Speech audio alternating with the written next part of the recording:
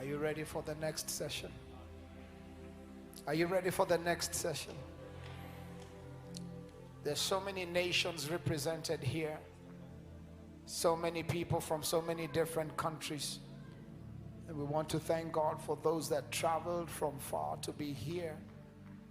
Let me see by a representation how many people are from South Africa. South Africa. South Africa is in the house. Come on, somebody.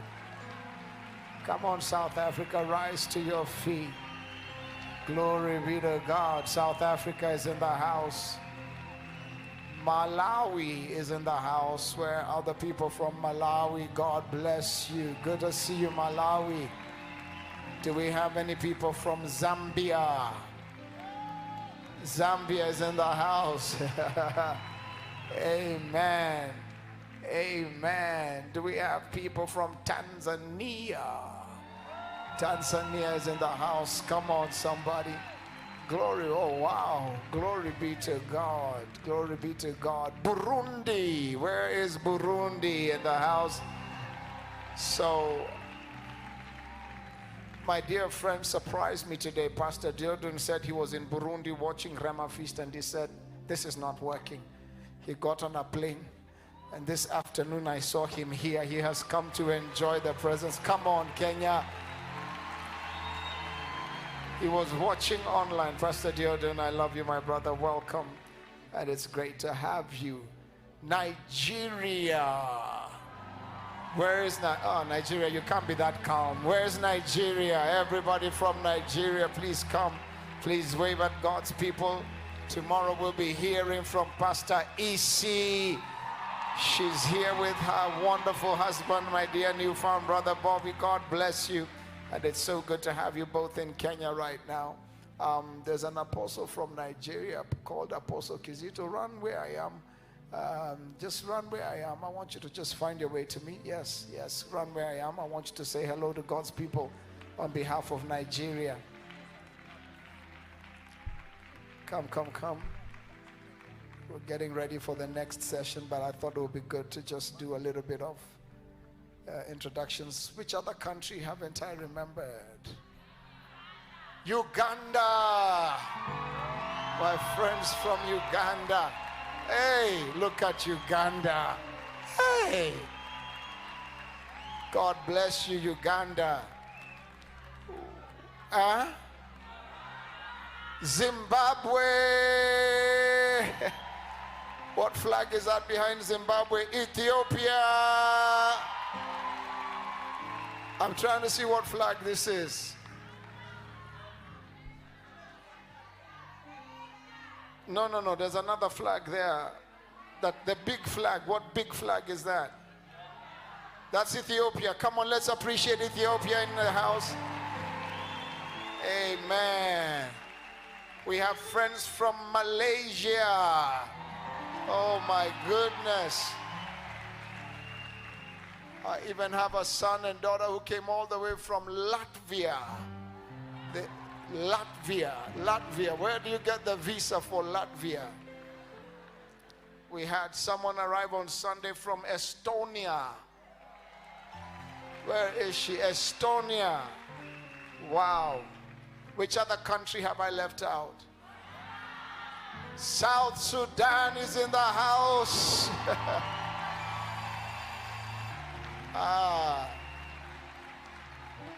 Which one? Which one is that?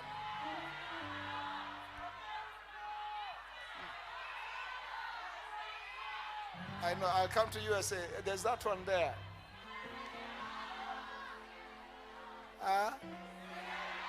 Senegal. Come on, let's appreciate Senegal. Senegal. They are not going to. Sasa. Sierra Leone. Hey. Hey. They have to be heard. Wow. Wow. The United States of America is here. Wow. Do we have any people from the United Kingdom in the house? God bless you. Rise up to your feet. God bless you. United Kingdom is here. Reverend Jackie. Rongai ni Kenya.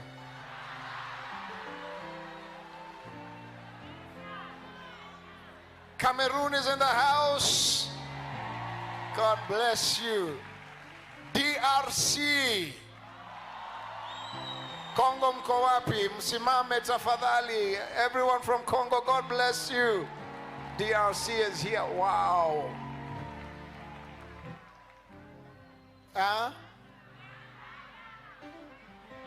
Rwanda. Rwanda is in the house. Let's appreciate Rwanda. Have I left any country now? The Philippines are here. God bless you. Wow.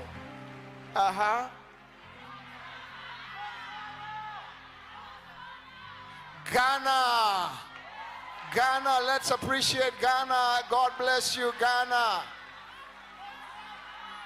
Botswana. Hey. Wow. Hey. Hey. I'm coming here to learn. Be humble. Be humble. Let's let our visitors first. Turkey. Any other country before?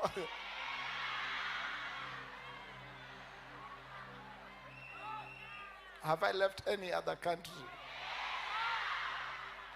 Everyone from Kenya, let's give God. Come on, Kenya. The springboard of revival. Hey! Something has happened in this country. Something has happened in this country. Something has shifted in this country. If you believe it, let me hear you give God all the praise. Yay! Kenya! Kenya! Kenya! Kenya! Wow. Hey. I've never felt so patriotic.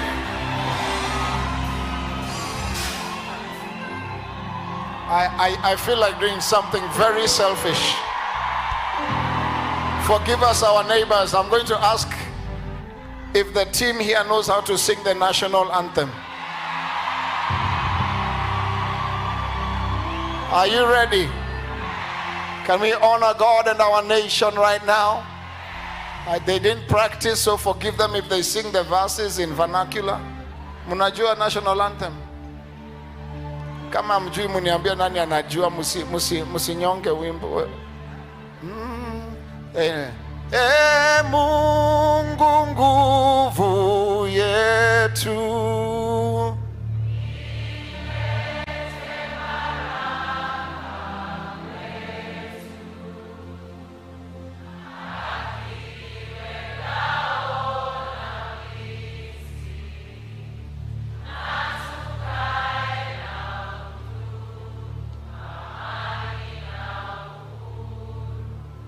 Raha tupate na ustawi. Ampeni ndugu zetu, tufanye sote bidii, nasi tujitoe kwa nguvu. Nchi yetu ya Kenya tunayoipenda, tuwe tayari kuilinda na tujenge taifa letu. Ndio wajibu wetu. Kenya istahili heshima,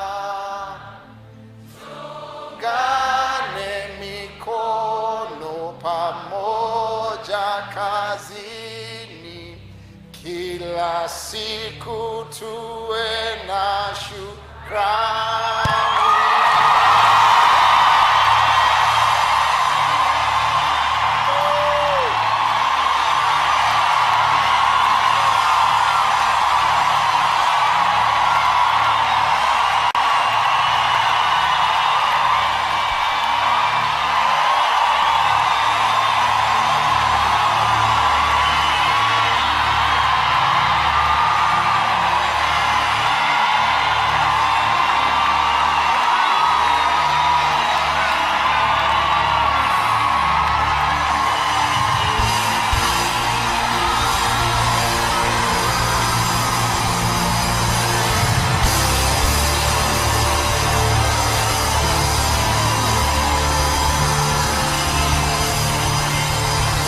I wish you could see what I'm seeing from here.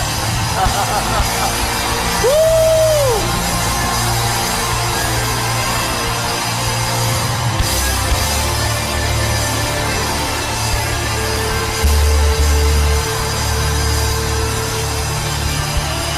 Hey. My God. Woo. My God. Please. Please sit down.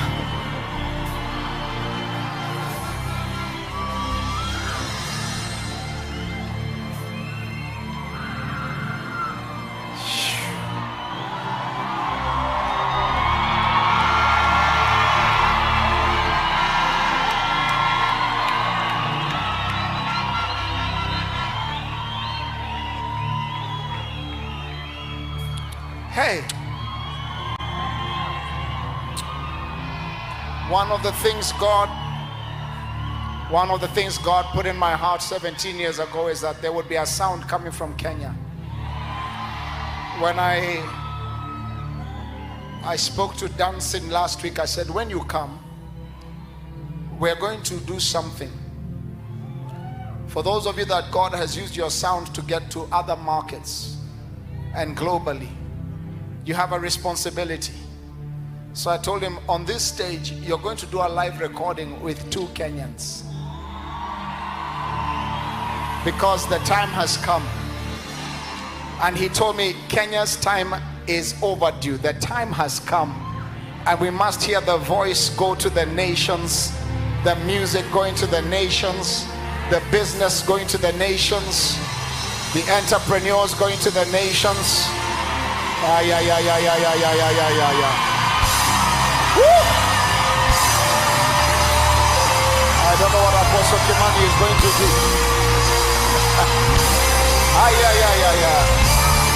Hey!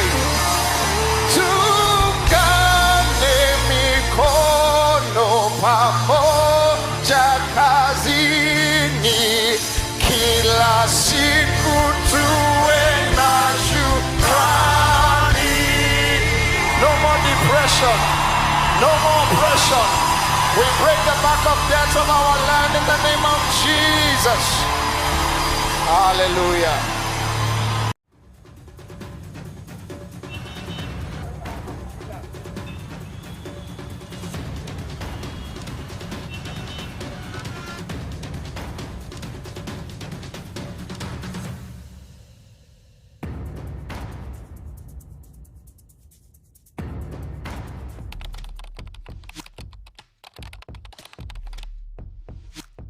The moment you're able to apply yourself to faith, now faith, the moment you are able to build that faith, to believe that you know there is something that stirs and activates your spirit into that depth, the bottomless things, Corinthians calls them, of God. You must believe that you know. Believe it first before your mind can relate. Believe it first that you have an unction from on high.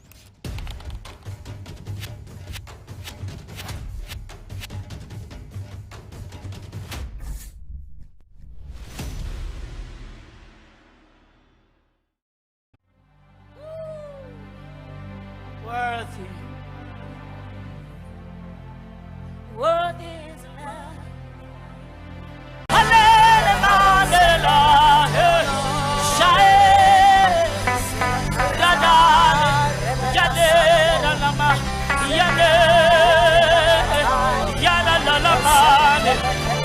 can stand up, I request you to stand up in the name of Jesus.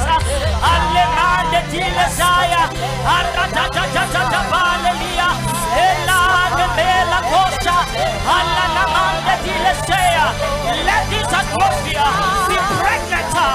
Rashetelemande, alatatatale, elande mandorile, elande bela cosa, alande bela lie, ashatatata,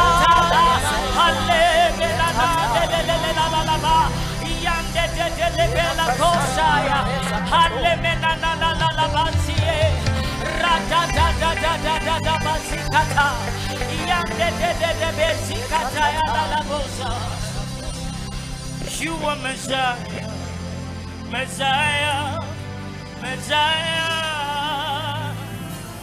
You are Messiah, Messiah, Messiah.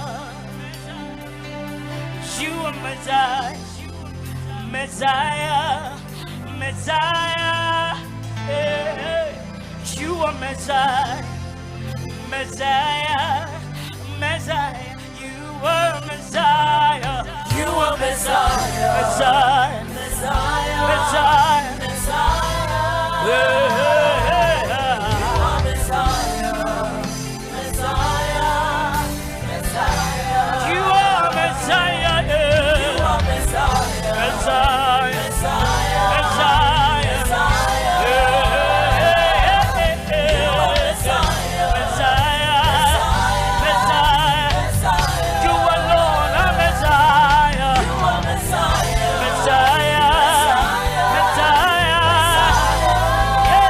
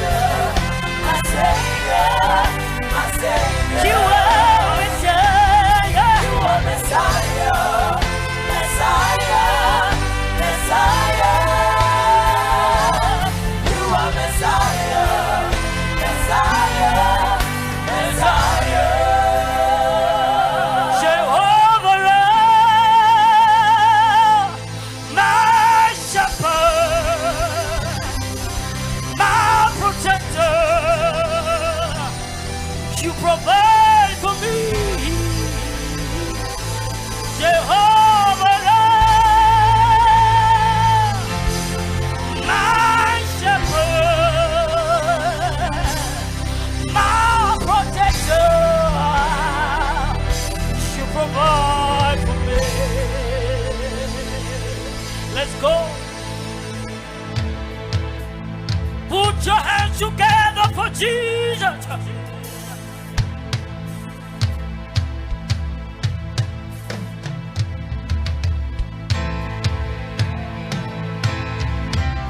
Ya Yesu ni ya juu, ya Yesu ni ya juu, weka juu.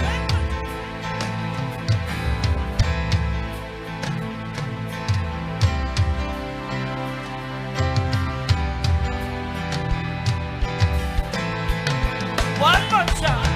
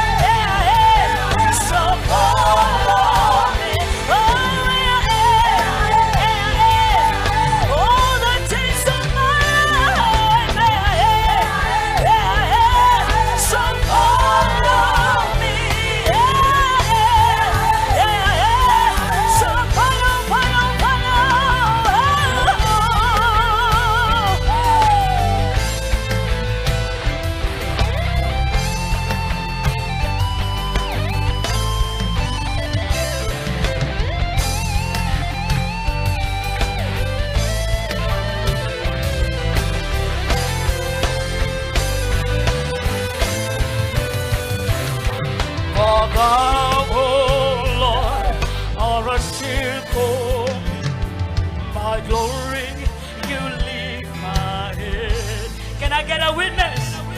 For thou, O Lord, art a shield for me, my glory, you lift my head.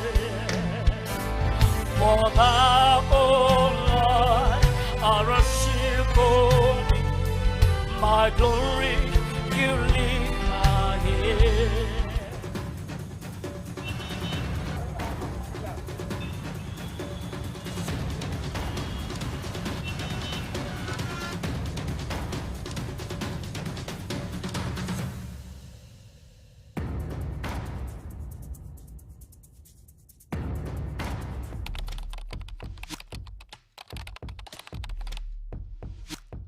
The moment you're able to apply yourself to faith, now faith, the moment you are able to build that faith, to believe that you know there is something that stirs and activates your spirit into that depth, the bottomless things, Corinthians calls them, of God.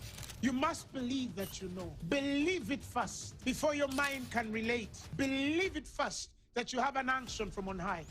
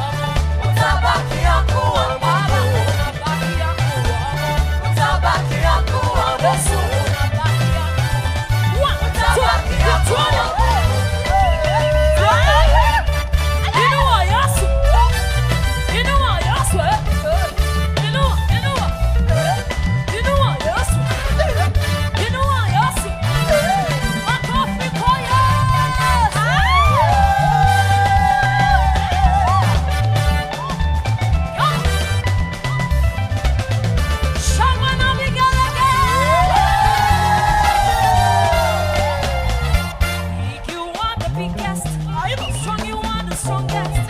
With you are the greatest. You are the mighty, mighty. You are the biggest. Some you are the strongest. Then you are the greatest. You are the mighty, mighty God. Now for this song, we have a dancing style that we usually do with my team, okay?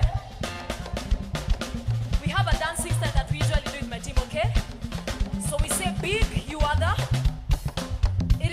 This is not how big God is, but it's as far as our arms can go.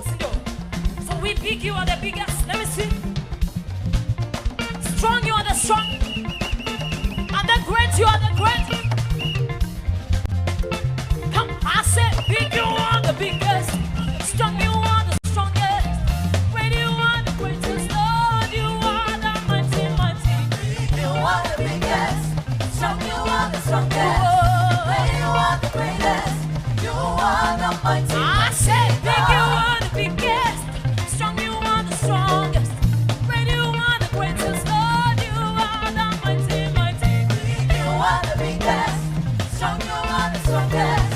Great, you are the greatest. You are the mighty, mighty. I say you are the mighty, mighty. You are the mighty, mighty. You are the mighty, mighty. You are the mighty, mighty. You are the mighty, mighty. You are the mighty, mighty. You are the mighty, mighty. You are the mighty. I say you are the mighty, mighty. You are the mighty, mighty. You are the mighty, mighty. You are the mighty, mighty. You are the mighty, mighty. You are the mighty, mighty. You are the mighty, mighty. You are the mighty, mighty God.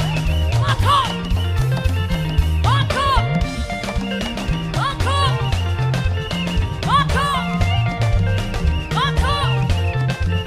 Just say yes to me.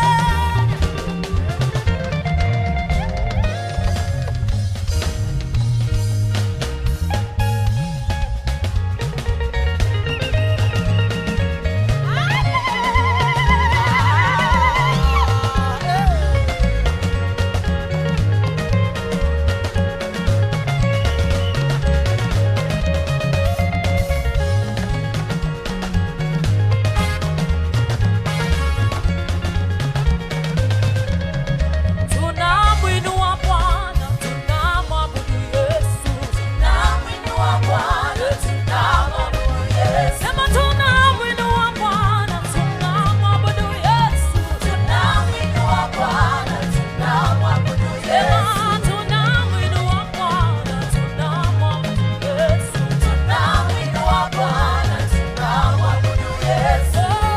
Bwana wa mabwana umeinuliwa, mataifa yote yanakuinamia. Sema Bwana wa mabwana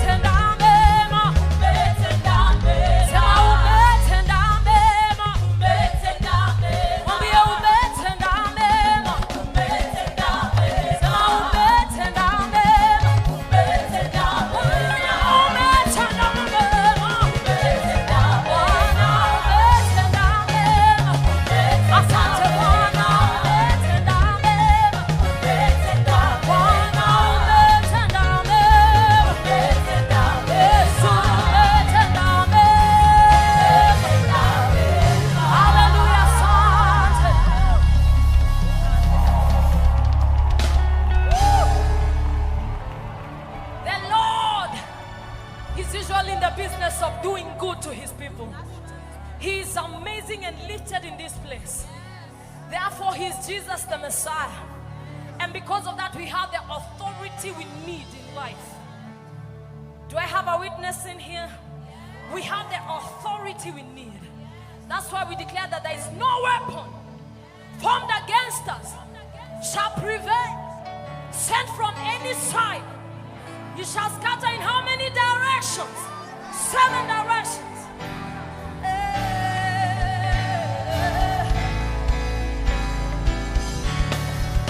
Hakuna silaha yeyote iliyotumwa kinyume chetu itakayofaulu. Hakuna silaha yeyote. Prophesy to your life. Declare over your life that no weapon is formed against you shall ever prevail. Itakayofaulu. Shamba na vigelegele.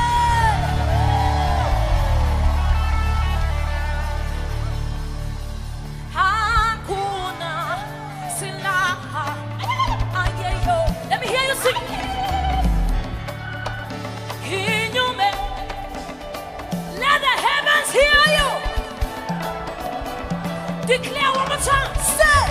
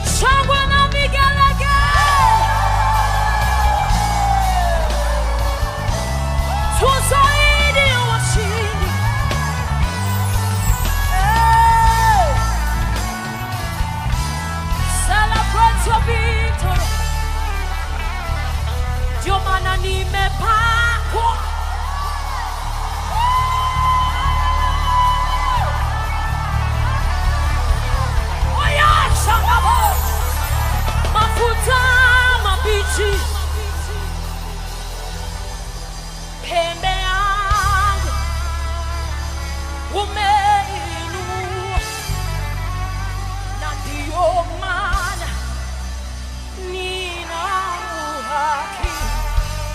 Asaya daba sita dabo, nitashinda, nitashinda, nitashinda, nitashinda. Mimi ni mshindi. Come on, prophesy over your destiny. You're anointed with fresh oil. Fresh oil over your life. You are anointed. The Lord has lifted up your horn like the horn of a unicorn. You can never be defeated.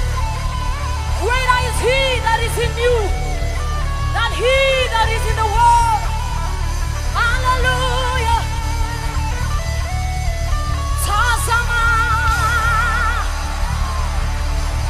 umepewa nguvu mamlaka ya kukanyanga nguvu zake. Osha kadera debosa tena, umejazwa na Roho Mtakatifu. Yuko ndani yako, Yesu ndani yako. Walio upande wako ndio wengi kuliko maadui. Huwezi shindwa, huwezi shindwa, huwezi shindwa, huwezi shindwa, huwezi shindwa. Utashindwaje? Utashindwaje? You have the Holy Ghost on your side. You have the blood of Jesus on your side. You have the word of God in your mouth. You have the angels of the Lord as ministering spirits all around you. A hedge of fire surrounding you. Huwezi shindwa, huwezi zimia. Nimepanga mabichi pembe yangu. Sing it out to him. Ndio maana mimi nina our realities in Jesus Christ. Nitashinda, nitashinda, nitashinda. Wewe sema nimepakwa, mafuta, mafuta mabichi. Pembe yangu Bwana,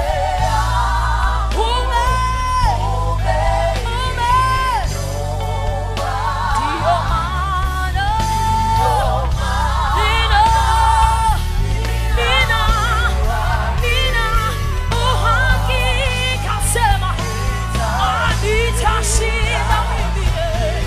Oh, inua mikono yako useme nimepakwa mafuta.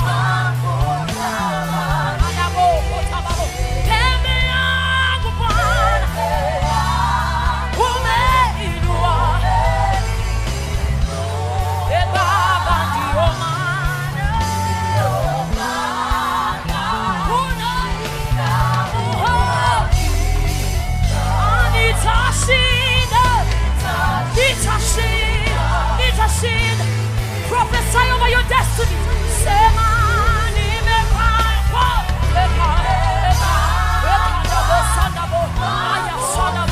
Prophesy over your ministry. Prophesy over your children, over your family. Yangu Bwana.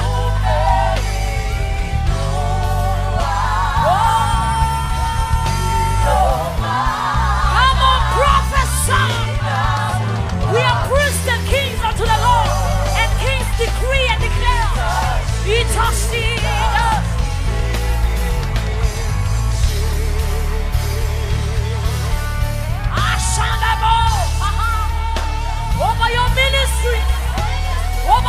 destiny. You have the Holy Ghost inside of you. Abide in me, I in you. I am the vine, you are the branches. I come and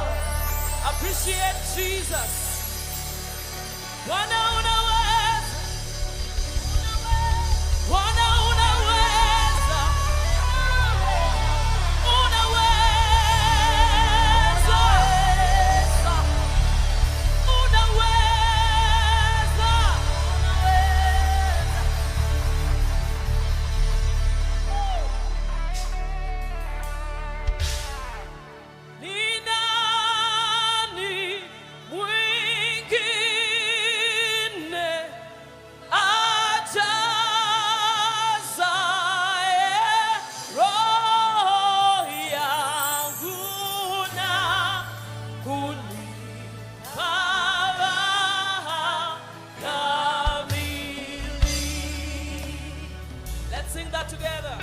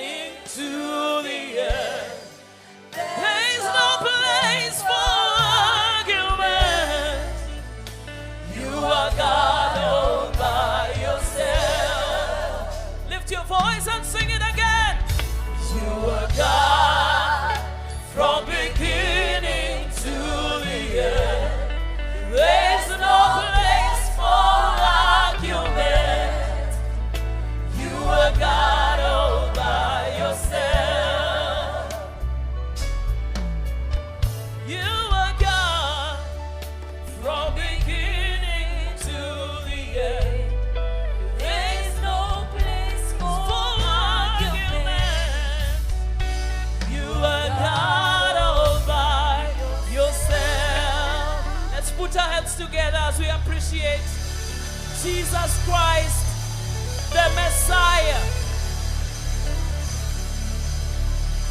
Praise the Lord. Praise the Lord.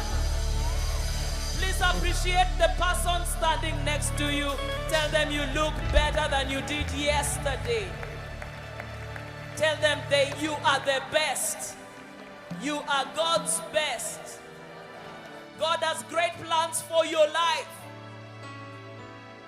And then take 30 seconds and tell them what you've learned so far in Rhema Feast 2023. Just one thing you've learned. Let's go. There are people just standing. Turn to one person and tell them what you've learned so far, even if it's one word.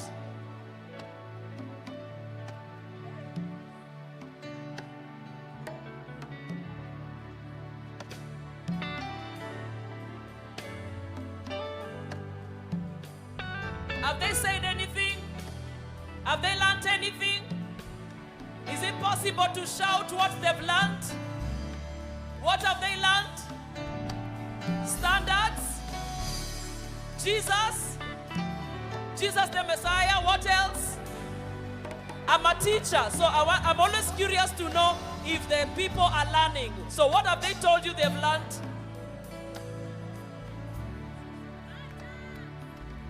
Oh, they felt God. It was powerful. All right. Ask them again. Ask them this. What value have you added to Rhema Feast 2023? Ask them, what value have you added? It's one thing to come, it's another thing to add value. Amen. Thank you so much for coming. On behalf of Reverend Julian Kula and Ruak, Assembly's leadership, we want to welcome each and every one of you to Rhema Feast 2023, Day 5. Appreciate Jesus one more time. Hallelujah. Thank you so much for coming on behalf of the leadership. Also help me appreciate Minister Kestin Bogo and her team. Thank you so much for ministering and leading us in worship today. So please be seated for a few minutes. I welcome you to Rhema Feast 2023, Day 5. My name is Elizabeth Akinyi, and I am born again.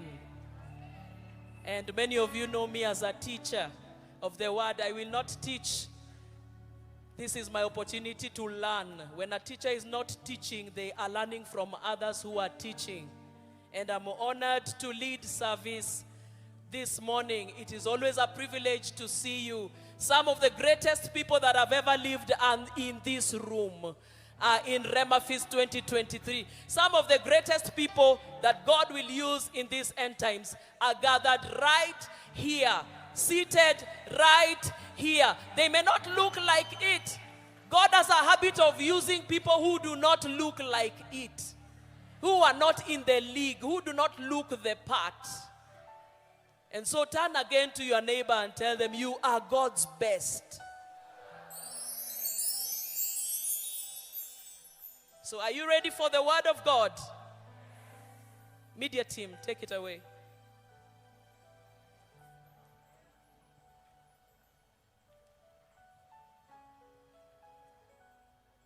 Loved by both the young and the old, a remarkable young pastor who brings a fresh perspective, passion, and dedication to our spiritual lives. His heart full of compassion and a deep understanding of today's challenges.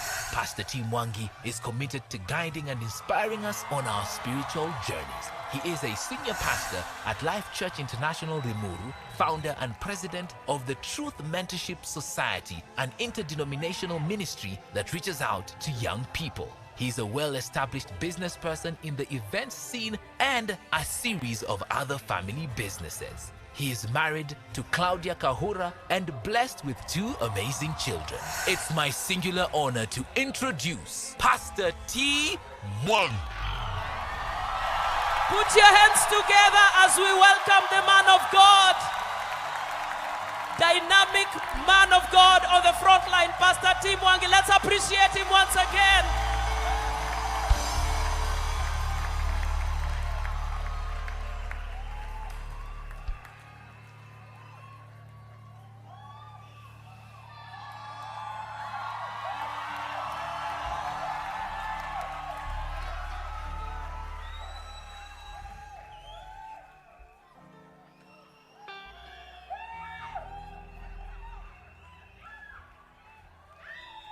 Hallelujah.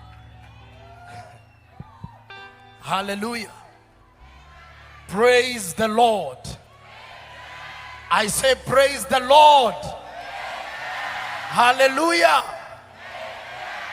Wow, we can have our seats. I'm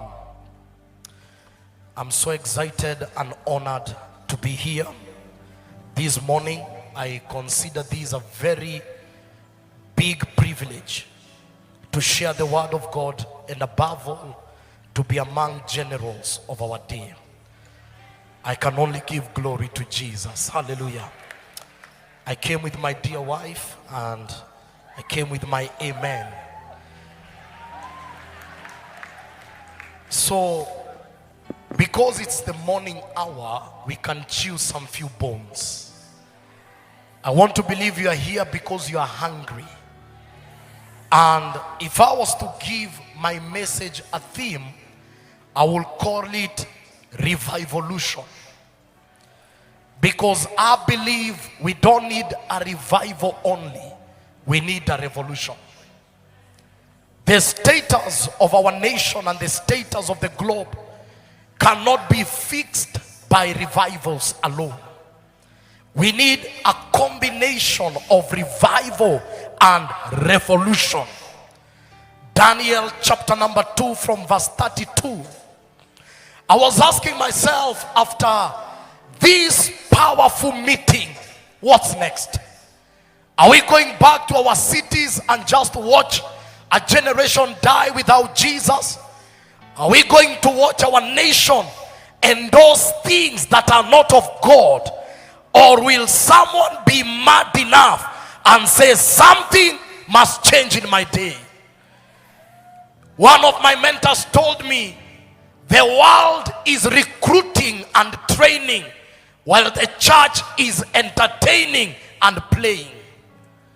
It is not business as usual. The Bible says this image head was of gold, its chest and arms of silver, its belly and thighs of bronze. 33. And the Bible declares its legs of iron, its feet partly of iron and partly of clay. And then 34. You watched while a stone was cut out without hands, which struck the image on its feet of iron and clay and broke them in pieces. I will repeat 34. The Bible says you watched while a stone was cut out without hands, which struck the image on its feet of iron and clay and broke them in pieces. We are talking about Jesus the Messiah. And that stone that brought down an image prophetically that was revealed to Nebuchadnezzar in a dream, that stone is Jesus. I said it might be a little bit deep, but if we have to reach the world, we must understand the psychology of the world. The law of counseling and psychiatric medicine is the first thing you do is you study human psychology. We can never redeem the world, have impact in the world, until we understand the very fabrics that constitute to the psychology of the globe. The impact of the Pentecostal movement and the impact of our revival and revolution must begin with a serious study and mapping of the globe, so that we are able to understand the psychology. Whatever Daniel saw, the head of gold, the breast of silver, the thighs of iron, and toes of iron and clay, was not just an image, it was the picture of civilizations. Somebody say civilizations. Somebody say civilizations. I've always asked myself, we have very big vocabularies as Pentecostals, but no impact in the globe. He that is in me is greater than he that is in the world. I carry Jesus. Very big vocabularies, but where is our impact? Secularism is still ruling. In fact, they say the world is not becoming more secular. The world is becoming more spiritual. And that's why we cannot run away from spirituality. Allow me to bring to your attention that there are 5 major civilizations that control the globe. If you understand these civilizations, you will understand why the world behaves the way it behaves. And you will understand how we can change our world. The 5 civilizations that govern the globe. The kingdom message can never be effective until we understand what we are countering. The kingdom of darkness is a constituent of 5 major civilizations, and they are in the Bible. The first civilization is the civilization of Cain. Somebody say the civilization of Cain. Tell your neighbor, it's gonna be deep. Some of you are so deep in economic models. I don't know who said the church ought to be shallow. Our generation is so educated and the world is so knowledgeable, but the intelligence of scripture is wanting. Cain civilization. You find the whole conversation in Genesis chapter number 4. And you begin to understand who was Cain. He was the brother of Abel. And what happened to Cain? He was kicked out of Eden. And when he was kicked out, the man pioneered a godless civilization. He came up with a system of life as a man, how he can live without God. This is the epitome of secularism.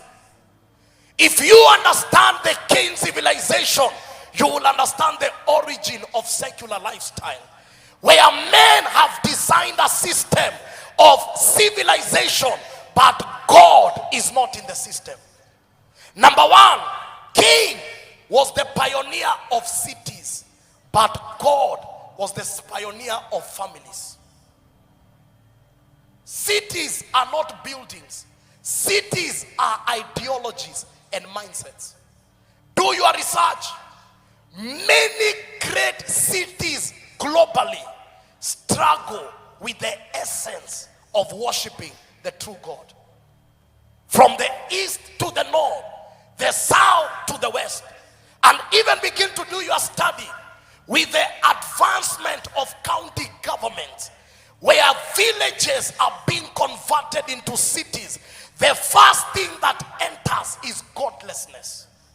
I am not saying we don't build skyscrapers, but all I'm trying to say, cities are beyond buildings. Cities are ideologies. We were in a city, one of the cities major in the east. The fabric and the foundation of that city is the spirit of Babylon. We went to one of the biggest buildings in the globe, and in the building they played a clip, and they say this is not about the tallest building, it's about the spirit of man. And the Lord just told me, Babylon right there. Cities. That's why as the cities are advancing, the church must arise. This is the order. The Lord raises altars before he raises cities. So when a city grows before an altar, that altar will be a nuisance. Am I speaking to anyone this morning? So the Lord will have to raise altars before cities. The second thing, the Cain civilization pioneered secular music.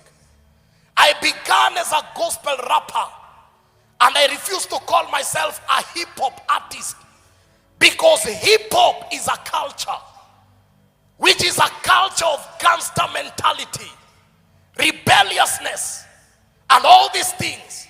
And the first man that pioneered a sound that was not worship was in the genealogy of Cain, one of the sons. My goodness, if we understand the mystery of secular music, we will begin to shut some of the radio stations and TV. Because the sound is a carrier of spirits. The Bible says nothing existed on earth. The Holy Spirit was moving, but nothing existed until a sound thundered from eternity. In the days of Daniel, they said, when you hear this sound, bow to the image, Belshazzar. Secular is not just a sound, it's a carrier of spirits. One of the laws in the realm of the spirit is the law of sound. That is why worship is a sound, and spirits are sensitive to sounds. My goodness, some of us are born again, but your ringtone is not delivered. You have a sound that cannot carry the Holy Ghost. It is not entertainment. The world has moved from entertainment to doctrinations. Sound is being used as a medium of doctrinating a generation, because one of the gates of your soul is your ears. The other one is your eyes. That's why you must be cautious. What are our children listening to? They might be indoctrinated in the demonic by the system of sound. Is someone getting me? Music is beyond entertainment. Music is a carrier of spirits. Even in our traditional homes, there are sounds that are produced in certain events. Sounds of circumcision, sounds of weddings, and they carry a certain atmosphere. Somebody says secular music. It is as old as the civilization of Cain. Have you realized many clubs are not in the village? Watu wadunda bwana siwe sana. Klabu nyingi haziyuko Ocha, ziko Tao. Okay, that's in my mother tongue.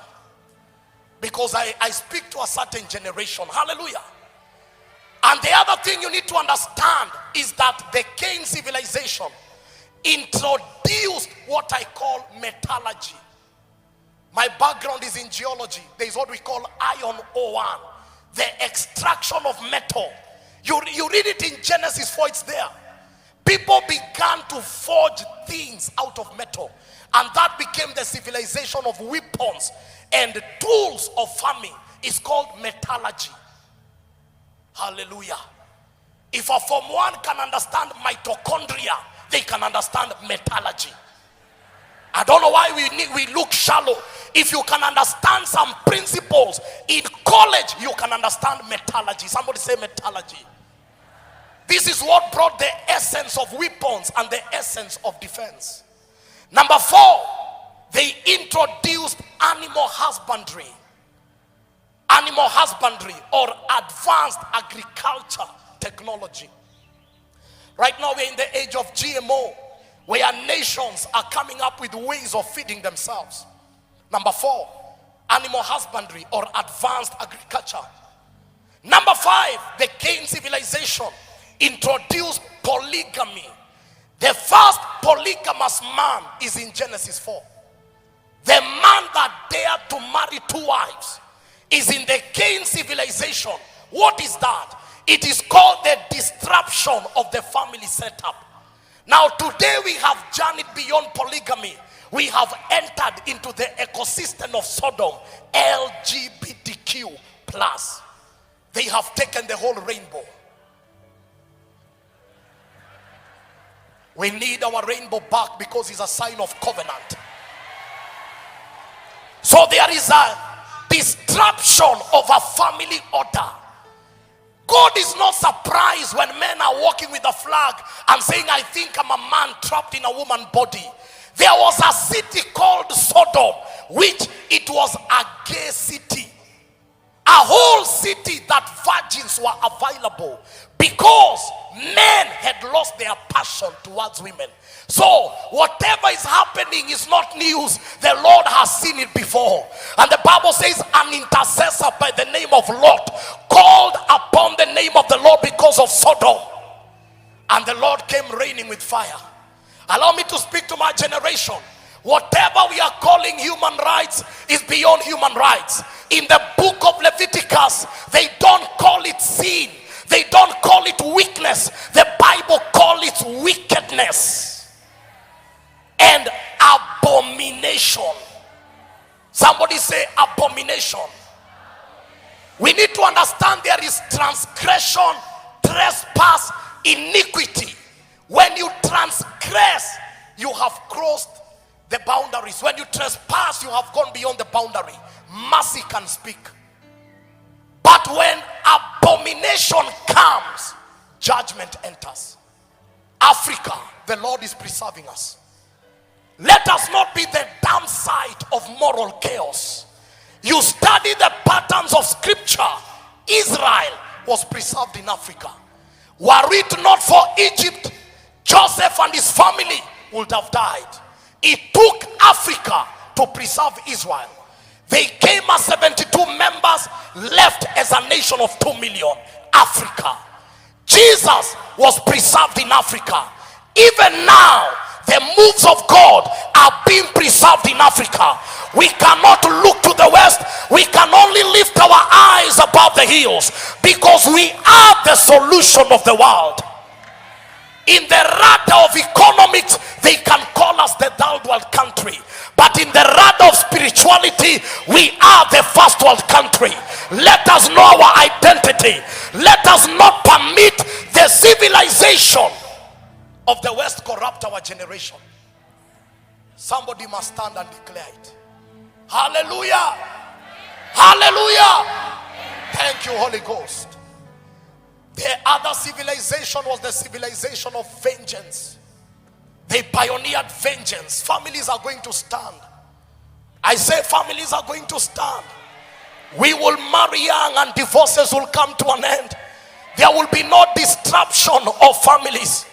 The identity of us being the leading nation in terms of single mothers out of this revival and the moves of God, there must be a shift. Vengeance and civil war were there. And listen to me, when I look at these things, when man has a house through cities, when man has emotional settlement through music, when man has weapons, a form of security, when man has advanced agriculture, a form of food security, and when man can live without laws, we call it the sufficiency of life.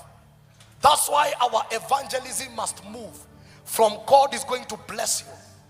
Because there are people who have what money can buy, but they don't have what money cannot buy. And one of the errors when men walk in the sufficiency of life, they tend to think they don't need God. How many people in your estate wake up every Sunday and you see them with a chihuahua in the neighborhood with a shot? Because for them Sunday is the day to bask and kill hangover. That is the day to take a dog for a walk.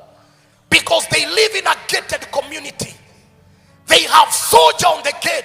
They have an insurance worth 10 million, but they don't have the assurance of eternity. We must preach Jesus. And I love what Apostle Joshua Selman said, the dimensions of him. Somebody said the Cain civilization. But what happened in that civilization? It was brought down. Genesis chapter number 4 and verse 26. Another generation came. Another seed came from Adam. The Bible says now, Genesis 4:26. 26. This is the end, and this is what is going to happen. Genesis here, the Bible says, and as for Seth, to him also a son was born, and he named him Enosh. Then what happened? Then men began to call on the name of the Lord. I want to announce the Enosh generation is rising in our day in the mighty name of Jesus. Even in the Cain civilization, there was a generation that called upon the name of the Lord. This is the system of revival in a civilization that is warped. Can I continue? Somebody says civilization number 2. Somebody speak to me. Civilization number 2. It is called the civilization of Egypt. Right now there is an intention to introduce African Renaissance into our curriculum. It is so sad CRE wants to be kicked out, and they want to teach CRE alongside what they call Africanism. If your child is doing CBC, every time they will send you to consult some very historical things about culture. Our children are being taught about ancestral worship. It is engraved in our curriculum because the system of Egypt is the system of spirituality. Please forget about the pyramids. You study the mystery of the pyramids is another conversation. But Egypt is the foundation of witchcraft, sorcery, black magic, ancestral worship, satanism, Freemasonry. All these find their expression in Egypt. You look at the symbols of Freemasons, it has their origin, the pyramid, the concept of the Satan as a big building has its origin in Egypt. Somebody say Egypt. Somebody say Egypt. Hallelujah. Are you still there? Ask your neighbor, are you still there? Tell that neighbor, if you understood Pythagoras, you can understand the civilization of Egypt. Tell that neighbor, you are too deep for life. And ask that neighbor, how did that thing even help you? By class 4, we knew algebra. That is already Arabic, class 4. And we can't understand Greek. Yet at class 4 knows algebra. And that's why the gospel is not making sense. They are too deep for simple conversations. Egypt civilization. Egypt is the civilization of all spirituality. Witchcraft, sorcery, magic, satanism, all of it has its root in Egypt.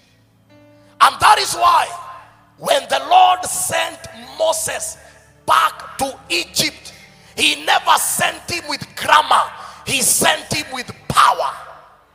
Pharaoh does not understand English. Pharaoh does not converse on negotiations. The kingdom of darkness is not United Nations. You are not a diplomat in the spirit. You are an end-time warrior. The language of warriors is war. We need to get out of this diplomatic preaching and come to revival preaching. There is so much calmness on the altar. The kingdom of darkness is taking our children as young as high school. We have satanists in our primary and secondary schools. We need agents there who are full of the Holy Ghost. Young people that can possess a university.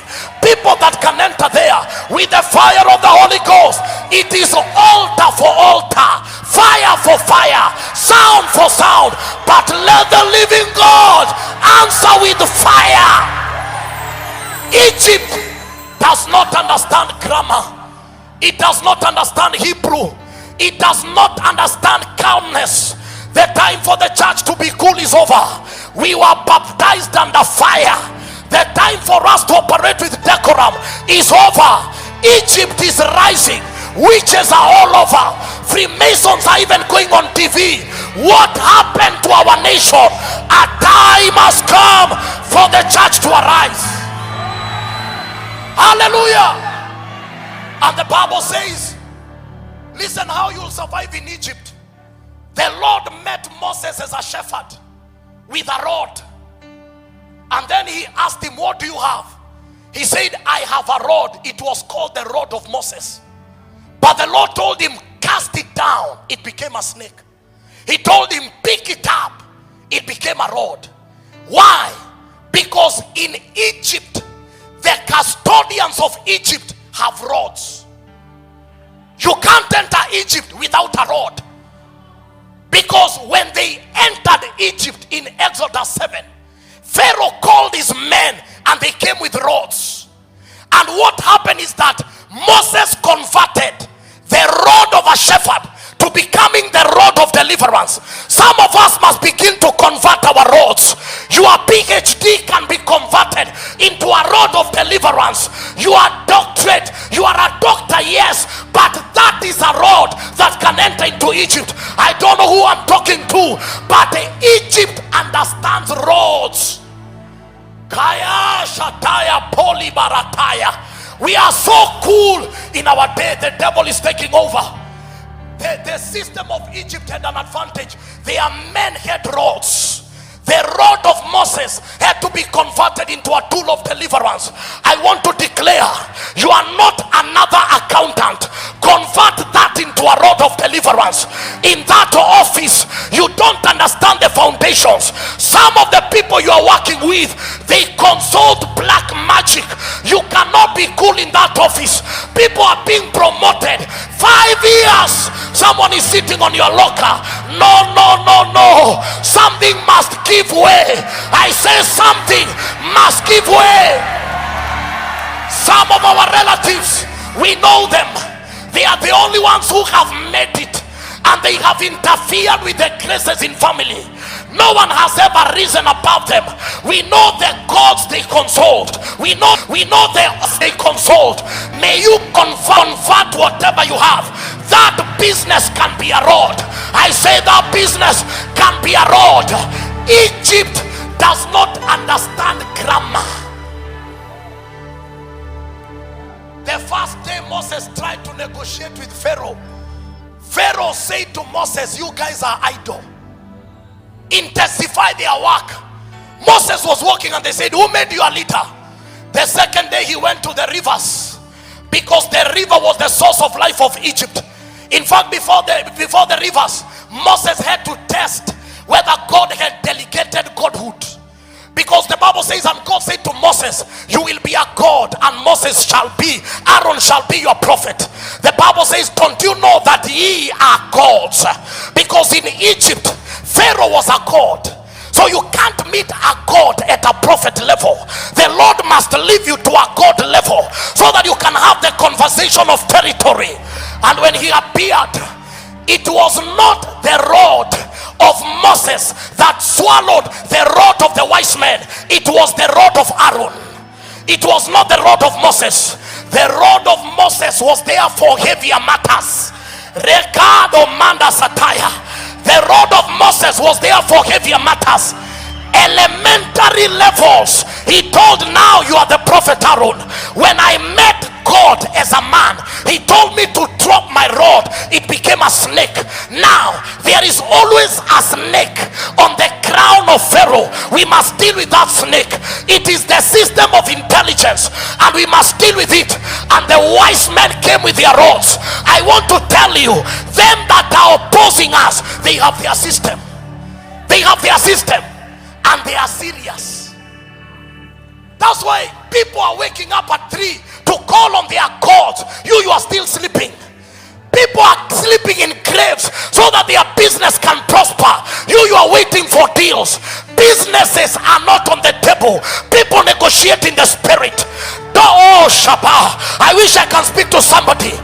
There is a realm where degrees don't promote you. It is the altar that backs you up that gives you an advantage. There is a realm in this world. You can be a graduate and tamaking, but you can be an intercessor, one that knows the ordinance of Zion by the anointing of the Holy Ghost. And some things become illegal. Tell your neighbor, Egypt does not speak your mother tongue. Tell your neighbor, Egypt understands power. Moses said to Aaron, when I met God, he told me to drop my stick. He said to Aaron, drop your stick. He was testing godhood.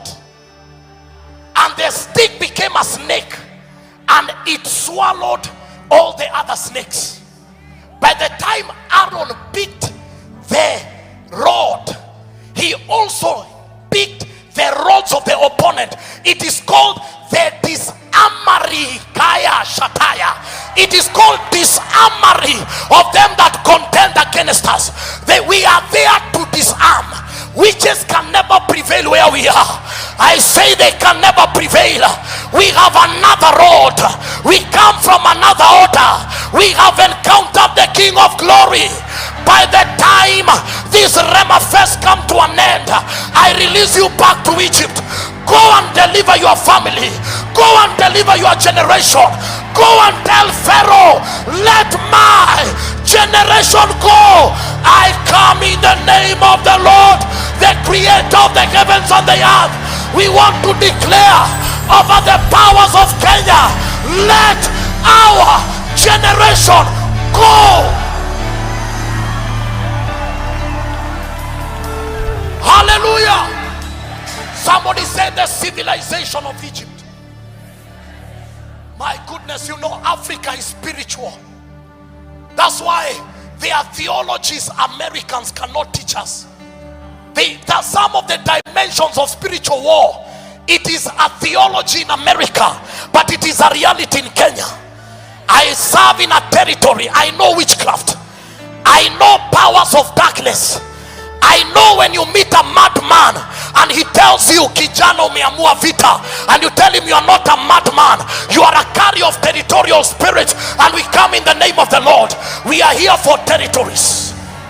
That's why the Bible says the first assignment, they had to turn the river into blood, to tell Egypt the system of deliverance is the blood of Yeshua. You don't need the river Nile, you need the blood of the living God. They had to touch. By the time Moses left Egypt, all the 21 gods of Egypt knew there is another God, even Pharaoh. I said today, some of our aunties are witches. They will know the God we serve is not a dead God. What are you trying to tell me? The pastor, it is because of my uncle. No. The time has come. Let them look at your life and say, surely this one is a carrier of the spirits of the Holy God. Hallelujah. Please sit down briefly, because I have a few minutes. We need to understand the civilization. Is someone understanding now the psychology of the world? We have the Cain civilization. Are you getting it? The Seth generation must arise. We have the Egypt civilization. Moses must arise. I don't have time to deal with Moses, but he touched a dimension that many of us have never touched. Civilization number 3. Somebody say Babylon. Somebody say Babylon. And this is where Daniel begins. Now the system of Babylon was a cocktail of Egypt and Cain. So when you meet Babylon, Egypt is there and Cain. That's why Nebuchadnezzar had wise men. Those were not PhD holders. They carried intelligence of the divine. There is a wisdom that gives men access to the realm of the spirit. Can I tell you one thing, Kenya? I think one of the topics that the devil has fought it being taught in our churches is understanding spiritual realities. But life is spiritual. And them that have taught it have taught us demonology. So we are more devil conscious than Jesus conscious.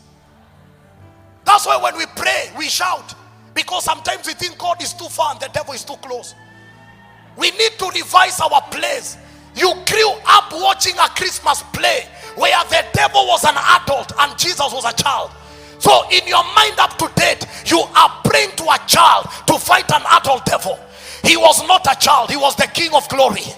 The Bible says when he was born, some angels in the dimension called the host of heaven. Who are the host of heaven? They are the angels in charge of warfare. When the Lord is called the Lord of hosts, we are talking about battle. That Lord of hosts is the commander of the armies of heaven.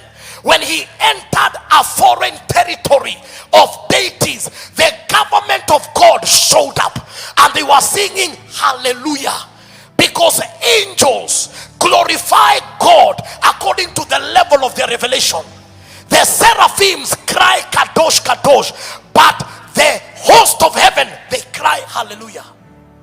And they went and told the shepherds, the king has been born. He was not a baby in a manger, it was a king. The wise men came from the east following a star. These were astrologers from Babylon. Is someone listen to me? They came, listen, in the days of Daniel, the wise men gave counsel to kings because they had knowledge of the divine. So they were hired by kings to give intelligence about spiritual matters. In the days of Jesus, the wise men came with one question: where is he? Not so that we can give him advice, that we may worship him. The wise men met a king that never needed their advice but needed their worship. Who are the wise men? These are like the modern day sorcerers, stargazers and astrologers. They bowed to the King of glory in a manger. Even in a manger, he still carried divine power. If the wise men and astrologers can bow, the powers of Babylon will also bow. Somebody shout Babylon. Babylon. The whole of what we call government civilization is Babylon. That's why there is a level of And I'm sorry to say this, I keep on talking to my protocol, and I tell them, I am a pastor, I'm a shepherd. If I don't smell sheep, I have failed. So please, don't guard me as if I'm a God. Because the temptation of Jesus is that he was taken on the temple top. And the devil told him, if you are God, there is something called temple top ministry, where the man of God is too high that the sheep cannot locate him. The real evidence that you're a shepherd, you must interact with sheep. He said unto Peter, Peter, do you love me? Tend my sheep. Peter, do you love me? Feed my sheep. Peter, do you love me? Tend my sheep. We are called for feed sheep. The power we carry is for a woman with the issue of blood to interact with. Who touched me? There is proximity to that woman. Who touched me? And Peter says many are rubbing, but he says no, somebody touched me. A woman realized, I can bypass protocol. Men of God, it is this Babylon system that has lifted us above the sheep, and the sheep is suffering. The anointing we carry is not for our children, it's not for our family, it is for the sheep. And so Babylon has entered into church. Remember, Babylon visits the church sometimes, because the king said, go to the camp of Babylon, get me men of this character, educated, learned in science. Babylon does not deal with fools, people that have God. Can I come to your level? For so long we have raised worshippers. The next thing we see them as secular entertainment. They sang offbeat on the altar. They played our keyboard in church. Then Babylon came through an event, which is a talent search, and fished a worshiper. Today is a secular artist. Babylon does not raise men. Babylon comes for men that the church has raised. Some of the greatest leaders have church DNA. Some of the CEOs were intercessors. But today, that spirit of Babylon has entered. That when a pastor extends with 5 minutes, they get irritated. It's called Babylon. Babylon will never fight your worship. Babylon will even build a prayer house in the office. But Babylon will doctrinate you without your consent. You'll begin to say it's good to be civilized. Some things need common sense. We need a board. We need structures like the ones that are in the corporate world. We are not running a corporate center. We are running a spiritual center. The moves of the spirit are like wind. Today we might be building a mega church. Tomorrow we are beginning a crusade. Why? We go in the direction of the spirit. It's good to have a strategic plan, but it is good to strategize in the spirit.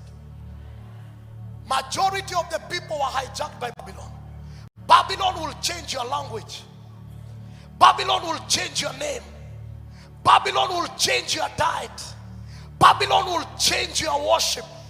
People are no longer talking about the Holy Ghost. They are talking about energies. Some people have negative energy. Some people have a bad vibe. That is the language of Babylon. Oh, you know, I can tithe in a children's home because it's my money. That's Babylon.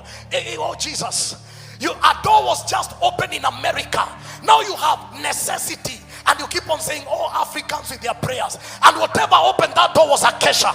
Babylon has begun to take over your mind. The system of Babylon. That is why in Babylon, Daniel survived by a prayer altar. They studied the life of Daniel. They realized the only way to kill Daniel is to kill his prayer altar. That's why Babylon has given you assignments and promotion, so that instead of waking up at 3 to pray, you're waking up at 3 to reply emails. And when your prayer life is shaken, you discover you begin to lose. Instead of laboring in the midnight hour, that is the time you're returning phone calls, because Babylon will overburden you. They will drink what you carry. They will abuse what you carry. But the fact that you're in Babylon, never abandon the prayer altar. They said, king, become a god for 30 days. And anyone that does not worship him, you let him be cast in the dens of lion. The devil knew, if only I take Daniel, only 30 days, 1 month is enough to create another order of lifestyle.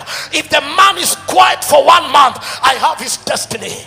But the Bible says on that very day, when the decree was made, Daniel opened the windows. He faced Jerusalem, connected with the ancient altars of Jerusalem, where God said, if my people who are called by my name, if they humble themselves and repent and call me from this altar, I shall hear and answer them.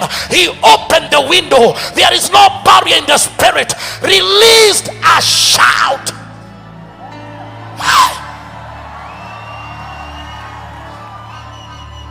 Please follow keenly. The Bible says the whole of Babylon had. I wish you can know how big Babylon was. The man didn't have a microphone. He was fulfilling Ephesians 3:10. The people that had were the powers that were ruling Babylon. And that is why that shout arrested the principality of Babylon. By the time he was being taken to the den of lion, he entered with the atmosphere of Eden, where lions ceased from eating meat and they became vegetarians, because prayer creates an atmosphere. Have you not read that Jesus prayed until Elijah and Moses showed up? These were men living in glory. He created an environment where heaven came. Can I even go deeper? In that prayer, do you know the Bible says the Lord said unto Moses, you will never enter Canaan. He died out of Canaan, but the intercessions were made in Canaan. Moses trespassed because heaven descended. Okay, that's too deep for some people, but let me continue. But the man prayed Jesus. He prayed until heaven came down. That is the atmosphere Daniel carried. When he entered in the den of lions, he entered with an atmosphere that interrupted the appetite of lions. The appetite of lions. And the Bible says the king could not sleep. The lions knew there are people you don't eat. Sometimes the devil will not stop you from being dropped in the lions, but he's trying to tell the lions there is a caliber of men you can never eat. He may never stop the fire so that the fire can know there are caliber of men you can never burn. We are those men. You can take away my position, take away my promotion, take away my investment, but don't take away my prayer. Because by prayer I am whom I am. By prayer I have what I have. The only thing you need to live with me with my mouth. Oh King, just leave me with my mouth. I shall negotiate with heaven. I came to call a generation out of Babylon. Too much Babylon in the church. Now the church has become a corporate center. We are thinking like corporate. We are behaving like corporate. We stopped seeing God in the spirit. Tell that neighbor he's talking about you. Tell that neighbor Daniel must arise and bring the altars of God in Babylon. Hallelujah. Hallelujah. And it is prayer that made Daniel relevant. Oh, my generation, can I speak in Swahili? Vijana lazima tuache kuwa prayer item. History ya kusema madhe uniombea. Mimi najua mother uomba. History lazima ishe. Lazima uache kuwa prayer item. Wewe sasa uanze kubeba maombi ya home. Uambie mother, time yako ya kupoa imetulia. Weka hapa nitaomba. Tell your neighbor, don't be a prayer item. Hallelujah. You cannot be 30 and you're still relying on your mother's prayer who is 70. Shame on you. No. That, oh, I know my mom prays for me. No, you must learn how to pray. A shut mouth is a shut destiny. Babylon must bow. I love a song they wrote and said, I will pray, I will pray, I will pray, because if I don't pray, but the devil will not make mess on us. We are going to pray for our lives. We are going to pray for our careers. We are going to pray in the marketplace. I declare from this altar, we will begin to have morning devotions in our offices. Brothers will begin to hold hands in a bank and intercede for 30 minutes.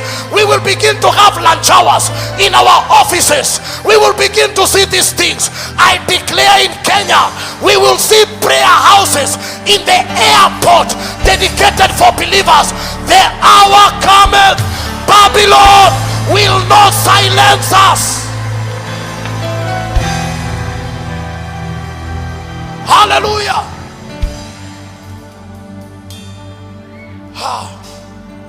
Jesus, God made time, man made watches. The other one is the civilization of Greek. Somebody said the Greek civilization. This is the civilization of academia. When you get a PhD, you become a philosopher of something. And now we are seeing, we take our children. I know some of you, before they came, you dropped your child to school. Your child can never miss school. But when they wake up and say they have fever on Sunday, you tell them, baby, sleep. It is okay, you can miss church but not school. We take them to the most expensive schools. Go and look at the situation of our Sunday schools. Bishop J.B. Masinde calls them the great omission. The mega church has the best sound, the best carpet, because the tithers are there. Our children are in Mabati structures. When our cousins are teaching them to read the Quran in Aramaic, we are teaching them to sing Father Abraham, I am one of them, and so are you. 10 years later, our children are becoming atheists, and the other people cannot abandon their religion. That even on a national state TV, they can go live on TV on Friday wearing their regalias of worship and say Assalamu alaikum. But on Sunday, you will never hear a believer say Bwana asifiwe. What happened to our generation? Where are men that can rise and say I am a Christian fast? On Friday is Assalamu alaikum. On Sunday is Bwana Yesu asifiwe. Why? That's my DNA. Our children are being taught by internet. By class 6, they know coding. You took them to an international school, but you are taking them to a local church where they are singing Kikuyu songs, and church is not becoming relevant because we no longer see them as an artist. By the time they're in Form 4, they know the philosophy of chemistry, the philosophy of biology.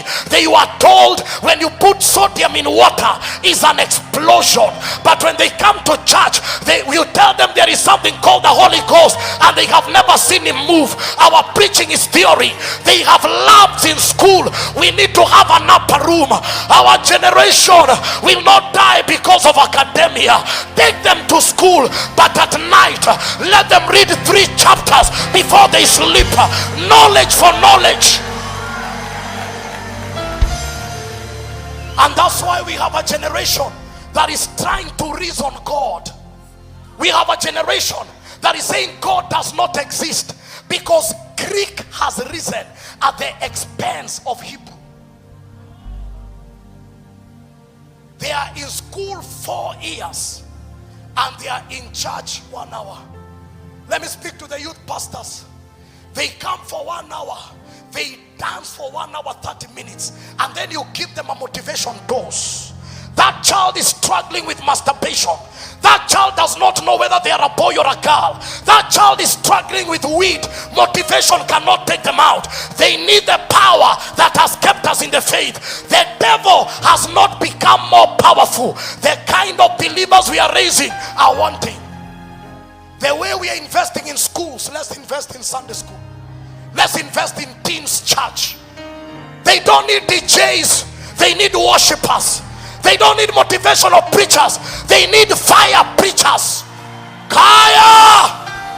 At 16, David was killing Goliath. At 17, John was the beloved disciple. At 14, Mary carried the Lord in her womb. They are not too young for the dealings of Zion. And this generation, they need the power and the fire of the Holy Ghost. Concerts have failed. They have failed. Let us try Jesus. He has never failed. I say he has never failed. You may forget my name, but at least you will say there was a mad young man who came to Rhema, and after that madness I caught something. That's my agenda. I came to recruit. KDF is recruiting in the natural. I came to recruit in the spiritual. An army for the end time revival. Is someone getting me? A generation must arise in the order of Elijah. Whatever will sort Kenya. The last civilization is the civilization of Rome. That is where we have religion. I don't have time to go through all of them, but listen, in the 2 minutes I have, whatever will save Kenya is the order of Elijah. The name Elijah means Yahweh is God. That was not a name, that was a message that you have embodied with a message until people call you that message. The spirit of revival is introducing the lordship of Yahweh in a generation. Elijah was a man of prayer. A generation of prayer must arise. Elijah was a man of the wilderness. You cannot watch Netflix and prophesy. You cannot be on TikTok 8 hours and receive revelations. You must know the journeys of the wilderness. You can never change a system that has fed you, raised you, trained you. You must come from Tishbe and come and tell them, thou says the Lord. I am not here for a popularity vote. Thou says the Lord. LGBTQ is a sin, and sinners will end up in hell. Thou says the Lord to the government of Kenya, the judiciary. Thou says the Lord. You can change the law, we will change their hearts. Revival is here. Kaba Shebalia Rapaya. Revival is here. A generation will not die when we are here. Elijah's must arise. The spirit of Elijah is the spirit of boldness. Let me put it in my mother tongue. Wakati dogi imeenda territory za wenyewe, inaekangamkia katikati ya mguu, lakini dogi ikiwa territory yake, mkia inakuanga juu. The earth is of the Lord. When a dog goes to a foreign territory, it puts the tail between the legs and it is vibrating. What you don't know, we are here legally. We are on earth by ordination. Our tails must go up. Our teeth must begin to manifest. We cannot be quiet. I say we cannot be quiet. Do I have young people in the house? We are 70% in this nation. We must change the narrative. Not every young man is an alcoholic. Not every young man is a slay queen and a slay king. Not every young man is aborting and fornicating. There is still a Mordecai generation that have not defiled their knees. Let their voice count. I am tired when they speak on our behalf. Revolution is overthrowing systems. If all of us went on Twitter and said certain program, we don't want it on TV, that TV can close. We don't know our power, but our tails are between the legs. Men who are facing the knife of the persecutor. You are afraid of trending on TikTok. You are not a worthy opponent. What will Paul say when he meets with you in glory? That you never shared your faith because men were going to insult you on Twitter. When a man like Paul knew he's going to die, and he wrote and said, I have run the race, I have kept the faith, now I am ready to be poured as a living sacrifice. Where are the warriors of our day? Where are they? Where are the warriors? Where are the warriors? The world is not looking for normal men. The madness in the world needs another madman. They are kissing at 8 in bus stops. They are making out in the streets. You think that's a normal generation? No, you cannot be normal. Carry your Bible in a matatu, speak in tongues. There's Hotaya, Paruzataya, Rekataya. Yes, I know you have dreadlocks, I know you have tattoos, but that's your past. Let them know there is another order. We are not ashamed. I say we are not ashamed. Revival in our high schools, revival in our university. Let the men in the order of Elijah, let them arise. Strange men. Let me finish. Please hold on there. Listen. Elijah realized Israel cannot be fixed by motivational talks. You speak under the anointing. You're a man of the wilderness. They look for you on Facebook, they can't get you, but they know this is the voice of Yahweh. And you tell Ahab, let's meet after 3 years and see what I've said if it will not happen. He was a man of prayer. And then he said, now for us to end the atmosphere, let's meet on Mount Carmel. Somebody say Carmel. Let us locate the abandoned altars. He never built a new altar. He repaired the altars of old. We don't need to build a new altar. We need to locate where our fathers labored and built. Can I share something? The last miracle of Elijah was the first miracle of Elisha. I will repeat. The last miracle of Elijah, opening the Jordan, was the first miracle of Elisha, opening the Jordan. We have to build on the labors that are there. The second thing, he had to align the priesthood. He went and slaughtered the prophets of Baal. The priesthood must be organized. Then he went into prayer until a cloud gathered the size of a man's fist. What is that? Fist. It is the convergence of the fivefold: apostles, pastors, teachers, evangelists, and teachers. This convergence is here. That is revival. That convergence releases rain to a territory. And after that, the Bible says he ran. It was not a race of running. It was a race of conquest. The Bible says he was anointed to run. He outran Ahab. And the Bible says to the entrance of Jezreel. Entrance. The race was towards the gates. Because he that has the gates has the city. When he secured the gates, intercessors, are you hearing me? It doesn't matter who is the governor of Nairobi, who are at the gates. Because Mordecai controlled the palace to a point that Esther entered. Because a man at the gate was controlling the nation. Who are at the gates? The moment intercessors take their place, we can release our Esther and say, Esther, enter. Enter into state house. Enter into government. Enter into that parastato. You are there for such a time as this. Why? Mordecai is at the gate and enter. Esther is doing her stuff. The church must take over the gates. It is not a race to defeat Ahab, because the problem of Israel is Jezebel. So he that has the gates has where Jezebel lives. And after the gates were secured, my time is up. After the gates were secured, the Bible says it was Elijah that anointed Elisha, his successor. But he was supposed to anoint Jehu. He was supposed to anoint Jehu, but he never anointed Jehu. The man that anointed Jehu was not even Elisha. 2 Kings 9:1. It was a man among the sons of the prophets. Can we read that scripture as we finish? Because we have to raise a church where you say, I've seen Apostle Subi here, where you say, go to Life Church. Everybody read.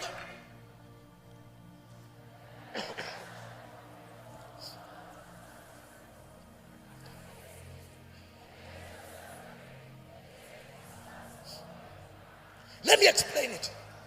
He never called a specific son. He called one. He said, take the flask. Because the church of Elisha, every son had stature.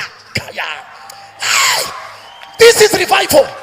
That you can come where I pastor and you ask me, Pastor, are you in church? And I tell you no. But that gate man, tell him to pray for you, because that gate man is a carrier of the very power that I carry.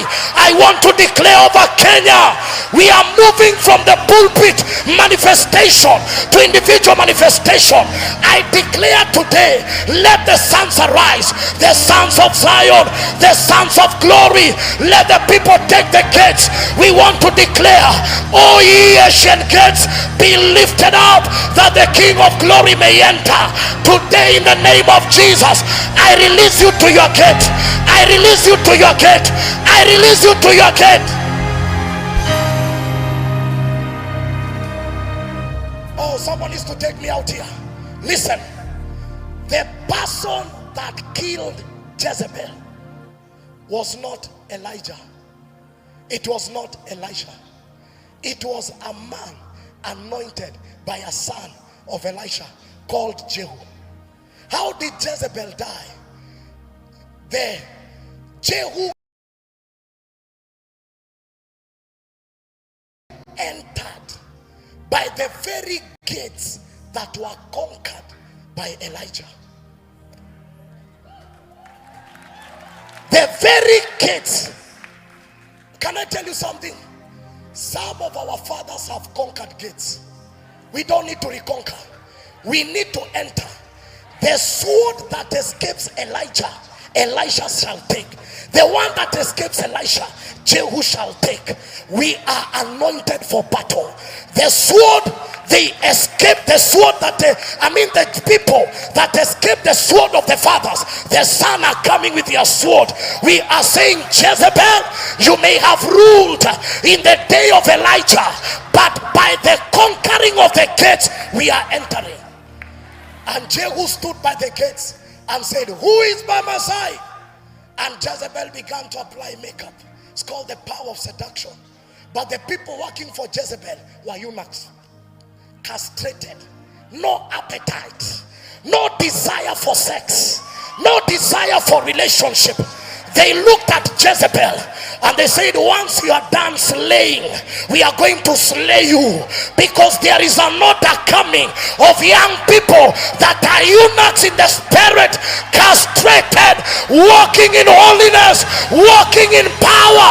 They shall dethrone Jezebel in our day. Lift up your hands, say, Lord, let the sword of circumcision pass over my flesh. Lord, let the sword of circumcision pass over my flesh. Today, whatever the fathers never conquered in our day, we are sending a warning. A generation is rising. We are sending an alarm. Whatever the fathers never conquered, we are sending a warning. Let another order, let Jehu arise, let Elijah rise, let the sword of Elisha rise. We announce now revival in our high school, revolution in our college, revolution in our marketplace. Let the Lord arise, that his enemies may be scattered. Let the Lord arise. Hey, yeah.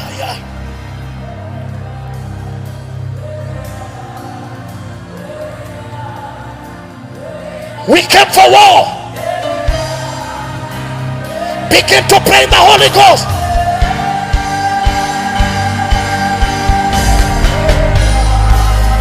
Hey, yeah. Release the cry of war. Yeah.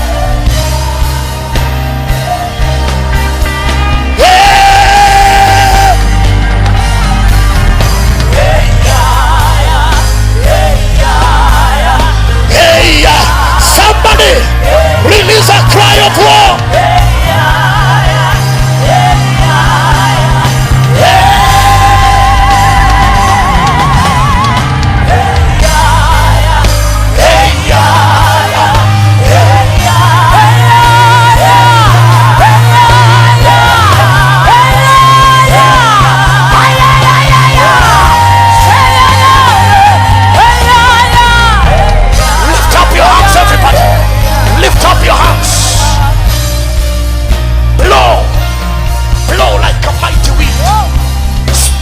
Victory. This is what is to move in our generation. Blow like a mighty wind. Listen, this is what needs to move. I sense there is an anointing of revivalist. You have been doing high school missions. Go in the power and see miracles. You have been having a burden to preach in colleges. Please begin Bible studies, home fellowships. This is not about a man. This is about the Lord lifting himself in a generation. This revival will not carry the title of a man. This revival will carry the title of Jesus. I will pray. I will pray. Oh, I will pray. If I don't pray, Satan will make mess of me. Oh, I will pray, I will pray, I will pray, oh, I will pray.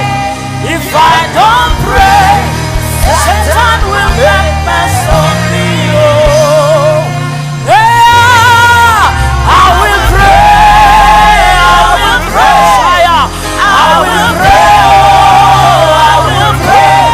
If I don't pray, Satan will make mess of me. Oh, aya, ni maombi, ni maombi, ni maombi, ni maombi, ni maombi, mpaka mbingu iseme.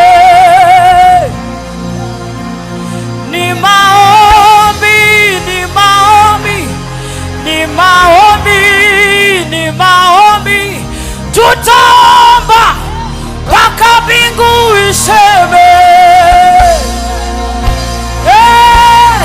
Ni maombi, ni maombi, ni maombi, ni maombi, tutaomba mpaka mbingu iseme. Ni maombi, ni maombi, ni maombi, ni maombi, tutaomba mpaka mbingu iseme.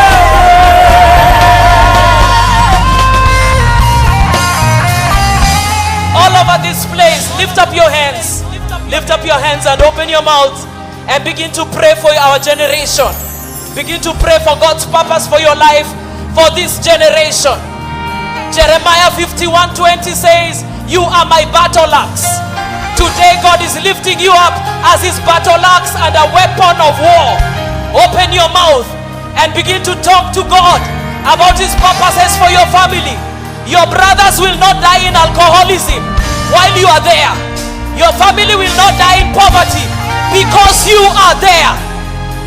Your children will not die in drugs because you are planted there. Your marriage shall not break down because you are there. You are God's battle axe and weapons of war. In the name of Jesus, open up your mouth. We declare the word of God in our families. We declare the will of God in our marriages. We declare the will of God in our children. We declare the fullness of God in Kenya. We declare the fullness of God in the Nairobi. We declare the will of God. Hey! We declare the will of God. We declare the will of God. We declare the will of God for this nation.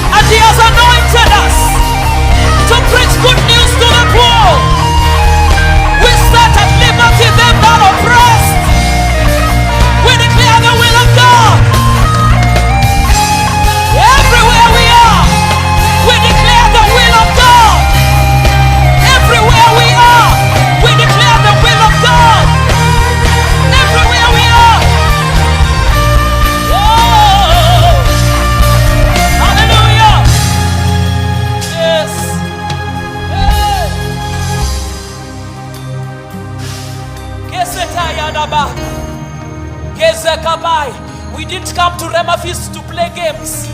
We are very busy people. The person standing next to you did not lack things to do. We've come to enforce the will of God in our own lives, in our nation, in our families. I was brought up by a Roman Catholic father, but I was also brought up by a Muslim mother,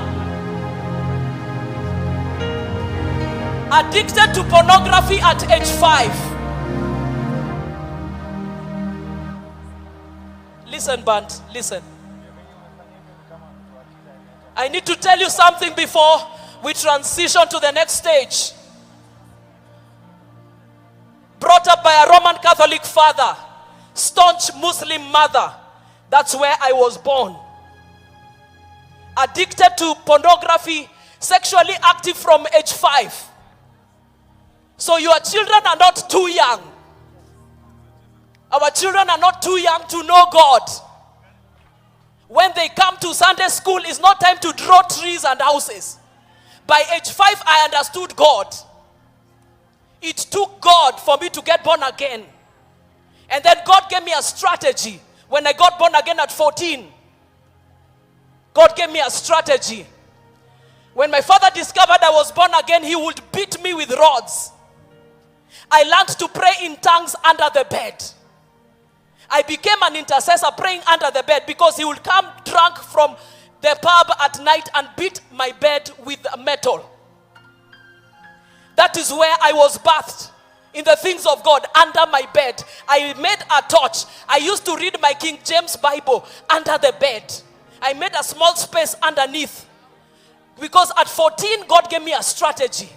You are the intercessor that will break through for your family. And at 14, for the next 25 years, I prayed for every family member one by one. Long story short, my siblings started getting born again one by one. And in 2008, God appeared to my Muslim mother. And she told me, where is your God? Pray for me. Your God is calling me. Your God is telling me that Muhammad is not the way. Your God has appeared to me in the night. Pray for me. I want to get born again. My mother had been a Muslim for 28 years. She cried and said, Jesus has appeared to her. I took her to my pastor because she wanted to see my pastor. And she led her to say, Lord Jesus, come into my heart. My father had refused Jesus. He beat me so severely because of Jesus Christ. But one day in 2014, 1 week before he died, he called my mother and said, I need God. I need God. Intercession for 25 years. I am a product of the mercy and grace of God. I am a product. So when we teach the word, it's not that we don't, it's that we know that we know Hebrew and Greek. Bathed under the bed. Bathed under the bed. You are the right person in your family.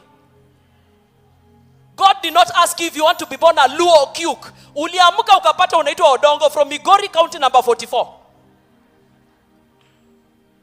There's a reason God has put you in that house. You are the one he will use to bring revival and reformation in that family. We have not come to the city to play games. All of us tumetoka ushago fulani. But you are the one God has marked to bring revival and salvation in your house, to bring the gospel into your house, to bring economic change in your house. So for the next few minutes, as we wait for our production to give us further directions, I want you to join hands with someone and let's pray for our families, because it starts there. What Pastor T has ministered starts right there. Hold hands with somebody and begin to declare the word of God into that house. If God could save Elizabeth Akinyi in the midst of Catholicism and Islam and delivered me from pornography and many other things, there is hope for everyone in this room. You are not going to abandon your physical family. God is raising you. God is raising the person you are holding to break through them.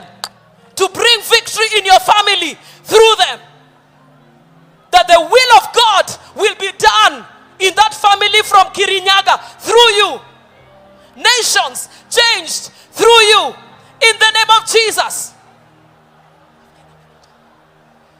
In the name of Jesus, everyone, no spectating.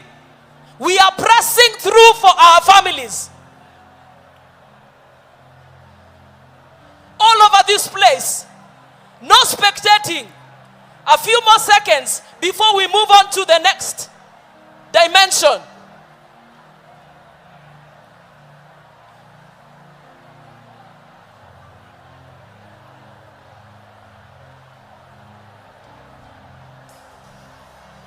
Kesetea. Kedabakabo. Father, my siblings will not go to hell while I'm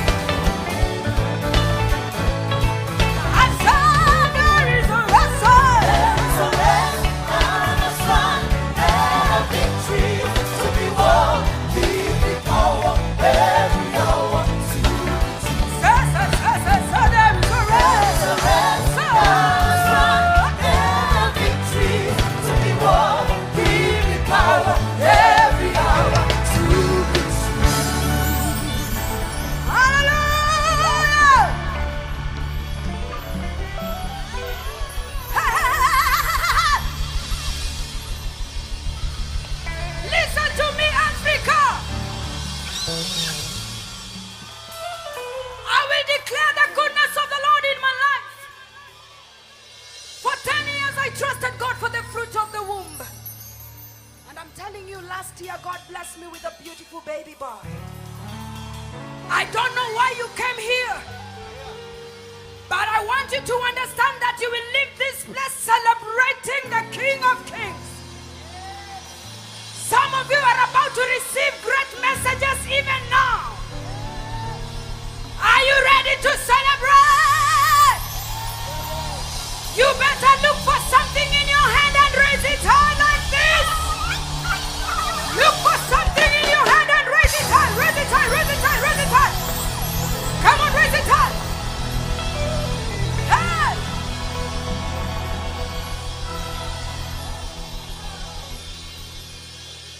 Look for something in your hand and raise it high. You can't lack something, even if it's the bottle of water. Eh? You better raise something, even if it's your tag. Raise it high. Some of us, God has done things that no man could have done for us. Allow us to celebrate Him like crazy, because God has been faithful. Are you ready? Hata naona viti zimewekwa juu. Weka juu, weka juu, weka juu, weka juu, weka juu, weka juu, weka juu. Ay, ay, ay, ay, ay, ay, ay, ay, ay, ay, ay, ay. Africa! Come on! Somebody scream!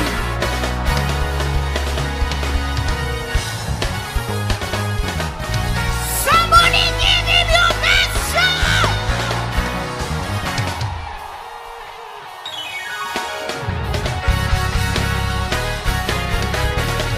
Celebrate Jesus, celebrate Jesus. Celebrate Jesus, celebrate Jesus. This is the last day of Rhema Fest. Some of you are leaving this place with testimony. Come on. Inu, Inu, Inu, Inu, Inu, yes, Inu, Inu, Inu, yes. Wake at you, wake at you, wake at you, wake at you, wake at you, wake at you, wake at you, wake at you. Africa!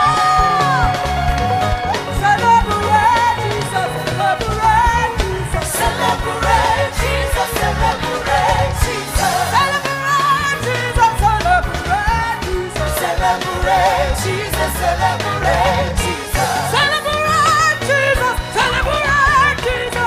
Celebrate Jesus, celebrate. I can hear you. Celebrate Jesus, celebrate Jesus.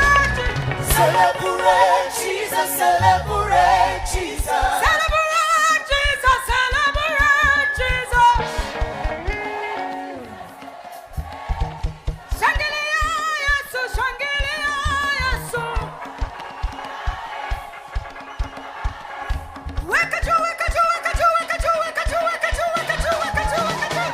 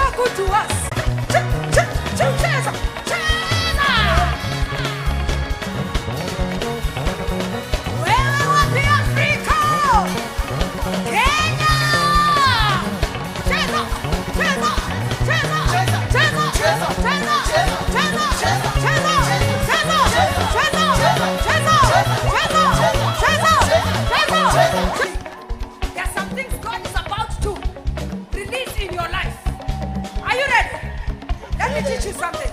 Take it low. Tell your neighbor some space. 1 meter away. Today you better grab everything. Today is the D-Day. Are you ready? Allow me to be crazy for God. He's been so good to me.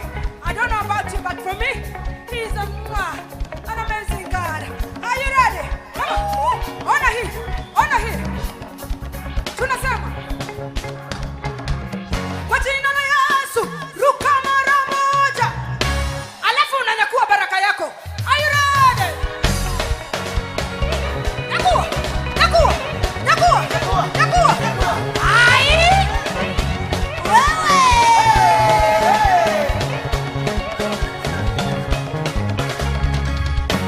There is someone that is praying for what you are praying for. Scripture says that the violent shall take it by force.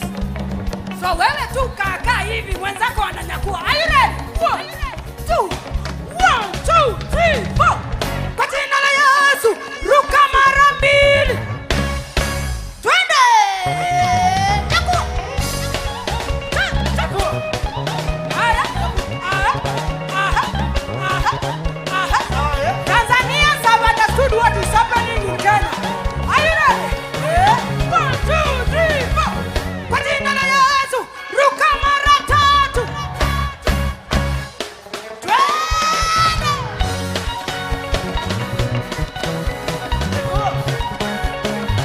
Grab your victory. Grab your blessings. Grab your healing. Grab your marriage back. Listen. Kwa jina la Yesu, ruka mara nne. Kila mtu. Chucha.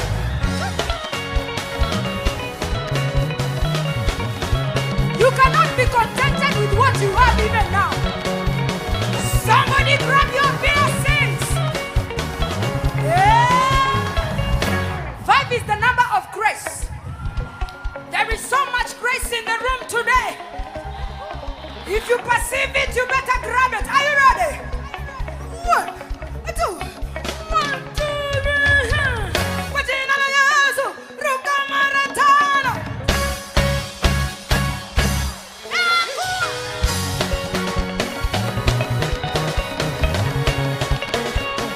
Ay, ay, ay, ay, ay, ay.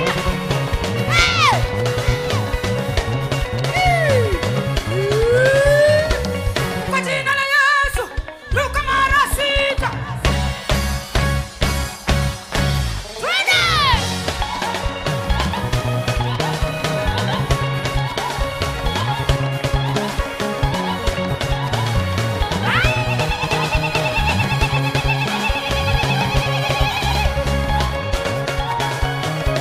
Aha. Aha. 7, the number of perfection. Some things look as if they are not coming through. But there is enough grace for God to perfect every promise He has promised you. So today, are you ready to receive? Come on. 1, 2, 1, 2, 3, 4. Kwa jina la Yesu, ruka mara saba. Twende.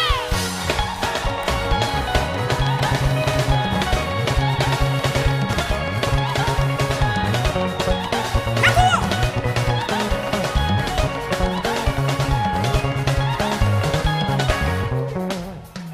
When the miracle is just around the corner, the enemy comes to whisper in your ear. Come on up. When you're just about to receive it, you compromise. But today, we are not allowing him to have his way. So the 8th time, we are ready. We are ready. Are you ready? Put your garments. Take your sword. Put your armor on. Are you ready? Come on. 1, 2, 3. Cha-cha-cha. Kwa jina la Yesu, ruka mara nne. Twende.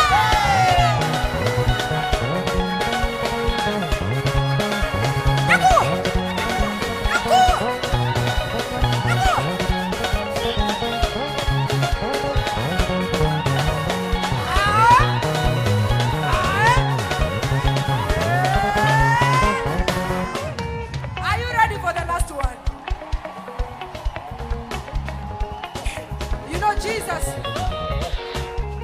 disciples washushe nyavu. So take your nets, because you are about to have abundance. Some of you double portion, triple portion, quartet. I don't know how many you want God to do for you, but I know that God is here today. Tell your neighbor some space, please. Next year, a time like this, you'll be having a different story. Are you ready? Are you ready? Tanzania! Napenda! Are you ready? Kwa jina la Yesu, ruka mara 9.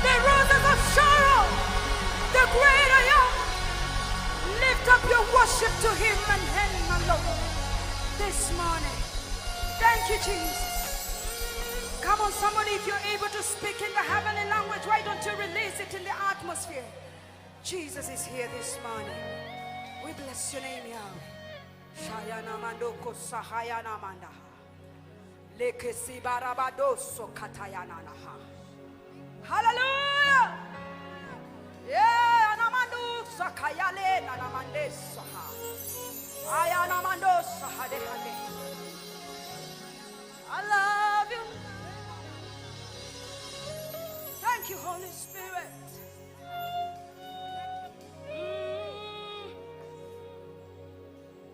Hallelujah.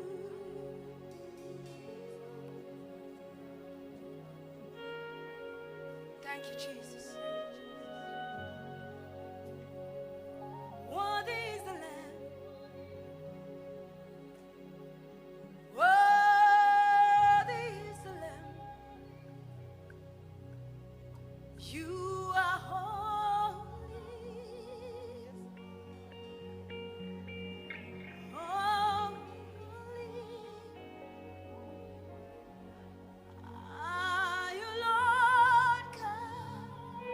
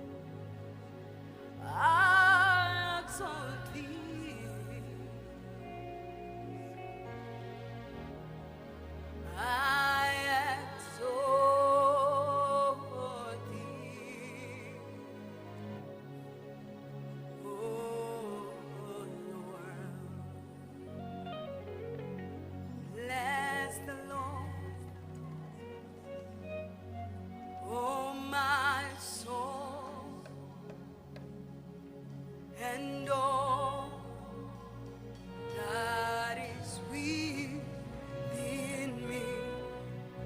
Bless His holy name. And I will bless the Lord, oh my soul, and all that is within me. Bless His holy name. And I will oh my soul and all that is within me, and all that is within me. Bless His holy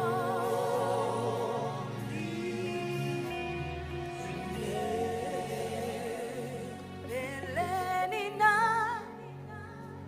endelea ninazidi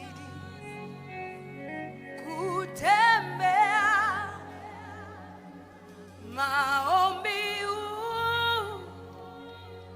yasikie e Bwana nipandishe e Bwana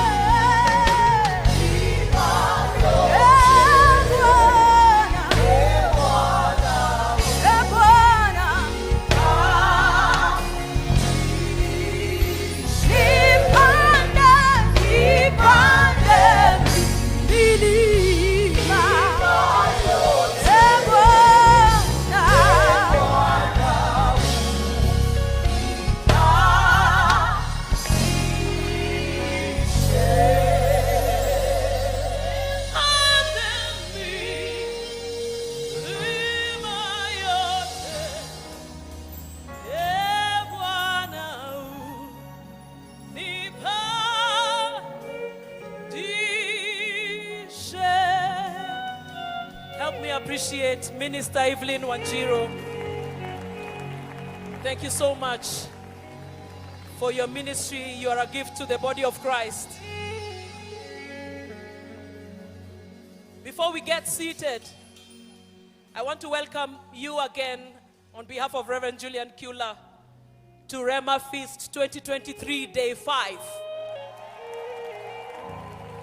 My name is Elizabeth Akinyi, and I am born again, one of the pastors at Ruach Assemblies, and it is our privilege to host you here. You are welcome, you are the best, you are blessed. You are highly favored, even as we... Are you ready for the word of God? According to Jesus Christ, there are 6 results produced whenever the word of God is preached. 6 results. Tell your neighbor, 6 results. Number 1, pathway soil. Seeds that fall on the path. Number 2, seeds that fall on stone. Number 3, seeds that fall where? Among the thorns. Number 4 is good ground, but good ground produces 3 results: 30-fold, 60-fold, 100-fold. So in total, whenever the word of God is preached, Jesus told us there are 6 results. Ask your neighbor, which results are you going to produce? Tell the other neighbor, you determine the results. The issue wasn't the seed. The issue is not the seed, because the seed is the word of God. The issue is not the sower. I believe the preacher is ready and will keep us in the word of God. The issue was the soil where the seed was planted. And the soil today is your heart. Your heart is the soil. And no one can determine the results except you. So turn to the person next to you and tell them, my heart is ready for 100-fold. I refuse to be pathway soil. I refuse to be stony soil. I refuse to be thorny soil. I will not settle for 30-fold. I will not settle for 60-fold. I am part of 100-fold results. I produce 100-fold results. My heart is the right soil for the word of God. Amen. Let's turn our attention to the screens, media team. Pastor Lee is a minister of the gospel called to shepherd across different spheres of influence. Her passion and gifting is in identifying and calling out treasures in men and walking with them through the journey of kingdom purpose. She's a diligent teacher of the word, a seasoned speaker in various fields. She's the founder of the Gracewell. The Gracewell has been gathering every 3rd Saturday of every month for 7 years in Nairobi and regular county editions across the country. Their mandate of the Gracewell is to raise an army of believers that use prayer to skillfully navigate their lives and purpose. In addition to this, she's the convener of the Chail Network, a coming together of women pastors to encourage one another to start, run, and support ministries. Together with her husband, Apostle Dennis Wambugu, they lead the Fortress Assembly Churches. Their ministries have many expressions as they fulfill their responsibility to reach the world with the good news of Jesus. They're blessed with 3 children, 2 girls and a boy. Rhema Fest 2023. It's my singular honor to welcome Pastor Lee Wambugu. A round of applause as we receive the gift of God. Clap for her until she gets here. We appreciate you, woman of God. You are the best. You are blessed. You are anointed. Come on, Rhema Feast, put your hands together for Jesus. I know you can do a better job than that. Come on, raise up your hands above your head and give God a shout of praise. I can hear you, Nairobi. Raise up your voice to Jesus. Hallelujah. Glory to God. I am so privileged to be standing before you today. And I know that God is going to minister to our hearts. I'd like to appreciate our convener, Reverend Julian Kula. If we can please appreciate him. Glory to God. I'd also like to appreciate my husband, Apostle Dennis. And I'd like to appreciate my parents, Bishop and Reverend David and Susan Karaoke, who are here today. They are also our spiritual authority. I'd like to appreciate all the pastors, all the bishops, all the leaders, the government leaders. Thank you so much. I want you to turn to your neighbor and prophesy to them and give them a genuine compliment and appreciate them.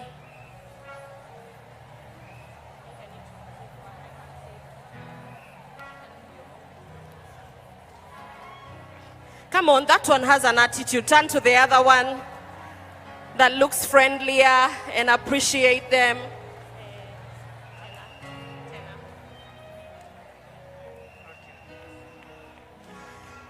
Amen. Well, we are standing. I'd like us to read the word of God from John chapter 5, and then we will have our seats. If you can just bear with me just a minute as we read the word. John chapter 5 from verse 5. After this, there was a feast. Okay, let's begin from verse 5. Now a certain man was there who had an infirmity 38 years. When Jesus saw him lying there, he knew that he had already been in that condition a long time. He said to him, "Do you want to be made well?" The sick man said, "Sir, I have no man to put me into the pool when the water is stirred up. But while I am coming, another steps before me." Jesus said to him, "Rise, take up your bed and walk." And immediately the man was made well, took up his bed and walked. Glory to God. One more time for Jesus, even as we have our seats. Amen. I want you to turn to your neighbor and tell them, "It is my time." You don't sound convincing. Turn to the one behind you and tell them, "It is my time." Now, Greek gives us two distinctions for time, chronos and kairos. Two distinctions for time, chronos and kairos.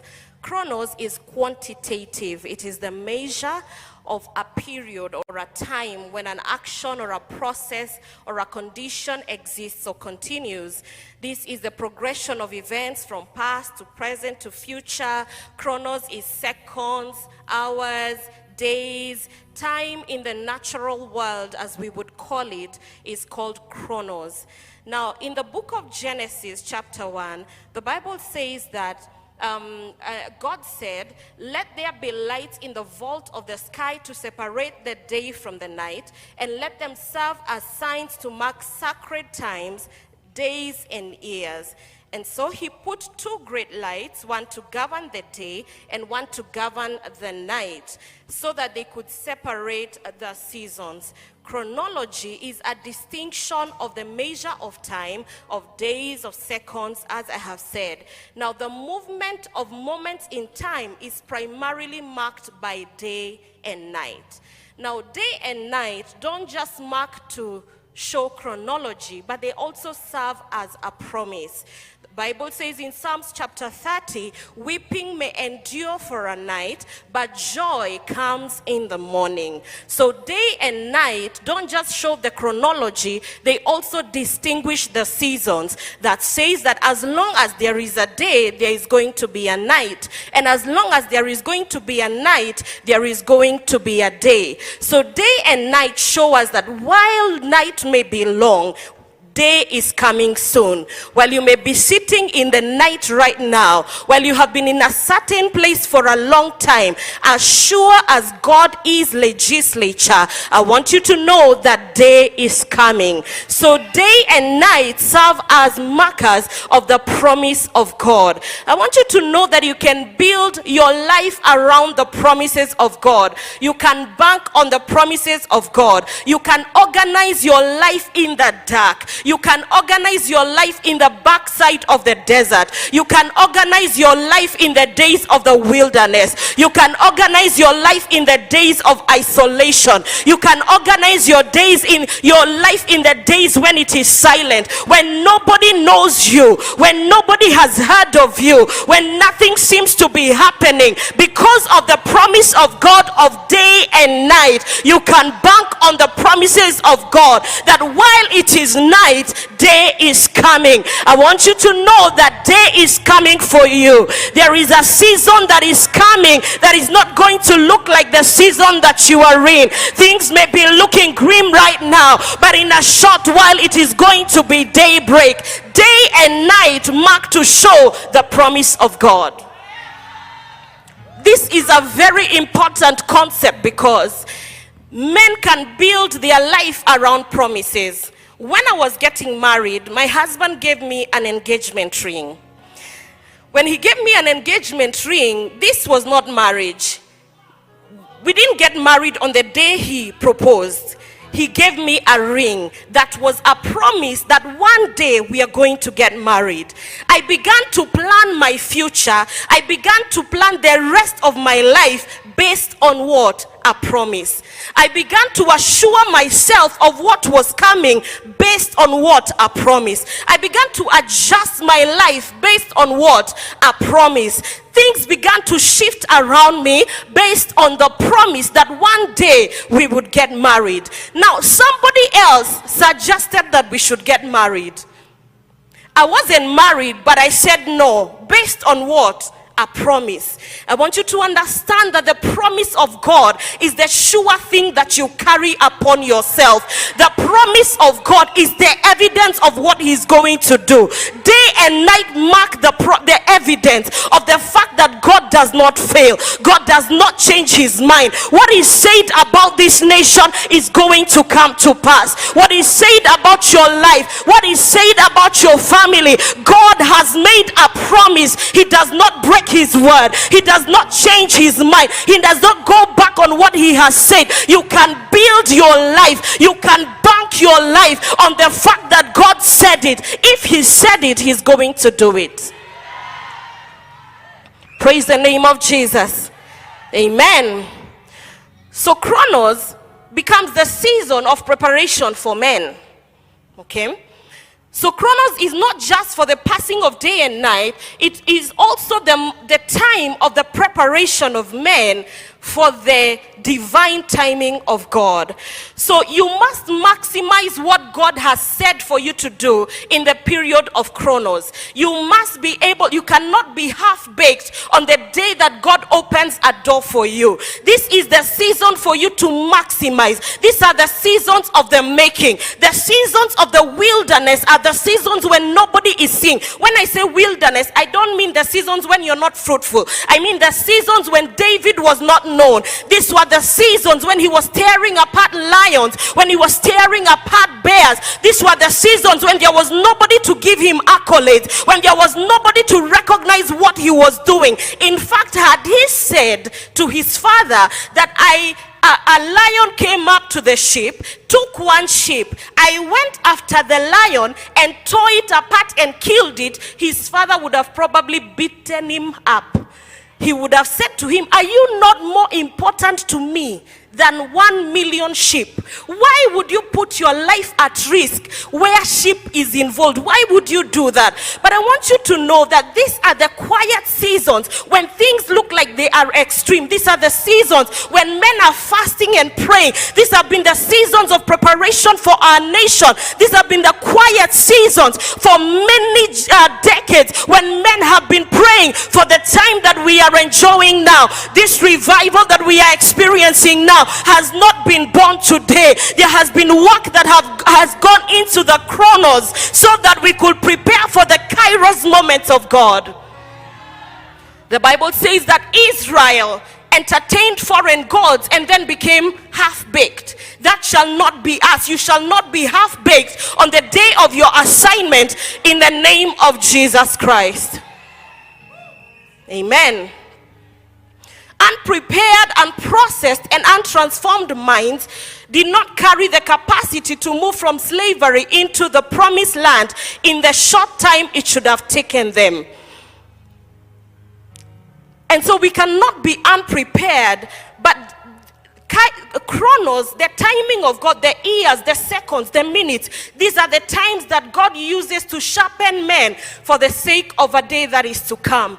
This is why you cannot be complaining about the time that it has taken God to come through, because in that season there is a making that is going on the inside of you that is going to present you to the world.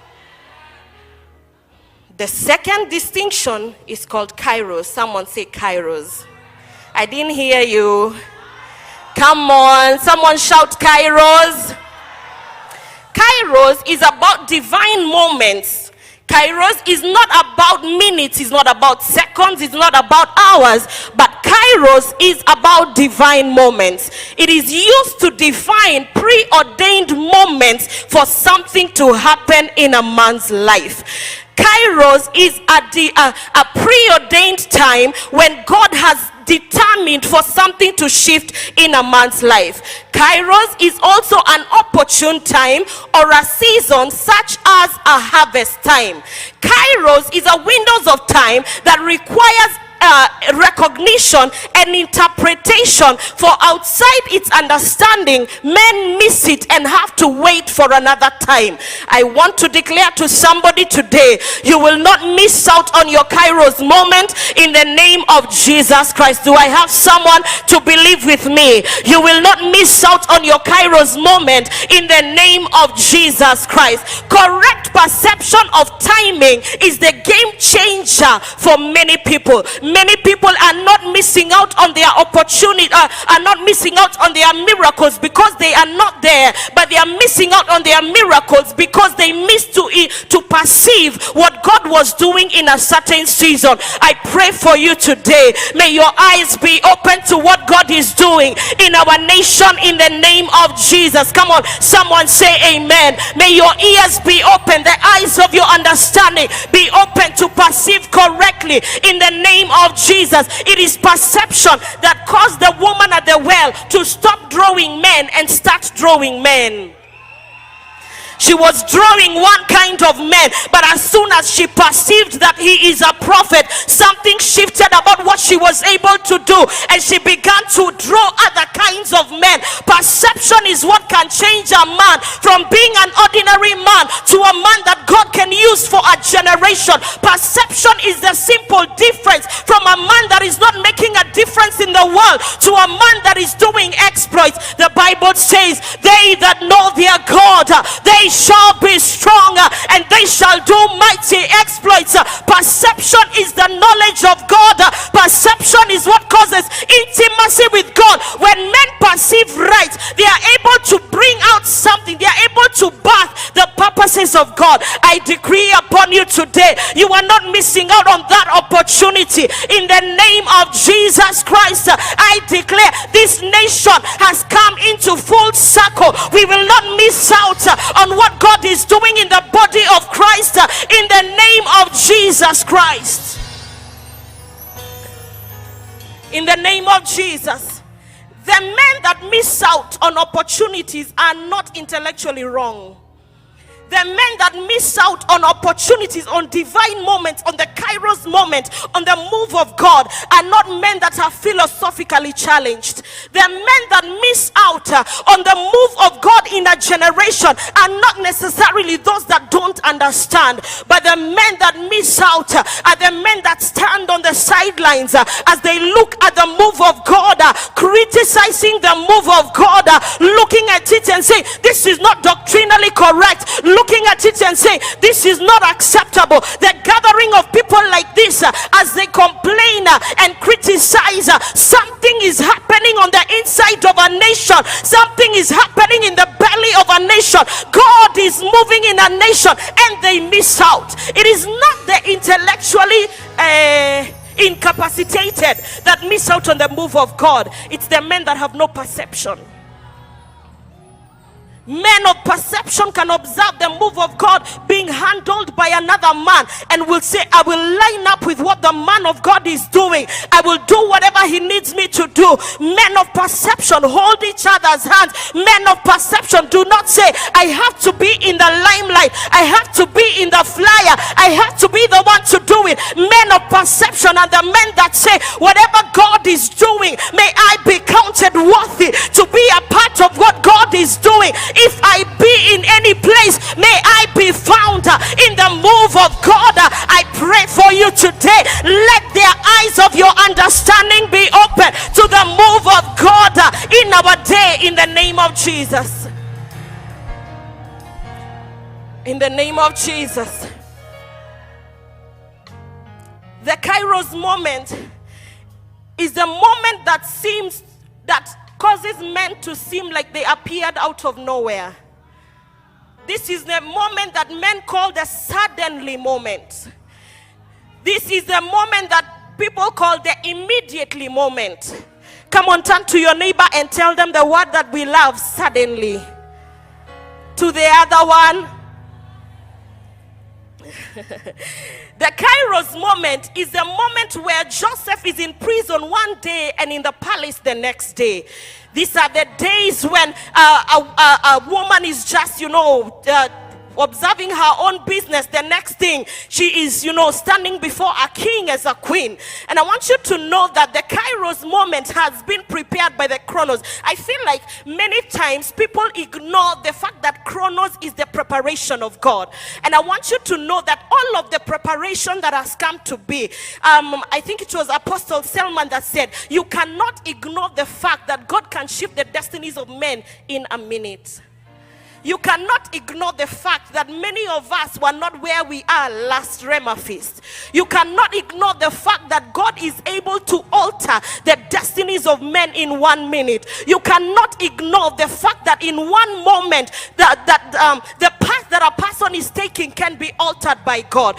I don't know who needs an elevation by God. I don't know who needs a sudden elevation by God. I know you have been in process. I know you have been in process, and I came to decree upon you today that the Kairos moment of God is here, that as long as God is moving, there shall be something in your destiny that is altered in the name of Jesus Christ. As long as men have come into this place and there is a stirring up, something is happening to our generation. There is something that is shifting in our generation in the name of Jesus. The Kairos moment of God is when there is a stirring in the pool and men jump in. This is what I always say, that as long as you jump in the water, you are going to be wet. As long as you came to the Rhema feast, something is going to happen in your life in the name of Jesus. Let me tell you, men's lives are altered in meetings like this. It is in meetings like this that there is a declaration that is made from this altar. That declaration knows exactly where to go, knows exactly the person to identify. The centurion man said to Jesus, you don't have to come to where I am. I understand how authority works. If you speak one word, that word will not be confused. That word will not go down to Kenya. That word will not go down to South Africa. That word is not going to the wrong servant, but it knows exactly which road to go down. The word that you release for me, it knows exactly which door to knock upon. The door that the word that you release for me, it knows which servant that I need healed. I came to let somebody know today, you may not come here for an altar call, but the word that is released for you here, it is alive. That is a word that is active. The word knows exactly where to go. It knows which issue to deal with. That word knows which disease it needs to cure. That word knows your name. That word knows your house. That word knows your marriage. The word that is being released on this altar is how men's lives are altered forever. May your life be altered today. I pray for you today. Today. Someone said today. There needs to be an alteration. Today is the last day. Today is the last day. I believe that you have received something in the course of the week, but I declare upon you today, there is something that is shifting in your life. It is indeed your time and it is your season. In the name of Jesus. For men who have prepared, these are the suddenly moments that lift men out of the dust and sit them with princes. For men that are ready, these are the moments that cause men to be lifted up out of the miry clay, and their feet are set upon a stone and they are given a new song. For men that are prepared, the Kairos moment is the moment of alteration that cannot be ignored. It is possible for God to change your life so much after this. Are we together?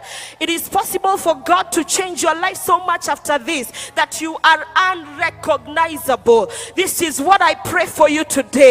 May your life be altered in a way that men cannot recognize in the name of Jesus. I found something so interesting about the Kairos moment. I've seen it in my life as well. And I have seen that it's as if when there is a Kairos moment, it's like there is a portal that is opened. And when that portal is opened, there is an electromagnetic force around it. Okay? This force causes everything to align to ensure that you don't miss your moment. This force causes everything to adjust so that you cannot miss your moment. Everything around you begins to shift. This is what happens to the children of Israel when they come head to head with Goliath. I want you to know that these were God's people. You know, they were God's people. They knew God. They had seen magnificence. They had seen the supernatural. They had seen the spectacular. They had seen it all. That an entire Israelite army would be terrified because of a giant does not make sense. That an entire Israelite army would be terrified does not make sense whatsoever. It doesn't make sense that they would stand there as he insults them day after day. What makes sense, however, is that God had determined that this is David's time. This was the determination of God that this was David's season.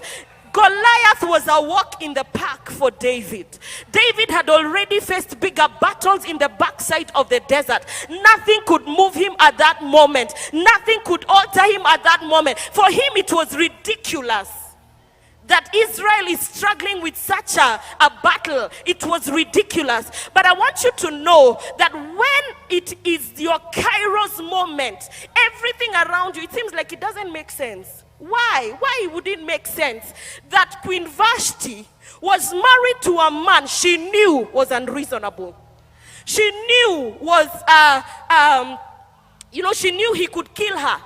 She knew what was possible if she did not obey him. But come and see the woman saying, I will not come. What would possess her to say that she will not show up when the king calls her? The only possibility was that God wanted to make room for Esther. That's the only way that Queen Vashti would behave like she's crazy like that. It was not even her fault. It's not, forgive her.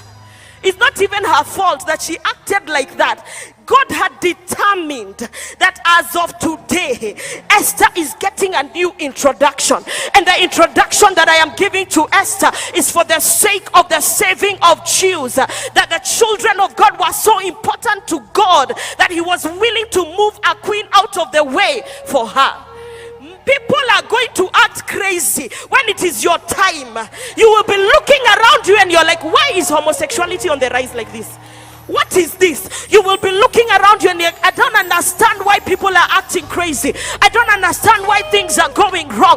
I need you to understand there is room being made for you. There is room that is being made for you in this country. There is room being made for me. I don't know if somebody is excited like me that there is room that is written Pastor Lee Wanja on it. There is a presentation of an opportunity looking like a problem. The opportunity looks like it's a problem, but intercessors begin to arise. Prophets begin to arise. Don't even complain. I mean, false prophets have been there from back in the day. False prophets have always been there.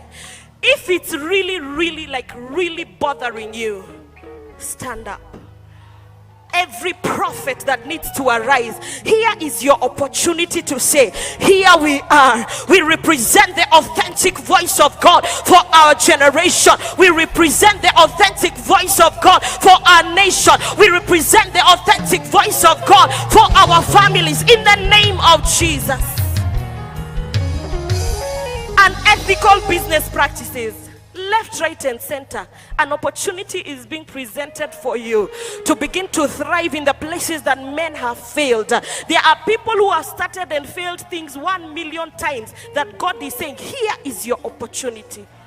Everything could be going wrong around you, and that is your Kairos moment. In the very places people are unable to evangelize, there are people who are winning souls every day. In the very places people are unable to prophesy, there are people prophesying every day. The places that people call hard ground, there are people thriving in their ministries. I want you to know there is an opportunity for you. I don't know if you can raise up your hand and say, it is my time. There is an opportunity for you to arise and take your place in the name of Jesus. You will not miss out on your Kairos moment in Jesus' name. People begin to act funny. Everything seems like it is going wrong. It is ridiculous how you look around and you're like, I don't understand how my son cannot watch YouTube. My son, not even YouTube Kids. I do not understand how this is a possibility. But I want you to know there is a gap. There is a gap for a version of YouTube that you need to present to us at the next Rhema feast and tell us, by the way, there is no need for YouTube in this country anymore. Here is a platform for us to air everything we need to air.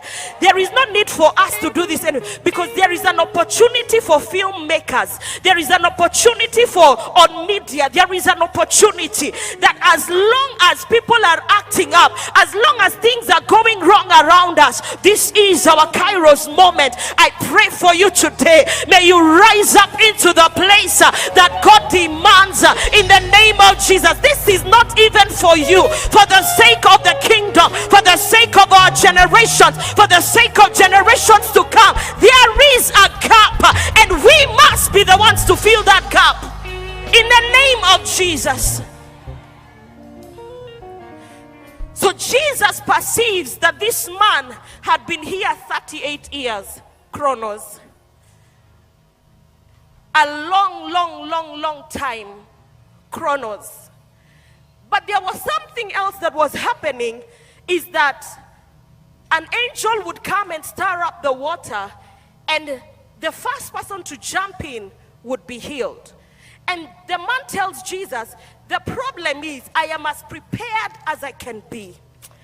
I am as prepared as I can be. How much more prepared can I be? I have been sitting ear in, ear out in this pool, waiting for somebody to push me. The level of my preparation has gotten me this far.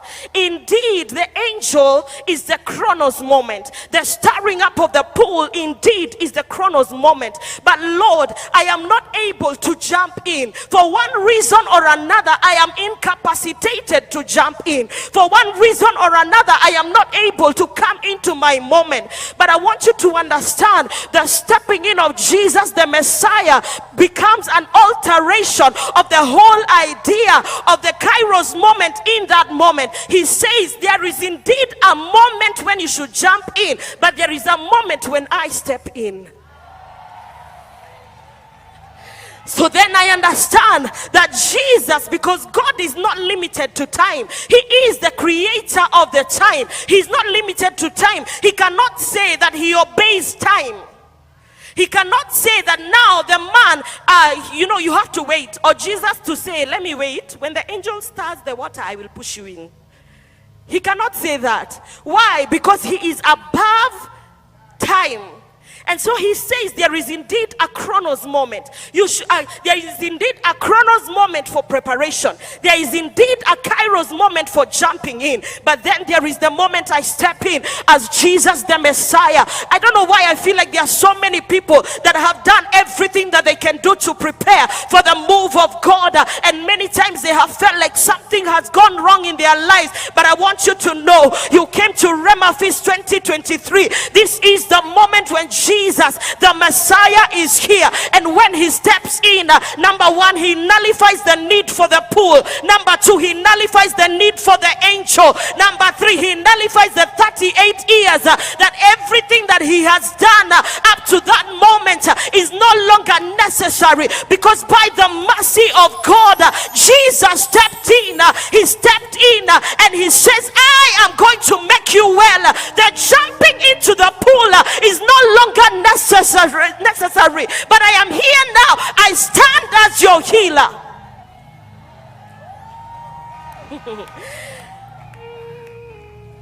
There is only so much your effort can get you. There is only so much prayer and fasting can get you. Listen, I am all prayer and fasting. I believe in prayer. I believe in fasting. But sometimes there is need for God to step in and turn around the protocol of time and say, indeed, I should have gone to school for 4 years for this. I should have studied for another 10 years for this. I should have had my first job at this age. I should have been promoted after 10 years. But then when Jesus steps into the equation, he begins to turn around the equation and say, indeed, there has been homosexuality on the rise in this country, but I have stepped in because men have allowed me to come in. I have stepped into this nation and I am about to turn around things for the sake of a generation. I am about to alter the course of the direction of a nation. This is what has been ailing this nation. Indeed, the economy has been on a tangent, but there are people somewhere in Rhema Feast, and for the sake of my purposes, for the sake of a generation, I step in to turn around things for their sake in the name of Jesus Christ.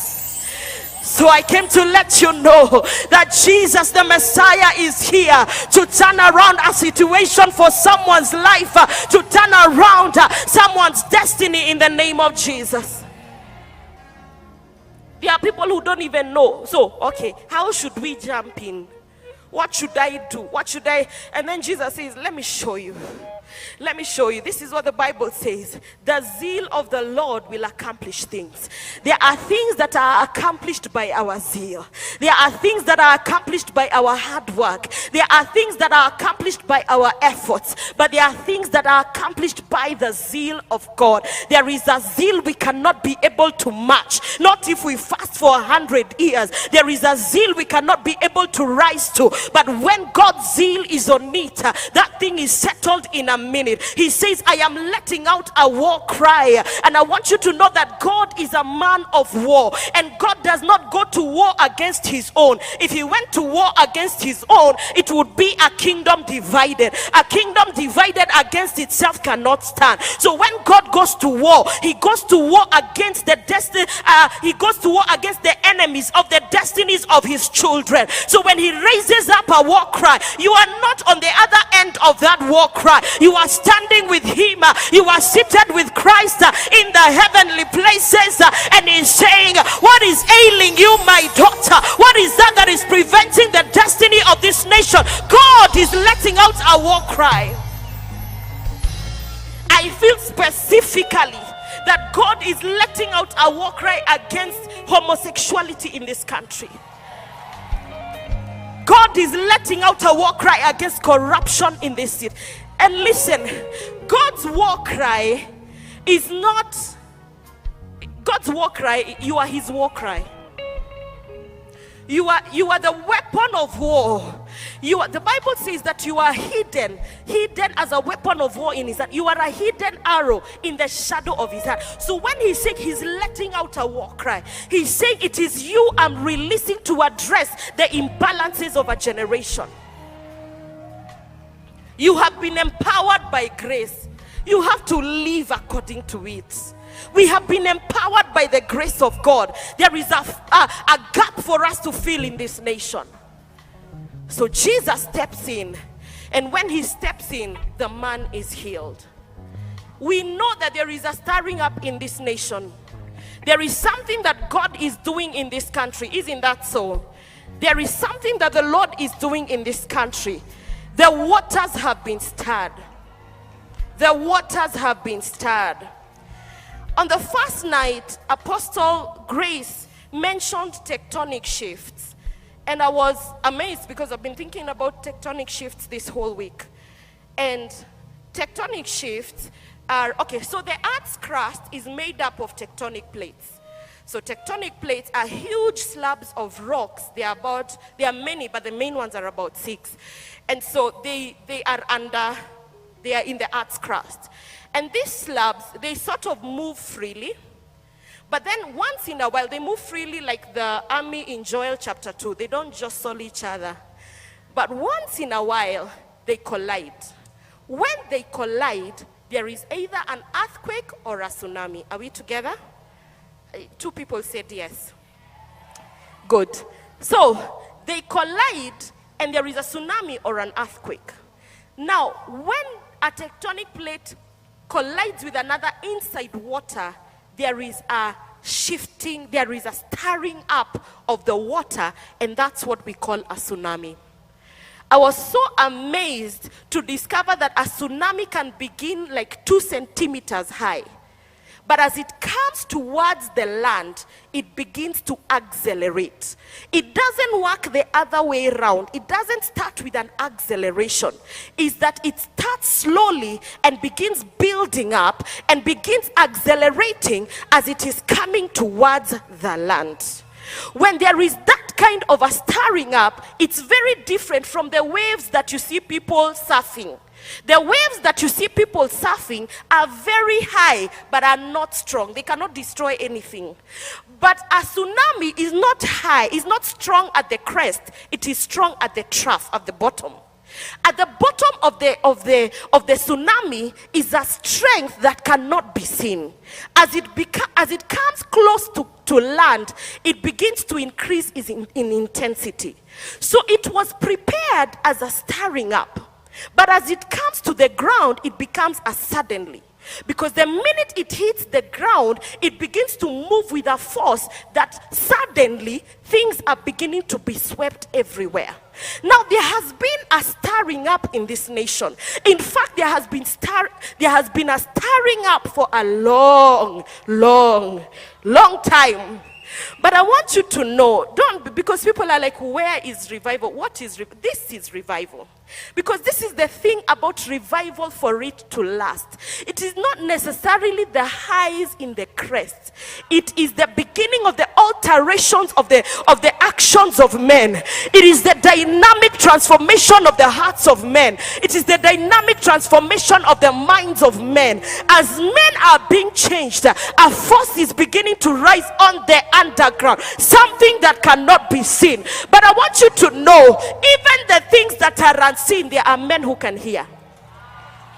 This is the sound of revival. You will hear men saying, I hear the sound of revival. I hear a sound of revival. You look around you and you say there is nothing there. And you look around you and you say there is nothing there. Someone goes to check and says there is no rain, there is no cloud. He tells him, go back again. Go and check 7 times. When he checks the 7th time, he finds that there is a feast. There is a cloud the size of a man's fist. There is a sound in the atmosphere. This is the sound of revival. This may not be 1 million people, but please give it a short time. Just give it a minute, because the influencers of revival, the carriers of the fire of God are sitting right here today. There are men who are carrying revival. You may not know them, you may not recognize them, but indeed something is happening on the underground. There is a stirring in the atmosphere. There is a stirring in the water. Something is shifting in this nation, and I declare you are not missing out on what God is doing in the name of Jesus. So this is what I find that is mind-boggling. Say mind-boggling. Is that the waves that you see on a sea, they end at the shore. But a tsunami, if it finds a river, it begins to go up against the river. The waves that were on the shore becomes the wave on the river. Please, the river, in case you may not know, takes water to the sea, except if it runs into a tsunami, and then things are like, let's just go back in this way. So that there was a natural flow of things. There were things that were looking like they can never be changed. The force of gravity is the force of gravity. What can we do about the force of gravity until the tsunami begins, until it hits the land? And what was going in a certain way, things begin to turn around, saying there is a sound of revival. There are men who are healing people. Demons are being cast out. The blind can see, the lame can walk, the deaf can hear. Something has occurred because of the stirring up of the water. This is something else that I found very interesting, that the force of a tsunami can go around barriers. So typically a wave is broken when it finds a commensurate barrier. So when a wave finds a barrier that is its size or its weight, it stops, except a tsunami. Because a tsunami will find a way around the barrier. A tsunami will find a way over the barrier. Please remember, it doesn't have high waves. See moto wa gazeti. This is the kind of fire that cannot be, this is blue fire, you know, it cannot be quenched, it cannot be put out by water, it cannot be put out. This is the fire that goes around the barriers. I want you to understand something. What the Lord has begun today, years from now in this country, we are going to be experiencing it. What God has begun this week, and indeed in Rhema Feast even last year, God is causing there to be a fire that cannot be quenched. One of the things about barriers you need to know is that barriers are mental blocks. When men are stranded, it can stop a move. Any excitement, anything that is exciting, when men are stranded for any reason, is like, so how do we carry this forward? But I want you to know that God is releasing divine strategy for ministry, for life, for the economy, for this nation. God is releasing a unique strategy so that you are not going to be stranded lest the move of God is slowed down. God, what is more important to God than time is his people and his agenda. He will bend everything so that he can keep his people. So that there is a remnant. He will bend everything so that his people can carry his agenda. The people that are standing here today are not this is not, you didn't just come to attend. Listen, you're not going back the same way. And I want you to believe me, it's not about what you feel or don't feel. Something has begun on the inside of you, because God is not a waster of resources. God does not gather men to waste them, neither does he gather men to waste his time. God gathered you here so that a tsunami, something to respond to the stirring up of the waters, begins to flow. And as that is happening, something is going to shift on your life so that you can be able to carry what God has said you should carry in this generation. I want you to understand that at whatever age you are now hereby smack in the middle of a tsunami. You are hereby ignited. The fire of God is being ignited in you right now in the name of Jesus Christ. I want you to just raise up your hands and begin to pray and say, Lord, it is my time. This is my time. This is my time. This is my time. This is my time. Listen, before you pray, I say perception is crucial, because perception will determine intimacy. When somebody perceives who they should be with, it determines the fruit that they are going to bear. It determines the seed that they will bring forth. when you perceive what God is doing in a place like this and a time like this, it becomes your greatest instrument to carry the purposes of God. So I want you to lift up your hands and say, God, set me on fire. This is my time. Set me on fire. This is my time. Set me on fire. This is my time. Come on, Kenya, raise up your voice. Set me on fire. This is my time. Set me on fire. This is my time. In the name of Jesus. Reketeleba. Ikala predada. Hashandala dieseleba. Ikate vregedia. Shanamana mazia. Ila pregenda da diashaya. Yes, this is my time. This is indeed my time. I decree this is my time. This is a time for my country.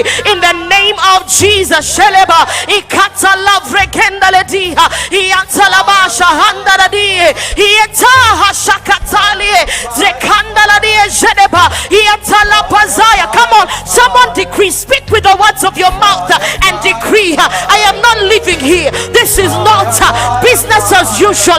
Something has shifted on the inside of me. In the name of Jesus.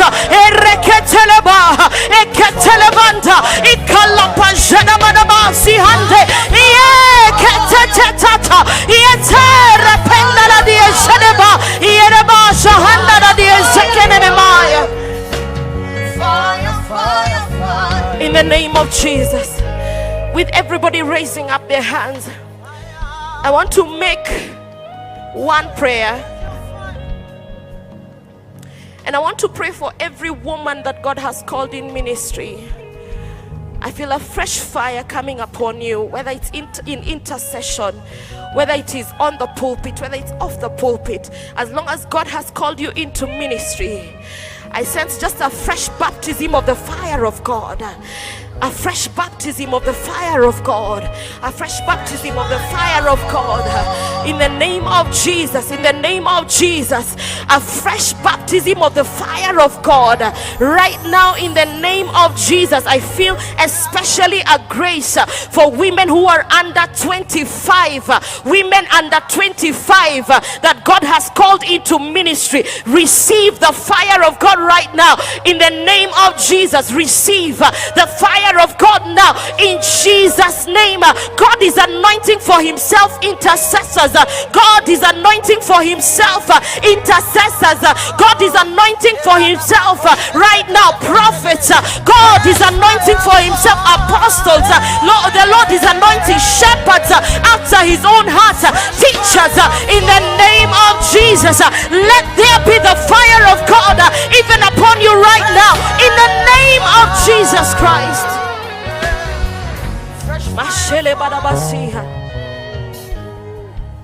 I want us to pray one more prayer, and I want us to pray, Lord, because this is my time, give me the strategy for this season. Give me the strategy for this season in the name of Jesus. Everybody lifting up your hands. Just begin to pray, Lord, give me a strategy for this season in the name of Jesus.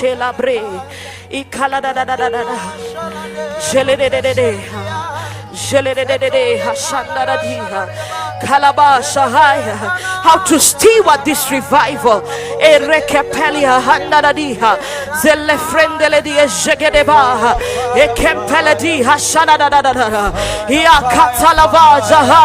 Lord, a strategy for this season in the name of Jesus. How to steward what you have given us as a nation, as a church, in the name of Jesus. Show us, Lord, exactly where we need to step in the name of Jesus.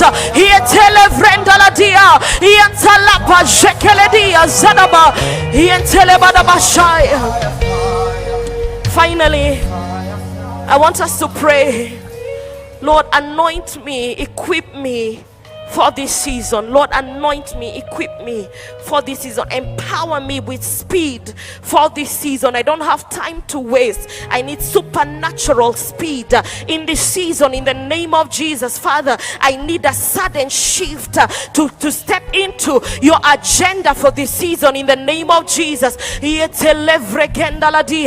the name of the Lord,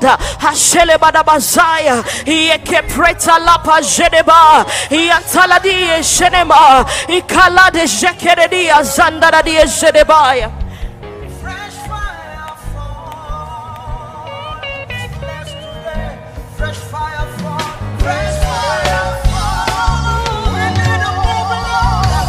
Let your fire fall. Fresh fire fall. Fresh fire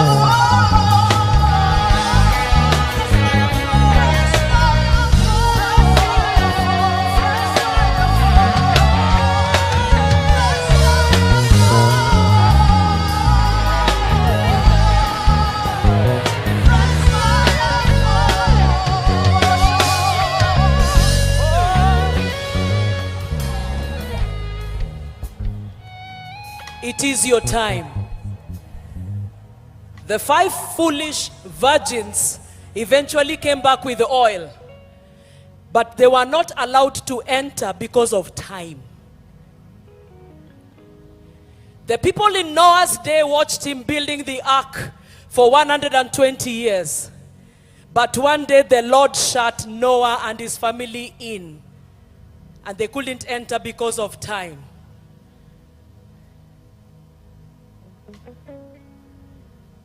If blind Bartimaeus had not shouted the day he shouted, Jesus never passed that way again until he was crucified.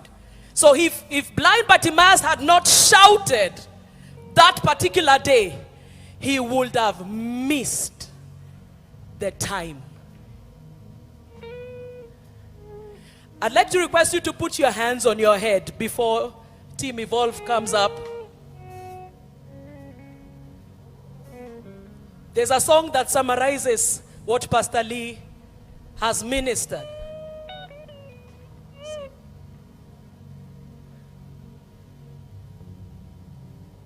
Lord, whatever you're doing in this season, don't do it without me.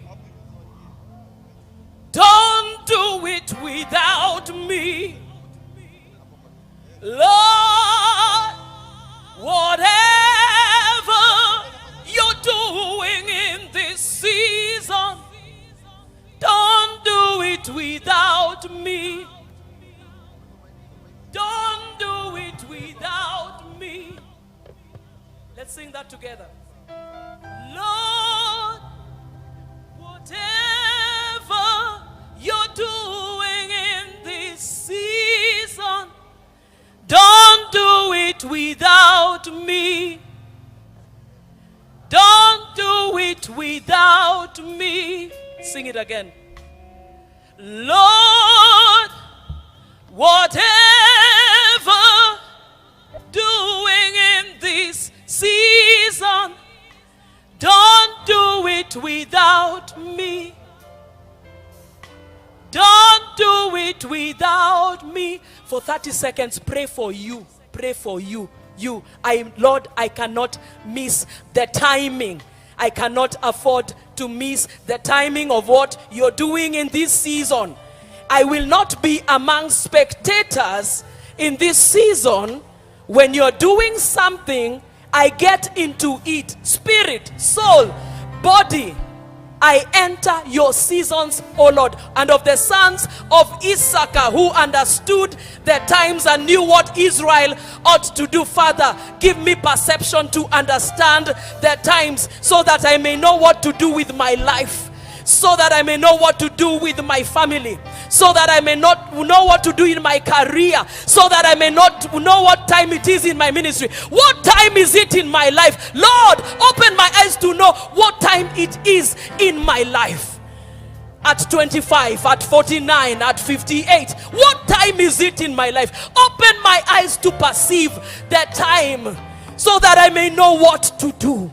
Lord, whatever you are doing in this season, don't do it without me. Psalm 102 verse 13 says, you shall arise and have mercy on Zion, for the time to favor her, yeah, the set time to favor her has come. Father, whatever you are doing in this season, arise and have mercy on me, for the time to favor me has come. Yeah, the set time to favor me has come. I will not miss my time. I will not miss my opportunities. I will not miss the windows, the Kairos, the Chronos of God, the watch of God. Open my eyes that I may enter into the timing. When the pool is stirred, you have stirred, you're stirring the waters yourself. I enter fast. I will not miss the time of my visitation. According to Luke 19:44, I will not miss. I refuse to miss the day of my visitation. So whatever you're doing in this season, don't do it without me. In Jesus' name we pray. Everybody shout amen. Amen. Put your hands together and appreciate Jesus. We thank God for the ministry of the Word of God through Pastor Lee Wanja. We want to move on and welcome the Evolve worship team. Put your hands together for Evolve, even as we transition today. Thank you so much. Over to you, Pastor Zino. Thank you. Come on, everybody, lift your hands to Jesus in this place. Jesus is here already. Lift your hands to him. Lift your hands to him. Lift your hands to him. Let's take some few minutes and just worship him. Open your mouth and just tell him how good he is. If you know he's been good to you, open your mouth and just tell him how good he is. Don't be quiet in this place. Come on, open your mouth and just begin to worship him. Open your mouth and begin to worship him. Open your mouth and begin to bless him. Lord, we lift you up in this place. Come on, saints, open your mouth and just worship him. Lord, we worship you. Don't be quiet in this place. Don't be quiet in this place. Yenana kabala soperasko bandea. Mata paraka paleso. We lift you up. Rabakata palako papa. Yekalama ronde kapalito saprade kapa. Ya papa papa. The Bible says God has highly exalted the name of Jesus. He's giving him a name. Out of many things God gave to Jesus, he gave him a name. And at the mention of the name, every knee shall bow of things in heaven, of things in earth, and things beneath the earth. Ayaparakapa, in this last day of this feast, Lord, we acknowledge your great name. Mandela Barakota Labaya, Ya Barakota Barabada. There is only one name. There is only one name with power to save. With power to save is the name of Jesus. Hey, there is only one name. There is only one name with power to save. With power to save.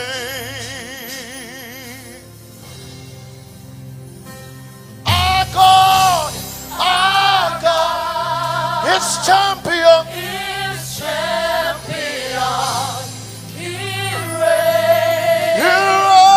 forevermore.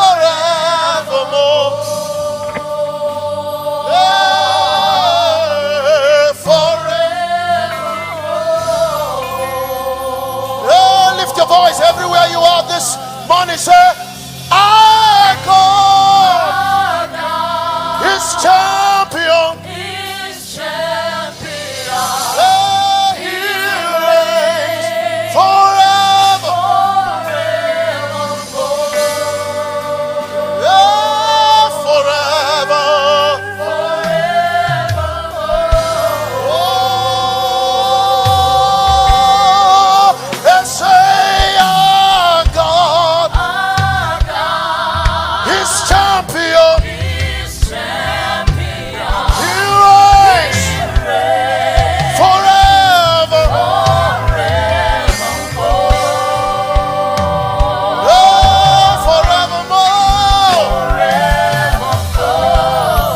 Sing it again everywhere you are.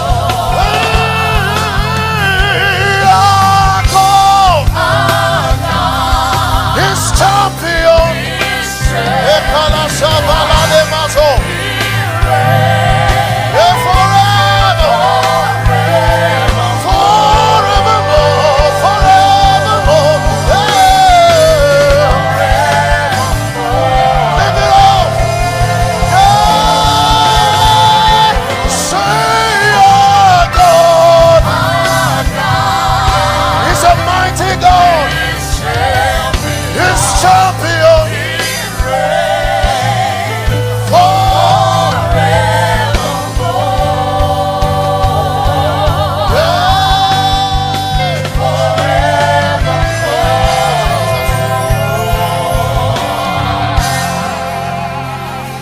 The name of Jesus, higher than all the names, King of all kings, no other name like Him. The name of Jesus, higher than all the names, Alpha Omega. There is power in the name. The name of Jesus, higher than all the Lord, King of all kings, no other name like His. The name of Jesus, higher than all the names, is Alpha and Omega, no other name like Him. The name of Jesus, hey! King of all kings, no other name. Lift your voice. The name. Hey! We've come to call on that name. We've come to call on that name. In the name of Jesus. Higher than all the name.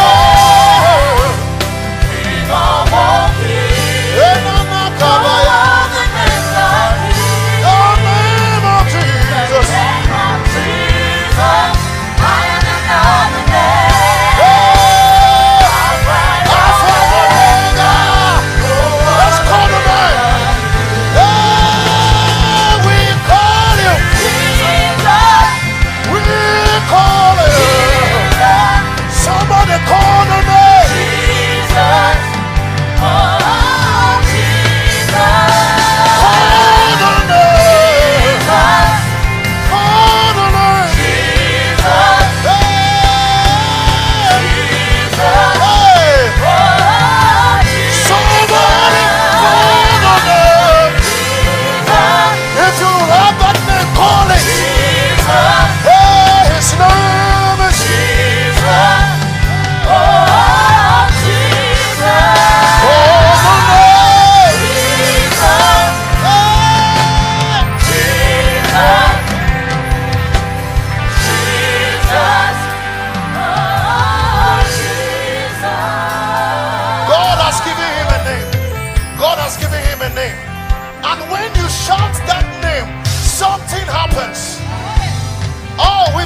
Exalt that name in these few minutes. Can I hear somebody shout the name Jesus? I can't hear you. I said, can I hear somebody shout the name Jesus? Hey! Oh, call the name Jesus. Call the name Jesus. Yeah, yeah. Jesus. Akabaya.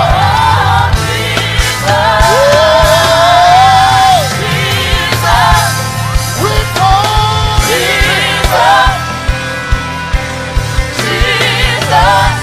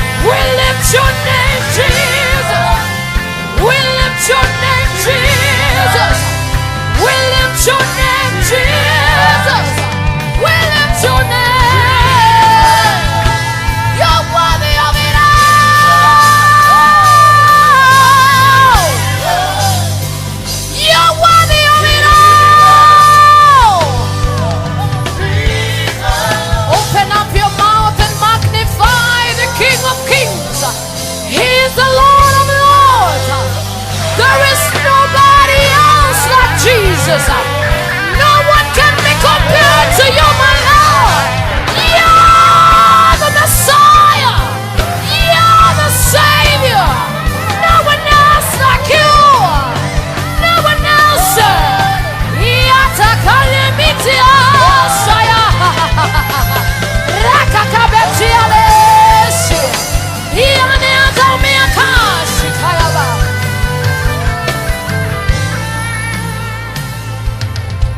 Jesus, we are here to lift you. Jesus, we are here to magnify your name. Jesus, we are here to worship you. Somebody lift up your hands and just personalize this and give Jesus the glory. Inua mikono yako, mwabudu huyu Yesu aliyeketi kwenye ufalme. Hakuna mwingine wa kulinganishwa na yeye. Halana mamosi kaya teteteleri kaya baboshi.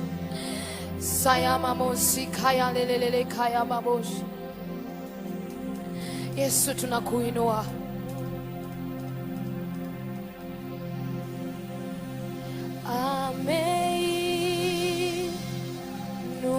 Ameinuliwa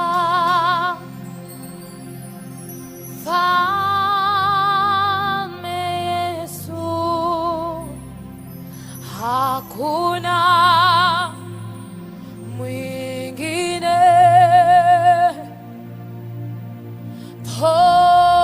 Pokea sifa.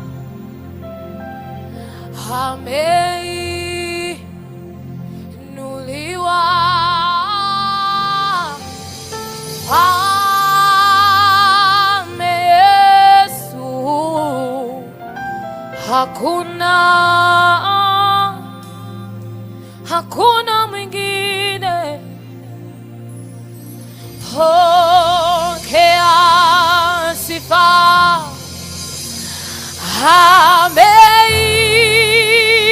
Ameinuliwa Mfalme Yesu. Hakuna mwingine. Pokea sifa. Tuseme ameinuliwa.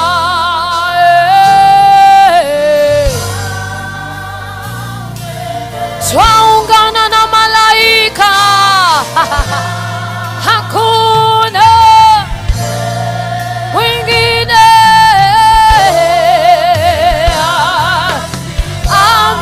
Ameinuliwa.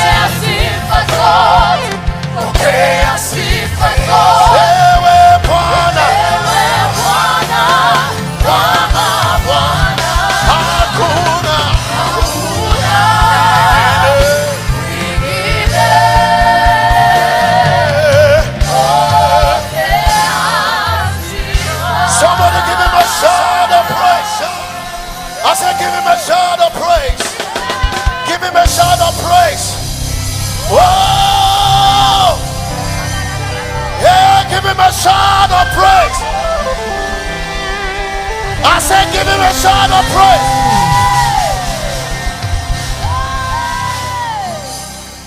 We are calling on one name in this place.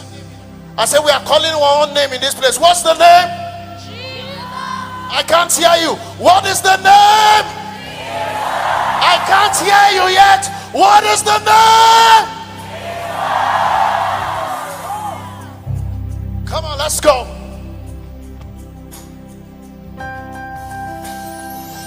Whoa! We thank you for the name of Jesus. Yes, Lord. Hey. Call the name of Jesus. He's a healer. Call the name of Jesus. He's our provider. Oh, call the name of Jesus. He's our protector. Somebody call the name of Jesus. He's our deliverer. Hey, call the name of Jesus. Oh, he's a healer. Somebody call the name of Jesus. He's a provider. Call the name of Jesus. He's a protector. Oh, call the name of Jesus. He's a deliverer.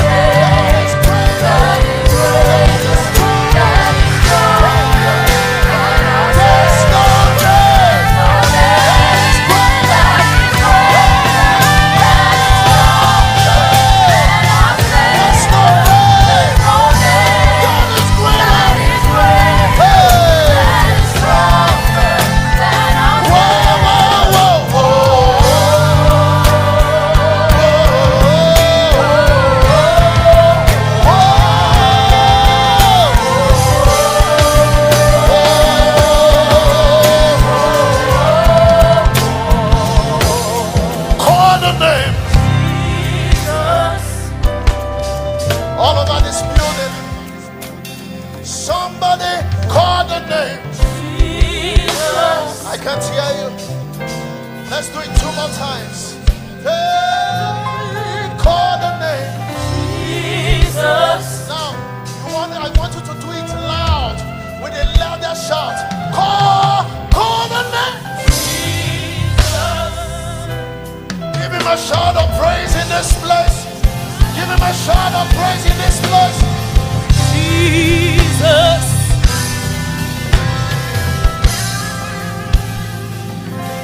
Hallelujah. Are you ready for more words? Please stand up on your feet.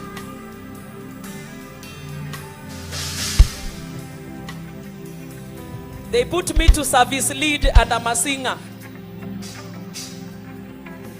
One of the definitions of praise is Toda. Toda has to do with a thanksgiving choir. Toda also has to do with congregational singing. I'd like to encourage worship leaders sometimes when we do service or when we are in church in the presence of God, let the congregation sing. Yeah, so let's sing kidogo. Nitabibu.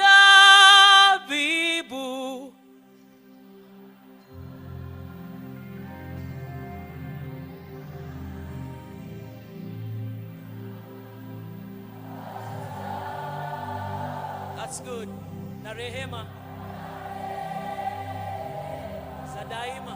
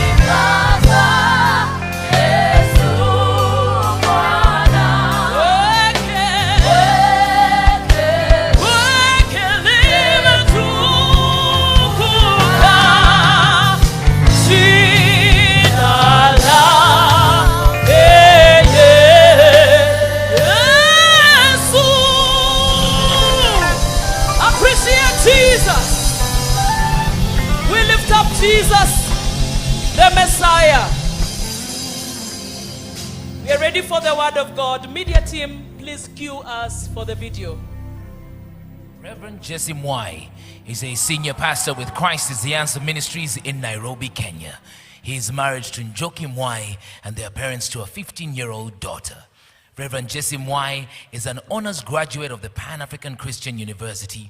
He holds a master's degree from the Institute for Worship Studies in Jacksonville, Florida, USA. He is currently pursuing a doctorate studies at the same institution. Apart from pastoring a local church, Reverend Jesse is a celebrated conference speaker both locally and internationally. Together with his wife, they are engaged in a family business, and he's also a business mentor, consultant and a leadership developer.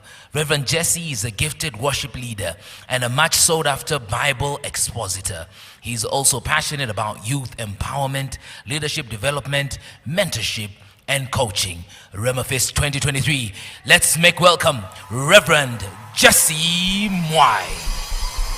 Come on, Rhema Fest 2023. Help me appreciate Reverend Jesse Mwai.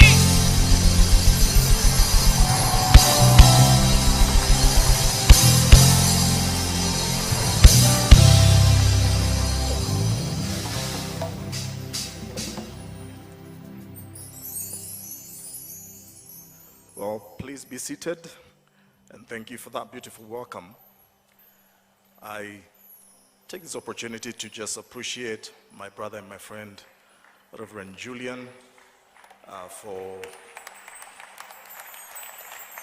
the honor of inviting me to come and be part of this amazing meeting. Bwana asifiwe. I said Bwana asifiwe. Amen. Well, I am going to go straight to the ministry of the word so that we can redeem some time. When Reverend Julian asked me to come and minister, he gave me some specific instructions on exactly what he wants me to do. He asked me to come and bring to us a word about revival. I'm a student of the Bible, but I'm also a student of revival. So we're going to do some bit of lecturing, and you're going to learn a few things about revival. In the past about 2 years, especially here in this country, as we were coming out of COVID, there's been a prayer, there's been a desire, a longing for a spiritual revival. And this meeting here, with the thousands of us who are here, I think is a great testament that God is already moving in our midst. Did I hear an amen from somebody? That God is doing something new in our time. So I'm going to turn your attention to Ezekiel chapter 37. Now, if you're going to speak about revival, you cannot escape Ezekiel 37. And from verse 1 there's a story of the vision of the dry bones that God gave to Ezekiel the prophet. The hand of the Lord was on me, that is in verse 1, and he brought me out by the Spirit of the Lord and set me in the middle of a valley. It was full of bones. He led me back and forth among them, and I saw a great many bones on the floor of the valley, bones that were very dry. He asked me, Son of man, can these bones live? I said, Sovereign Lord, you alone know.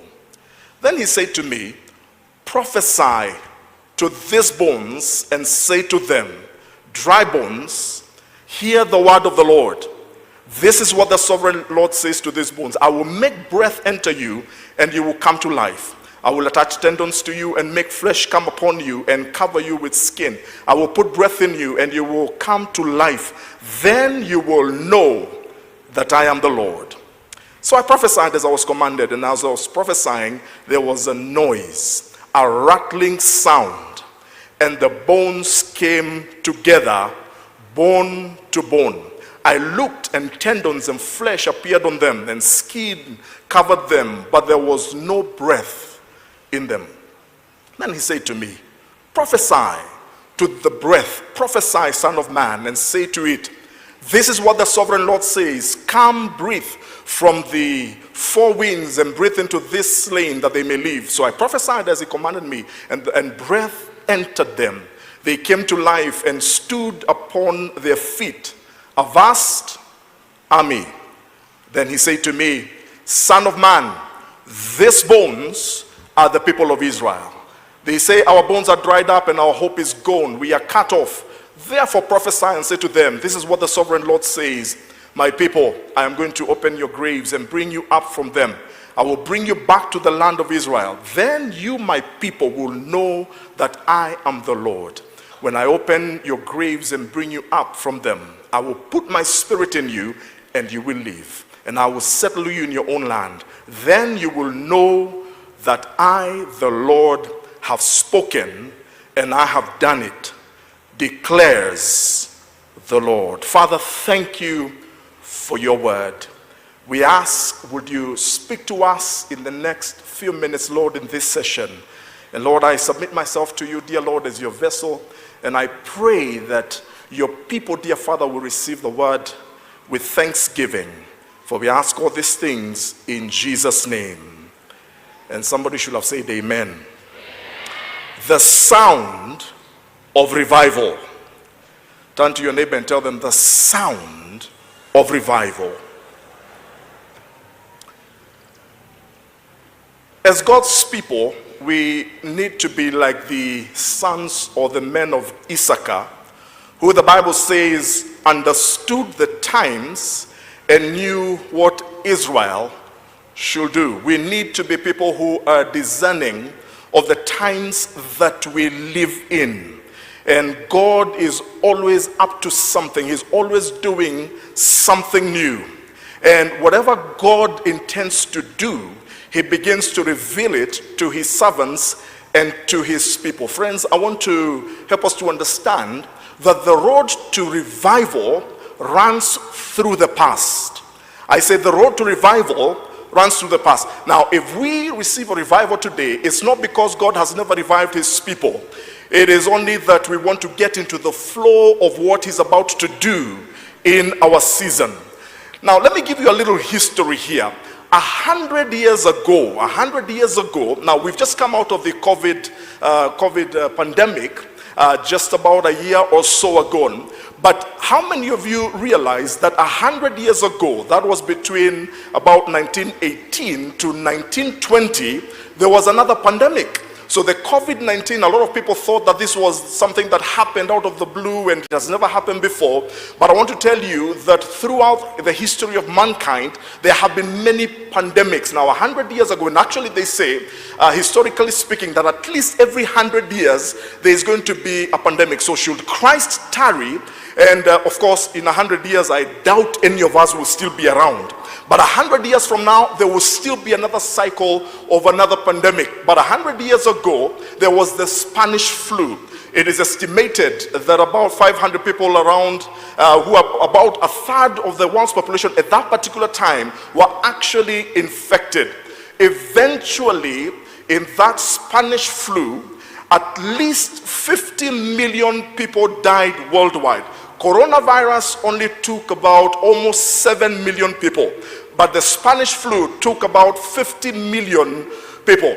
Around that time, during the Spanish flu, in East Africa, something was also happening around our region, that is around the East African region.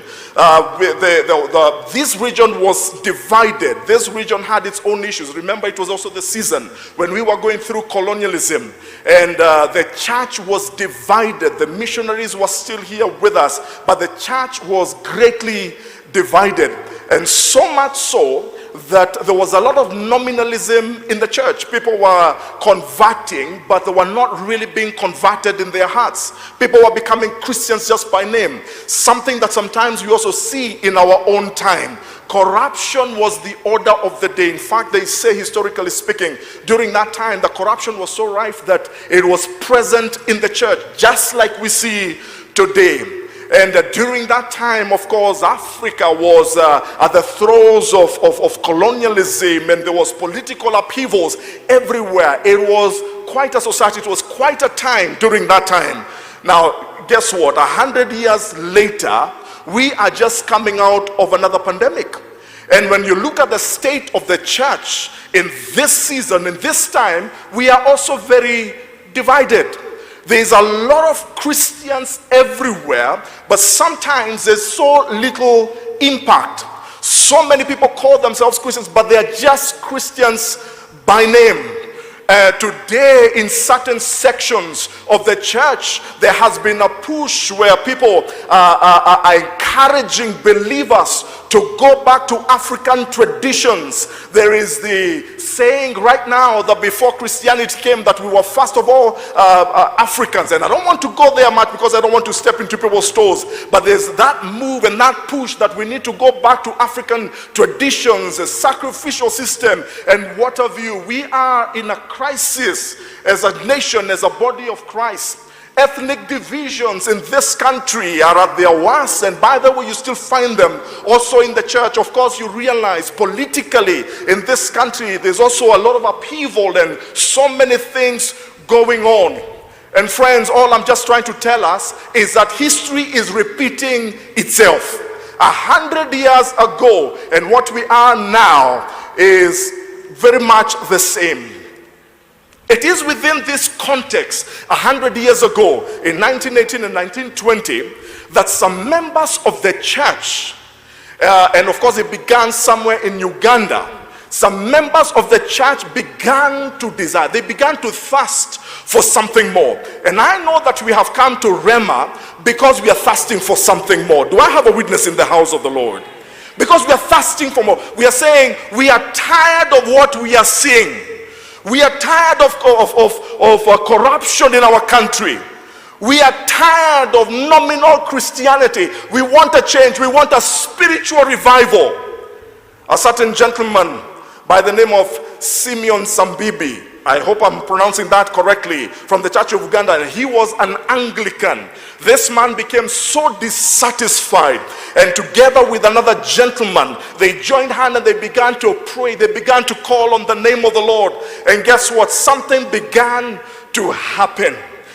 Something in the spiritual realm, just a man, and he began to pray and joined with others, and the group began growing and growing. In fact, it is quoted that Simeon Zimbabwe, this is what he said. He made a vow and he said, and I quote, he said, "I have committed myself to God the Father.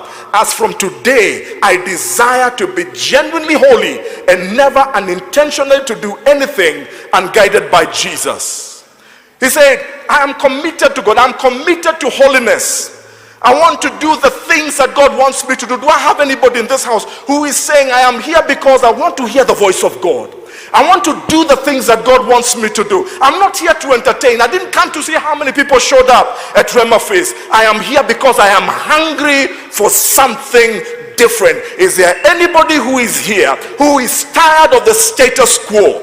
Is there anybody here who is tired of just going through the same motions, the same things from week to week? Is there anybody here who is saying, "I want something different"?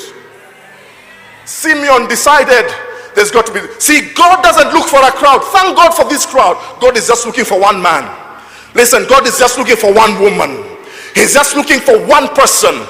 He's just looking for one person who will be daring enough and say, "I want something different." And I know in this crowd there is that one person. Maybe it is your neighbor. Maybe it is you that God is looking for.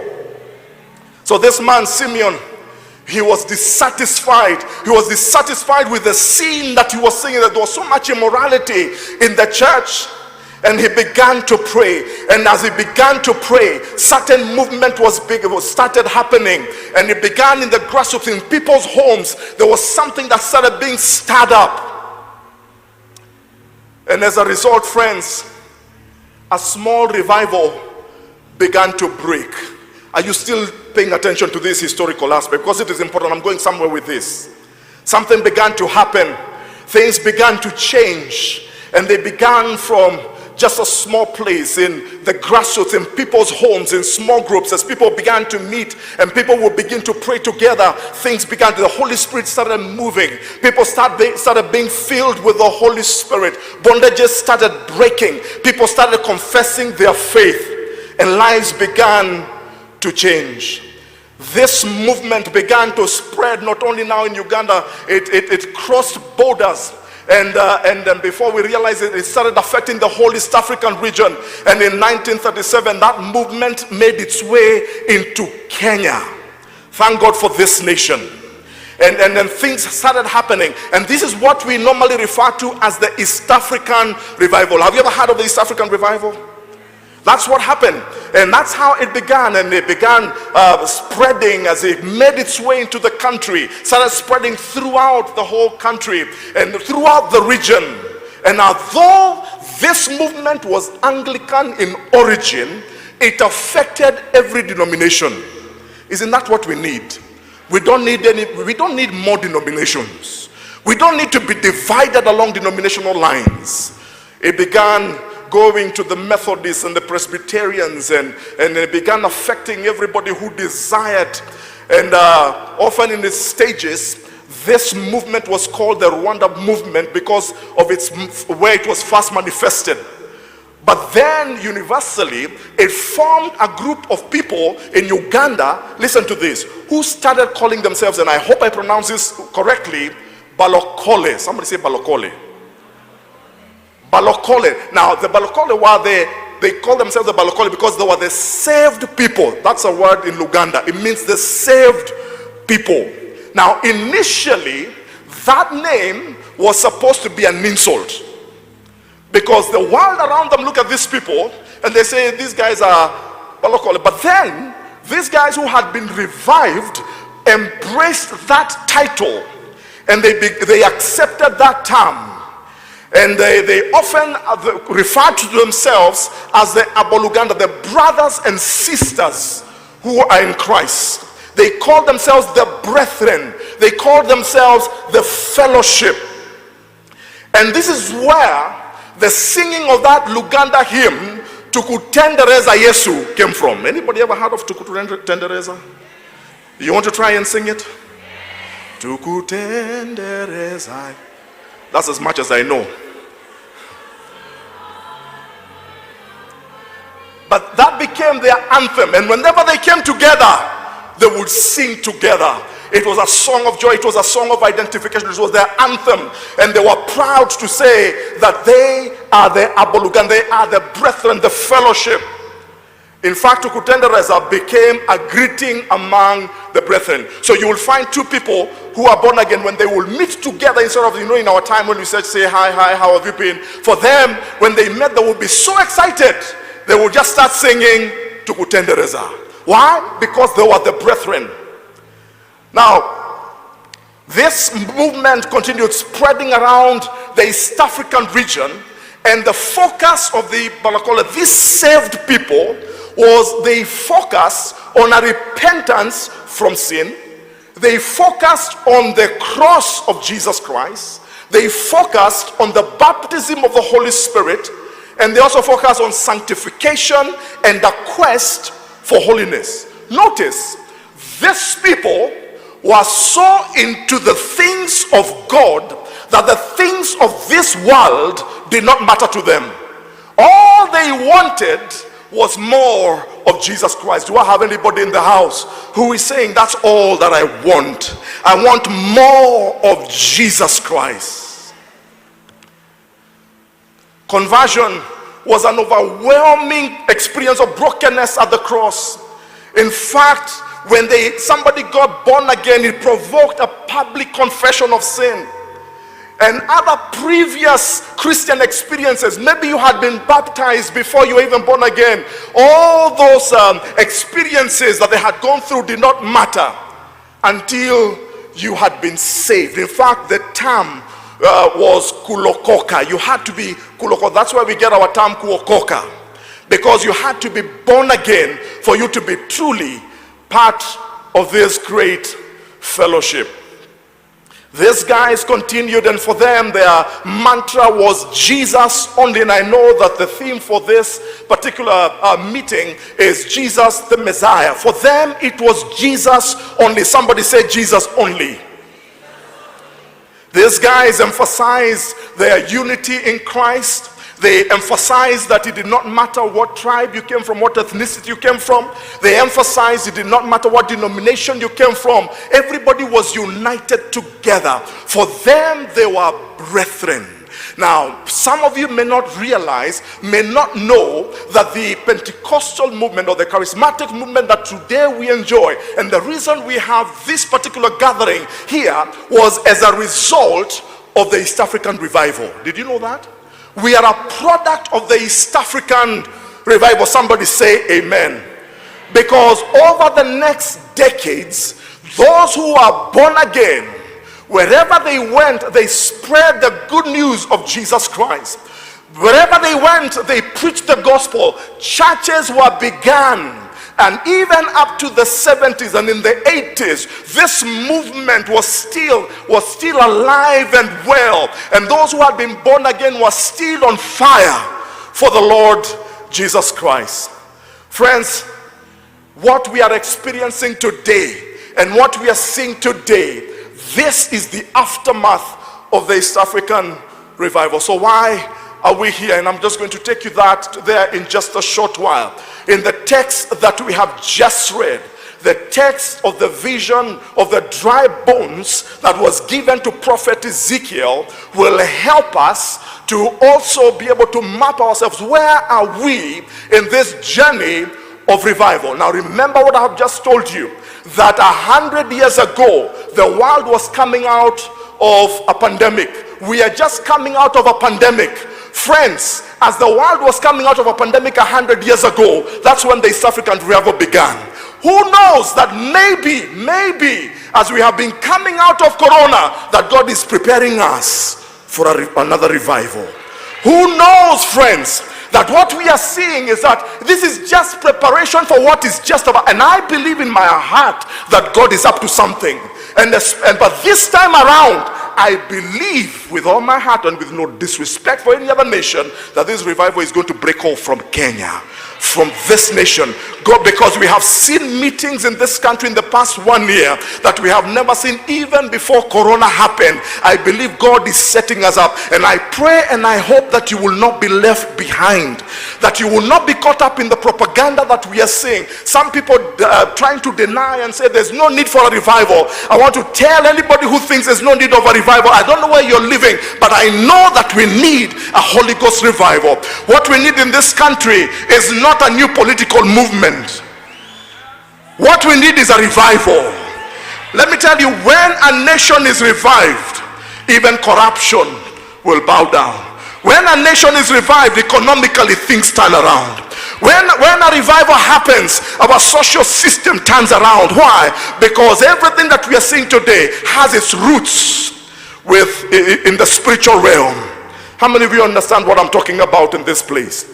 So Ezekiel chapter 37, just go back there very quickly, and I'll just try to wrap up this up in just a short while. Ezekiel 37.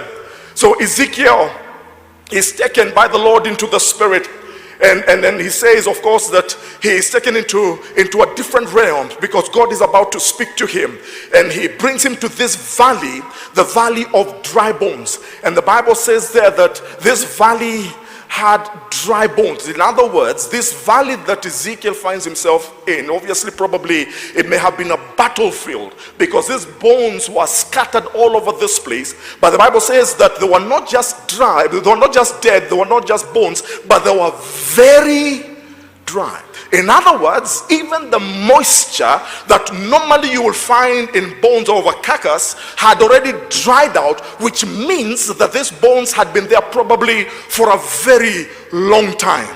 And then Ezekiel is seeing that, and he begins to walking around, and he's seeing all these bones scattered and probably all heaped up in this valley. And God is about to speak to him. Now, one of the things that I must tell you is that as Ezekiel is receiving this word, he's receiving this word specifically for the nation of Israel. Because the nation of Israel at that particular time had been scattered to Babylon. They were out and they had been taken in exile to Babylon. And as a result, they had begun losing hope. They had begun losing hope whether they will ever go back to Jerusalem, whether God will gather them back again. So God, in an effort to encourage his people, gives Ezekiel this word.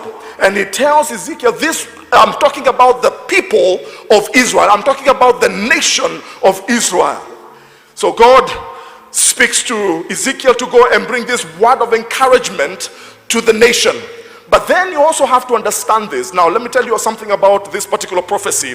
Whereas God was going to bring the nation back to Jerusalem from Babylon, yet this word was not only confined to that season and that time. This word will guide the affairs of the nation of Israel for generations to come. Because up to now, this word is being fulfilled in the nation of Israel. Let me help you understand. See, in AD 70, the Emperor Titus, who was a Roman emperor, came and destroyed Jerusalem. And he also came and destroyed the second temple, and he scattered the nation of Israel. For the next 2,000 years, The nation of Israel, the people of Israel, the Jewish people, did not have a home of their own.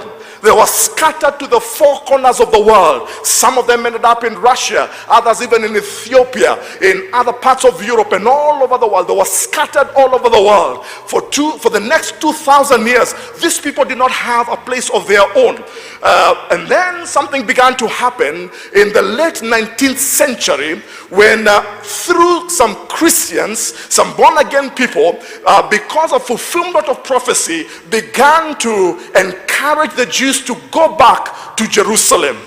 So what happened towards the late 19th century, the people of Jerusalem, the people of Israel, those who were scattered all over the world, began to make their way back to Jerusalem. And then in 1948, following the Second World War, something happened. The United Nations at that time, they of course gave the people of Israel a home of their own in Jerusalem, and the nation of Israel was reborn. Does anybody understand what I'm talking about? And since that time, and in that one whole century, God has been bringing the people of Israel back to Jerusalem. Did you know that? Up to very recently, even here in Ethiopia, they have been going back to Jerusalem in fulfillment of Ezekiel's vision, where Ezekiel was told, listen, speak to the four winds. The breath, speak to the four corners. So they're coming from the four corners of the world, coming back to Jerusalem, which should also tell us as God's people that we are living in the end times. These are the last days, because it is happening. And even when the nation of Israel was born in 1948, immediately they faced enemies at every corner trying to destroy the nation. But how many of you understand when God's hand is upon you, nobody can do anything to you? Nobody can destroy you. They have survived many wars. And I'm here also to encourage somebody, friends. What is true for Israel is also true for you. If God's hand is upon you, do I have anybody who can say God's hand is upon me? I don't care how many enemies you have, they will not be able to destroy you. I don't care who rises up against you, they will be defeated before you in the name of Jesus. So this word is still being fulfilled, but more so not just for the nation of Israel, but also for the church, for the body of Christ. Do I have the church this afternoon? Now listen to me. So in this vision, let's just break it down to just 7 parts, and then I'll be done. So the first thing that you find in this vision is that Ezekiel is presented with a problem. The hand of the Lord was on me, that's what he says. And he brought me up by the Spirit of the Lord, set me in the middle of a valley. It was full of bones. He led me back and forth among them, and I saw great many bones on the floor of the valley, bones that were very dry. So Ezekiel is first presented with a problem.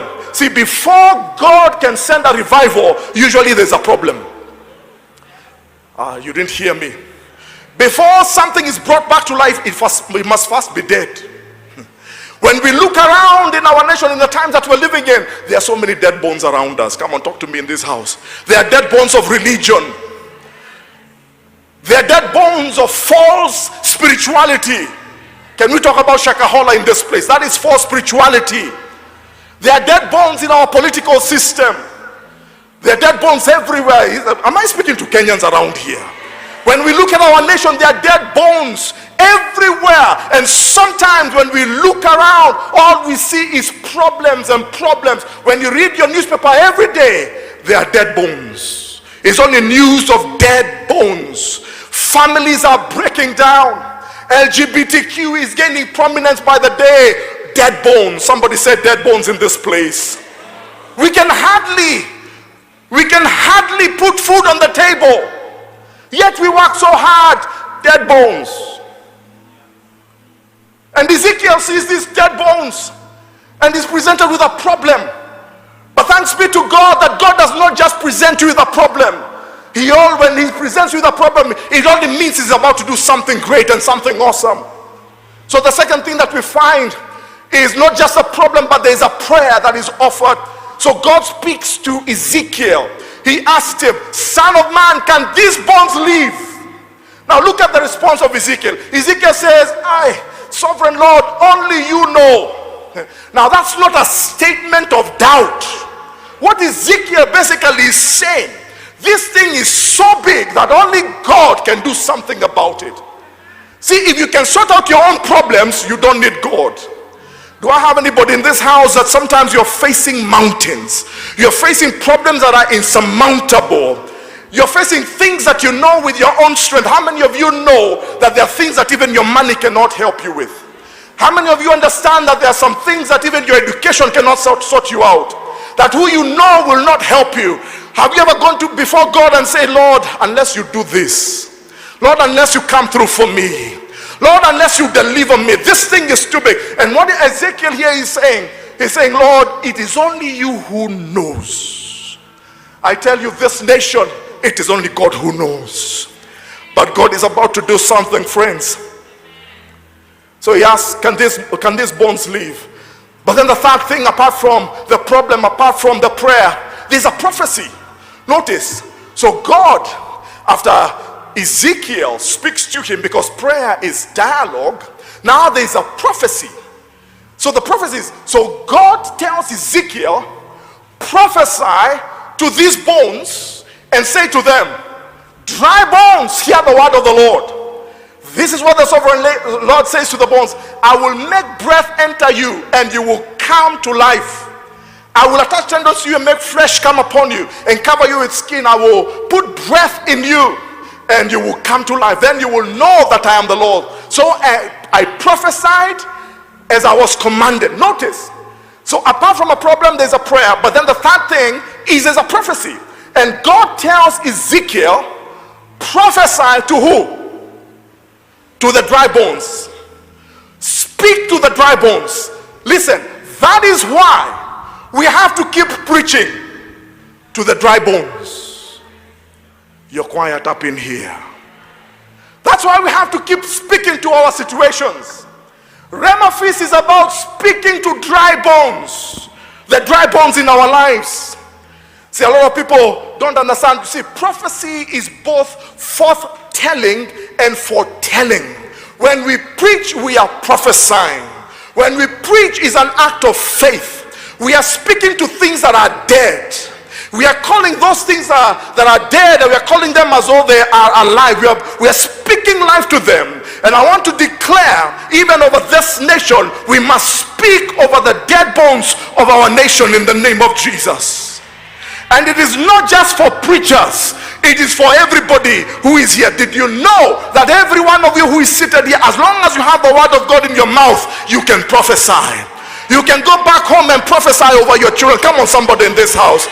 Let's have some church in this house. You can go and prophesy over your wife. You can go and prophesy over your business in the name of Jesus. Come on, let's begin speaking faith in this nation. As God's people, sometimes we have been caught up in complaining like everybody else. I pray that out of Rhema 2023, that we will have prophets moving out of this place, going to the byways and the highways, going back to our churches, going back to our institutions, going back to our businesses. We begin prophesying. We begin speaking things that are not yet. Why? Because we are prophesying to dry bones. Do I have anybody here who is saying, Pastor, I can think of a few dry bones in my life? I want to give you a commission right now. Go and prophesy. Go and speak life to them. So Ezekiel was told to prophesy. But then the fourth thing, apart from prophesying, and of course he went ahead and did that, but notice there was a process. Because after we speak forth, sometimes you don't see immediate results. How many of you know that God's time is not our time? God's ways are not our ways. So there's always a process. Listen to me. But sometimes we get discouraged by the process. So notice, as when Ezekiel prophesied, the Bible says, as I was prophesying, there was a noise. Somebody say noise. I mean, come on, say it like you are making some noise. There was noise. Notice it says a rattling sound, and the bones came together, bone to bone. I looked, and tendons of flesh appeared on them, and skin covered them, but there was no breath. Notice, when he began to prophesy, he says, there was a noise. Something, there was movement. Something began happening. Can I tell you, I don't know whether you have begun to perceive it, but the more we prophesy, there is a noise. I tell you, Kenya, please prepare. I say, Kenya, prepare, because I hear a sound. and I don't hear a sound of complaining or murmuring. I hear the sound of revival. I hear the sound of an outpouring of the Spirit of the living God. Just as it was in the East African revival, I was not there, but I hear a sound that they heard. They had the sound of the Holy Spirit coming upon them. They had the sound of a spiritual renewal. They had the sound of chains breaking. They had the sound of the enemy being defeated. Do I have a witness in the house? I said I hear the sound. I have not yet seen it, but I hear the sound. The more I preach, I hear the sound. The more I proclaim the word of God, I hear the sound. Wherever I go, I hear the sound. I hear the sound of revival coming. Can you hear the sound, friends? I hear the sound of our young people coming to the Lord by faith. I hear the sound of our churches being filled with sinners and coming to the Lord in repentance. I hear the sound of healing, that healing will become the order of the day in our churches in Jesus' name. I hear the sound of religion being broken in the name of Jesus. I hear the sound of a new beginning. I hear the sound of an uprising, a spiritual uprising among the people. I hear this. I wish I had 5 people who are hearing the sound with me. I said I hear the sound, and it's a spiritual sound. I hear the sound. I hear the sound of children singing praises to the Lord, of children speaking in tongues. I hear the sound of churches being changed and transformed. I hear the sound of deliverance. Does anybody need deliverance? I hear the sound, and it's a sound of revival. Ezekiel began to hear the sound. Listen, God's people, preachers who are here, we need to begin hearing the sound. I said we need to begin hearing the sound. We need to begin tuning our ears, because God is doing something in our time and in our season. There is a sound. Ezekiel began to hear the sound. The sound of things coming back together. That which was broken, I prophesy right now, is coming back together. Marriages that were broken are coming back together. Bones that were dry are coming. Oh, I wish I had a few more people. See, I'm a Pentecostal preacher, so you will excuse me. But I hear the sound. Listen, our children who are lost in drugs, I hear the sound. I have been privileged for the past 4.5 years to preach in Eastlands, and Eastlands is the cradle of drug and alcohol abuse. But I have been there, and I tell you, I hear the sound. I have been seeing young men, young women coming to the Lord. I have seen chains breaking, because there's a sound of revival. There's a sound of revival. There's a sound of revival. But here is a problem. So Ezekiel hears. He begins to hear the sound. You can imagine Ezekiel gets excited, because the bones that were dry suddenly are coming together. Can you imagine being in that valley and bones coming together? The knee bone finding its neighbor, the hand bone, and all the bones just coming together, and then suddenly the skin forming around them. But notice, he's had the sound, but the Bible says there was no breath. There was no breath. There was no breath. So now, are you listening to me? This is important. Ezekiel has moved from a valley of dry bones to a valley of corpses.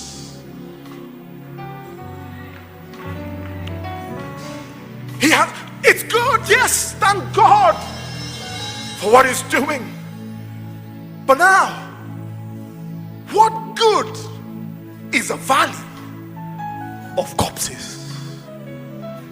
Bible says that he put everything, the tendons came together, skin came upon them, but there was no breath. See, sometimes we give up too soon. This conference comes to an end today, and some of you will go back to your setting, and you have been excited But you'll be saying, Lord, at least I moved from a valley of dry bones. But Lord, the situation is still dead. And sometimes we get discouraged and then we wait for the next conference. Is anybody still here? Because it is easy to be disappointed and discouraged. Why? Because God does not move according to your timetable. We don't command him to do what we want him to do when he needs to do it. Because there's a process. Somebody say process in this house. So notice. So the next thing he notices there's no breath. Verse 9. Then he said to me, God is saying something in this house. Then he said to me, prophesy, now not to the dry bones, to the breath. In the Hebrew, breath, ruach. Prophesy to the spirit. And he said, prophesy, son of man, and say to it, what? This is what the sovereign Lord says. Come breath from the four winds and breathe into this slain. Now notice how the wording has changed. Don't breathe to the dry bones, to these who are slain, these who are dead, that they may live. So Ezekiel happily, he said, so I prophesied as he commanded me, and breath entered them. They came to life. Not only did they come to life, suddenly there were a vast, somebody say vast army. Suddenly the bones became dead bodies. But now the bodies, can you imagine, as they began to prophesy to the wind, to the breath, to the spirit, breaths began to enter those bodies, and bodies started rising up. I see dead situations coming to life. Listen, some of you gave up. Some of you thought that God had forgotten you. I wish I was speaking to a few people, just 5 people. I just need to speak to 5 people. Some of you, God started doing a miracle, but then something happened along the way. You thought the situation was getting better, but it seemed like it got stuck. I'm here to tell you that God was not done yet. He said, these dead bodies rose up, and there were a vast army. Listen to me. Revival is coming. Revival. Listen. 2,000 years ago, after the death and the resurrection of Jesus, our Messiah, 120 dry bones gathered in an upper room, and they waited. They have been told to wait until they received the promise of the Father. And in Acts chapter 2, the Bible says, when the day of Pentecost had fully come, 120, God was forming 120, not 1,000, 120 were gathered in our upper room, not knowing what they were. All they knew is that they had been told to wait. And the Bible says when the day of Pentecost had fully come, they had the sound. There's always a sound. They had the sound as of a mighty rushing wind. And suddenly that place was invaded by the Holy Spirit, and the Holy Spirit rested upon every last one of them, and they began to speak with other tongues. They began to prophesy. They began to praise the Lord. Do I have anybody in this house who knows what I'm talking about? That it is possible to still speak in tongues in this day and age. Listen to me, there's another language that God gives us. It's called the gift of tongues. It is not the tongues of men, it is the tongues of the Spirit. And sometimes when you don't know how to pray, you don't know what to pray for, sometimes when words run out, you go into the Spirit and you begin speaking in tongues. It is an unknown tongue, but you're not speaking to men, you're speaking to God. And sometimes you pace up your living room because things are so thick and difficult, and you're there speaking and praying in tongues. Shikarabasanta Ramam. Do I have anybody who knows what I'm talking about in this house?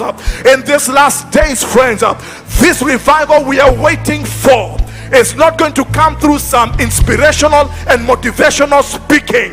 It is only going to come through the power of the Holy Spirit. Is there anybody in the house of the Lord who is saying, I want to be like the 120, and you're saying, Lord, I'm ready for a fresh outpouring. Lord, I'm ready. I'm a vessel and I'm ready. Lord, I'm thirsty for the Holy Spirit. Lord, I'm longing for a fresh outpouring. Lord, empower me with the Holy Spirit and with power. I wish I had 300 people in this house who are saying, Lord, here I am. Lord, here I am. And those 120 were like, they became a vast army. And for the next 25 years, the Bible tells us that they turned the world upside down. Listen, not 1,000, not 2,000, 100. Come on, somebody say 120. He's looking not for multitudes. My God. Come on, people, talk to me in this house. He's looking not, thank God for them, thank God that you came. But here's the thing, even if you didn't come and there were only 100 people here, even if you did not show up and there was only 20 people in this gathering who are just saying, Lord, here I am, Lord, a fresh outpouring, a fresh outpouring. See, unfortunately, sorry preachers, but I have to say this, and I know my time is up. I'm so sorry, Pastor Liz, but listen, I'm a preacher. I'm one of you, and I've been preaching this gospel in this city and around the world for a long time. But unfortunately, we made this gospel about material things. Our people are more hungry for a bigger car. Our people are more hungry for a bigger house, for a bigger title. Listen, I'm going to say this, and I say this with all due respect. Jesus did not go to the cross so that you may drive a Mercedes. Anybody can drive a Mercedes. Even sinners are driving Mercedes Benz. If he gives you one, thank God. He went on the cross because he was raising a vast army. He said, in these days, I want to raise a vast army that will do my bidding. But we have made it in some of our circles, all we talk about is money and more money. And then let me tell you, more money is not going to change this world. I'm not saying that God is not a God of prosperity, but I have to desire him more than I desire a new car. And don't get me wrong. Even me, I love a new car. I would love one. But I have to desire him more. I have to desire the Spirit. I have to long for the Spirit more than I long for the food that I eat. More than I long for position. Sometimes I have to come to the altar and fall at the altar all night long, say, Lord, Lord, fill me or I die.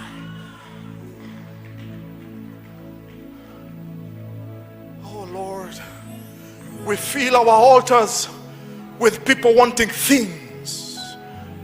Pastors who are here, let's begin filling our altars with people who want more of the Spirit. More of the Spirit.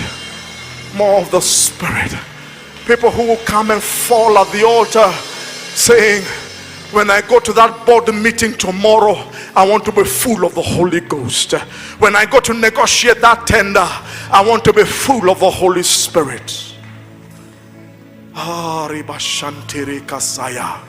Spirit of God is in this house. He's in this place right now.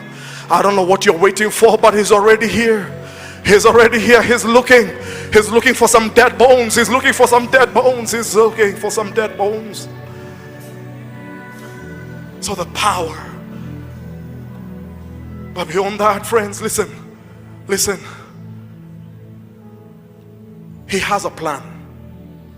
He doesn't fill us with the power of the Holy Spirit just so that we can shake and tremble and feel good. Come on, can we? Again, forgive me, but I have to say this. Too much theatrics in the church. Too much drama. He doesn't fill us just so that we can shake and tremble and froth at the mouth. If that's all you got, you didn't get the Holy Spirit.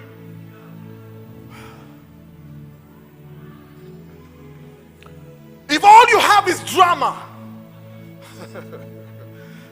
I don't know whether you'll ever invite me again to Rhema Feast, but if all you have is drama, you didn't get the Holy Ghost. He has a purpose. Somebody say purpose. So notice, so I prophesied as He commanded me, and breath entered them. They came to life, stood up on their feet, a vast. What is an army for? What is an army supposed to do? An army does two things. An army is on the offensive and on the defensive. Is on the offensive against the enemy and on the defensive, guarding that which God has secured for us. Do I have any witnesses? God is looking for an army. He's looking for men and women who will be on the offensive, who will go to the enemy's camp and take back what the enemy has stolen. Has the enemy stolen anything from your life? You say, a vast army. That's my purpose. That's why I fill you with the Holy Spirit, so that you can be a vast army. Then finally, apart from the plan, is that there had to be a purpose. How many of you understand God is a God of purpose? Therefore prophesy and say to them, this is what the sovereign Lord says. My people, I am going to open your graves and bring you up from them. Listen, this is a prophecy for you. I will bring you back to the land. Then you, my people, will know that I am the Lord when I open your graves and bring you up from them. His purpose is a soul. Listen, His purpose is a soul that the whole world may know that He is the Lord. This gospel does not stop with us. Are you hearing me? God is not trying to form a small club. It's so that the whole world may know.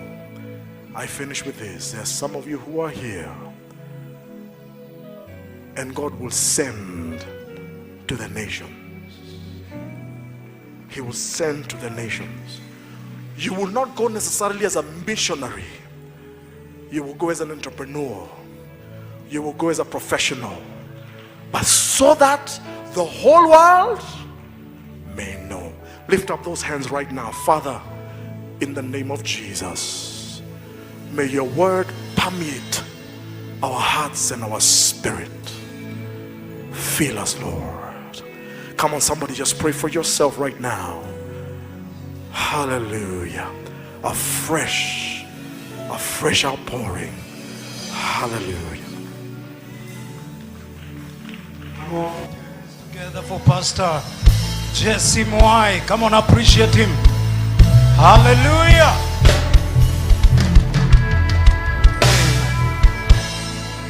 I hear a sound. Somebody say, I hear a sound.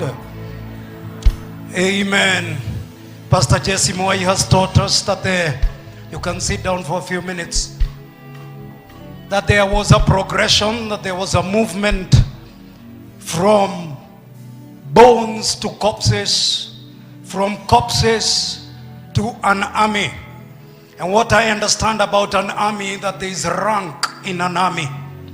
An army is not just a mob, it's an organized machinery of conquest. Praise God. Somebody say, I'm more than a conqueror. Shout it again and say, I'm more than a conqueror. It's a machinery of conquest. The other thing I understand about an army is that in an army, people have different responsibilities. They are skilled. They have different abilities. They are equipped differently. We have archers, or the ones we would call now snipers. We have infantry. We have people that ride in tanks or in horses. And what I see from the preaching of this man of God is that when revival comes, people are shifted into their rank. They are moved into the slot that God had prepared for them. Therefore, in this revival, there are evangelists that will come up, pastors will come up, prophets will come up, people will be moved, intercessors are coming up. Praise the name of Jesus Christ. People are finding their place in God. The slot that God prepared for you from the foundations of the earth. When He set you apart while you are in your mother's womb, you are locating that spot in the name of Jesus Christ. Somebody shout and say amen. And what I see during a time of revival, when people discover their place, they start to operate in their giftings. Amen. And I'm here to talk about offering. I'm going there. Just decided to pick up from where Pastor Jesse left, because some people are about to discover, what am I supposed to do? How do I add and contribute to the kingdom of God? And I want to talk about the grace of giving. Somebody shout and say, the grace of giving.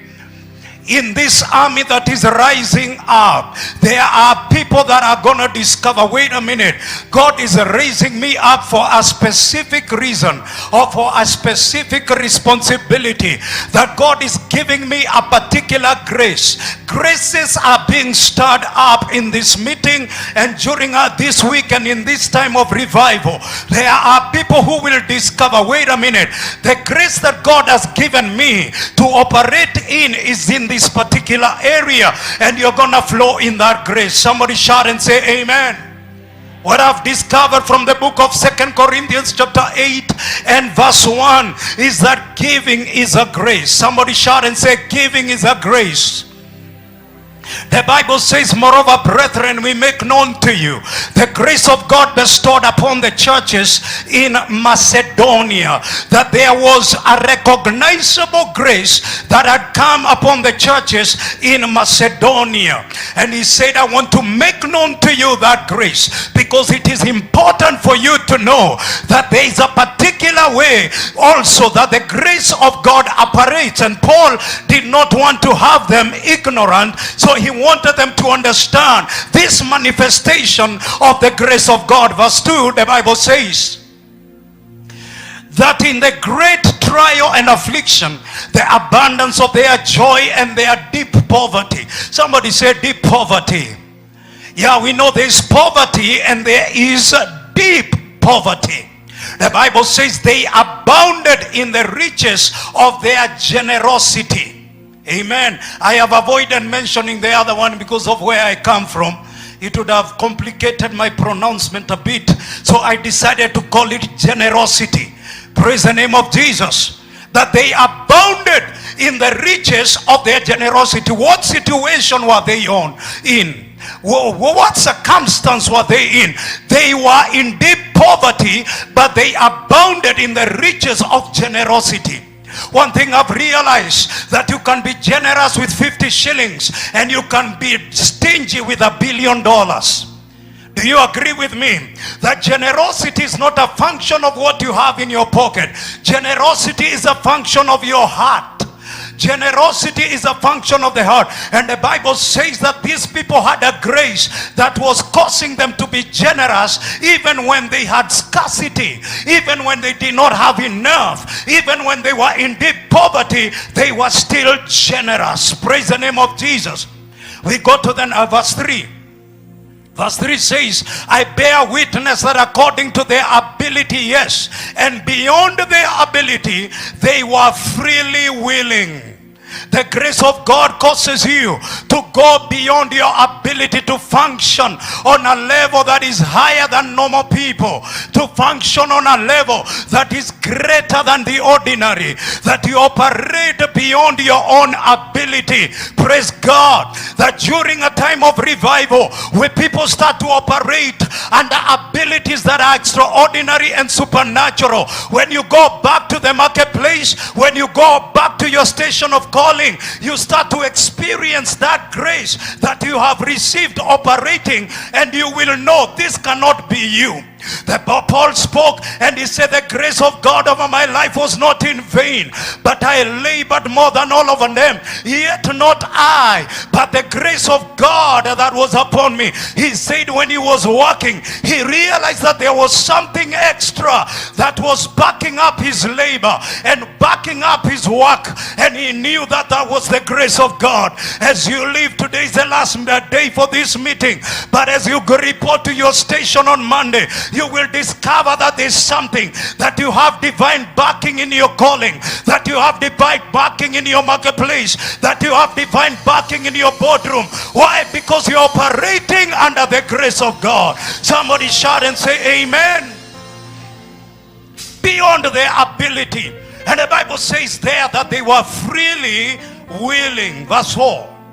Verse 4 says, imploring us with much urgency that we would receive the gift and the fellowship of the ministering to the saints. Somebody say, giving is fellowship.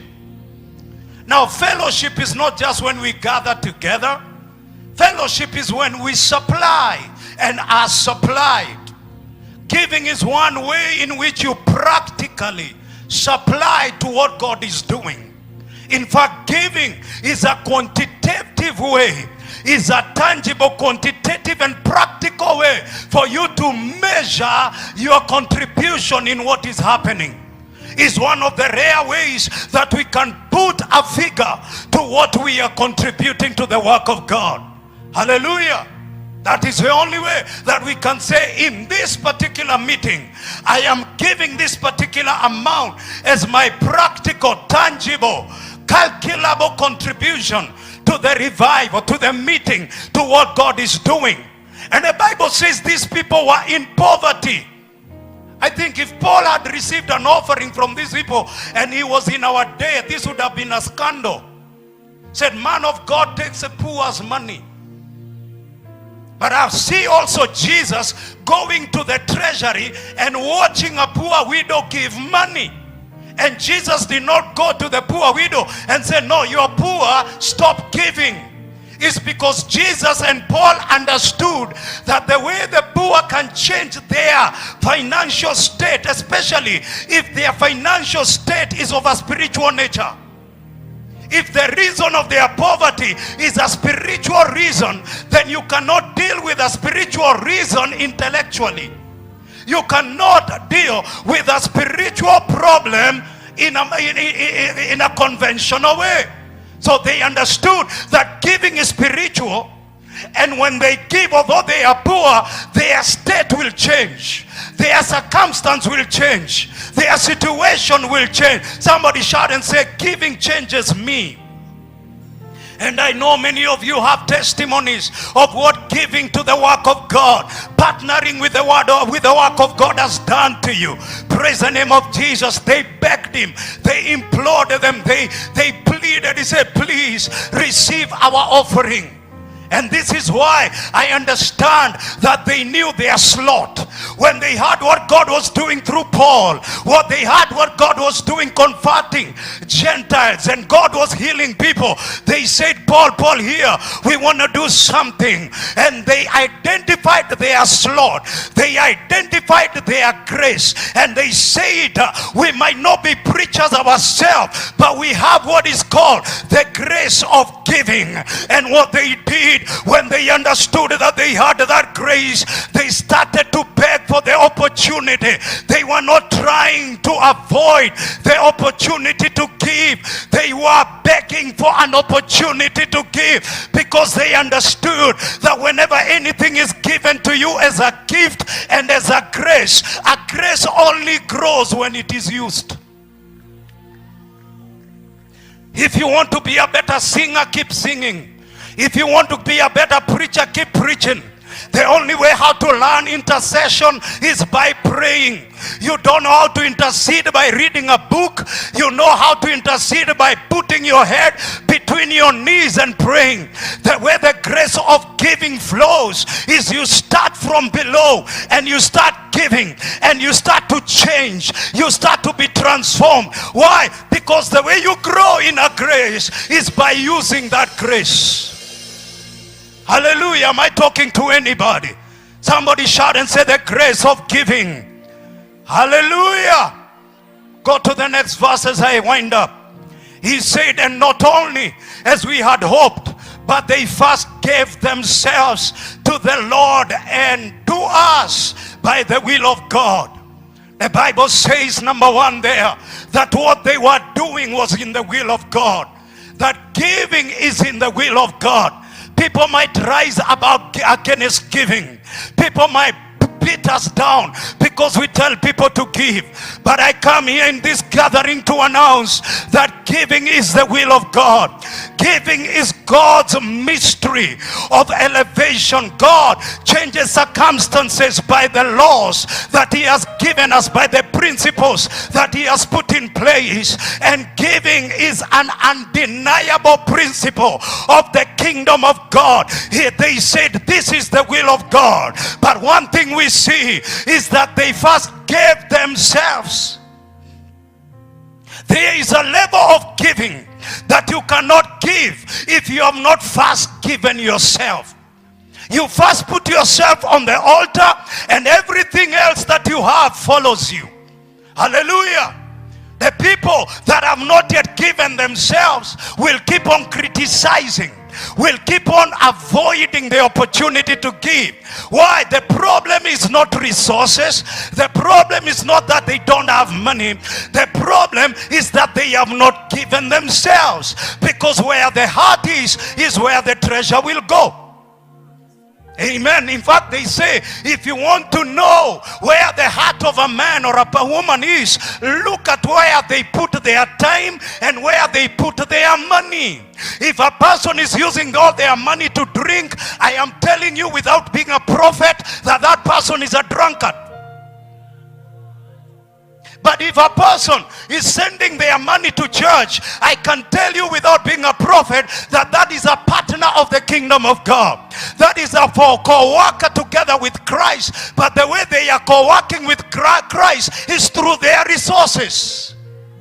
So they understood, this is my grace and this is my slot. And they say, please Paul, give us an opportunity to give. Because when you refuse us an opportunity to give, you deny us the opportunity to exercise the grace of God that has come upon the churches of Macedonia. So Paul continues to tell them, continue verse 6, sorry. So we urge Titus that as he had begun, so he would also complete this grace in you as well. Which grace is he talking about? Please answer me if you can. Which grace? Complete this grace. Praise the name of Jesus. So as we talk about the army that Pastor Jesse was talking about, I see an army of kingdom financiers. An army whose equipment, whose special skill that God has given them. An army whose ability ability, God-given ability, is to go out there and make some money and bring money to the kingdom as an army takes spoil. So you go out there and you get the spoil and you bring back to the kingdom of God, and the kingdom of God grows because you have discovered your place, you have discovered your rank, you have discovered your slot, and the grace of God is operating in your life. Why? Because there are exploits that are following you. Somebody shout and say amen. I finish with this one statement in verse 12. It's a long story, continues, but I skip to verse 12. Somebody say, I give myself. Hallelujah. The Bible tells us we are the temple of the living God. And the Bible also goes further to tell us that our bodies are the sacrifice. Offer your bodies as a living sacrifice. But here we are also seeing that our finances are a sacrifice. I will mention that as I close. The Bible says in verse 12, I don't know whether you can see the screen, but I want you to help me read this. For if there is first a willing mind, it is accepted according to what one has, and not according to what he does not have. It means that God expects you to give according to what he has given you, according to what you have. But I want to point your attention to something there. It talks about the willing mind. And when you're talking about the willing mind, there is a Greek word there that means prothumia. The word prothumia talks about the readiness of mind. It talks about a predisposition, a mental predisposition. It means that these people were in deep poverty, but they had a mental predisposition. Their mind had taken a particular stance. Hallelujah. Because also, I have realized that generosity is a mentality. And what I've realized is that the grace of God requires us to operate in a particular mindset. If you do not have a mindset that accompanies the revival, within revival, you will operate with a mindset that was before that happened. Praise the name of Jesus, the revival happened. And how do I see that? I see that when Jesus, as you prepare to give, the media team are giving us they are giving us details, giving details. As you do so, you prepare to give, you write your checks according to the details provided. Listen to me as we pray. When Jesus came, God himself in the flesh, the Bible says certain women, and the Bible says that they are given their names. We are given their names. Susanna, the wife of Chusa. The Bible says they identified with the ministry of Jesus, and they identified their place. We don't read them casting out devils, but one thing that puts them in the Bible is that they supplied the ministry of Jesus Christ with their substance. Jesus, the Son of God, who could command Peter to go to the lake and get fish and get a coin from the mouth. One who could multiply fish and bread, required women or required people who had identified their place in the move of God, and they had taken their place in that move, and those women are labeled there. The Bible talks about Barnabas, who went and took land and sold that land and brought the money to the feet of the apostles, because the Bible says he had understood that the revival requires people who can support it. Praise God. That's the same thing that happened to this church. They understood, wait a minute, the great apostle requires our help. And that's what they have done. They were sensitive. They were sensitive to note. God has given Reverend Julian this great vision. He had the sensitivity to hear God, and he had the boldness and the courage to take a step of faith. And here we are today.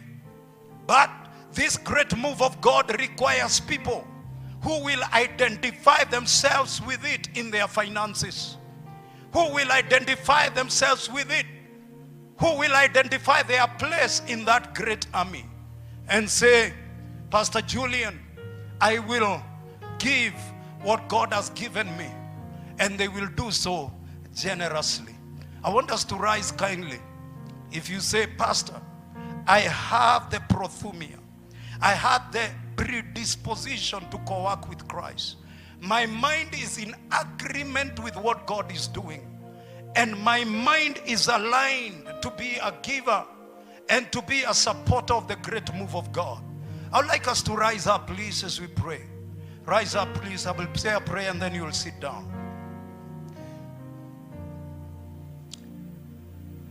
What is generous to you? For a multi-billionaire, 1,000 shillings is not generosity. All right? For a multi-billionaire, 1 million also might not even be generosity. So generosity is measured according to what God has given you. Praise God. Father, in the name of Jesus, we acknowledge truly that there is something you're doing in our motherland. And Father, we say, here we are, oh God, as you are positioning gifts and you're positioning graces. Pray that you move us around and position us into that slot and that place that you had for us from the beginning. From the foundations of the earth, when you saw what you're about to do. We ask that you will raise partners not only for this meeting, but also for the meetings that are coming, subsequent meetings that are coming. And Father, we ask, oh God, that there will be the predisposition, the mindset, the mind to align ourselves with what you are doing. And that, Father, oh God, we will understand that no man can have anything unless it's given him from above. That which we have because you have given us. And that we are willing to expend it for the purpose of what you are doing. And we give you praise, oh God, for the joy of giving. We give not out of compulsion, but we are cheerful givers. We honor you for the opportunity. Thank you, oh God, in Jesus' name. Amen. The details are on the screen, and as you sit down, let's put our hands together and appreciate Pastor Julian Kula for this great vision. Please, as we get a song, as we get some music, ushers, go ahead and give. The details are on the screen. Continue, go ahead and give in Jesus' name. Jina la Yesu libarikiwe. Jina la Yesu libarikiwe. Oh, jina la Yesu libarikiwe. Oh, jina la Mungu. Jina la Yesu libarikiwe. Oh, jina la Yesu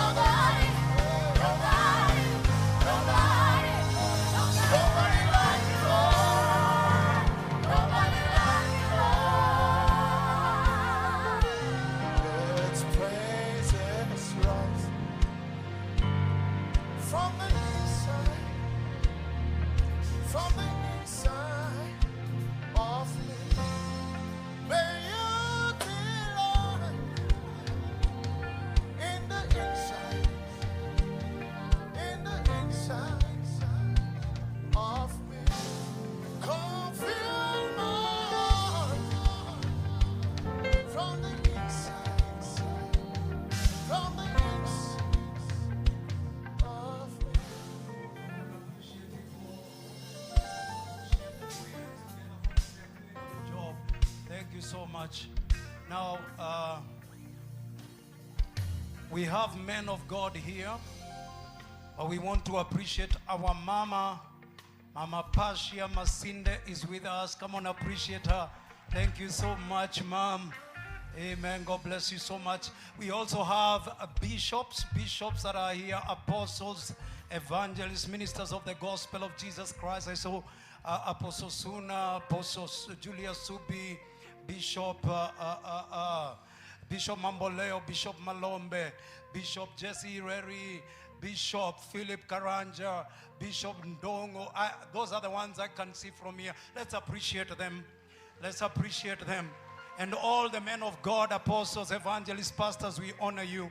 And I will ask to kindly allow Mom to kindly, file out together with the front row, the bishops, our spiritual fathers, the spiritual leaders. We want to allow them to exit. We want to ask them to kindly, leave. We are going to meet here at 3:15. We are having a break, so we get back here at 3:15. And make sure you fellowship with somebody, make sure you know somebody new. Make sure you share with somebody, and God's going to bless you. So, amen. Bishops, please. Amen. Thank you.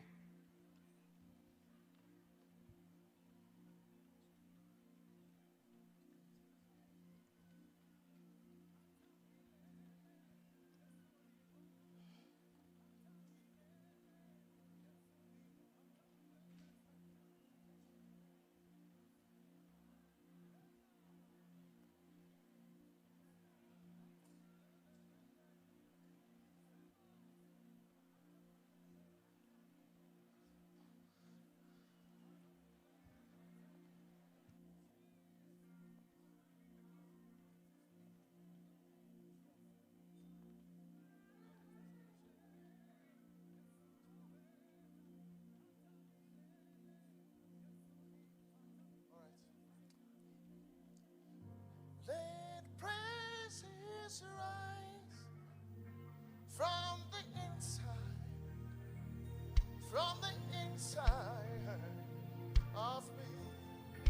May you delight in the inside of me. Come fill my heart from the inside of me. Set me on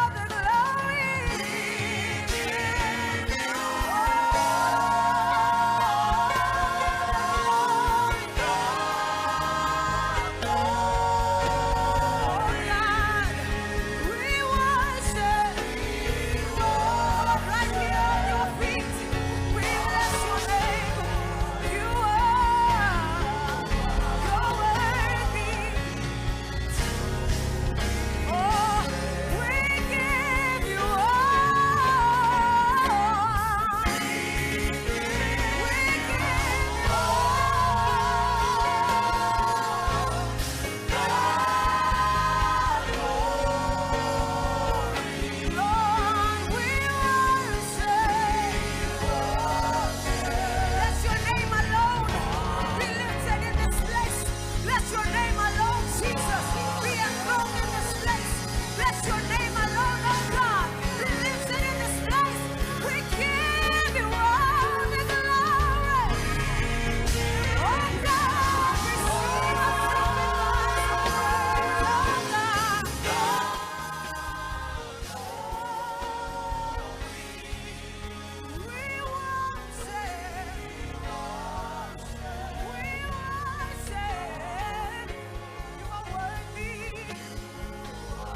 hallelujah. And because this is personal, you have to lift up your voice right now and exalt his name in this place. Lift up your voice and worship him. Call him Alpha and Omega. Call him the Lion of Judah. He is the great I am, and he is here today. We bless you, we worship you. Alpha and Omega, Alpha and Omega. Sayana Karabo Sayana Kerabo Saya. Lord, we reverence you today. We reverence you today.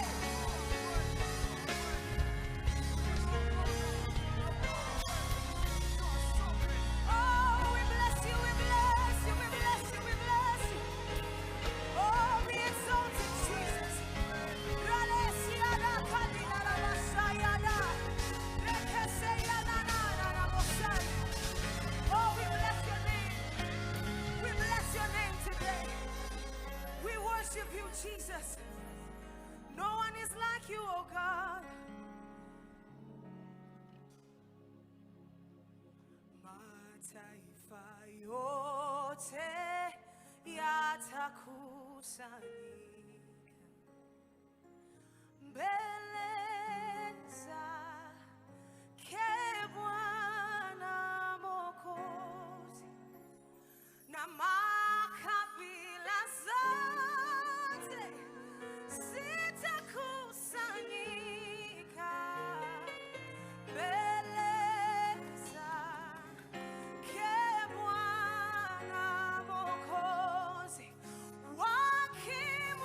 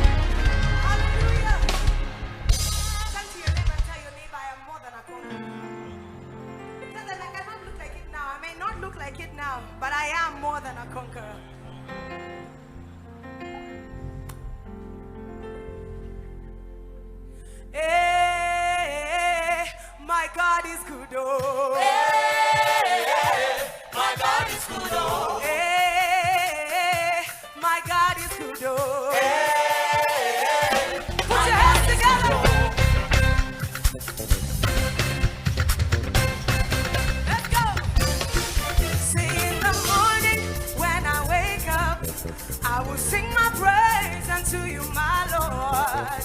I will shout and dance to you. You have been my help from now to ever. Oh, hey, my God is good. Oh, my God is good. Hey, my God is good. My God is good. Say everything that double. Promotion double. Your blessing double. Your cargo double. Put your hands together. Let's go. Let's go.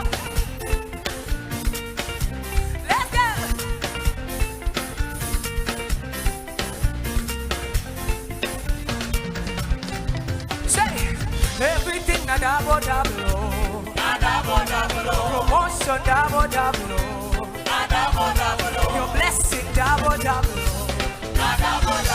Your blessing double. Hey, everything na double. Promotion double. Your blessing double. Promotion double. Say Lue, yes Lue.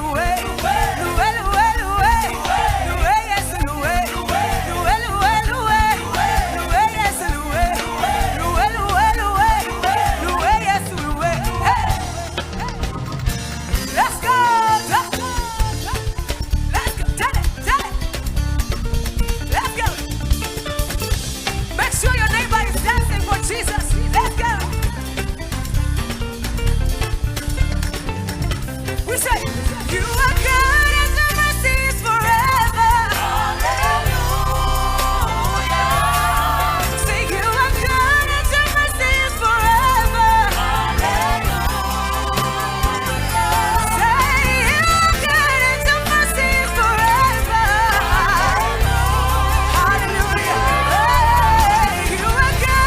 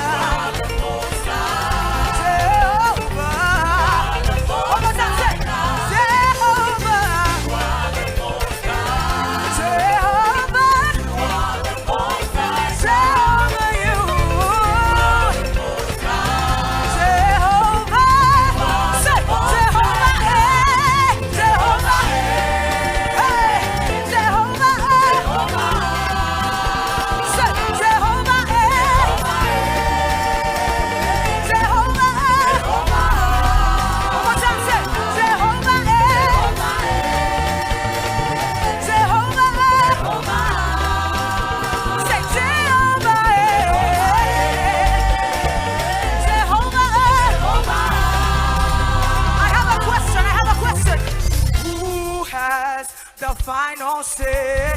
Jehovah has the final say. Oh, who has the final say? Jehovah has the final say. Oh, when the doctor says that you'll not get well, who has the final say? Jehovah has the final say. Oh, who has the final say? Jehovah has the final say. Jehovah.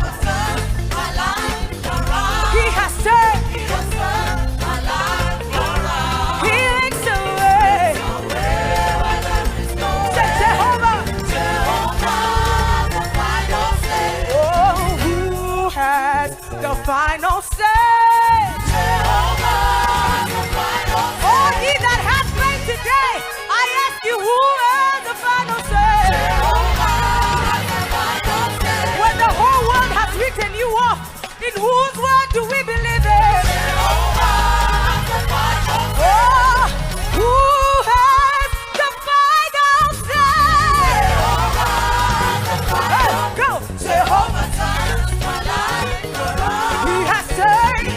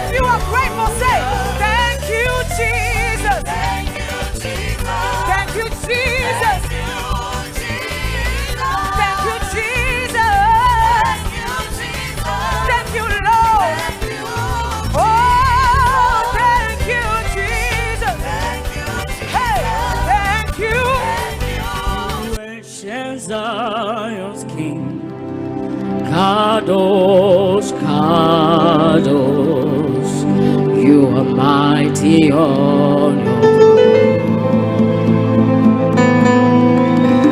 You reign, you ancient Zion's King.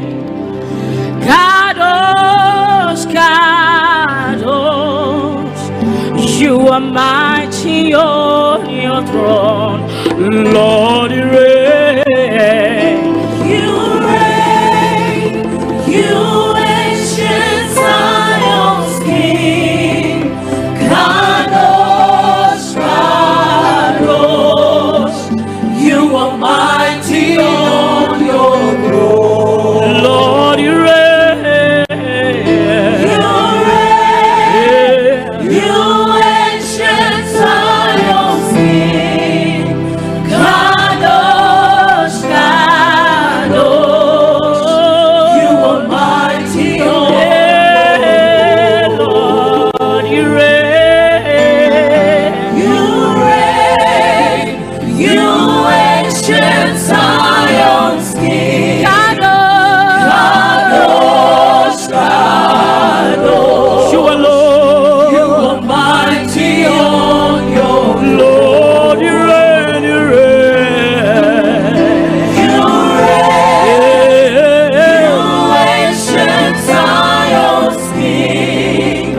Kadosh, Kadosh, you are mighty on your Lord, you reign. You reign, You alone. you ancient Zion's King. Kadosh, Kadosh, Kadosh. You are mighty on You alone.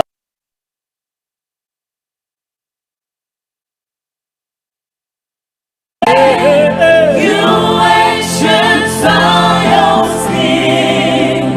Kadosh, Kadosh, you are mighty on your One more time, say, Lord, you reign. You reign, you ancient Zion's King. Kadosh, Kadosh, you are mighty on your throne. You are mighty on your throne. You are mighty on your throne. On your throne. You are mighty on your throne. You are mighty on your throne. You are mighty on your throne.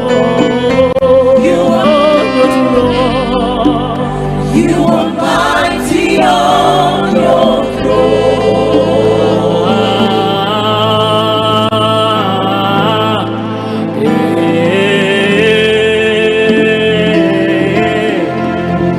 Yes, you are silent. Shema to grofo.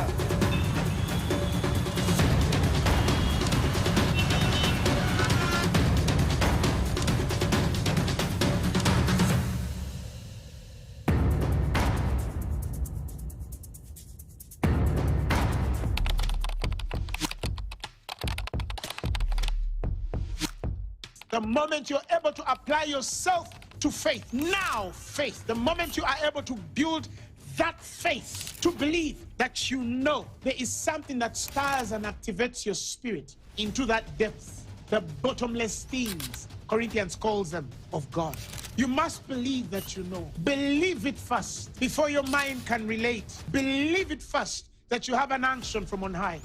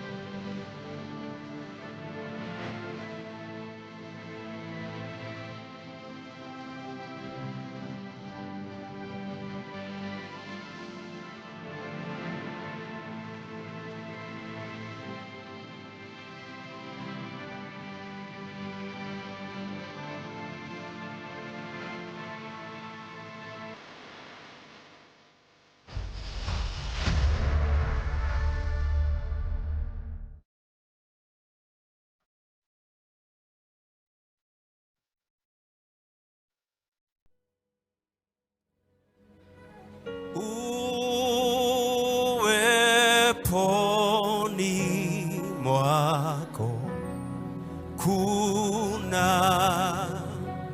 amani.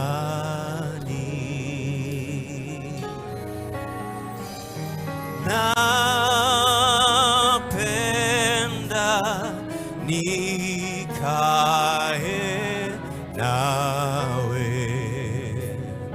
Bwana. Somebody help me say, uweponi mwako. Uweponi mwako kuna amani.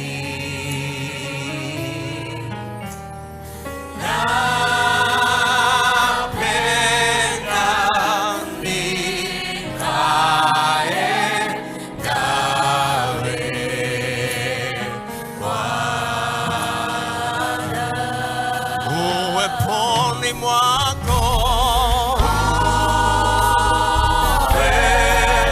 Uweponi mwako kuna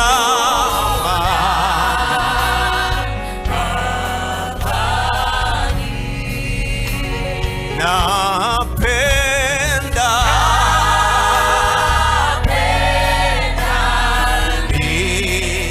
nikae nawe. Inua sauti yako, sema uweponi mwako. Uweponi kuna amani.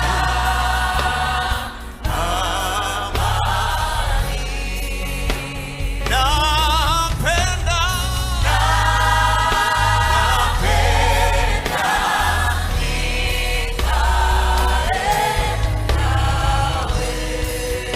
nawe. Sema tena, uweponi mwako.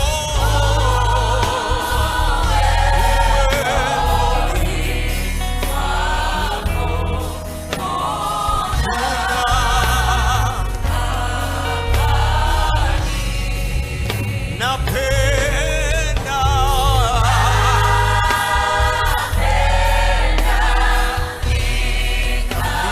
nikae nawe.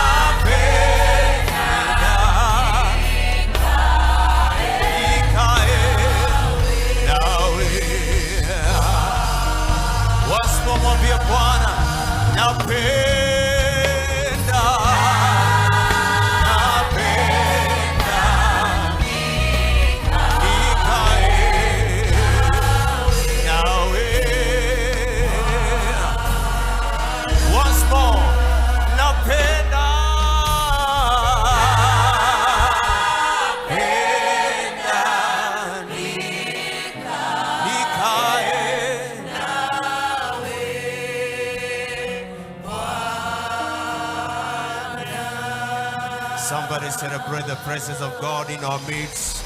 Make a joyful noise unto the Lord. Hallelujah. Patia Bwana Yesu shangwe na vigelegele. Sisi vigelegele yako somebody.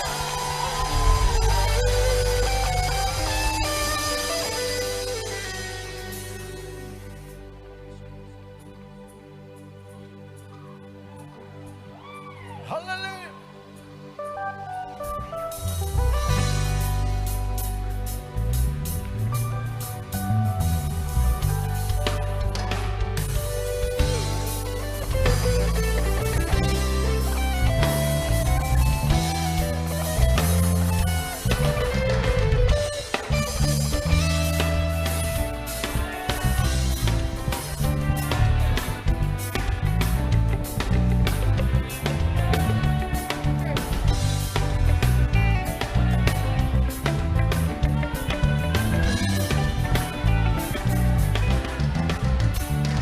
Hakuna Mungu mwingine kama wewe.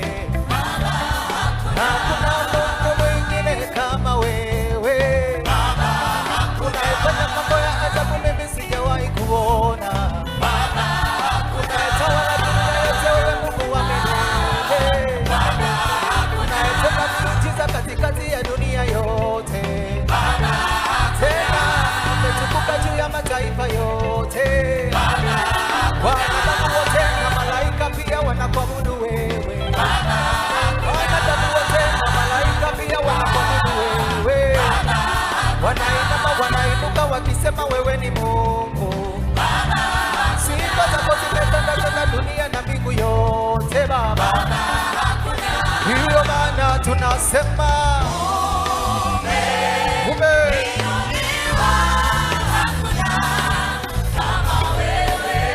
umeinuliwa.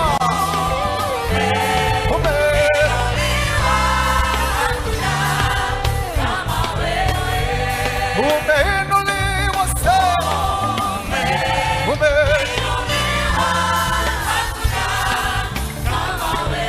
Sema umeinuliwa. Kenya.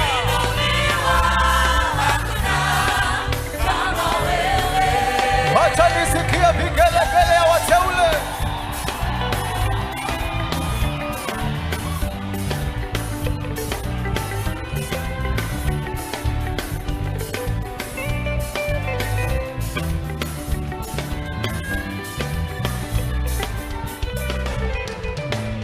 Ni nani Mungu mwingine kama wewe?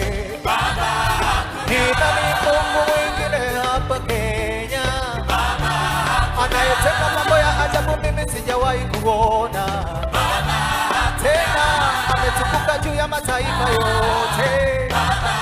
Wanadamu wote na malaika pia wamwabudu yeye. Sifa zake zimetanda dunia na mbingu yote.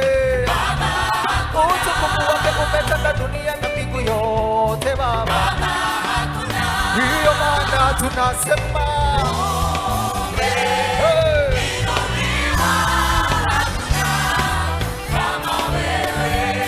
umeinuliwa juu sana. Umetukuka.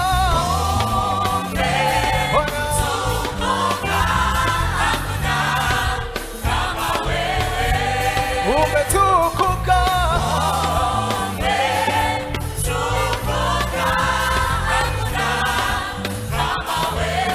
Somebody celebrate the Lord.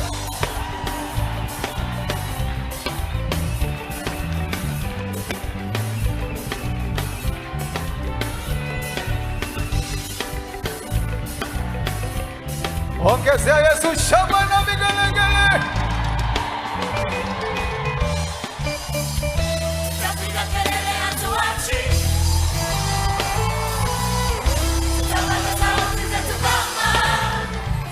Tapiga kelele.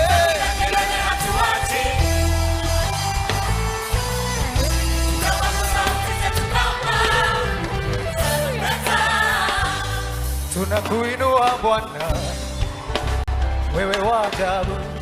tunakuinua mana, unastahili, tunakuinua Bwana, wewe wajabu, tunakuinua mana, unastahili sisi, tunakuinua Bwana, wewe wajabu, tunakuinua mana, unastahili, tunakuinua Bwana, wewe wajabu, tunakuinua mana, unastahili, umestahili Yesu,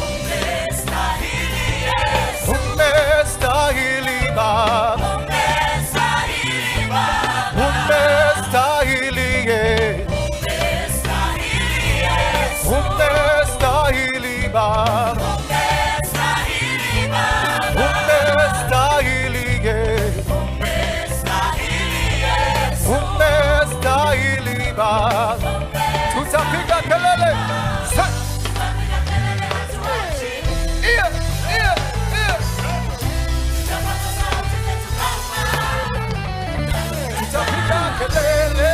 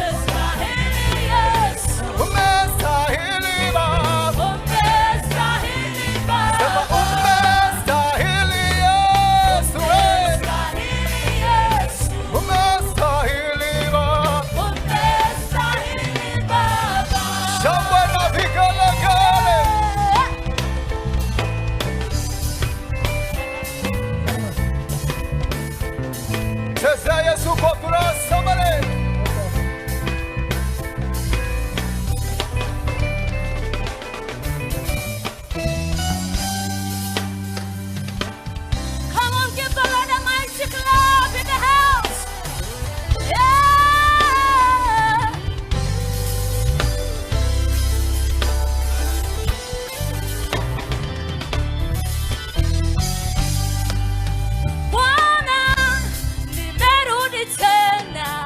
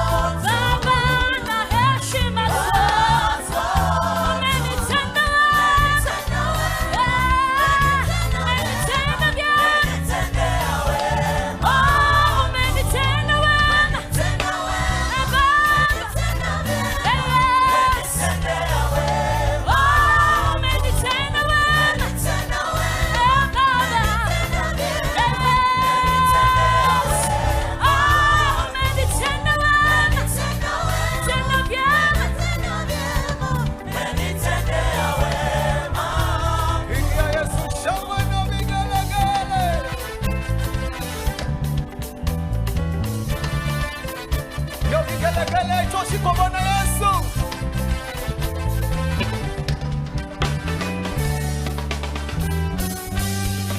Somebody celebrate.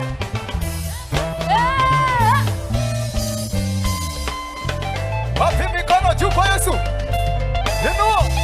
Inua. Inua. Inua. Inua. Inua. Inua. Inua. Wapi mikono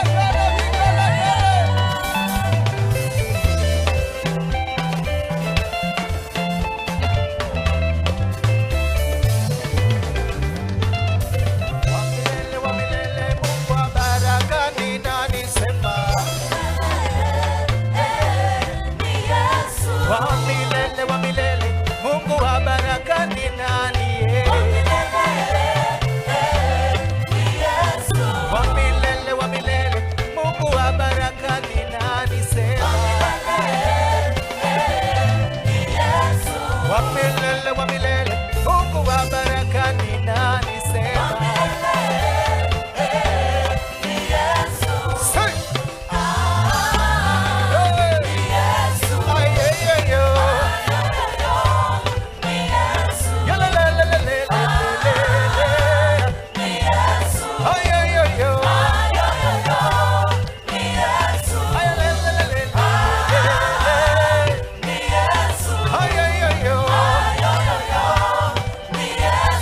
Wa milele Mungu wa baraka ni nani sema?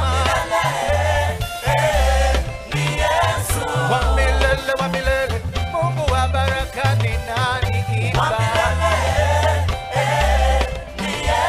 Wacha nisikie vigelegele na shangwe. Pigia Yesu makofi ya juu kabisa. Juu, juu, juu, juu, juu, juu, juu. Wapi shangwe na vigelegele?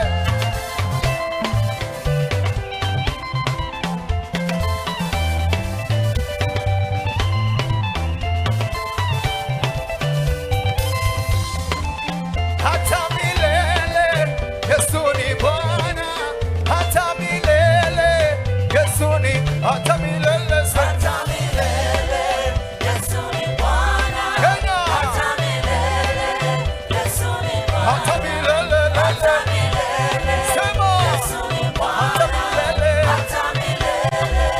Yesu ni Bwana, hata milele Yesu ni Bwana, hata milele Yesu ni Bwana, hata milele Yesu aweza, hata milele Yesu ni, hata milele hata milele Yesu ni Bwana, hata milele Yesu ni Bwana, hata milele Yesu ni Bwana, hata milele Yesu ni Bwana, hata milele Yesu ni Bwana, hata milele Yesu ni Bwana. Celebrate.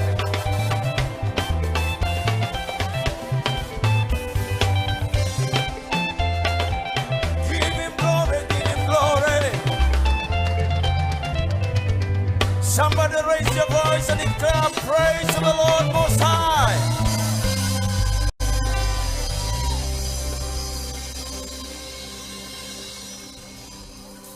He is God and he'll never change.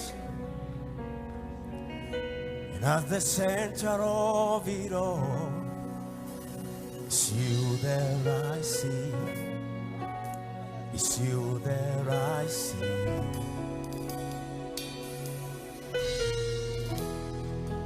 At the center of it all, it's you there I see. It's you there I see.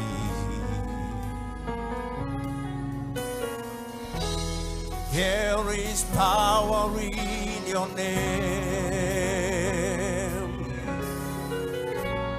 Miracles happen in your name. As we lead a voice in praise, it's you there I see.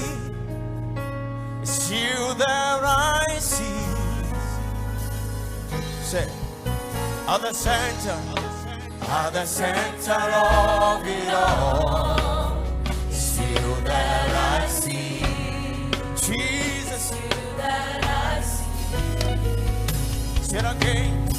At the center of it all. Jesus, it's you that I see. It's you that I see. Say, there is power. There is power in your name. Miracles happen in your name. Miracles happen in your name. As we lead a voice in prayer, it's you that I see. It's you that I see. Say, there is power. There is power in your name. And miracles happen in your name. Miracles happen in your name. As we lead a voice in prayer, it's you that I see. Oh, it's you that I see. You are greater than the greatest. You are bigger than the big. You are strong, stronger than the strong. You are higher than the high. Say, you are greater than the greatest. You are bigger than the biggest. You are stronger than the strongest. You are higher than the highest. You are greater than the greatest. Say, you are bigger than the biggest. You are stronger than the strongest. You are higher than the say, you are greater than the greatest. You are bigger than the biggest. You are stronger than the strongest. You are higher than the highest. You are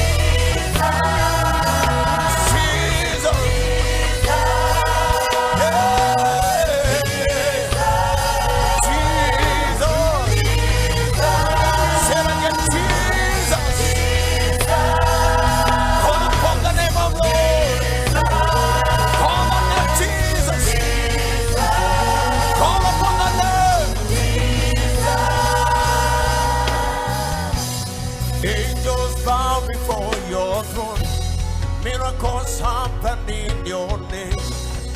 What a mighty God you. Hey, angels bow before your throne. Miracles happen in your name. What a mighty God you are. Angels bow before your throne. Say, angels bow before your throne. Miracles happen in your name. What a mighty God. What a mighty God you are. What's wrong?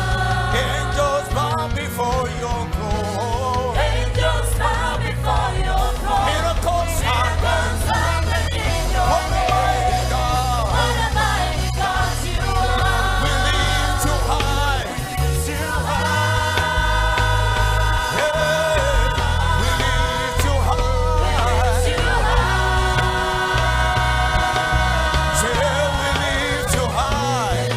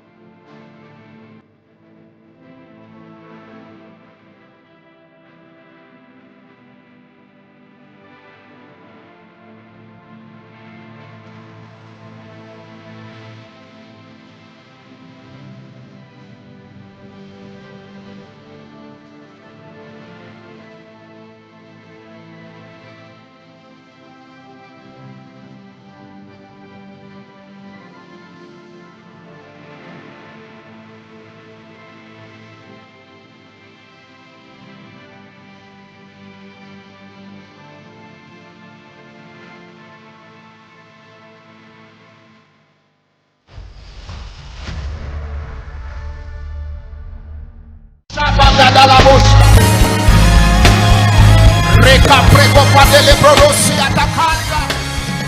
Dindo bedega badego stabarako pradosia. Distepela present, present, present, present. Zapalege lebo stapala gradosia. Mundege belita prakapelesta. Dalu, zalu, zalu, prekepedostala. Maki potaleka. Maki propodostabala lebo stala. Dike debo, salekrada, salekrada bebo stala. Mandi kopele de basta, dandi kapatombre hetaha, ladi tala, sopekele, soparaka prada de bosta, mundila manosi apala. Yes, Lord, yes, Lord. Rapecados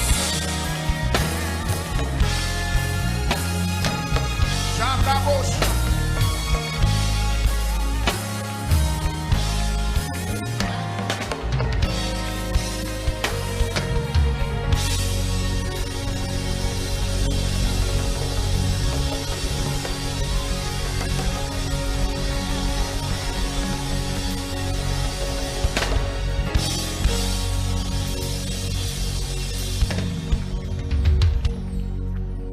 Somebody go ahead and begin to worship the Lord.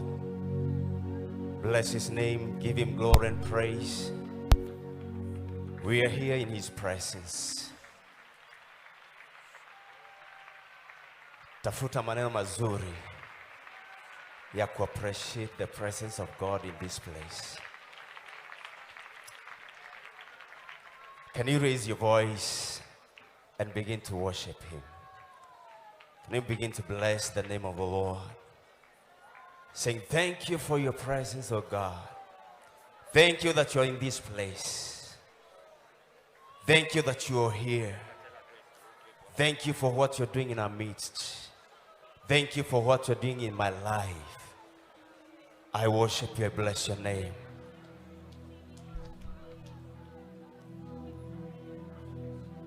We worship you, we give you glory. You are the Lamb of God, and you're worthy of a praise.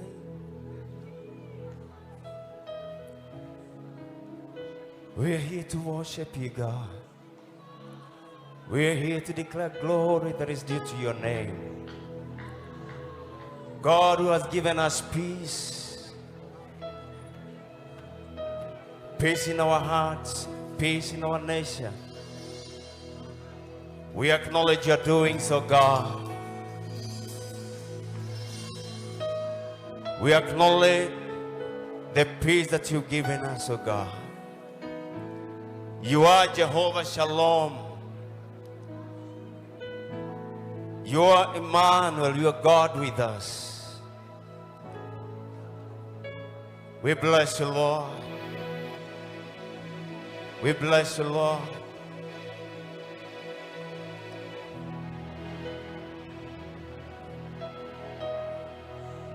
Yakabo Shanda Baganda Shatakaya Maganda.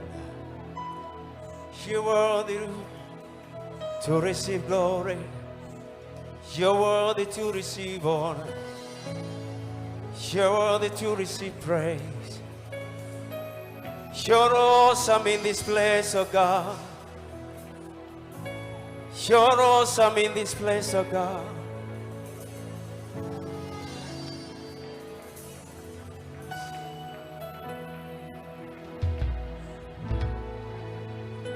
Shalom, shalom.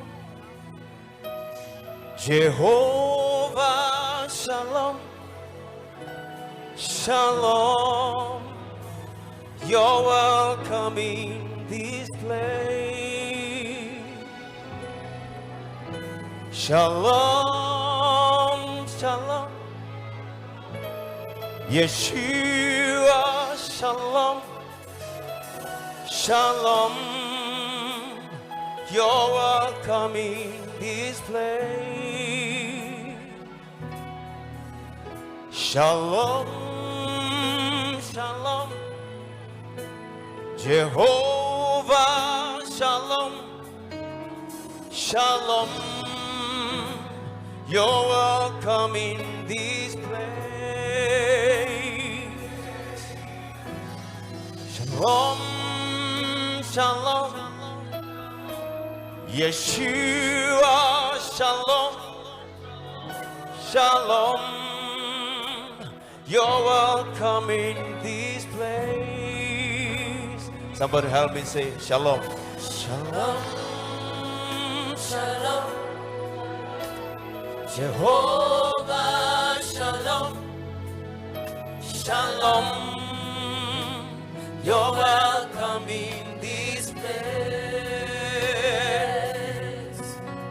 Shalom, Shalom, Yeshua, Yeshua, Shalom, Shalom,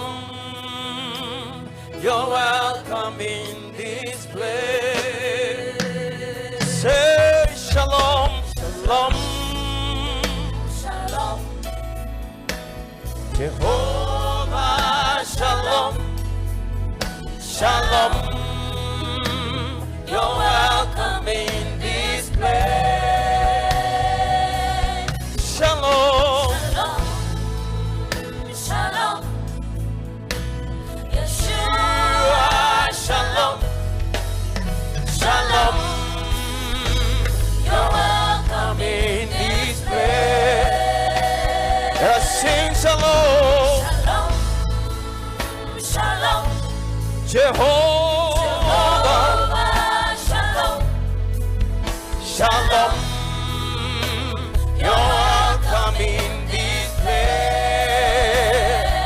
Yeshua, Shalom, Shalom, Yeshua, Shalom, Shalom, you're welcome in this place. As we welcome the peace of God. Shalom, Shalom, Jehovah,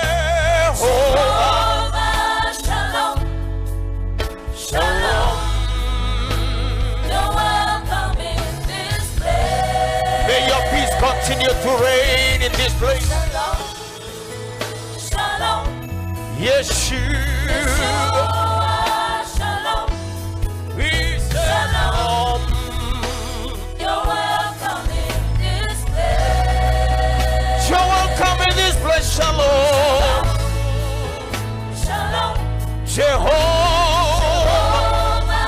Shalom, Shalom, you're welcome in this place. Once more, Shalom, Shalom, Shalom, Jehovah, Shalom, Shalom, you're welcome in this place. Yeah, Shalom, Yeshua,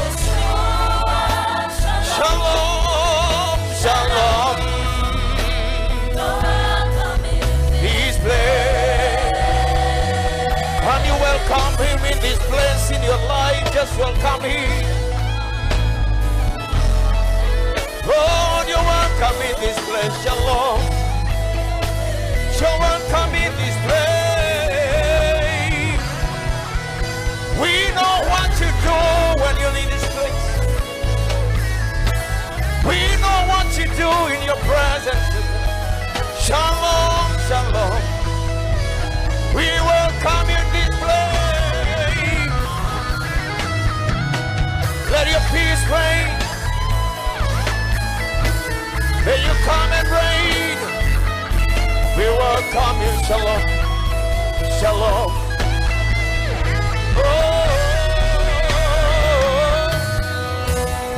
We are the bride. We are the bride, the bride, the bride. You're welcome in this place. We are the bride.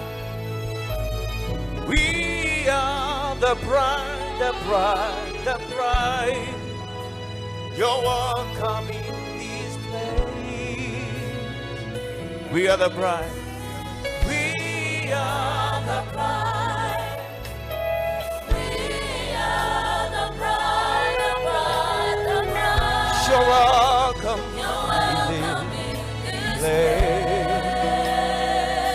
place. We are the bride. We are the bride. Yes, we are. We are the bride, the bride, the bride. The bride.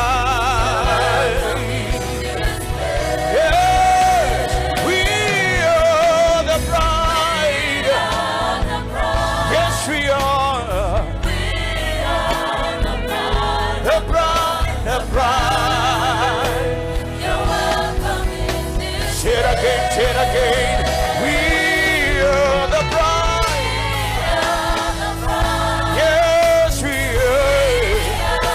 The bride, the bride. You're welcome. Come and reign, for we are the bride. Yes, we are your chosen people. You're royal priesthood. The bride.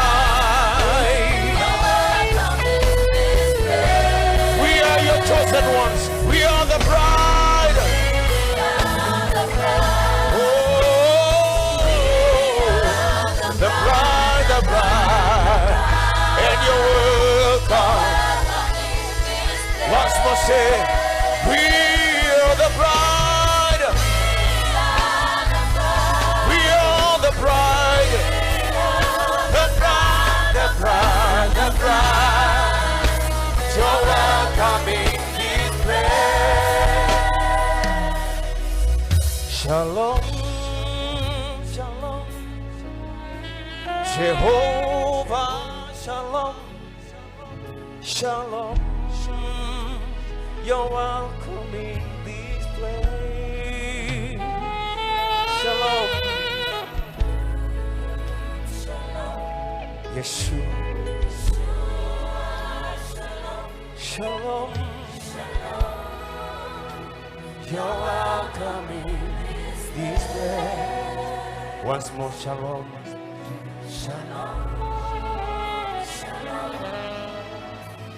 Jehovah, shalom.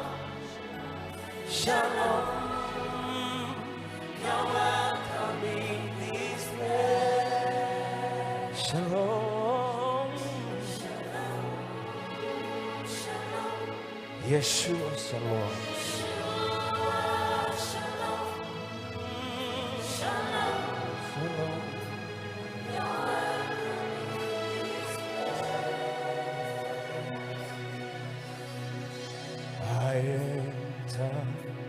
The Holy of Holies, I enter through the blood of the Lamb. I enter to worship the only. I enter to honor. I am. Someone help me say, I enter. I enter the Holy of Holies. I enter through the blood of the Lamb. I enter to worship you only. Oh, I enter to honor. Say it again, I enter. The Holy of Holies. I enter through the blood of the Lamb. I enter to worship you only. To worship you only. To honor. To honor.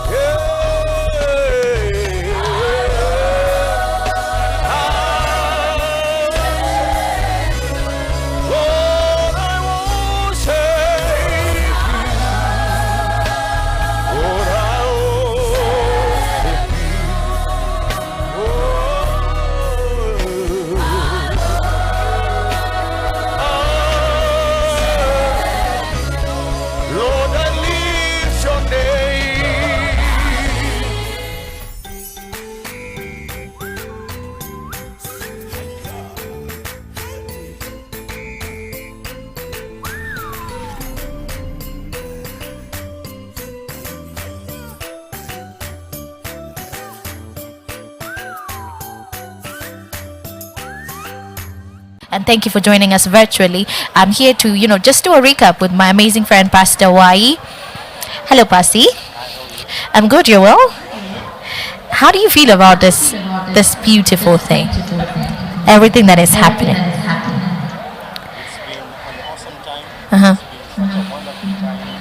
Of God's glory, a time of spiritual experience, a life-changing spiritual experience, and it's been transformative and informative at the same time. Yes. Yes.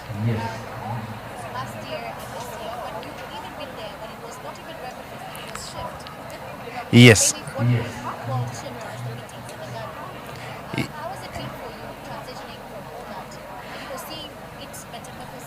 Seeing it getting better at everything, It's been such an awesome experience.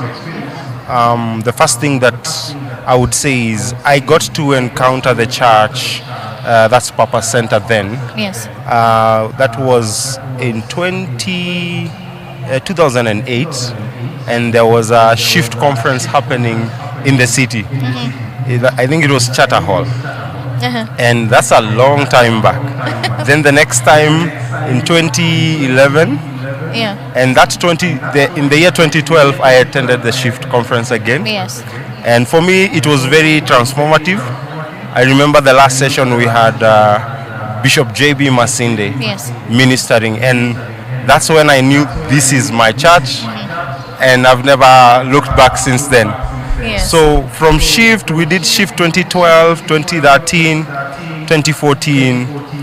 In 2015 or 2016, we took a break because Reverend Julian felt we can't be doing the same exact conference, and the impact is not there. And he took some time to pray and hear the Lord. And then he came back and challenged us that I want us to start something that's interdenominational, that cuts from the church and cuts to the body of Christ. And that's how Rhema Feast was born. We've done Rhema Feast for quite some time. I think 2015, 16, we used to do them in the city. We had numerous wonderful experiences, life-changing experiences. I remember one of those experiences, we had invited a prophet from Nigeria, Prophet Buba. And man, it was a time of heavy prayer. People were baptized into prayer. It was such an awesome thing, and to see it growing over time. But in 2017, 2018, Rev said, I want to pray, I want to hear God. And then we came back in 2019. And 2019, we did what was called our festival that happened at the Sarit Center in Westlands. Such an awesome experience. It was the very first time that we got to have Apostle Joshua Selman coming. For the people who are there, they will definitely agree. It was a life-transforming time. And after that, it has always grown to be bigger and bigger. We had COVID, definitely, that interrupted. But from there, we came in 2022 and 2023. So this year has been awesome. It's monumental. If you look at from the list of guests that we have, it's definitely been a life-transforming time. And I think the guests become more as we continue. Maybe next time we'll do 2 weeks or 3 weeks, Yeah. Because I feel like the impact we've had in 1 week needs time to recover. We need time to recover. And the way the people are hungry. Pasi, I don't know if you've seen how young people have flooded the place. Yes. I have friends who've been calling me at 2 a.m. They're like, we're on our way, we are going, Some people have been sleeping in the ground. On the ground. Some people have been, just putting their cars, parking the cars and sleeping and changing from the cars because they don't want to miss out on the experience. Guys have been praying in the field. And I don't know about you, but for me, I feel like the atmosphere has changed. Everything has shifted. And I believe as believers, we are experiencing something that's different. And I like what the theme for this Rhema Feast is Jesus the Messiah. We're experiencing Jesus. And I want you to tell me about your experience on this topic, the Messiah. I don't know about you, but for me, it was such a general word. I knew about Jesus Christ, I knew about Jesus the Savior and Jesus Lord, but it was one for me. But now after Apostle broke it down yesterday, I felt a difference. I understood it from a different angle. I don't know about you. It's definitely being a very transformative topic. Yes. Especially when you think about, just as you said, it sounds like a common thing, Jesus the Messiah, and many times I've said the Messiah. But I like this Rhema Feast 2023 because we are taking people deeper, not from the service. We're not approaching things from the service. People are going slightly deeper in understanding what exactly does it mean when you say Jesus the Messiah. And that's why every minister, every person that has stood on the pulpit to minister, yes, it has been such an awesome time since we started on Monday.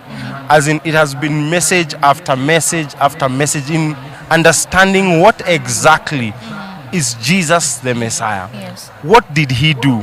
When we say Jesus Messiah, what are we pronouncing? Yes. What does that carry for us? And for me it's an awesome time because we've learned a lot. When I remember when Apostle Lubega said this is one of the hardest topics to, and all of us were like, it sounds like it's a simple thing, but when he started breaking it down, when he started from the beginning of the beginning, the things that are not written, in order to understand where Jesus the Messiah is coming from, it's such a It's not a sermon you listen to once. It's something you need to go back and listen again and listen again and digest, take notes, think about what exactly has been spoken. And I think it has been the same for all the ministers. When Apostle Kemani came and said, raising the standard.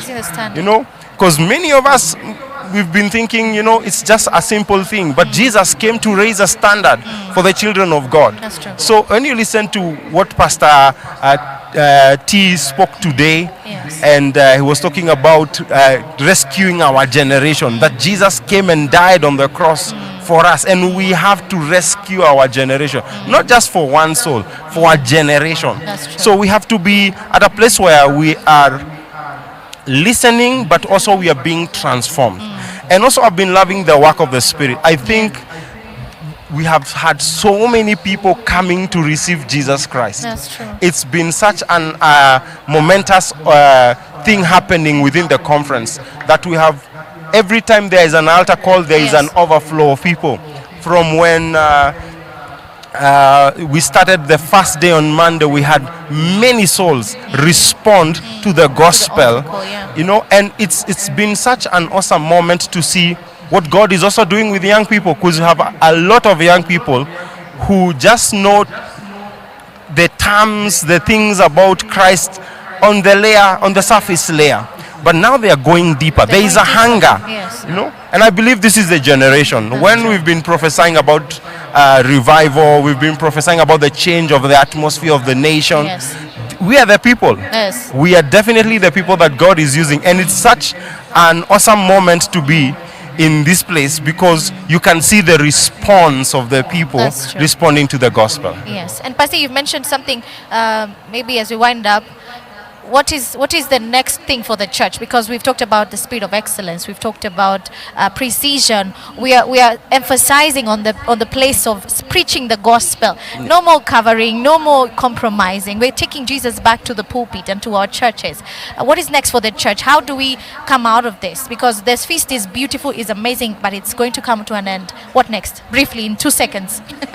I think we have to go back to the place of implementation. Yes. What we hear, we must be doers.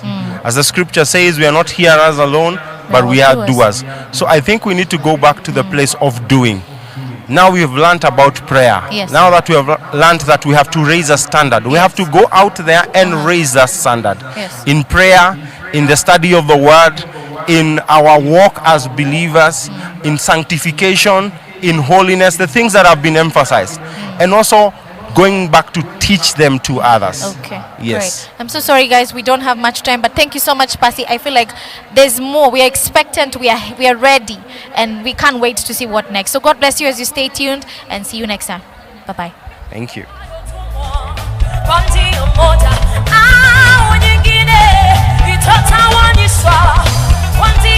Unasema silaha yoyote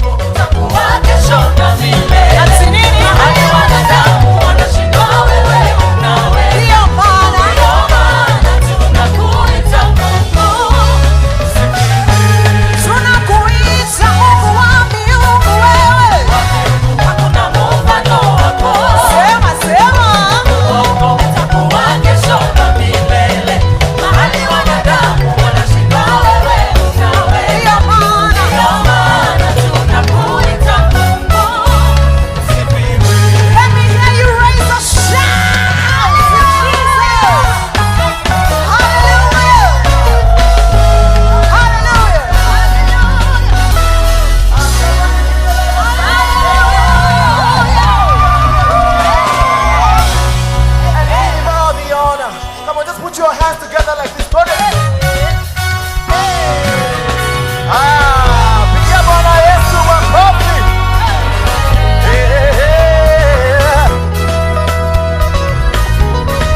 One more time.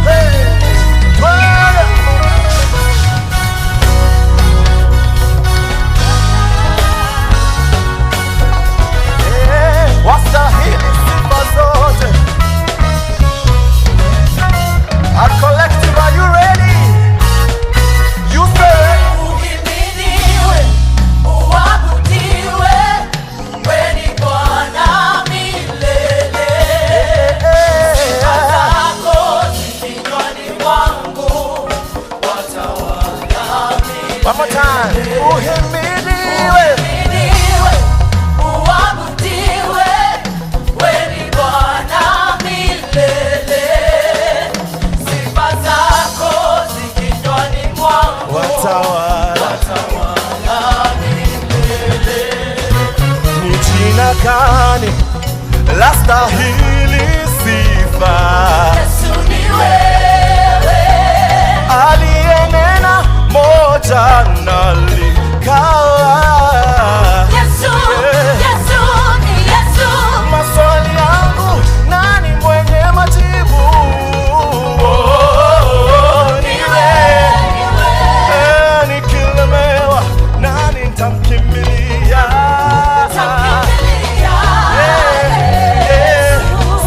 Nikilemewa, nani nitamkimbilia? Ay, ay, ay. Uhimidiwe, wewe ni Bwana. Sifa zako watawala. One more time. Uhimidiwe,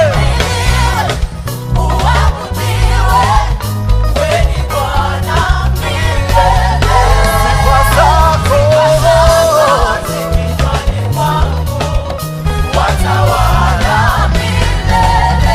asemi jina gani lastahili sifa? Aliyenena moja na likawa. Maswali yangu, nani mwenye majibu?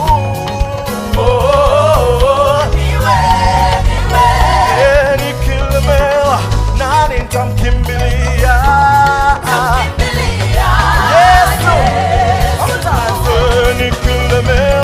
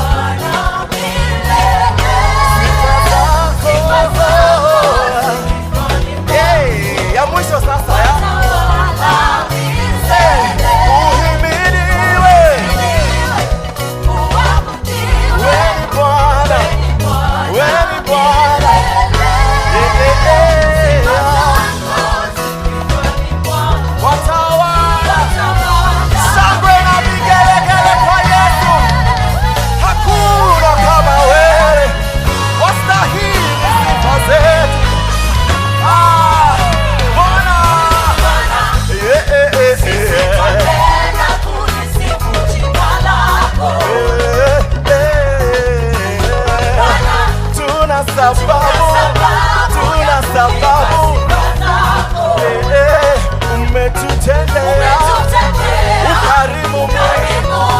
Ewe Baba,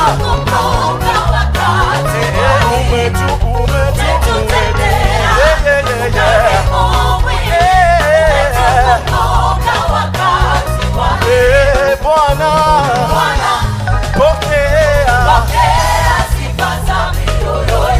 sifa zote, zote, zote. Ni wewe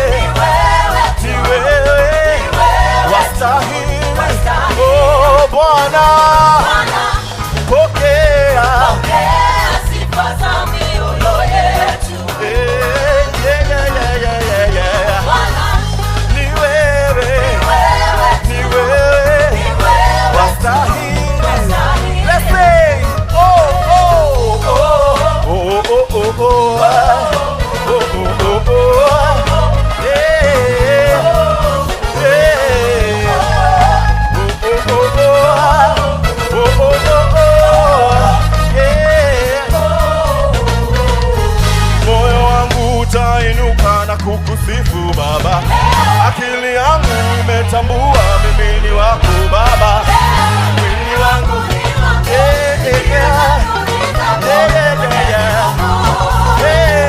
ya mwisho.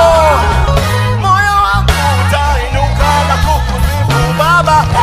Oh, mimi ni wako Baba. Mwili wangu ni wako, fikira zangu ni zako, Mwenyezi Mungu. Ya mwisho, ya mwisho. Moyo wangu utainuka na kukusifu Baba. Akili yangu imetambua, sitaogopa. Hallelujah. We give you all the praise, Jesus. You are worthy. Give the Lord a shout of praise. Give the Lord a shout of praise.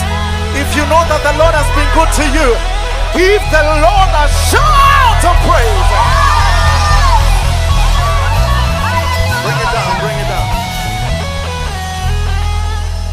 The word of the Lord says that let everything that has breath do what? Praise the Lord. All right. I want us to praise the Lord in that revelation. Let everything that has breath do what? Now I want you to lift up your praise like nobody can lift it up for you. Give the Lord a shout of praise. Keep it coming, keep it coming. Give the Lord a shout of praise. Hey! Hallelujah! Hallelujah! Oh my God, oh my God. We thank God this evening. We thank God this afternoon. Hallelujah. If you're looking at your neighbor and they look a bit gloomy, look at them and then tell them, wacha ungwana. Angalia mwingine mwambia wacha ungwana. We're in the presence of the Lord where our dignity doesn't count, but Christ who is risen that counts for all of us. Hallelujah. Father, we thank you, Jesus. Father, we lift you above every other name. We give you glory. Wherever you are, just begin lifting up your praise in form of a prayer, because the Lord is in this place. Father, we thank you, Jesus. Father, we lift you. I don't know how many witnesses I have in the house, but just lift it up for the King of Kings.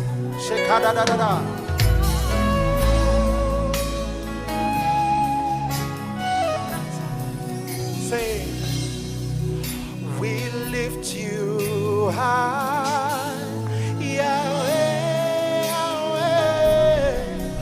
We lift you high, Yahweh, Yahweh.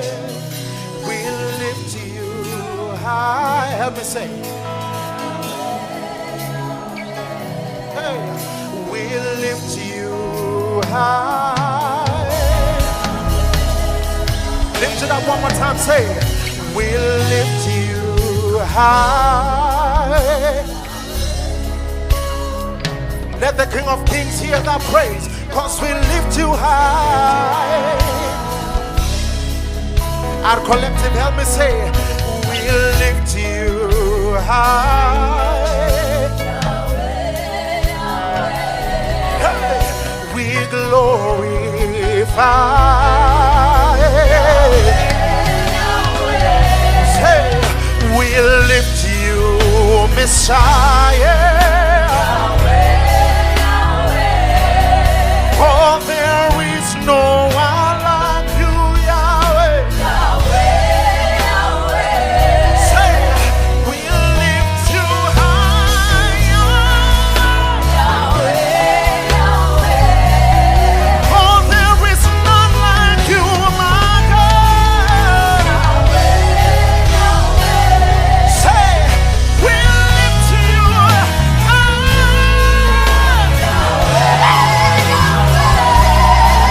'Cause you are Adonai, you are forever, my God. Say, we glorify you, Lord. There is nobody but you, Jesus, we lift. Say, we lift you high.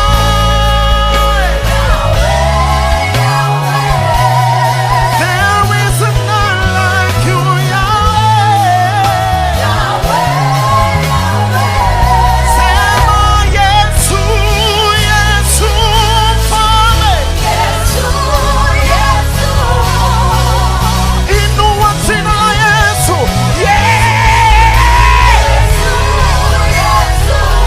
Sema Mfalme, Yesu,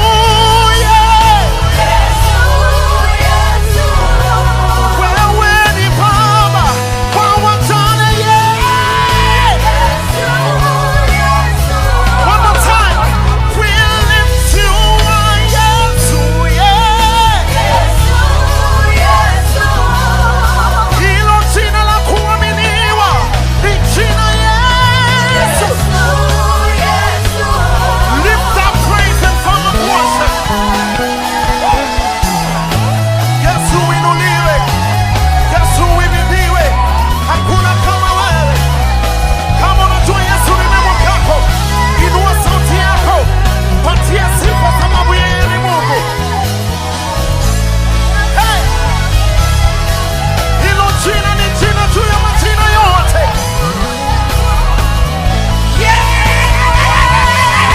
Yesu! Wow! Wewe ni mfalme, wewe ni mfalme. Help me lift that one more time. Sema Yesu, Yesu.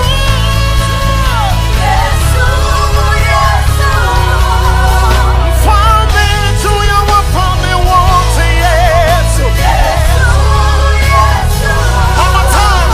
Sema Yesu, sema you. Sema Yesu, Yesu,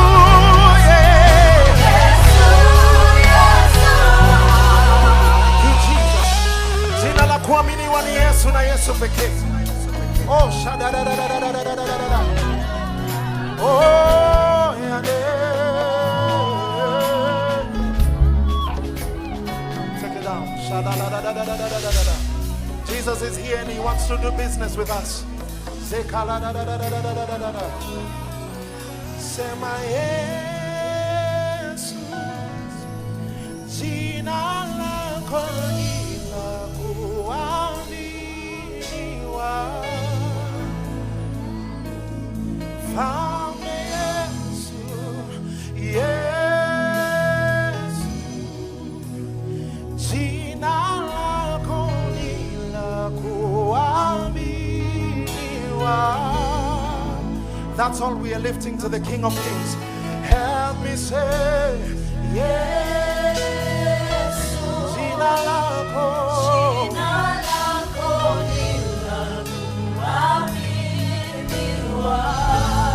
Hakuna jina lingine ila Yesu.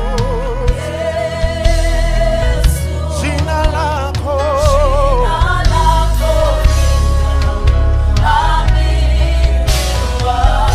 Nimeona ukitenda makuu juu ya jina Yesu.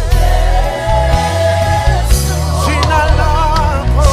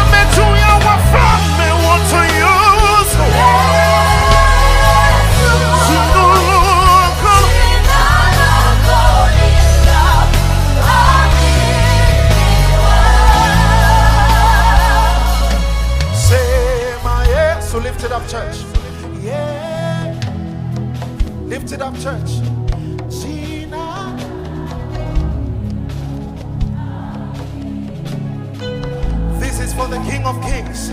Sema Yesu, Yesu, jina lako.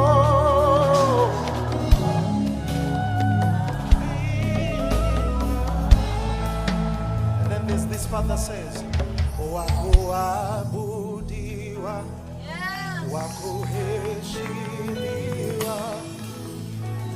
Church, help me sing that part.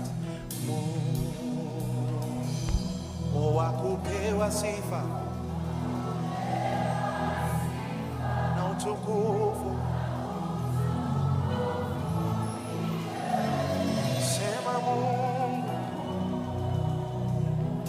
Mungu mwenye nguvu, Mungu mwenye wastahili,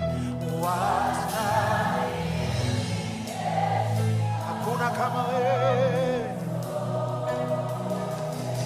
hakuna mwingine, hakuna wa kulinganishwa.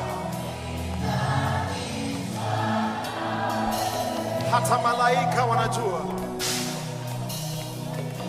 wakuabudiwa, heme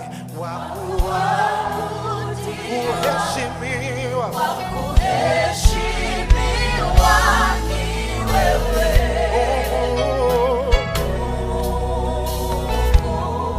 Wakupewa sifa na utukufu ni wewe. Hakuna mwingine wa kulinganishwa na wewe. Tena hakuna mwingine wa kulinganishwa na wewe.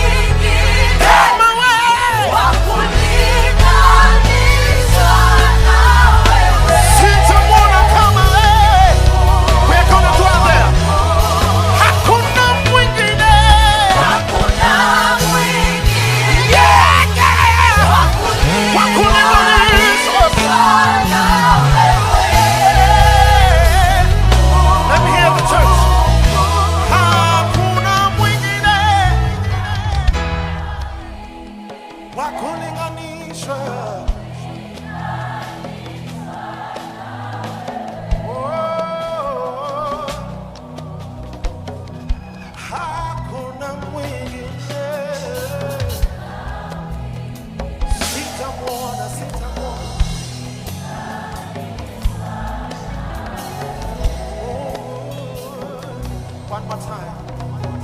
Katika uvuvio huu hakuna mwingine, hakuna mwingine wa kulinganisha.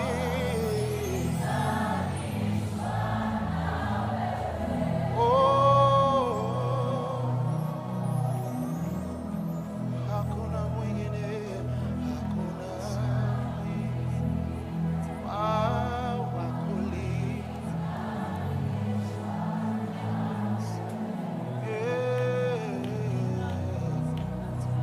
hata malaika wanajua hakuna mwingine. Sadadadada,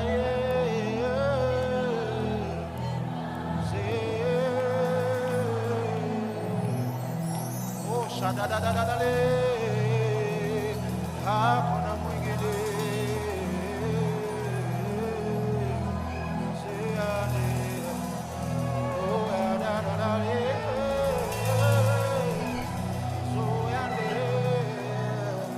Kama unajua hakuna mwingine, inua kinywa chako.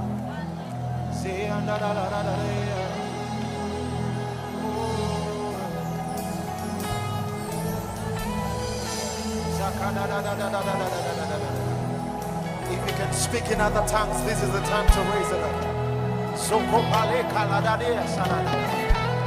Hakuna mwingine hakulinganishwa nawe.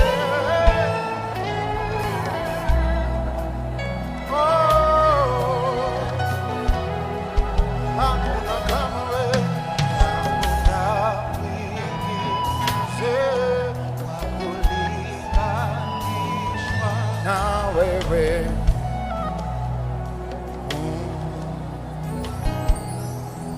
Hallelujah. Praise the Lord. Why don't you put your hands together and give Jesus a shout in this place? Give Jesus a shout of praise in this place. Amen. Amen. We want to thank people have been asking me, who is this team called Our Collective? This is a collection of all our churches, and I want us to appreciate them for the wonderful, wonderful work. From all the rock assemblies, we thank God for you. Thank you for leading us. And today the worship was being led by a team from Our Rivers. God bless you. Amen.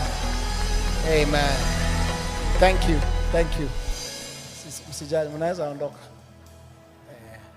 Asanteni. Are you ready?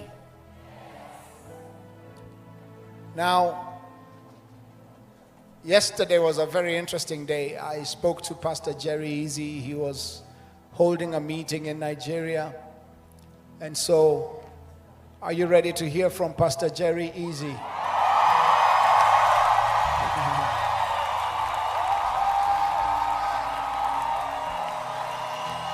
The problem is, Pastor Jerry missed his flight. But let him tell you himself. Media team.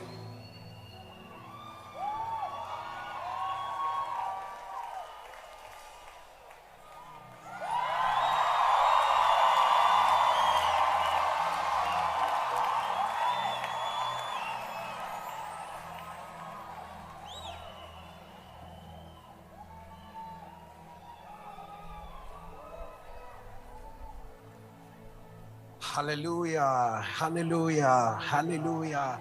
I am very excited. Thank you so much, great man of God, Pastor Julian. Thank you so much for the honor and the privilege to be in Kenya.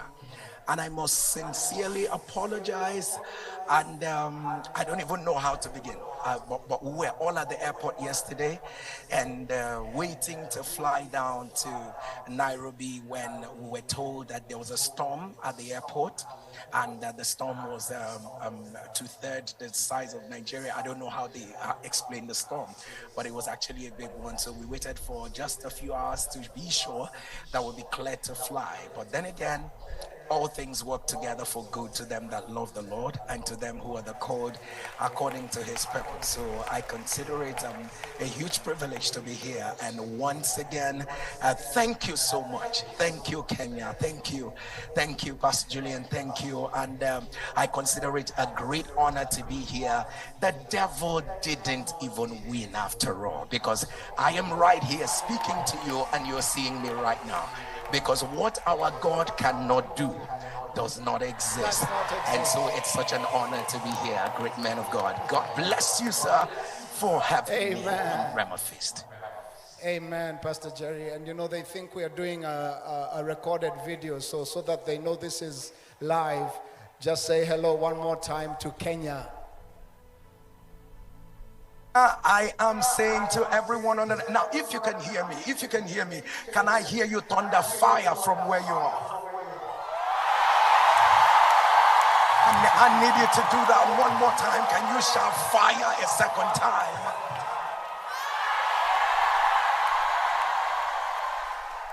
Honor you.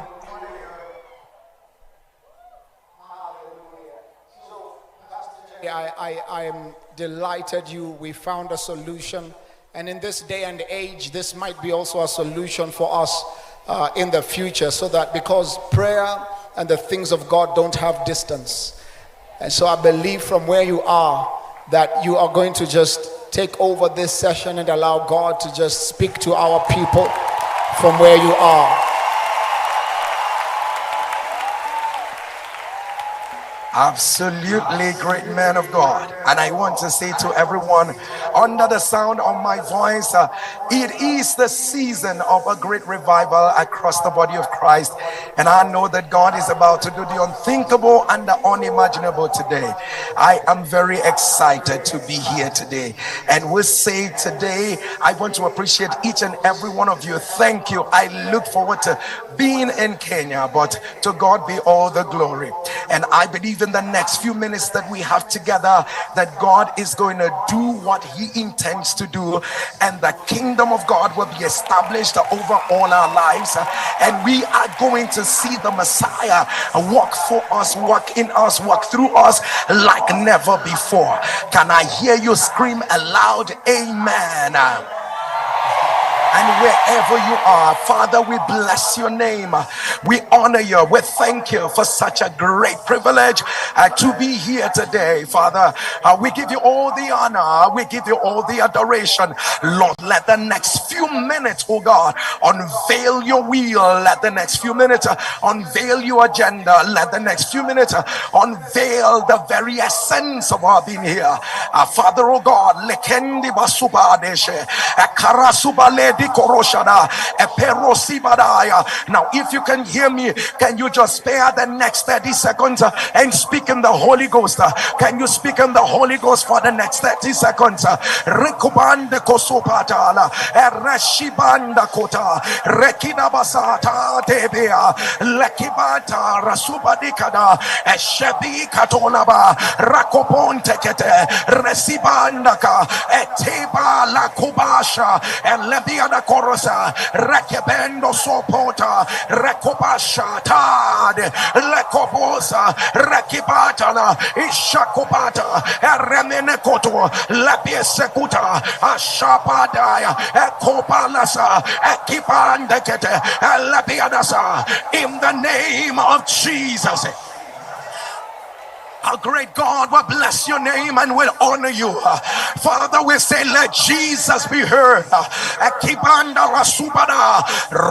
upon the tables of our heart and our spirit. Indelible words, that situations, that conditions, that vicissitudes of life will never delete, oh God. Make Jesus known. Reveal your power. Reveal your strength. Let the very essence of who you are be made known to all. We give you all the glory and honor in the name of Jesus. And I want to say once again, such an honor to be here. And please, can I ask you, wherever you are, would you take your seat in the presence of the Lord? And I want to also say a very big, a huge appreciation to all the men and women of God who have laid strong foundations, indelible strong foundations about what God is speaking to us in this hour, in this Rhema feast. And through all that I hear, and through all that that I see and I notice that the sound of the Spirit is one. And I want to say there could never be anything that explains the Messianic nature of Jesus, that when we look at how he operated his earthly ministry very distinctly through the office of the Christ, and that is the office of a priest, the office of a king, and the office of a prophet. People of God, the entirety of the supernatural manifestations were encapsulated and executed through the office of Christ. And of course, the Messianic manifestations we are seen through the office of the Christ. And people of God, I want to say that it was not an end in itself. Let me say it one more time. It was not an end in itself. It was a continuum, as it were. But it is important that I highlight that in explaining the divine agenda on why he came, please, I am going somewhere, please, so I would ask you to please come with me gradually until I get there.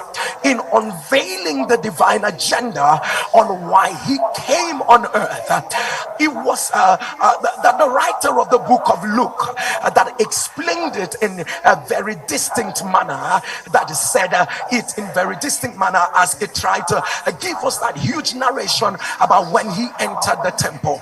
If I am not asking for too much, please join me as I build this foundation together, as we do it together, as we go to the book of Luke, as it were. Let's go to the book of Luke chapter 4. We'll go to the book of Luke chapter 4 and we start reading from verse 18.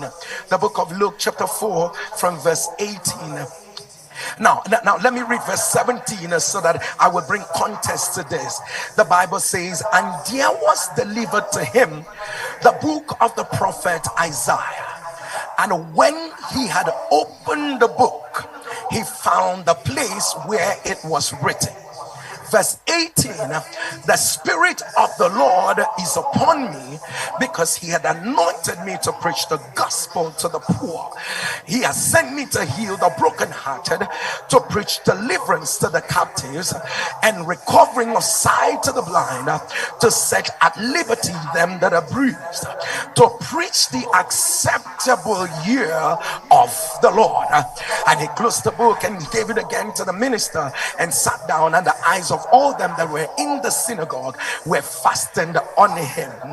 Now, I want to do this as an aside before I go on. I want everybody here to hear me clearly, that entering the synagogue did not unveil the agenda. And let me say it again. Being in the synagogue did not disclose exactly what the Messianic mission was all about. People of God, the very essence of who he was actually displayed and explained as soon as he opened the book. Let me say it again. The devil does not mind your being in the synagogue, but yet let the book be closed. The devil will never mind, people of God, your continuous clapping and singing for as long as this book is closed. And now, people of God, let me say it differently. The devil does not even mind as much as the letter is open and the revelation is closed. The devil does not mind. So keep scribbling through the pages and keep opening through the pages of the scripture. But as long as you are closed from its very revelation, the devil does not mind. But sir, he did not just enter the synagogue, he opened the book. He opened the book, and that was the very essence, that was the very agenda, that was when the very fullness of his assignment was revealed. And people of God, for want of a better word to put it, he summarily gave what the Messianic assignment was all about. And people of God, when you read through like we read together from this one to this one, all I just see is the saving grace of the Son, the saving grace of the Father, because in Christ we have been saved, we have been saved, and we shall be saved. I'm sure we are very familiar with that in Christ that we have been saved, and we shall be saved. And people of God, talking about that, I I realized that what he did when he spoke about his messianic mission, I need you to come to where and what it is the cross of the matter. Something that has been tugging my heart for as long as I have continued to pray about today. This has been strong in my spirit, and I want us to see it together. People of God, it was Obadiah that spoke prophetically about what I am about to say right now. He displays, don't forget, Luke tells us about how he tells us what his assignment is as he opened the book in the synagogue. And people of God, and if you look at it from this to this to this, all he was speaking about is about the saving power that he has come with. Then Obadiah takes it a notch higher, and Obadiah, I really want us to read that. Let me not even say it off. Obadiah speaks in Obadiah chapter 1. In Obadiah chapter 1, Obadiah is after Amos. Obadiah chapter 1 verse 21. And Obadiah prophesied and said, and saviors shall come upon Mount Zion. I just need to calm down so that I don't go ahead of myself. And saviors shall come on out of Mount Zion. A savior shall come up on Mount Zion to judge the mount of Esau, and the kingdom shall be the Lord's. And the kingdom shall be the Lord's. If you are a good English student, you will understand that shall judge the mount of Esau. You find a colon, and the kingdom shall be the Lord's. And so, people of God, there is a takeover mantle that is going to manifest in its fullest form. But however, if you are familiar with English, you find out that colon in English language, most of the time when you see the next sentence that follows the first sentence, the next sentence after the colon tries to explain the first one. And so, people of God, the reason why saviors will arise out of Zion is because they have to make the kingdom the Lord's. And people of God, Pastor Jerry, so where are you heading to? I want to say that after all is said and done, after being in a Rhema feast this long, people of God, I came to let you know you are the next savior we are waiting for. I came to remind you it is an error to attend all the days akin the sota all the days of this Rhema feast, feasting with the Lord, and you do not realize that I'm here because I am about to be sent. I'm here because I'm about to be commissioned back again. You can return back to your family. You can get back to the marketplace, and they don't see that there's a savior that has come out of Mount Zion. So I came to talk about those saviors today. That is my assignment. I came to let you know that the scripture had already spoken about it, that out of your belly shall flow rivers of living waters. I came to let you know it's an error to become normal after this particular convocation. It's an error to remain in the place called average after these encounters you've heard. God forbid that after this a new wine that we've drunk from the Lord, that we will remain where we are. Please, I do not mean to disturb your hearing of the word, but if I am not asking for too much, would you rise on your feet? We will come back to the word in a heartbeat. Can I have you lift your right hand wherever you are? Somebody thunder, I am the savior that is arising. Say it again, I am the savior that is arising. That is arising. That is arising. Say, I am the voice my generation is waiting for. I am the one my generation is waiting for. Open your mouth. Lay your two hands on your belly. Speak in the Holy Ghost. Rekobashada, Elimanasaka, Eshibanaya, Erokotoba, Ilabiadasa, Eshabadada, Akopati, Ilameda, Eshebekoto, Elebiada, Akoboso, Irabada, Eshibakata, Elebiada, Ekotona, Eramedese, Elebiada, in the name of Jesus. Take your seat for 1 second. And people of God, I need you to realize that he begins to remind us that there is an equality of assignment, if not a greater commission on our lives. And then Joel begins to prophesy in Joel chapter 2. And Joel says, in the last days, that particular elucidation was putting by Brother Peter and people of God, and Joel speaks to us that there will be an outpouring. I will pour out my spirit, and your sons and daughters will prophesy. And people of God, notice carefully that in the book of Acts chapter 2, oh my God, God ever send it. Permit me to start on this wise. In the battle between David and Goliath, before David showed up for 40 days, Goliath was saying, give me a man. Give me a man, Kabarasada.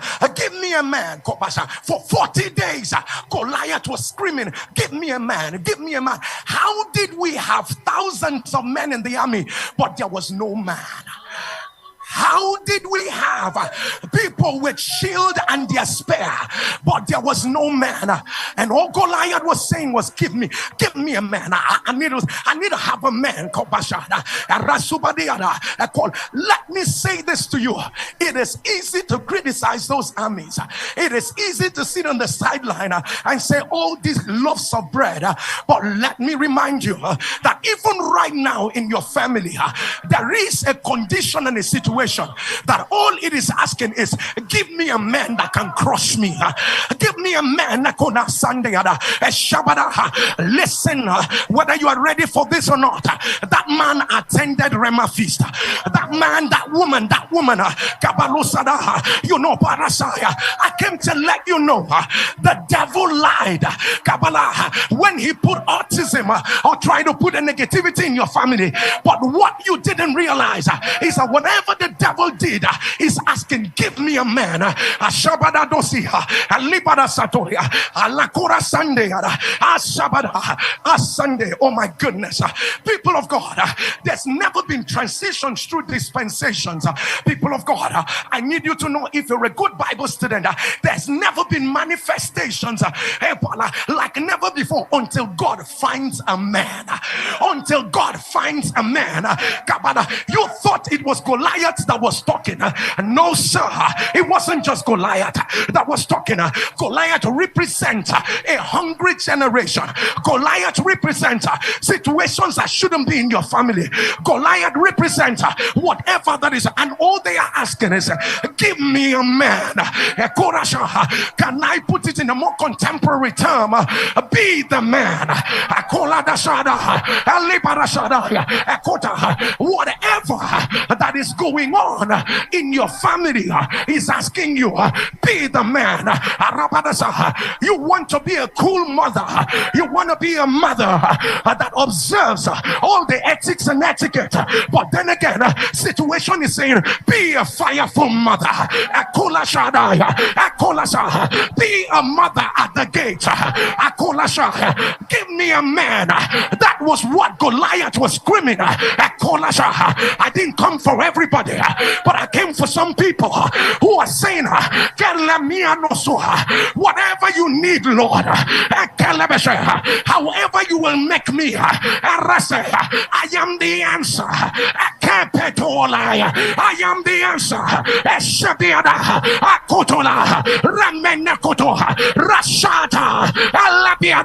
I am the answer. I didn't come here all these days to be normal.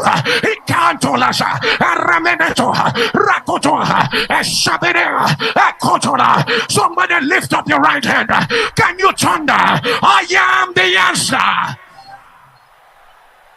And all he was saying is, give me a man. And people of God, please remember where we were. Please, can you pack this in your mind? I'm going to come back to this again. But listen, you've been misinterpreting your assignment. You've been misinterpreting why God made you their mother. You've been misinterpreting why God gave you that ministry. You've been misinterpreting why they are your brothers and your sisters. You didn't realize that there was an inner quest. And all that we are saying is, you are the man. You are a saint man. Oh my goodness. Please, I may offend your theology a little bit right now. You are our Messiah. Because in the very same office of the Christ, that is what everyone begotten of the Father, redeemed by the blood, that is the same office you're working in. The office of a priest, the reconciliatory ministry, the office of a prophet. You foretell and you foretell the word of God, and the office of a king and the you mean you came to the marketplace to be a pushover? You came to dominate. You came to take over. If you understand this, can you thunder a loud amen? And people of God, I need you to realize, oh my goodness, and I really wanted to just take it easy and just build my foundations. But you know that the truth is, I realized there's no more time left. And when the scripture says, woe to them that are ease in Zion, and don't build another knowledge and you walk away from here and not converting your knowledge into fire. And now listen carefully. It was Peter speaking, and Peter said on that day, and reminded them when the Pentecost came, and the Bible says when the Pentecost was fully come, and there was somebody help me shall say, I am the Savior. I know for some of you it will look very huge for you to say this, but I need you to say it because somebody thunder say, I am the Savior. I need you to thunder it again, say, I am the Savior. For saviors shall arise out of Rhema feast. For saviors will arise out of Rhema feast. A generation who are not afraid of the lies of the enemy is arising out of Rhema feast. A generation that will say, give me that mountain.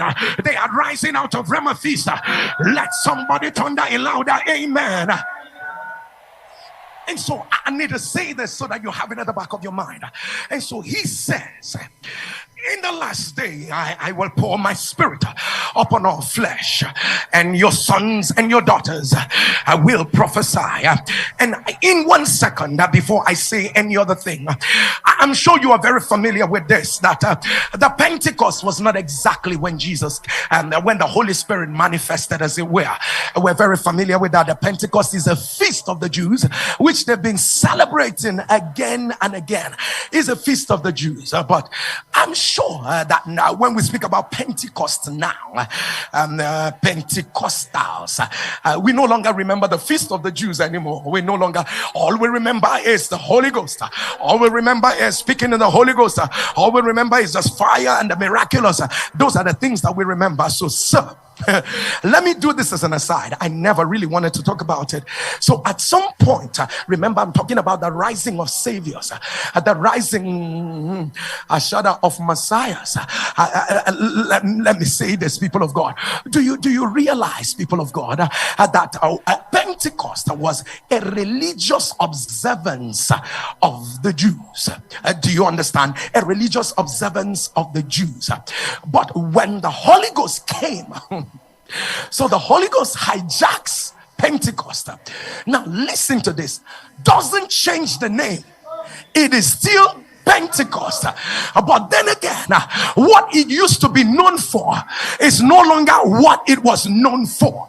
So in other English, the supernatural replaced the religious. Let me say it again. Fellowship replaced routine. Communion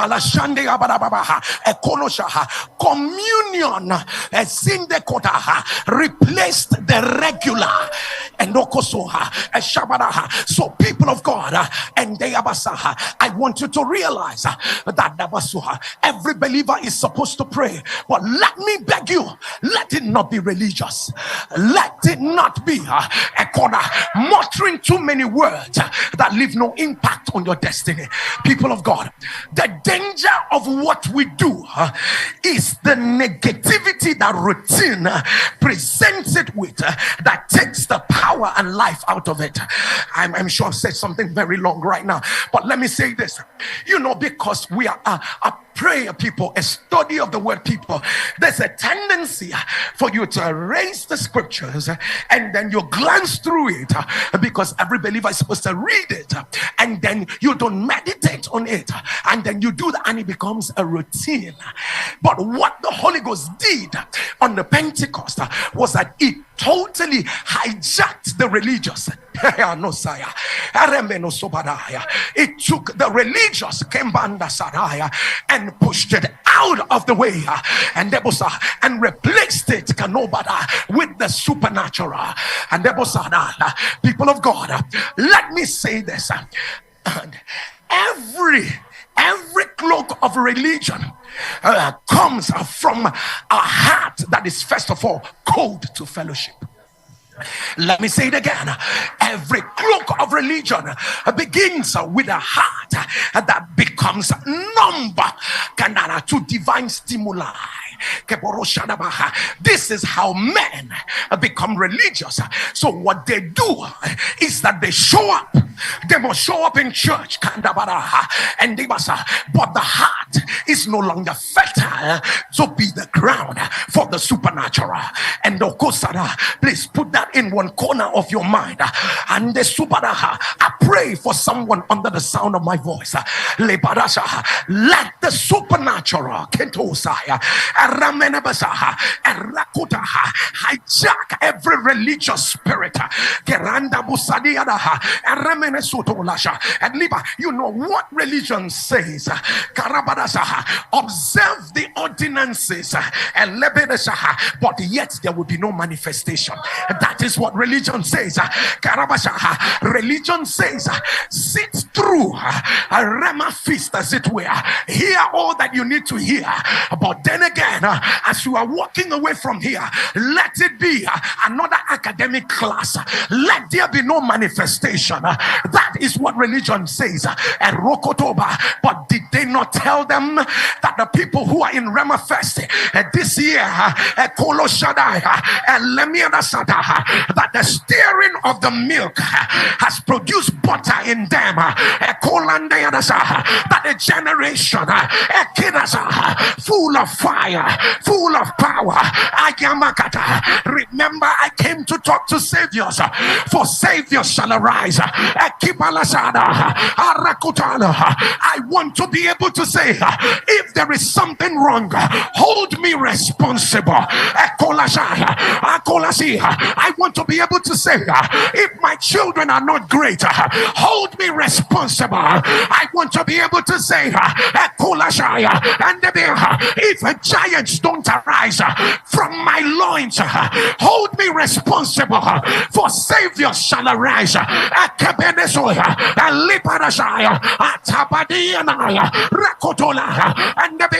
Not analysts, not complainers, not lukewarm, but saviors shall arise. If you understand this, can you turn a louder amen? And so listen to this. And it says, in the last day, I will pour my spirit. This is how saviors rise. He said, in the last day, I will pour my spirit. Saviors, I just want to let you know what has happened. I will pour my spirit upon all flesh. I want you to know this. If you don't mind, for 1 second, let me just drop this mic, or no, I'm going to hold it this way so that I can explain what I want to explain. So watch this. In the last day, I'm going to pour. Right? I want you to see the meaning of the word pour in very simple English is steady supply. Did you hear what I just said? Somebody help me say steady supply.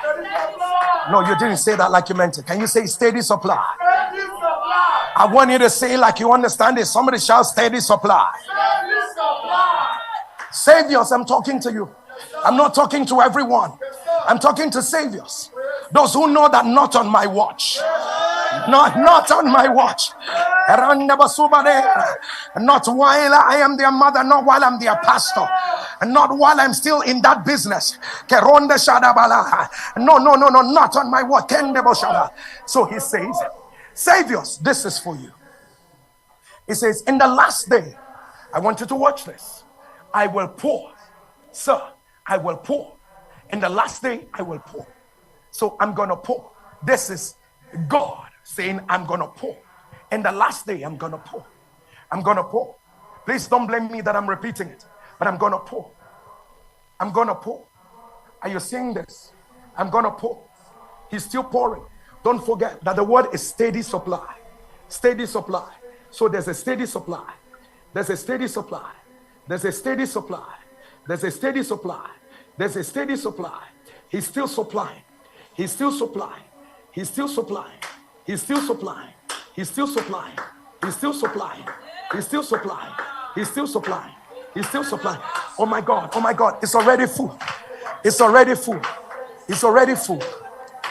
Now, if you remember the principle of vessel and pouring, especially as exemplified in the life of that widow that was told to go and take off the pot of oil and begin to pour and borrow vessels from neighbors. Do you remember that the Bible said when there was no more vessel, when there was no more vessel, people of God, anyone that was full was set aside. So, sir, I want you to realize, as soon as this one gets full, we set it aside. As soon as the comanantia and the biada sadada konaza, oh my God, I need to put myself together because I'm talking to saviors. Now, this is also another bigger container. Another bigger container. And don't forget, there will be a steady supply. Did you hear what I just said? A steady supply. So this one comes to the pourer again. This is a bigger one. And the pourer begins to pour. Steady supply. He's pouring. Steady supply. Steady supply. Steady supply. Again, it gets full. It gets full. And according to the principle of full vessels, the Bible says anyone that was full was set aside. So, sir, what are you driving at, Pastor Jerry? I am not excited that they are full. I am worried that they've been set aside. Because if he ceases to pour, you cease it to be relevant. Let me say it again. If he ceases to pour, you will cease to be relevant. And guess what? You're going to be, oh my Jesus, you're going to be using up what you have. You're going to be using it, because out of your belly will flow rivers of living waters. Out of your belly will flow rivers of living waters. You keep using what you have, and then when you exhaust what you have, you come back again, and then he pours again. So people of God, but what you will realize is that you will never be bigger than where you are. You find out in the marketplace, you will never be bigger than where you are. You find out in your work with God, you will never be bigger than where you are. So excuse me, Pastor Jerry, what are you saying? What I am saying is change the container. You gotta change the copan, they say. You didn't realize that what happened was when we are coming here, heaven had an agenda to expand this container. You had those mind-blowing revelations from this man of God. Please don't look at it as if God is intellectually romancing your mind, but I want you to see it that the king that deep was calling unto deep. I want you to see it. He was digging up some things in my spirit, because the truth is that after today my faith walk is gonna be stretched. Today my consecration is gonna be stretched. After today my purpose manifestation is gonna be stretched. I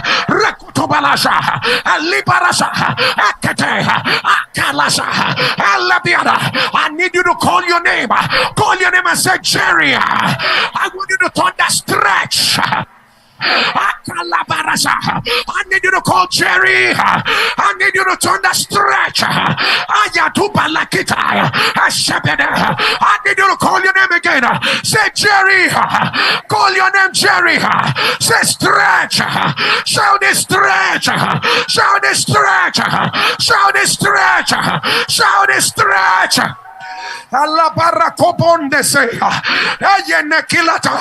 If you can speak in the Holy Ghost,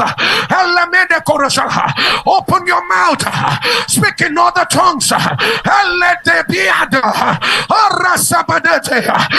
me command Ishaburande Lakated Raseminatola Rakashabada Akabalede Aramenesete Eshabada Alakate I stretch Makabata Yada Alamina Soba Aletoto Rakupaya Zakilito Eshaminakoba Rasabete Alabete Akarasai Eshamine Ekoroso Achabalia Ekoshaya Alamina.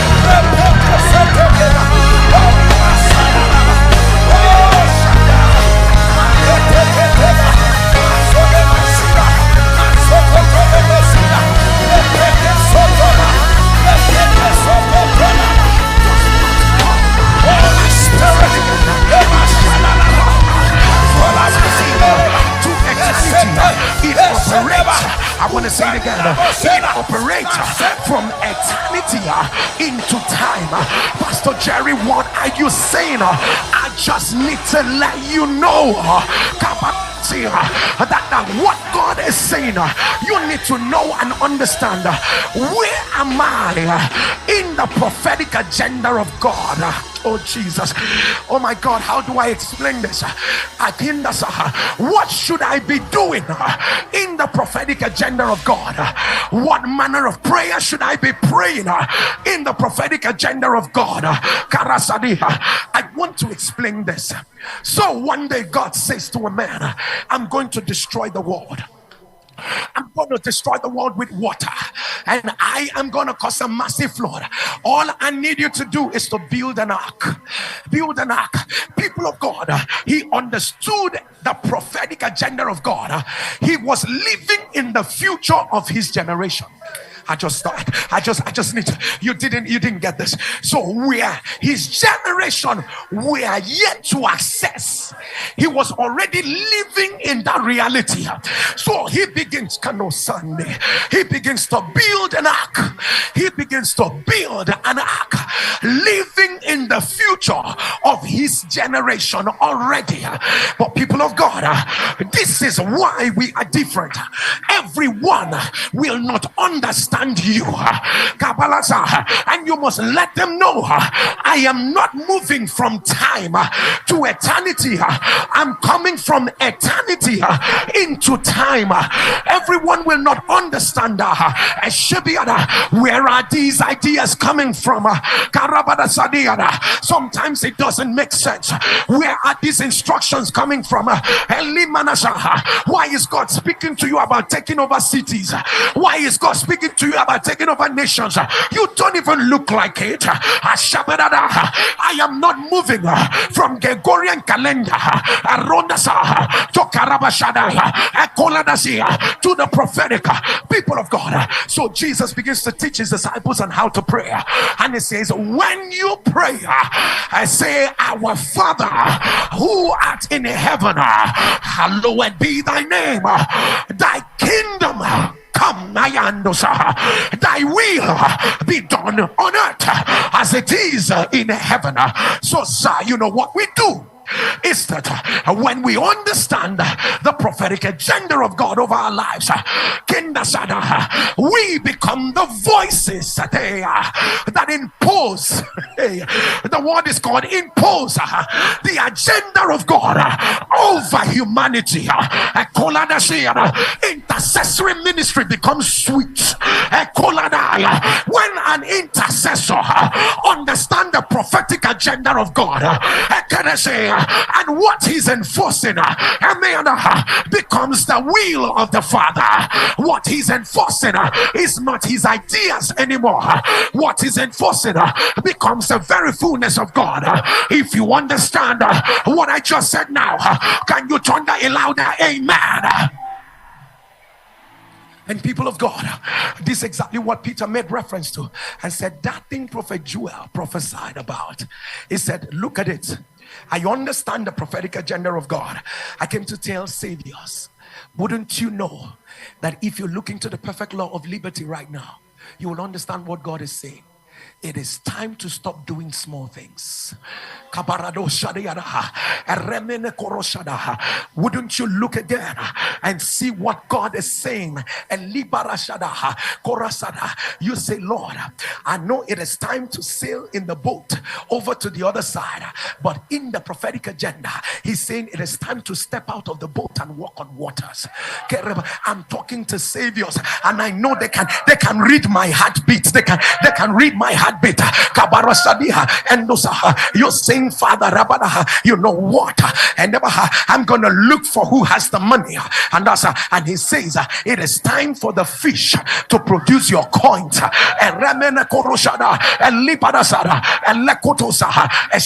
Why do we wait for economies of the world to give us a template for living when we should enforce the entirety of the kingdom on on humanity.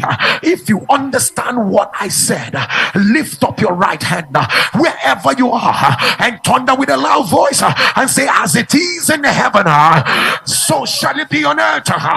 Say, I am an enforcer of the kingdom. If you believe it, thunder a louder amen. Let your amen thunder louder. Let your amen rise higher. Let your amen rise higher. And people of God, it is important that I remind everyone under the sound of my voice, that Peter begins to say, listen guys, we are not drunk as ye suppose. We are just saviors of our reason. People of God, I need to say this, that every time, one of the things that happened on that day of Pentecost, people of God, the Bible says there was a sound like that of a rushing wind, a sound like that of a mighty rushing wind. Please remember again that when a certain prophet in the scripture was having an encounter, the Bible says the wind came and God was not there. The fire came and God was not there. And then he said, and God was in the still small voice. That was the sound of that encounter. But people of God, the sound of Pentecost was the sound of a mighty rushing wind. Pastor, why are you talking about sounds again and again? People of God, every new season of your life has a sound. I want to say it again. Every new season of your life, in fact, let me put it this way, every transition moment of your destiny has a sound. Let me tell you, the tragedy of a destiny that is delayed is a destiny that is holding on to a sound of yesterday, when the Lord has released a new sound for manifestation. Because so some people are stuck on what God told them 4 years ago. Some people are stuck on what God said to them 6 years ago. But for some of you, he brought you to Rhema Feast to release a new sound. He brought you to Rhema Feast,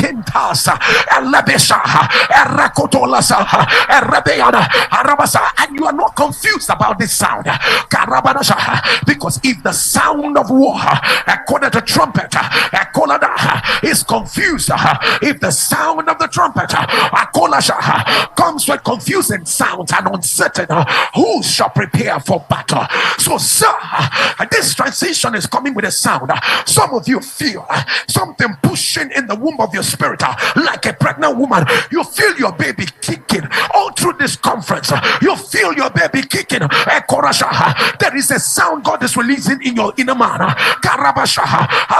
You know the temptation. There will be a temptation to settle on who you were before this meeting. The devil say, return back to who you were. Return back to place where you were just an ordinary. But God is saying, I want you to embrace this new sound. That's who you are. That's who you are. And embrace this new sound of a marketplace champion. That's who you are. Embrace this new sound of a savior. That's who you are. Embrace this new sound of stepping out of the boat and walking on water. That's who you are.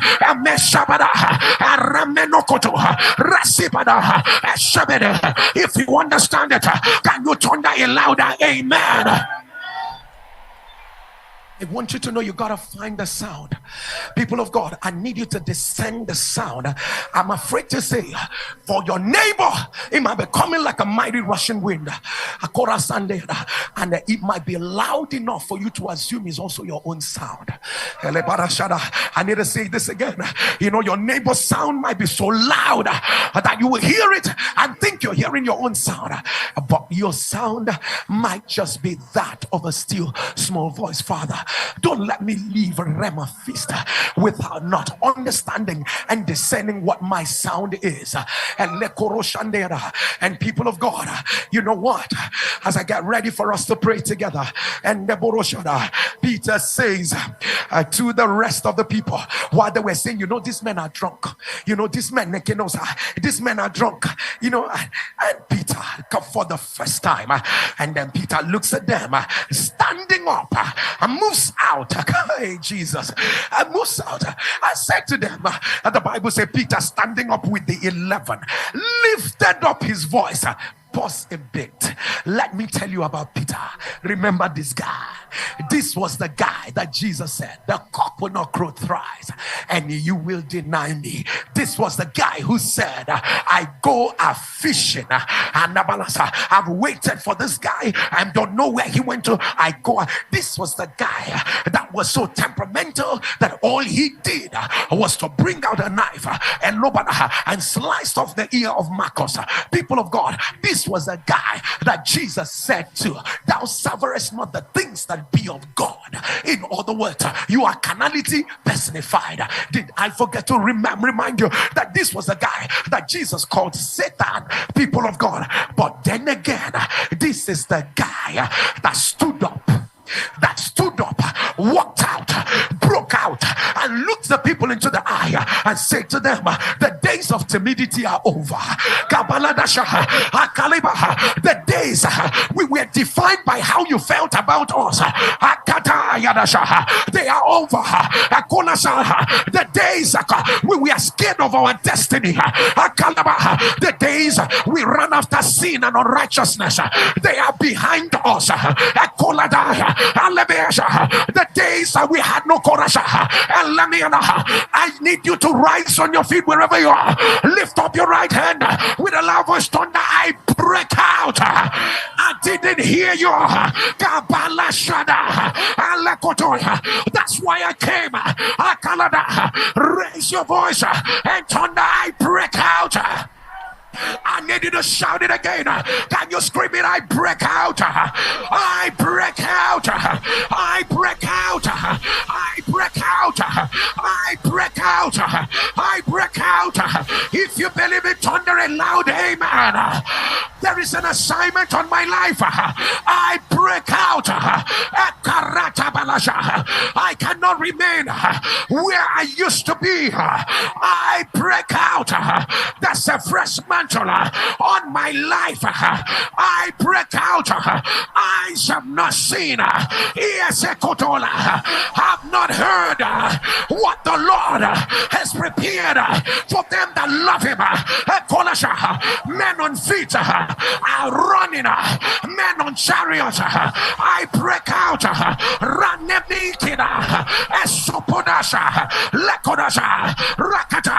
Rise on your feet. Declare it. I break out of the systems. I break out of limiting mindset. I break out of holding patterns. I break out of every lie the enemy has told to my family. I break out of everything the devil used in keeping me down. I break out. Are you praying? Somebody pray. You are on the threshold of a becoming. You are on the threshold of the fullness of God. You are on the threshold. There is an oil on your life. Break out.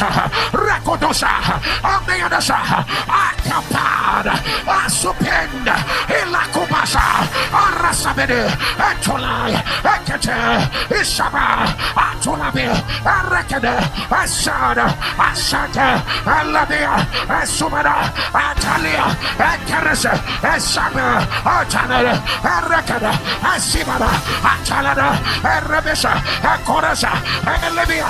Let your amen turn the louder. Would you raise your two hands wherever you are? Speak in the Holy Ghost. Speak in the Holy Ghost. Rekatame, Raminasa, Ishakata, Alabada, Esetia, Elibeda, Korasa, Italada, Eshebida, Korasadi, Itatata, Elibada, Ekobarasa, Eshatia, Rekotona, Eshabada, Akarabada, Alabea.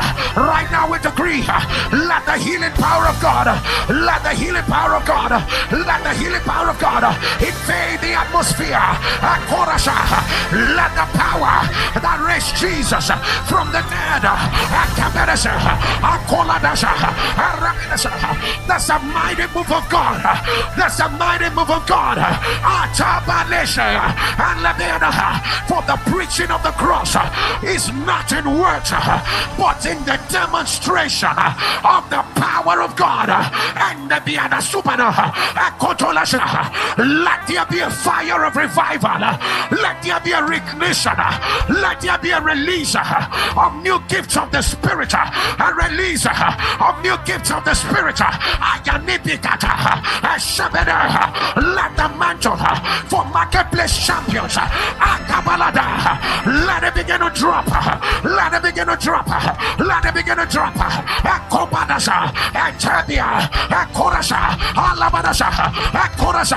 I see blind eyes opening. Let every open wound, let it seal up. A tumor in your scrotum, I command, let it disappear. Let it disappear. Accumulation of fluid in your lungs, let it disappear. Let it disappear.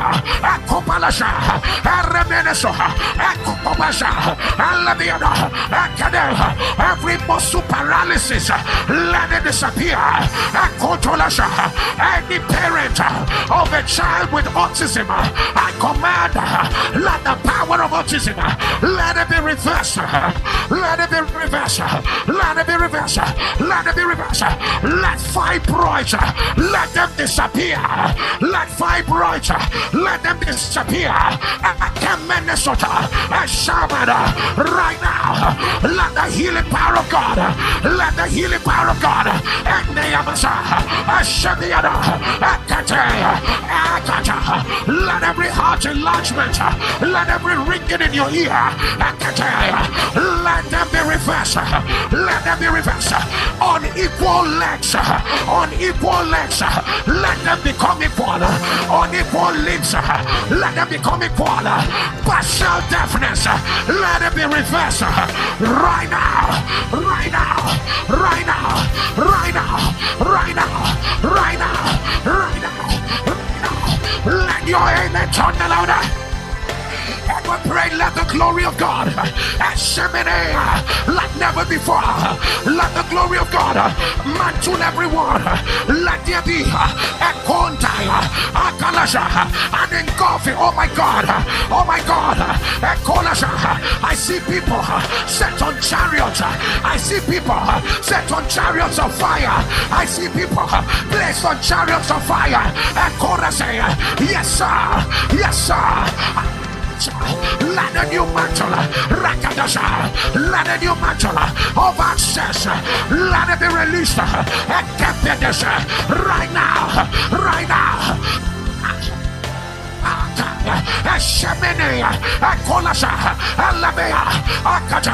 As you behold his face, you are changing to the same image from glory to glory. Let a new you emerge. Let a new you emerge. Let a higher you emerge. Let a new you emerge. Right now. Right now. Right now. Right now. Right now. Let a new you emerge. Let a new you emerge. Let a new you emerge. Right now. Right now. Right now.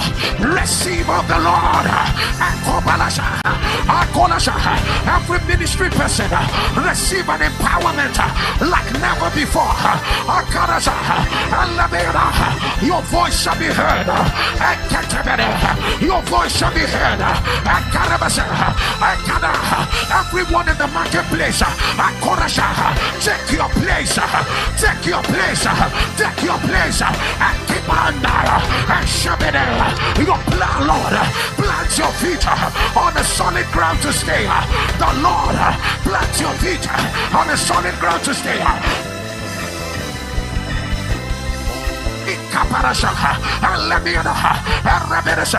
Wherever you are, would you begin to wave your hands to Jesus? Wave your hands to Jesus. Wave your hands to Jesus. Wave your hands to Jesus. For the kingdom of this world have become the kingdom of our God. Wave your hands, for the Lion of the tribe of Judah has prevailed. For the Lion of the tribe of Judah has prevailed. For the Lion of the tribe of Judah has prevailed. For the Lion of the tribe of Judah has prevailed. For the Lion of the tribe of Judah has prevailed. At Kopalasha, we give you all the glory, Jesus. We give you all the honor. Reign, Jesus. Reign, Jesus. Reign, Jesus. Reign, Jesus. For he maketh his angel spirits and his ministers flames of fire. Let everyone burn. Let us be red hot flames, burning down the agenda of the enemy, burning down ordinances of hell. Break out, break forth. Your season is here. Receive it of the Lord. Receive it of the Lord. Receive it of the Lord. I announce it is done. I announce it is done. I announce it is done. Father, we give you all the glory. Father, we give you all the honor. Be magnified, oh God. We give you all the praise, Jesus. We celebrate your power. Lord Kenya, we celebrate your power. And a people redeemed by you, we celebrate your power. Somebody put those hands together. Can you add a shout of victory? Add a shout of victory. Add a shout of victory. If you are a savior, I know there's a way you will shout, because it will not be by power, it will not be by might, it will be by the Spirit of the Lord. When you raise your hand, people shall be saved. When you talk, people shall be saved. When you step in, people shall be saved. And the house of Esau will be judged. And the house of Esau will be judged. Like you know that every wall of Jericho has crumbled before you. Raise your voice and give the Lord a loud shout. Let somebody scream hallelujah. Can you shout it hallelujah? Shout it hallelujah. Once again, I want to say it's such a huge honor. It's such a huge honor. I consider it a huge honor to be here. I say I love Kenya from the depth of my heart. I love Pastor Julian from the depth of my heart. And I want to say thank you so much. Thank you so much. But this is me trying to say, you know what? What's going to happen? By the next year, I am going to take out 3 days ahead of time. And I'm going to come because, you know what? I already did invite myself again. And I just want to say thank you so much, Pastor Julian. Thank you so much, Kenya. I love you from the depth of my heart. What God cannot do does not exist. God bless you all.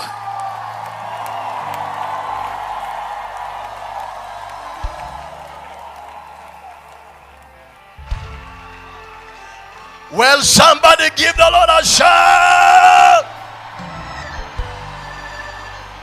Come on, celebrate what the Lord has done. Celebrate Pastor Jerry as Jesus. My God. Wow, wow, wow. Wow, wow, wow. Can we do something better than that? Can you celebrate Jesus for Pastor Jerry Eze and what the Lord has done in our midst? Glory! Woo! Thank you, Jesus.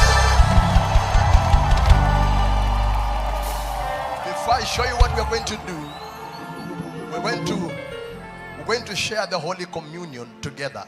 But before we do that, please, I want to ask for a favor from every one of us. This is a bit personal, but I know many of us, all of us here feel the same. Pastor Reverend Julian, I want to celebrate you. I want to appreciate you. I want to honor God for you. We honor God for, listen to this.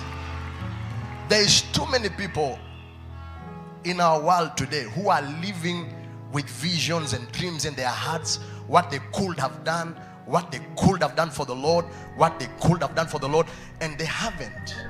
And there are some who unfortunately are 6 feet under, having died before fulfilling what the Lord has told them to do. This right here is a man who heard from God, obeyed God, and took a step. Yeah, najua hapa kwetu saa zingine tuko na tuwivu hapa na pale, tu maneno hapa na pale, but I want to say we honor God for you, Reverend Julian. We celebrate God for you, Rhema Fest. Come on, church, help us. Help me celebrate this great servant of the Lord. Thank you, Jesus, for Reverend Julian. Thank you, Jesus, for Rhema Fest. Celebrate one more time. Amen. Let's take our seats, please. Thank you. I hope someone has not already dealt with their communion yet.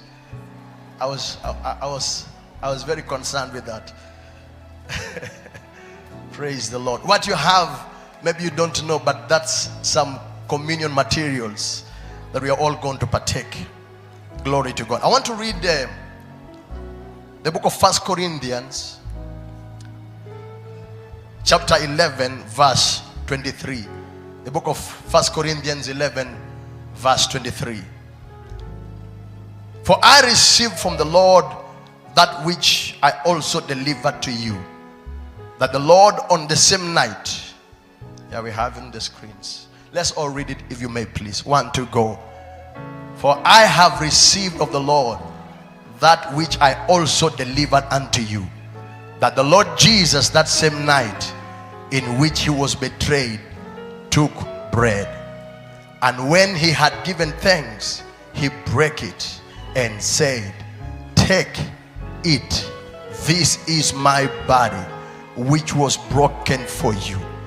This do in remembrance of me. Next verse, please.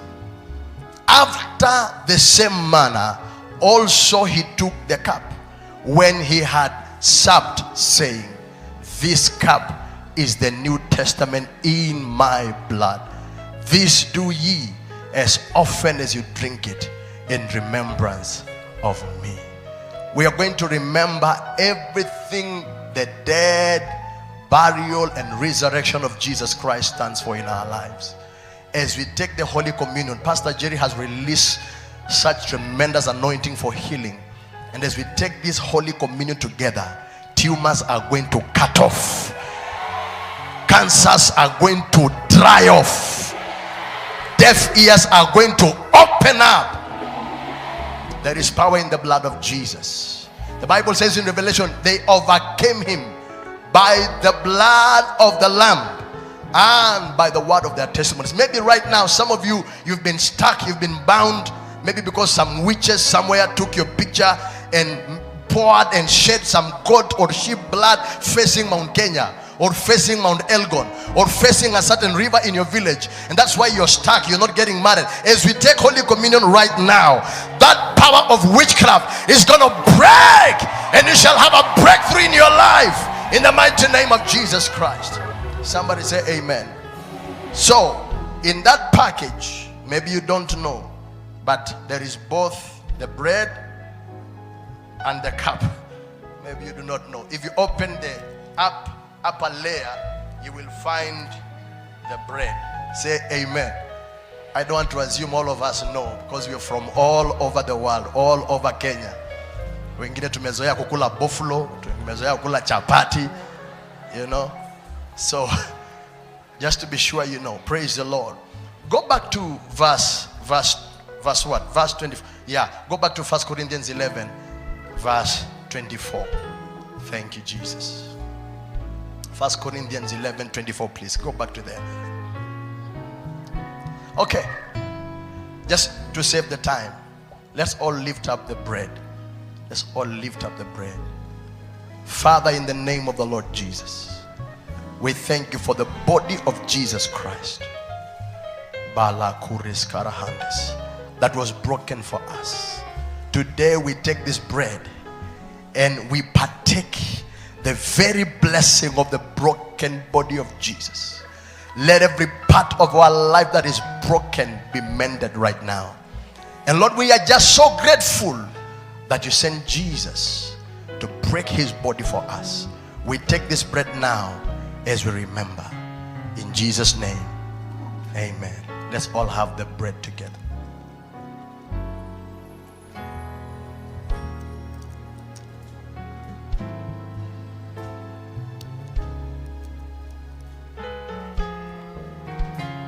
Thank you, Jesus. After the same manner also he took the cup when he had supped, saying, this cup is the New Testament in my blood.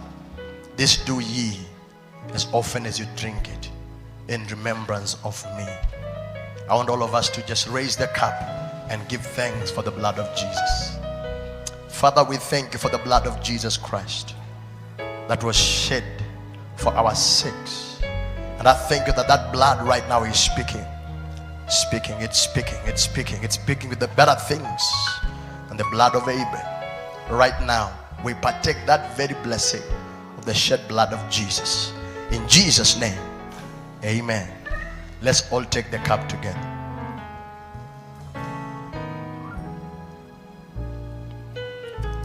Now everyone, wherever you are, just go ahead and speak in tongues. If you know how to speak in tongues, speak in other tongues. And if you are sick, go ahead and receive your healing. If you need a miracle, go ahead and receive that miracle. Yes, miracles are happening right now. The power of God is here. There is power in the blood of Jesus. There is power in the blood of Jesus.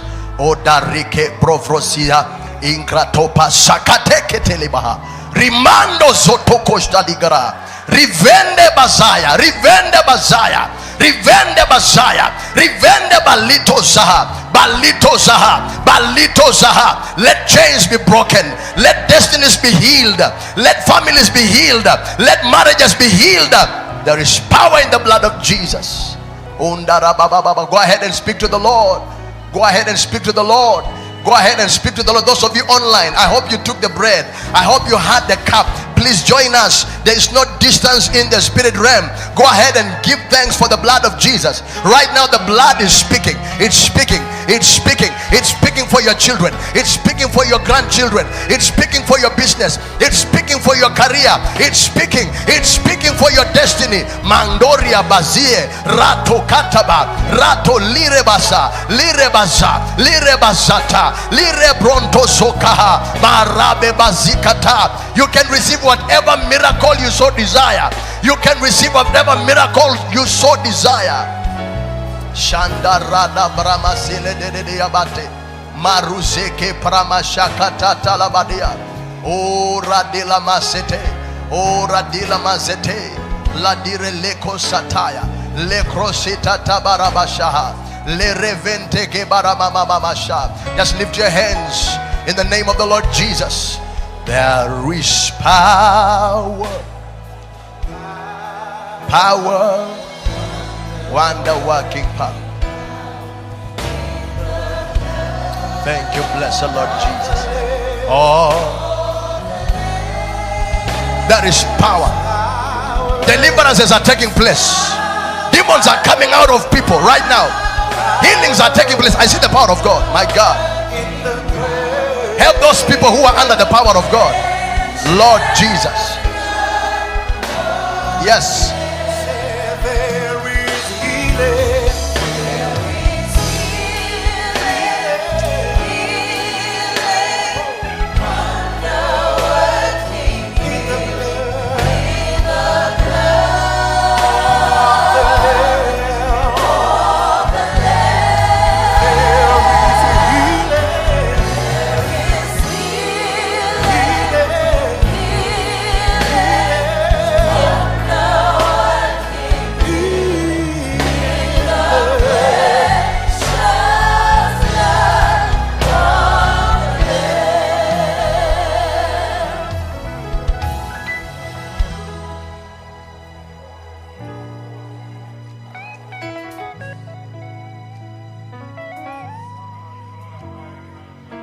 right there.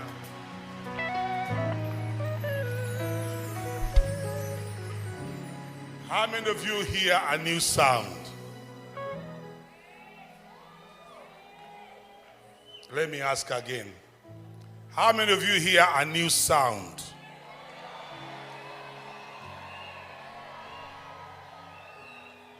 Let me ask for the last time.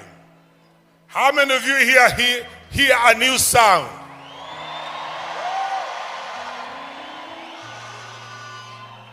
There is a new sound. In the olden days, Pastor Julian, if a preacher was late, we looked for another preacher to substitute. Unaanza kuambia ndugu moja tafuta ujumbe. Inaonekana Masinde yamechele. But today, the church must be ambidextrous and hybrid. We can tell him if you have missed your flight, you have not missed the internet.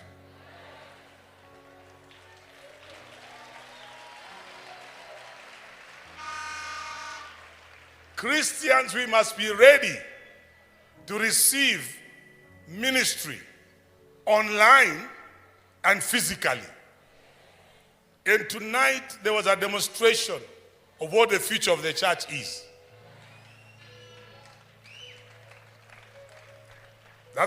This is not a pastor's seminar, so I don't want to teach now. But I feel in this atmosphere, we need to receive an offering. Now you're not clapping your hands. Tell your neighbor, this is a good atmosphere to release your seed.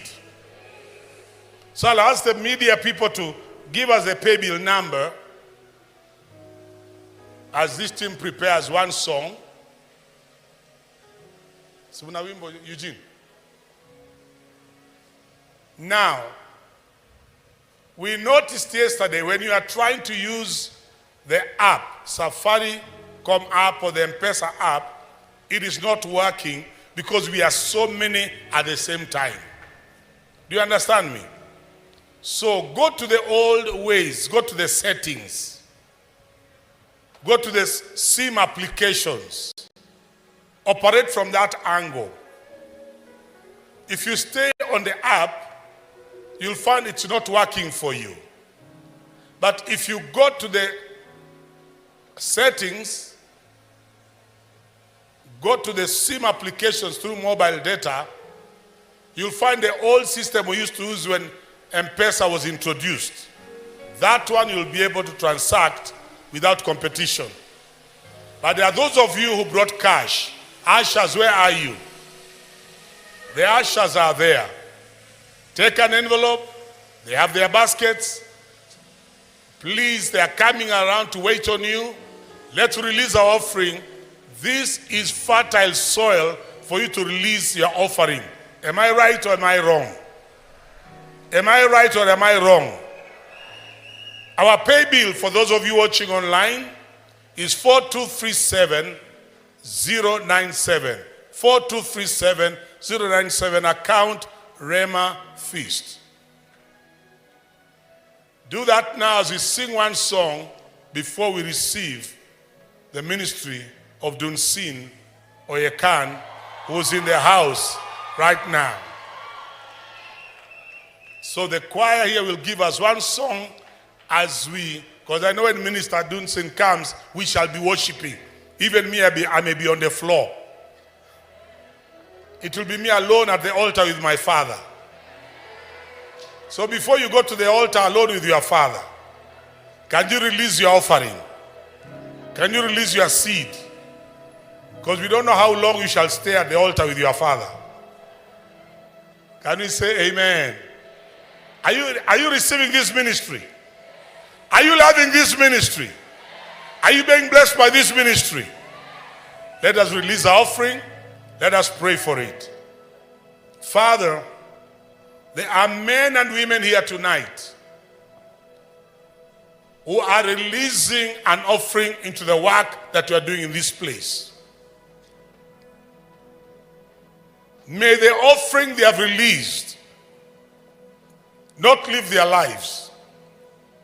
Let it go ahead of them, that the next time they encounter that offering, it shall not be the same size, because it shall have been pressed down, it shall have been shaken together, it shall be running over, because that's what we shall do with our gifts today. That no need in Rhema Feast 2023 shall be left unpaid because you are too blessed to give.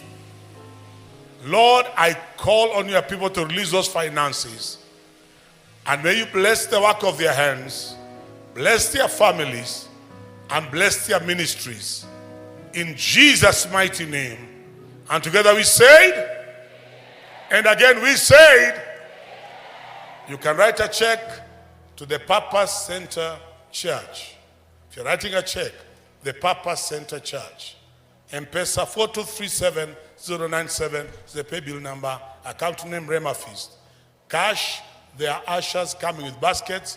Please watch them. They are smart ladies in black dresses with a basket. No, not someone with a hat. Someone produces a hat. Report him to us. God bless you, choir.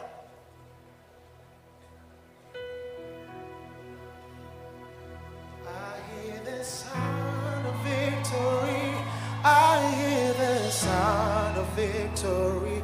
I hear the sound. Glory to God. I hear the sound of victory. I hear the sound of victory. I hear the sound. Oh God. Glory to God. Let me say that. I hear the sound of victory. I hear the sound of victory. I hear the sound. Glory.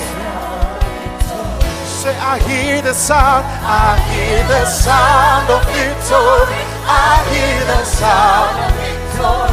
I hear the sound of victory.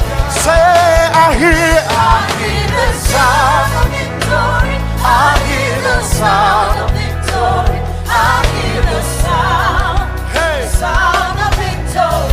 I hear the sound. I hear the sound of victory. I hear the sound of victory. I hear the sound.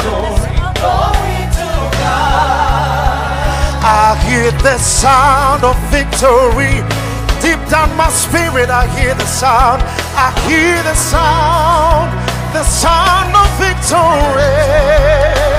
I hear the sound of victory. I hear the sound of victory. I hear the sound. Glory to God. I hear the sound of victory. I hear the sound. I hear the sound. The sound of victory. Say, I hear the sound of victory. I hear the sound of victory. I hear the sound. Now we're gonna confess right here. Glory to God. Say, every oppression.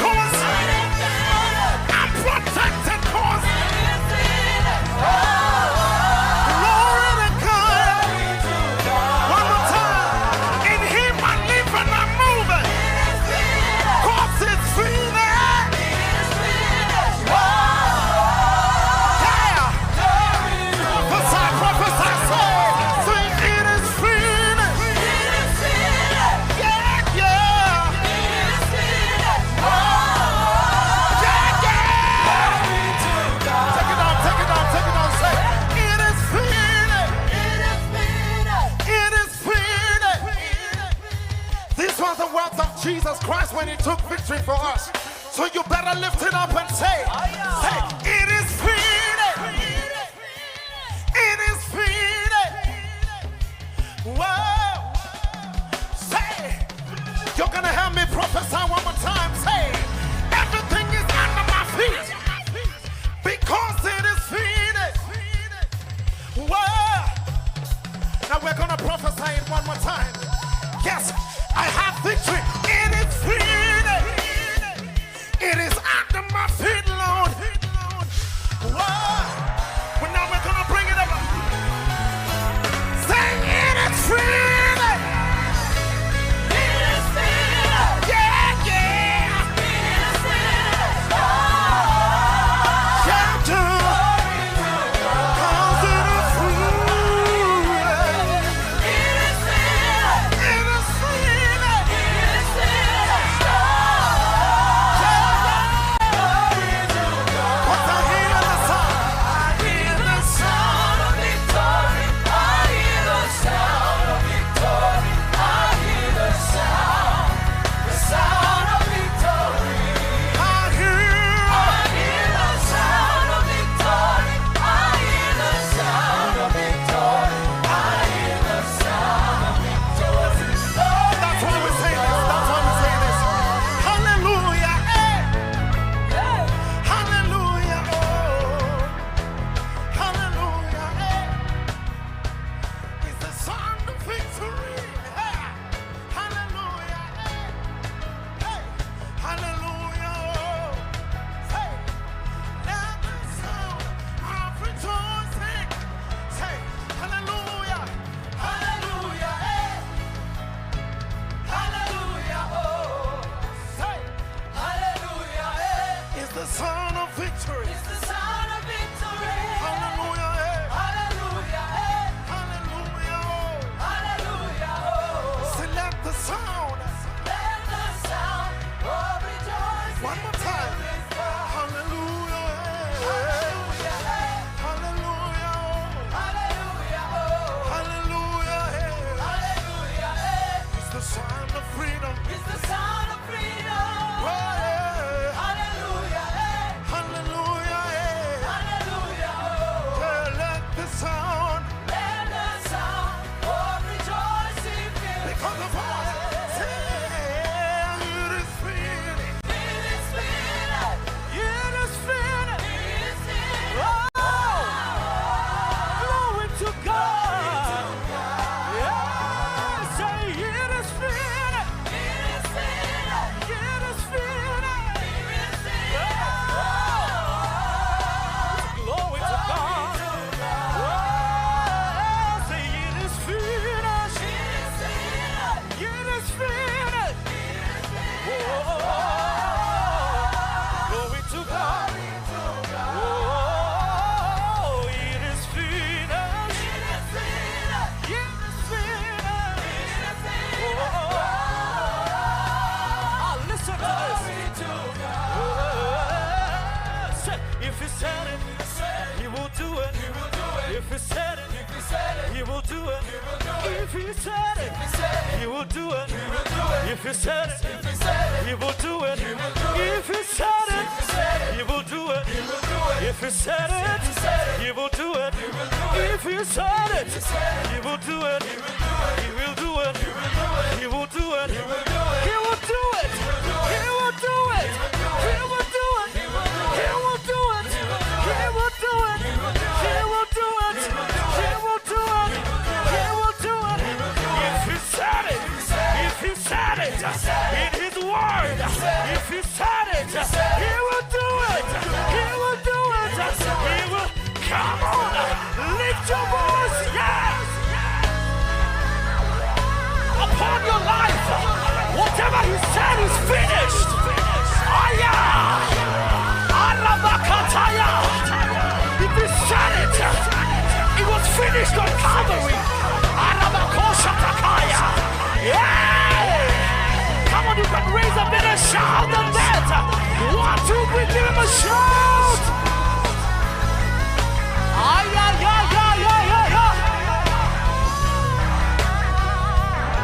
One more time, say, said it, if he said it, he will do it. He will do it. If he said it, if he said it, he will do it. He will do it. If he said it, if he said it, he will do it. He will do it. If he said it, if he said it, hear you say it, huh? If he said it, if he said it, he will do it. If he said it, he will do it. If he said it, he will do it. If he said it, he will do it. Listen, his promises are yes and amen. His promises are yes and amen. His promises are yes and amen. Let's go. His promises are yes. His promises are yes. His promises are yes. His promises are yes. His promises are yes. His promises are yes. His promises are yes. His promises are yes. His promises are yes. His promises are yes. His promises are yes. His promises are yes.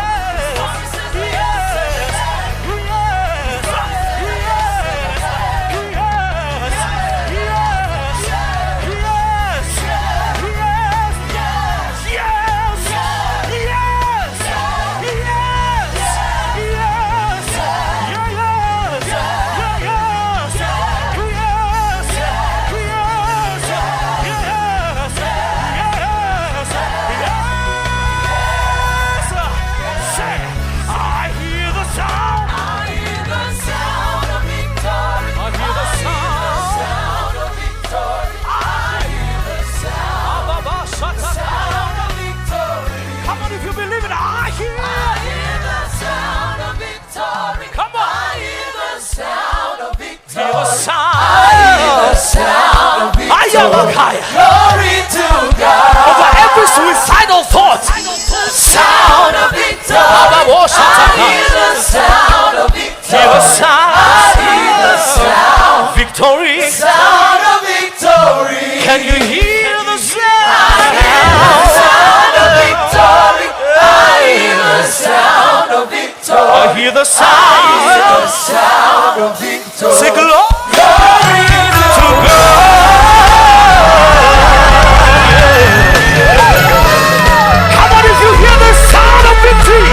Upon your life, give him a shout of praise.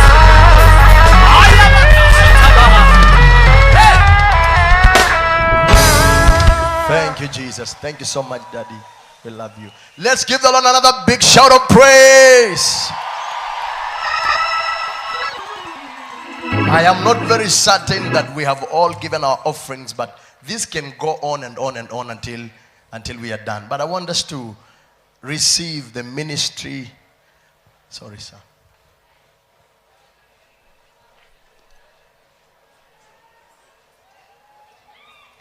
Yes, put your hands together for Pastor Pete.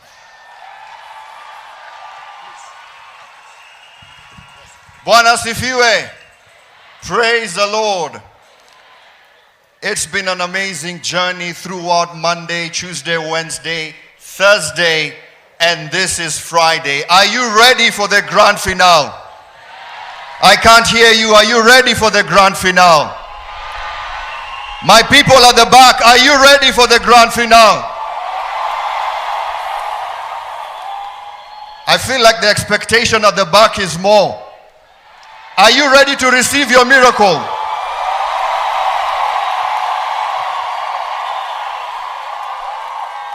It takes a lot of work, of course, sponsored by the grace of God, to experience what we've experienced.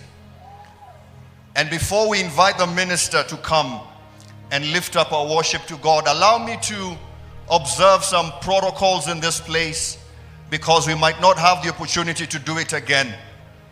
One of the hallmarks of Rhema Feast is the association between fathers and sons. And I want to take this opportunity to all sons in the house to celebrate every father and mother who has joined us. Come on, put your hands together. Let's stand up and appreciate every father, every mother of faith.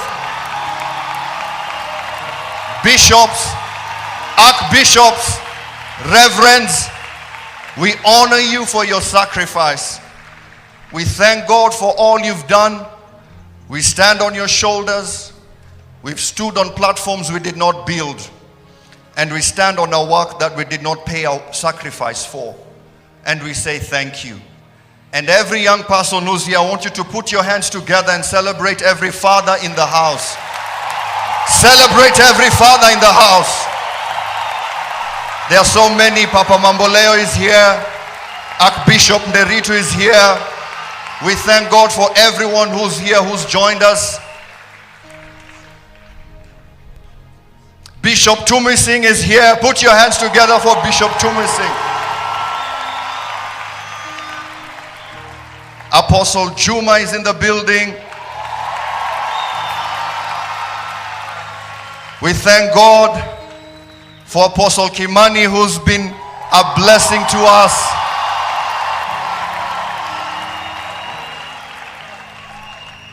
I pray that we will continue this work even through our sons who are growing up right now and our daughters. You may have your seats as the team is setting up and getting ready for our minister.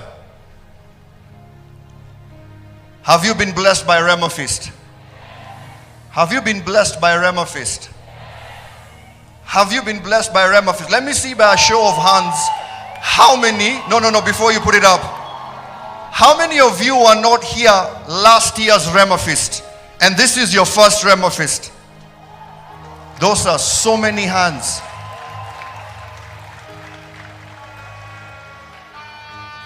We thank God for you. Thank you for joining us. Thank you for being a part of this movement. It goes beyond one church. One man is not able to do it. This is many people. It's a collaboration. And we thank God for everyone who's watching us online. I want to make particular mention to some of our partners. I want to thank Kenya Airways for flying in our guests from different parts of the world. Thank you very much. I want to thank God for KCB. I want to thank God for our title sponsor, Beulah City. Let's appreciate Beulah City for what they have done. I want to thank God for every church represented here. Every church represented here. I want to make mention of two churches that have really been with us on this journey. Every other church has been with us, but let me make mention of two churches. I want to appreciate Kingdom Seekers Fellowship.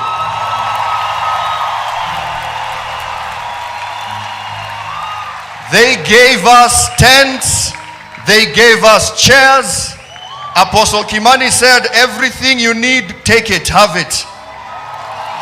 Let's appreciate Apostle and the love and Kingdom Seekers Fellowship for the love they have shown us. Apostle, thank you so much. We thank God for you. There's a tent somewhere. It belongs to MBCI through Apostle Kimani. Thank you very much. The second group I want to thank is Life Church Limuru. Apostle T. Mwangi.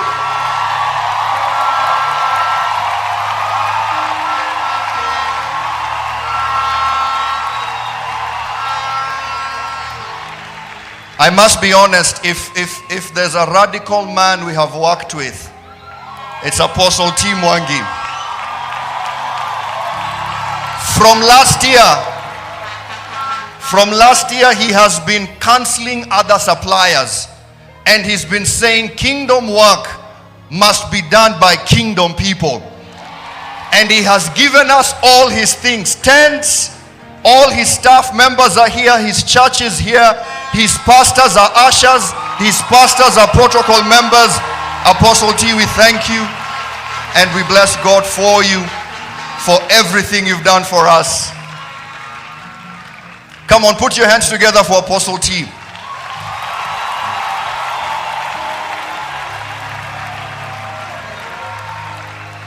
I want to thank God for every partner church from CETAM for giving us venues for prayer meetings. CETAM, Valley Road. You may have your seats. Thank you. I want to thank God for many churches. Fortress Assembly, Pastor Lee and Apostle Dennis, thank you. Thank you. Thank you for the labor of love. I want to live to continue seeing this fire spreading out into many regions in Kenya. And I thank God because a collaboration is here. Bwana asifiwe. Bwana asifiwe. Are you ready for the final push? I can't hear you. Are you ready for the final push? I will allow Bishop Munka to introduce our speaker. And by the way, let me say this openly. If you're here and you work for Safaricom, we need help. All right? Many people are trying to give but can't give. So we have put a new pay bill number. Please try it. See if it works. 407-5905. Many people are saying we're trying to give through M-Pesa, through pay bill, but we are not able to do it. So we've given an alternative number on your screen. I know some of you can't read it, so write it down. Write it down on your phone. You may be prompted to give even later. Write this down. 407-5905.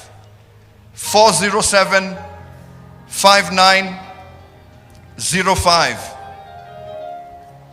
And before I hand over the microphone, I want to appreciate a team that made this possible.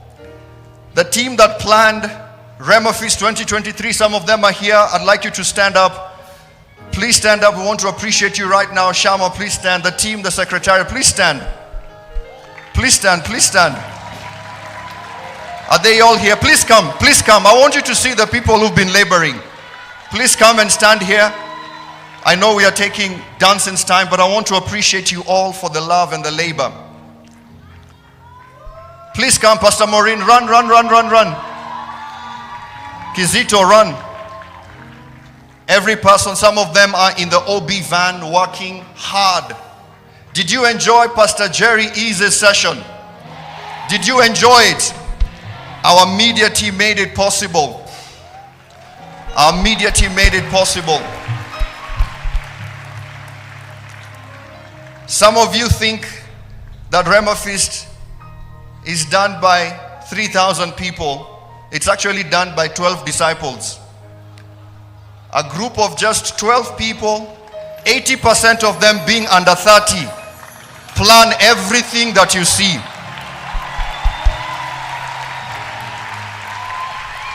And so I want to appreciate everyone from Alex. Thank you so much, Auntie Mwende, for decorating our pulpit. Put your hands together for Auntie Mwende. I want to appreciate Sam for making sure we have the structures ready. I want to appreciate Shama for running the entire operations of this event. Put your hands together for these people. I want to appreciate Pastor Maureen for organizing keshas, trainings, prayer meetings, together with Rev Jackie. Put your hands together for Rev Jackie. I want to appreciate Kizito for making sure our security is on point.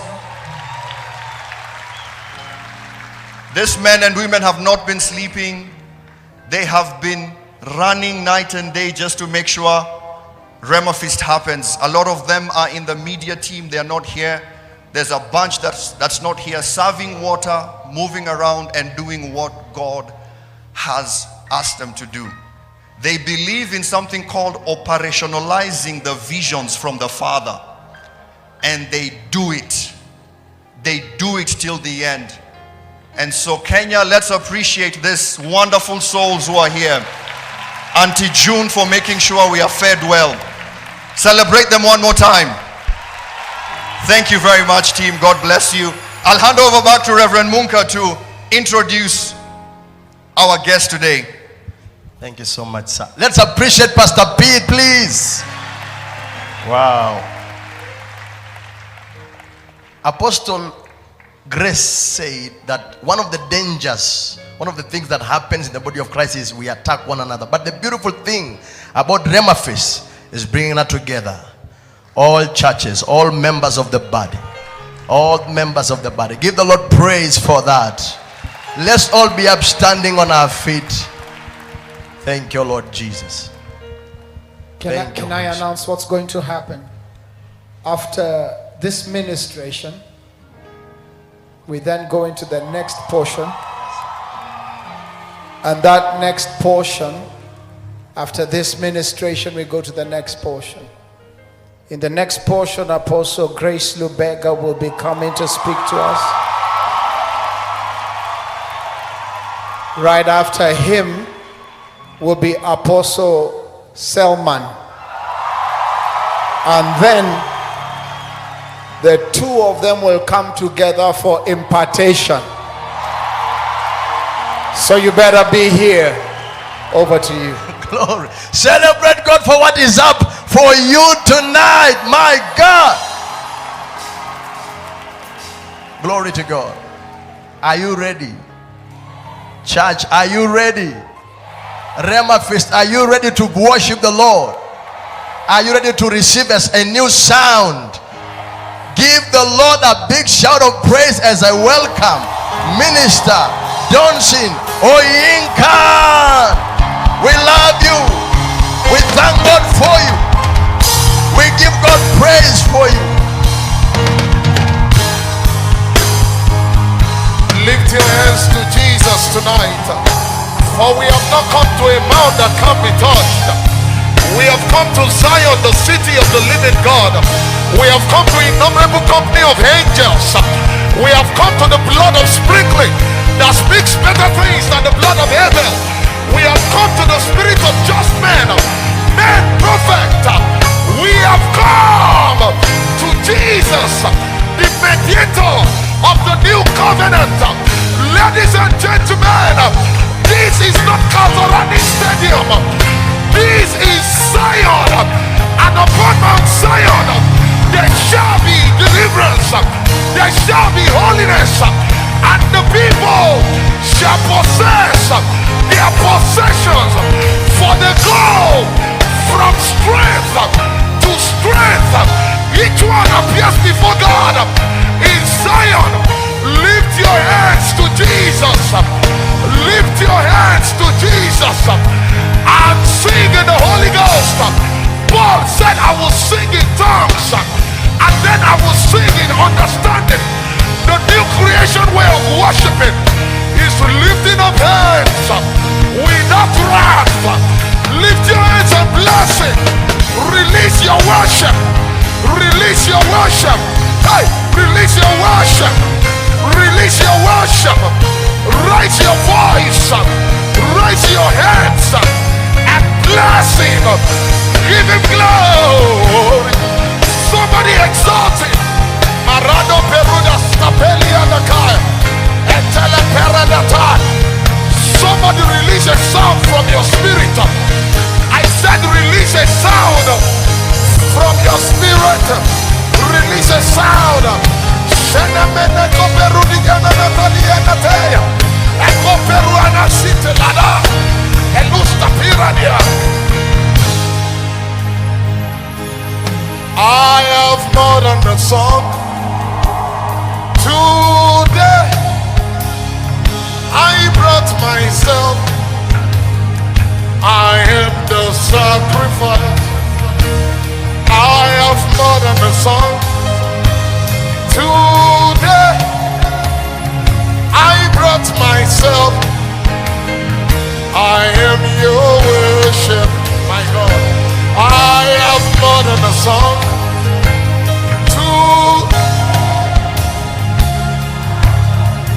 I am the sacrifice. Somebody tell him tonight.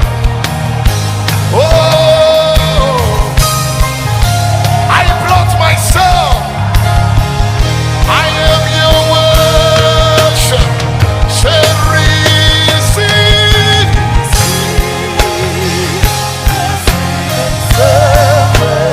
I am your worship. Shadabarada.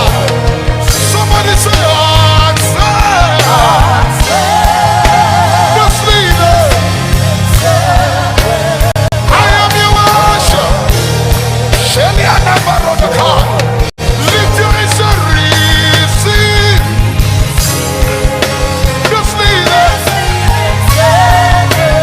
I am your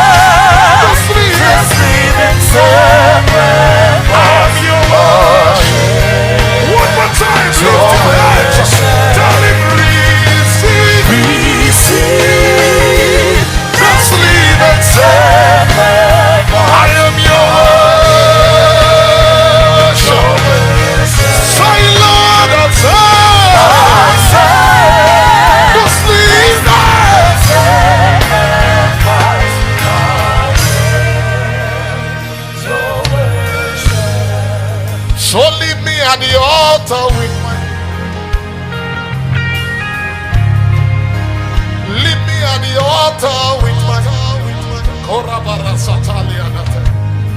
Hey, leave me at the altar with my Father. Leave me at the altar, because the altar is the place where things are altered. Leave me at the altar. Leave me at the altar with my Father. Leave me at the altar with my Father. Simon can turn to Peter only at the altar. Leave me at the altar with my Father. So leave me at the altar with my Father. Leave me at the altar with my Father. Receive.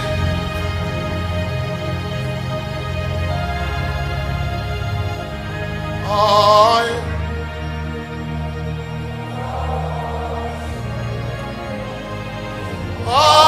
accept. Lift your hand.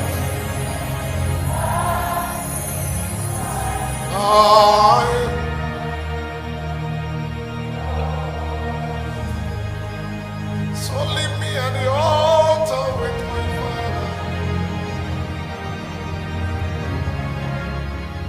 Leave me at the altar with my. The problem is with people is that we come for meetings, but few make it to the altar, because the altar is a place of one-on-one experience with the Father. Leave me at the altar with my. In Genesis 32, the Bible says Jacob was left alone. You have to make up your mind tonight to be left alone with your Father. Leave me at the altar with my.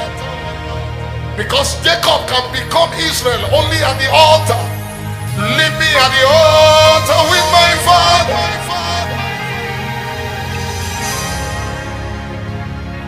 Leave me at the altar.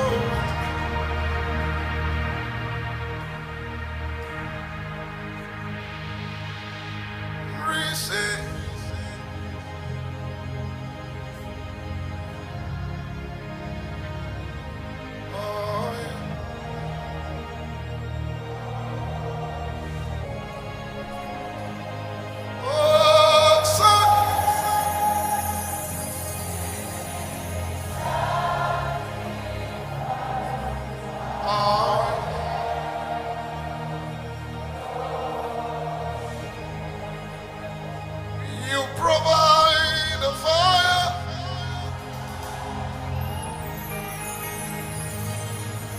I'll provide a sacrifice.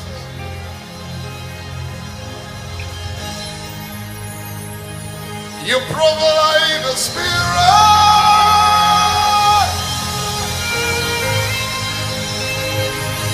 I will open up inside.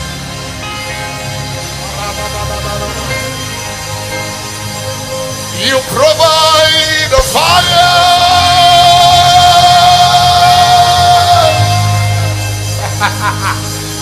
I'll provide the sacrifice.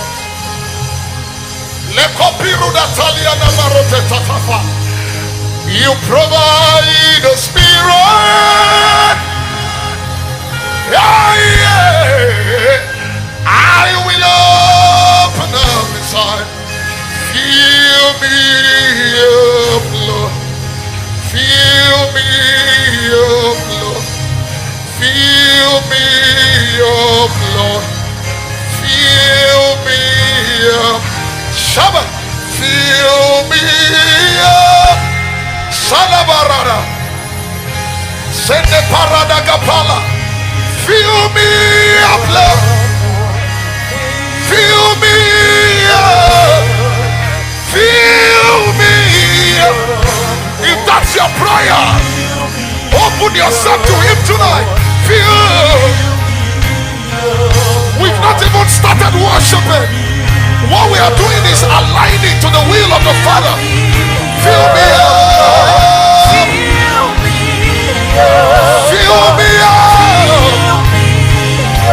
Fill me up. Fill me up. Fill me up. Lift your eyes and tell Him. Fill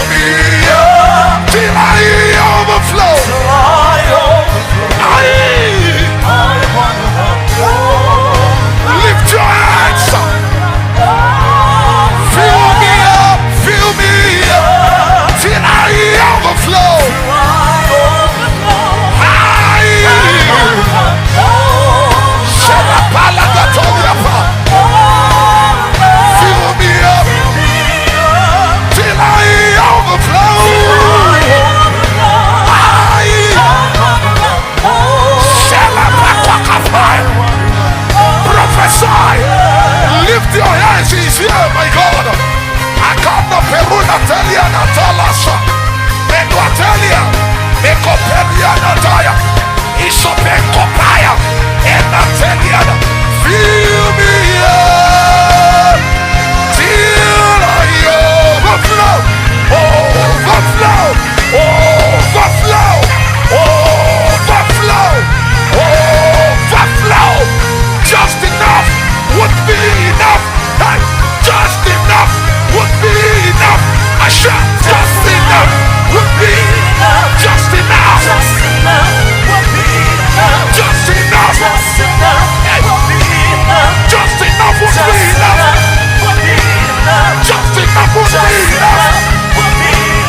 Just enough would be enough. Just enough would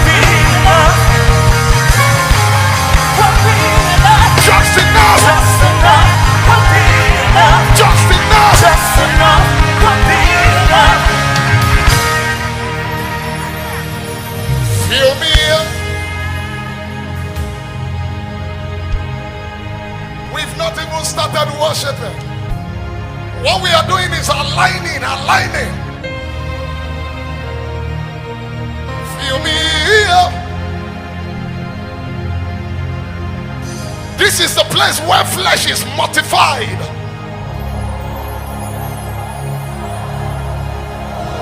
Whatever is standing in between you and the next level.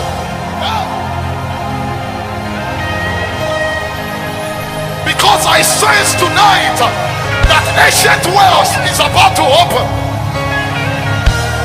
Ancient wells are about to open. Feel me up. Till I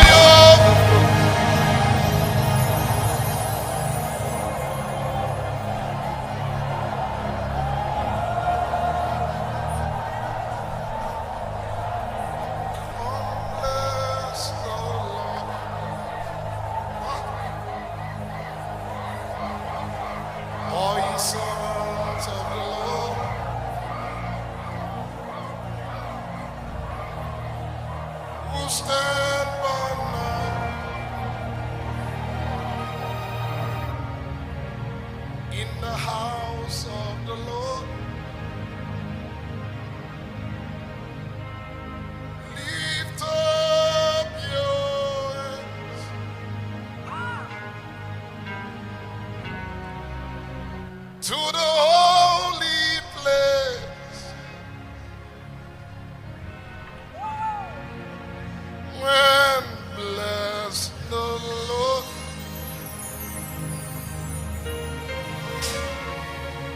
Come bless the Lord.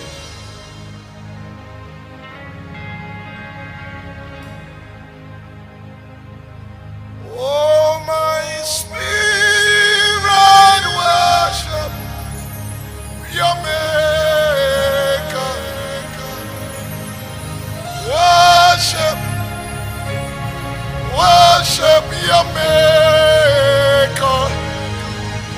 Oh, my spirit worship your maker. Worship your maker. It takes spirit to worship a spirit, for God is spirit. God is not a man. Yes, he became a man, but God is essentially a spirit, and those who must worship in spirit and in truth. There are places your mind cannot go. There are places your reasoning cannot go. It's called the presence of the Father. It's Father to child, spirit to spirit. Also, what do? I release my spirit. I send my spirit on errand. So when I sing in the Holy Ghost, that's me worshiping.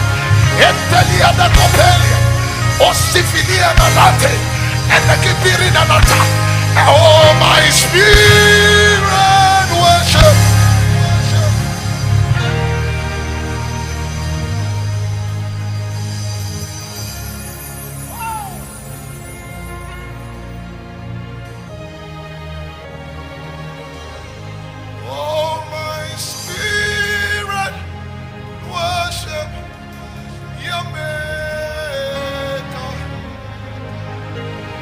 I'm waiting for someone to release a spirit to move.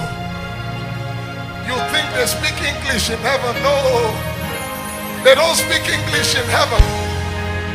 At best, your English is to express what is in your spirit. So I need you to release your spirit in worship. I said God is spirit. God is spirit. And those who must worship, we have to do it the right way, in spirit and in truth. Until your spirit man is fruitful, your reasoning cannot be fruitful. That's why you have to release your spirit to move. Usapelia Natalia, Eneketelia Natoli Faradi, Esuperuda Catelia, Anetelia Mahalatana, Osefekilana, Enetelia. Yes, that's it, that's it. Release your spirit. That's it, that's it. Release your spirit. Let it flow. Let it flow. Worship, worship your name. Oh, my spirit. Oh, my spirit. Worship your name. Release your spirit to worship. Worship. Worship. Say, oh, my spirit. Oh, my spirit. Worship your name. Say, worship your maker. Worship your oh, my spirit. Oh, my spirit. Somebody release your spirit. My God is here. Worship. Worship. Worship your name. Let the blood flow. Oh, my spirit. Worship.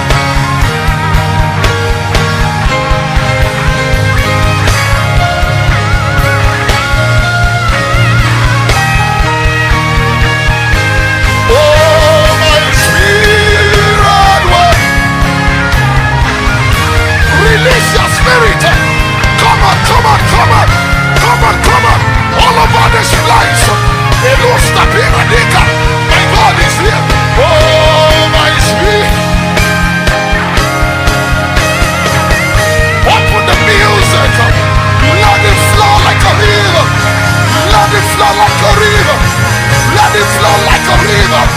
Yes, on the other. Oh, my spirit. If you are looking for a worship leader, I'm sorry to disappoint you. I am not one, because in Zion, everyone is a worshiper. In Zion, everyone is a worshiper. Yeshabakapalanda, Yatalia, Shadabara, Ekopera, Ishaba, Ada.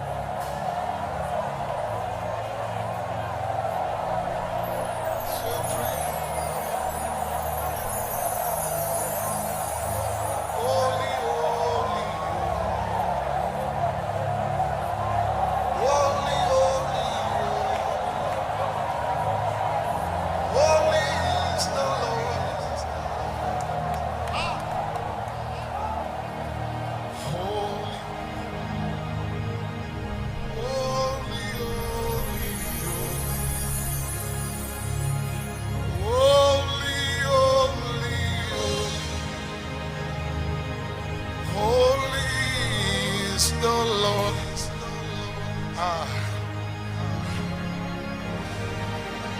Holy, holy,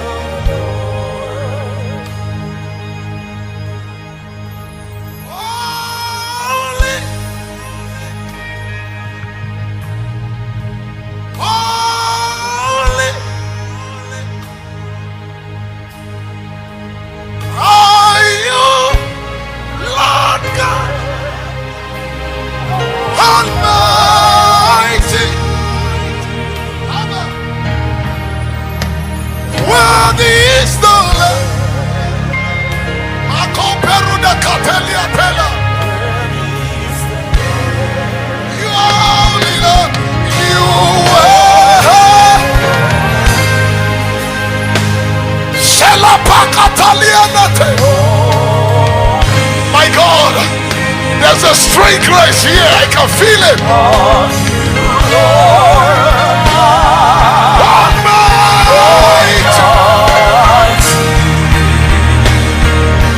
Worthy is the Lamb. Worthy is the Lamb. You are holy. You are holy.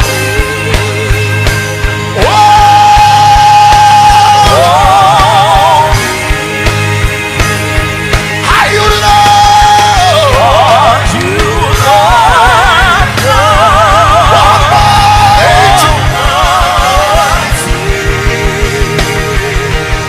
Worthy is the Lamb. Shadakapaliane. Worthy is the Lamb. You are holy. You are holy. Elato peruda gatalia da bakatayo. Wasapakate. Eruna natalia.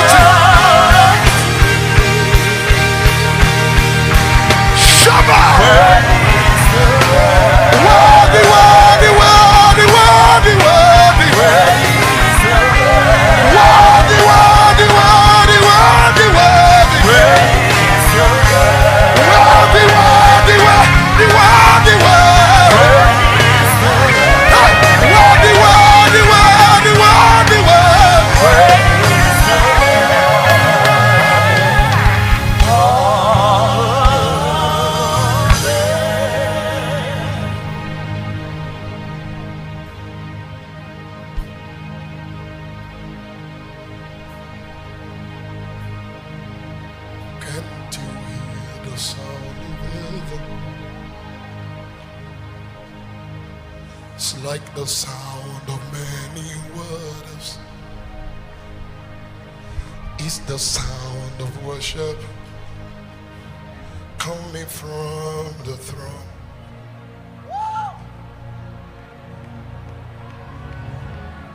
There are clouds adoration as a man from every nation lift the voice to make his glory known, singing holy, holy, holy are you, Lord.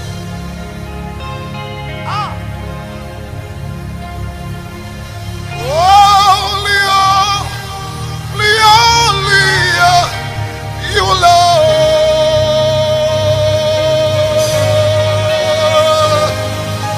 The elders and the angels bow. We the redeemed worship you now. Holy, holy, holy are you, Lord. Ekaro bilatoliapa, elusta biradagata. Holy, holy, holy are you, Lord. My God, radicala topela copredia. I see a gate. I see a gate. Open. Elusta bariada. Kaya, this is your season. I see a gate open in the realm of the spirit. And the spirit and the bride says, come, come, come, come, come, come. Mekote leparia. Meruti la zifa. Eko pradikatalia. And Beraniatalam, oh utukufu, hallelujah, to the Lamb, to the Lamb. And watch what I'm saying, utukufu. The Lord spoke to me as I sat down. He said, 9 months, 1, 2, 3, 4, 5, 6, 7, 8, 9. For as soon as Zion travails, as soon as Zion travails, as soon as Zion, in the next 9 months, there's about to be a release of a shofar that will reverberate all over the earth, and it's coming from Kenya. Mark today, if I be a man of God, if I hold the rod of a psalmist, you will see these words come to pass. 1, 2, 3, 4, 5, 6, 7, 8, 9 months. To the Lamb, to the Lamb.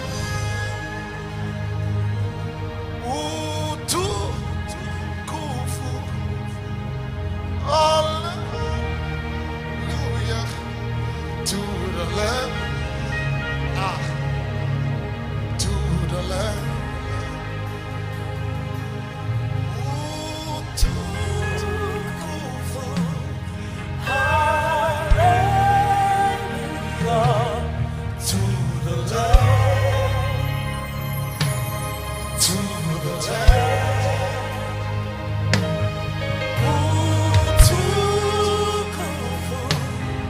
Hallelujah.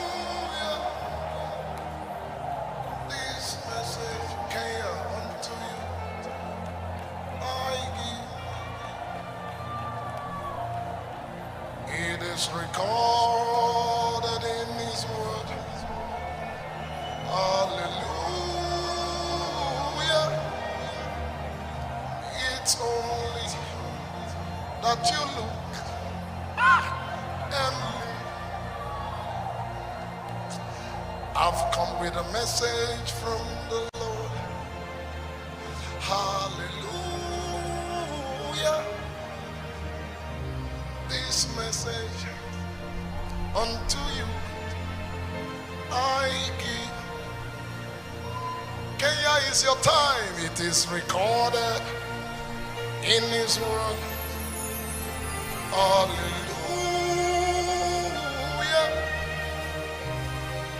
It's only that you look and look and live. My Kenyans live. Look to Jesus now and live.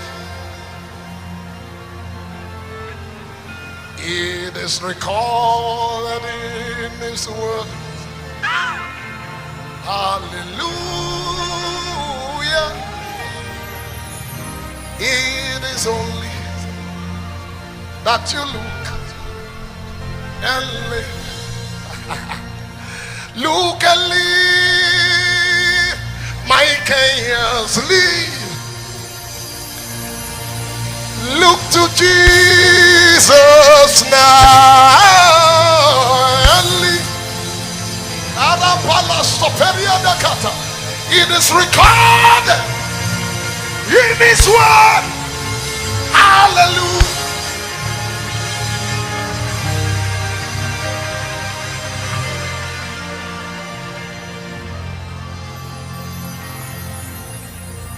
Holy word, long preserved forward. It is the resound with God's own word. Oh, let the ancient world involve. Ancient word, ever true. If you don't know what I'm doing, changing me. I'm seeing 300 foxes. 300 foxes. 300 foxes that the Lord wants to light up tonight. I'm talking about the Davids. I'm talking about the psalmist. I'm seeing 300 foxes that the Lord wants to light up. And I'm asking the Lord, what is this grace? He said, Amos 9:11, in that day I will rise up the tabernacle of David that has been broken down. The psalmist of Kenya, hear the word of the Lord. I bring you a word from Zion. A well is about to open. A well is about to open in your spirit. Pray in the Holy Ghost. Raise your hands. I'm going to release the angel of the Lord to move all over this room and begin to touch psalmist.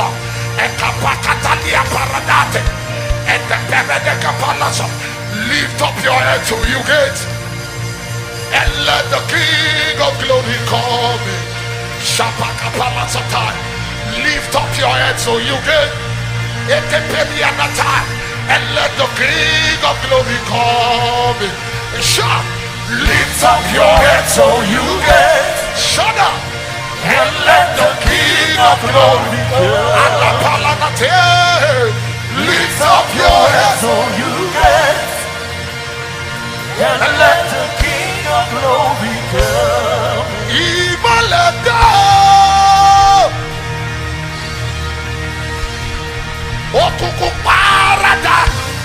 It means light has come.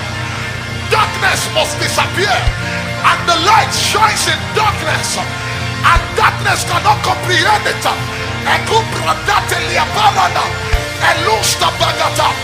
I stretch my hands and I release the grace for a new wine of the Spirit to everyone who thirsts tonight.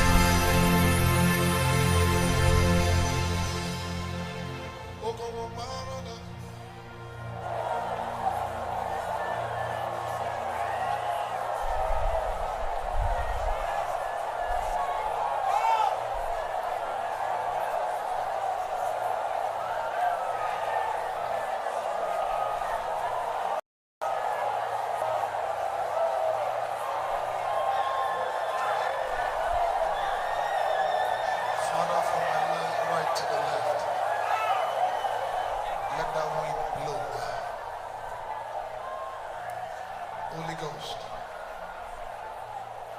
Touch. 1, 2, 3. And him filling of the Holy Ghost.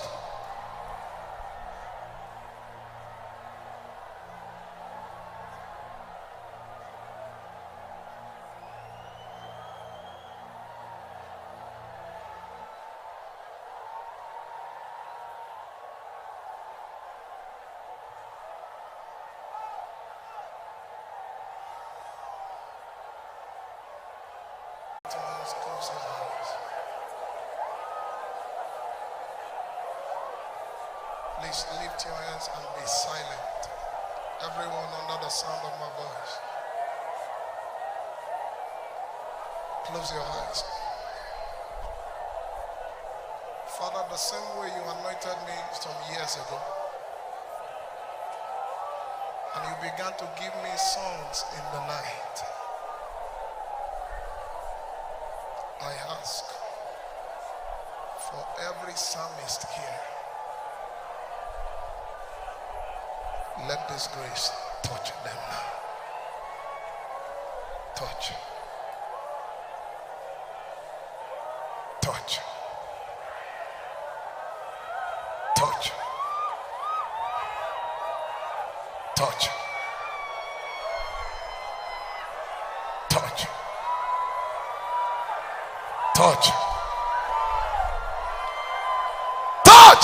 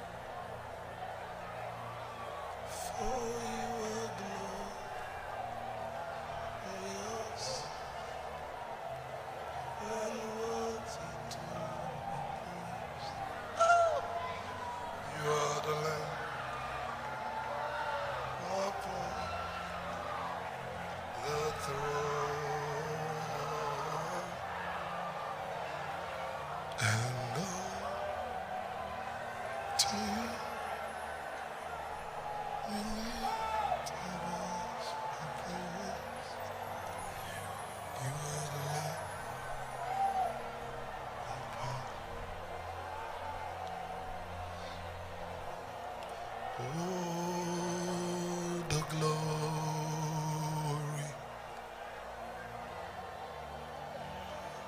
of your presence, we your temple, give you reverence.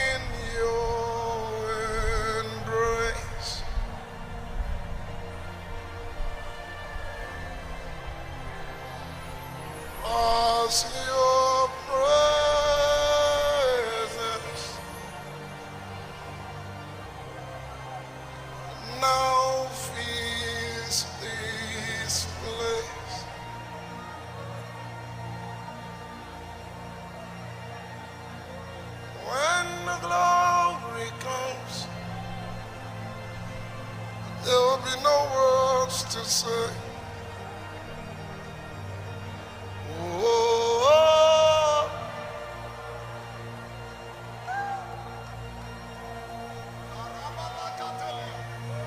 when the glory comes,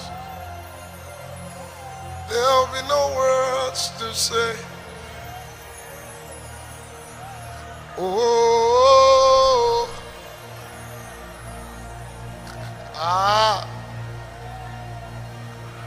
when the glory comes,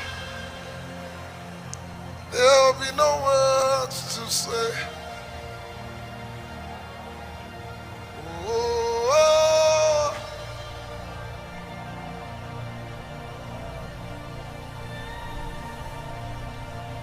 when the glory comes, there'll be no words to say. Oh,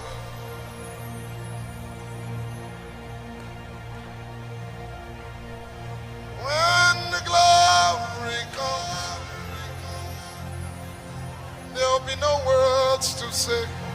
Kai, this is strong.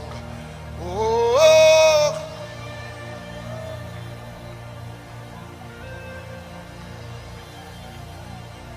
when the glory comes, Kai, there'll be no words to say. Oh,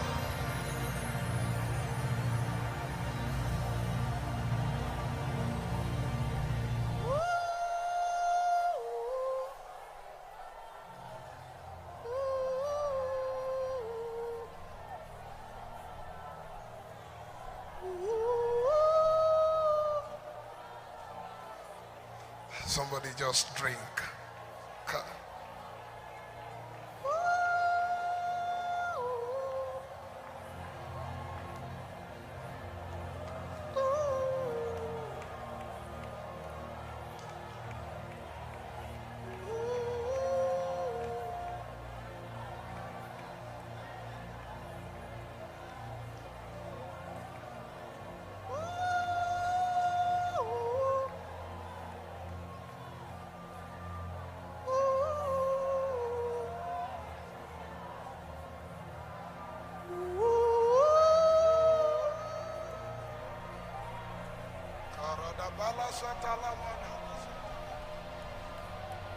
When the glory comes, there'll be no words to say.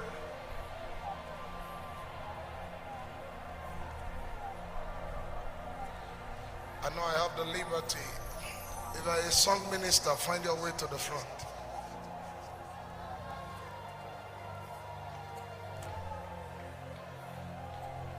There is something called the order of David. It is real. It is very real.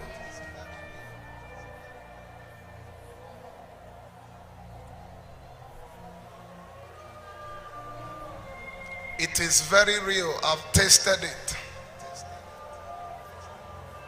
Please stand. Don't leave. Just stand. Stand before the Lord. What I have, I can give. Of his fullness have we received grace for grace. I came with a heart for Kenyans because I believe there's something that is about to be released through this nation upon the earth. There's a sound of the Spirit coming like a wave from this nation. Lift your hands to God. I sense it very strongly as I speak now. It's like electricity. It's like electricity in my bones. Father, what I have, I release. Everyone here, let there be an outpouring of your Spirit. Now. By the power of the Holy Ghost, now. You won't come without the sound. It's the protocol of the King. Ay, my God. So we lift our voice to you. Maranatha. Hallelujah. Shadabarada Katalia. You would come with the sound. Malato Beroda Katalia is the pro. I see a cloud around this place. A cloud of the Spirit right now by the power of the Holy Ghost. So I lift my voice to you. Holy Ghost, touch. Maranatha. Hallelujah. I said you won't come without the sound. There's a sound that precedes the move of the Spirit. It's the protocol of the King. So we lift, my God, our voice to you. Maranatha. Arabagata. Hallelujah. The comes riding on the cloud. Ashabagata lagata. Shining as the sun. And the prophet God. Chaos. Lift your voice. It's the year of Jubilee, of Jubilee, of Jubilee, out of Zion's hills. Salve. There are ladies the Lord wants to touch. I see a lady in the realm of the Spirit with a shofar in your hands. I see a lady in the realm of the Spirit with a shofar in your hands. 1, 2, 3. Holy Ghost, look at that lady for me. Shalika Baria, Maloste Periada Katali, Marada Natalia, Eko Predi Kataya, out of Zion's hills. Salvation, salvation comes. Lift your voice, lift your voice. It's a year of Jubilee. The Lord said He's giving you a gift of intimacy, a gift of intimacy, a gift of intimacy, a gift of intimacy. I open that door right now. I hear in my spirit, come up hither, come up hither, come up hither, come up hither. What I have, freely have I received, freely I give.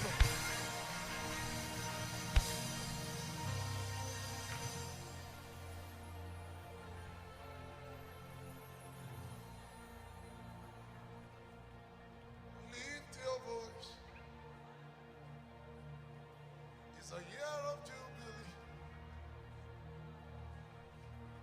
Out of Kenya's hills, salvation comes. Lift your voice. It's a year of Jubilee. Out of Kenya's hills, revival comes. Lift your voice. It's the year of Jubilee. Out of Kenya's hills, salvation. The gift of receiving songs that you lost, I command right now, let it be restored. Now, let your eyes open, let your ears open. I open the wells of the Spirit. I open, hear a sound from Salem, a sound from Zion.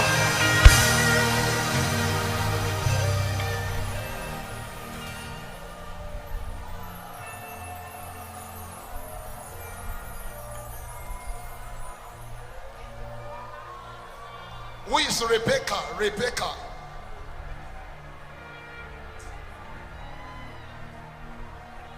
Rebecca.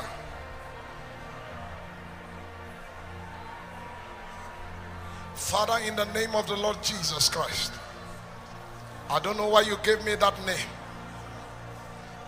but I command a shift from this moment. A new season. Kalibarandos tefeliande kava. In the name of the Lord Jesus Christ. Manakabaradata. Let the walls of your spirit open up.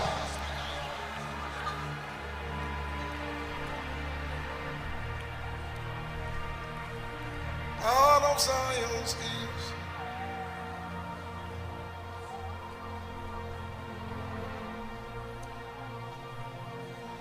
Let the hand of the Lord touch you. In the name of the Lord Jesus Christ. I tear that garment of shame. That garment of shame. Let it be torn right now. In Jesus' name. Listen.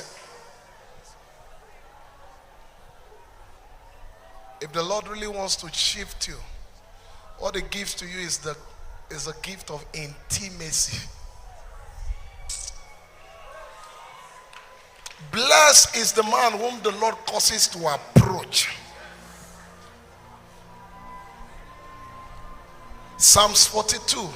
As the deer pants for the waters, so my soul longs after you.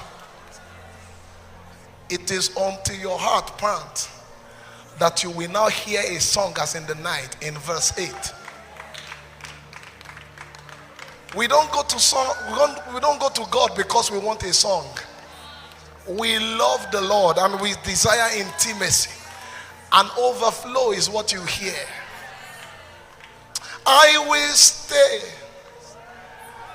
at the altar to drink of the living waters till I overflow. I'll be satisfied. For this is what the nations need. I will stay at the altar to drink of the living waters till I overflow. I'll be satisfied. For this is what the nations need. Hey. Won't you stay at the altar to drink of the living waters till I overflow? I'll be satisfied. I'll be satisfied. For this is what the nations need. Lift your voice. I will stay at the altar to drink of the living,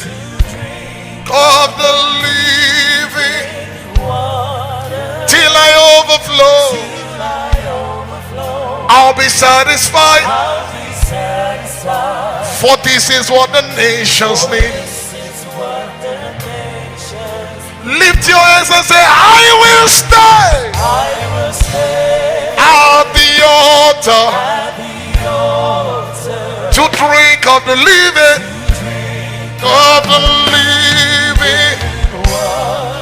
till I overflow. I'll be satisfied. For this is what the nation. Rise it up and say, I will stay at the altar.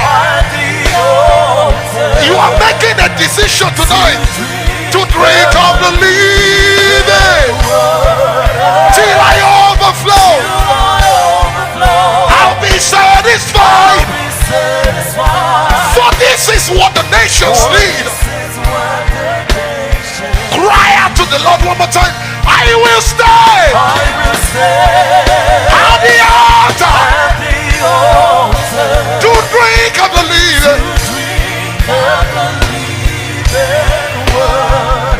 Till I overflow. I'll be satisfied. For this is what the nations. One more time. Everybody say, I will stay. I will stay At the altar. To drink of the living. Till I overflow. I'll be satisfied. For this is what the nations need. My God is here. I feel it. Say, I will stay. I will stay At the altar. To drink of the living. Till I overflow. That's when you will be satisfied. For this is what the nations. Now open your mouth and cry out to the Lord.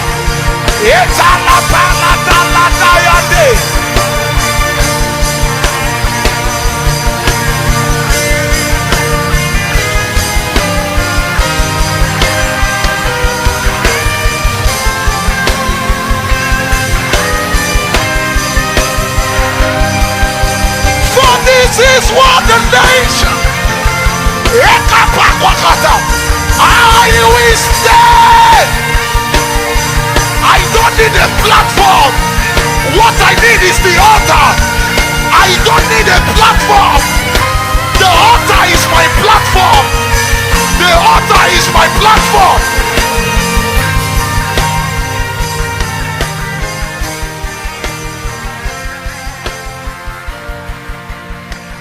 Dore mi dore. Soladane.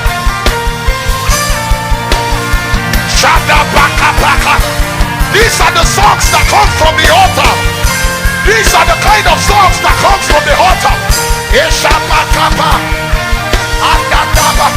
Everybody lift your voice and say, generations, generations after generations keep praising you. You know what's unto us. Then I ask the Lord. Then I ask the Lord, what name fits you? And he said, yeah. And he said, yeah. Ashabakapa. Somebody say generations. Generations after generations keep praising you. You know what's unto us. Then I ask the Lord. Then I ask the Lord, what name fits you? And he said, Yahweh. And he said, yeah. Ashabakapala. Hey, somebody say, you're the Lord one. You're the Holy One. You're the Holy One. You're the Holy One. Lift your voice. Yahweh, the King of Zion. Somebody sing it. You're the Holy One. You're the Holy One. Yahweh. Yahweh, Asha. the King of Zion. One more time, say you're the Lord one. You're the Holy One. You're the Holy One. Yahweh. Yahweh, the King of Zion. Somebody sing you're the Lord one. You're the Holy One. You're the Holy One. Yahweh, the King of Zion. Then I asked the Lord.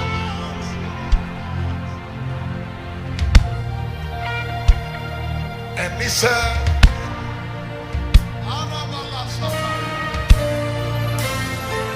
then I asked the Lord. And he said, And he said, then I asked the Lord. Then I asked the Lord, what name fits you? And he said, you know this one? He said, miseria. Forever and ever, our God, you are the forever and ever, our God, you are. Lift it up forever and ever, our God, you are good. Forever, and ever, our God, you are. Say forever, and ever, our God, you are. Forever, and ever, our God, you are. Everybody say, who is on the Lord's side? I am on the Lord's side. Are you on the Lord's side? I am on the Lord's side. As we raise our voice in praise, the enemies will bow.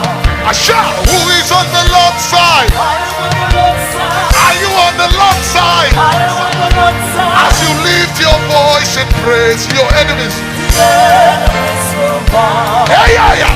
Who is on the Lord's side? I am on the Lord's side. Are you on the Lord's side? I am on the Lord's side. As you raise your voice in praise, my God, the enemies will bow. I shout, who is on the Lord's side? I am on the Lord's side. Are you on the Lord's side? I am on the Lord's side. As you raise the scepter of Judah, the enemies will bow. I shout, I said, who is on the Lord's side? I am on the Lord's side. Are you on the Lord's side? As you raise your voice in praise, the enemies will bow. The fragrance of my worship.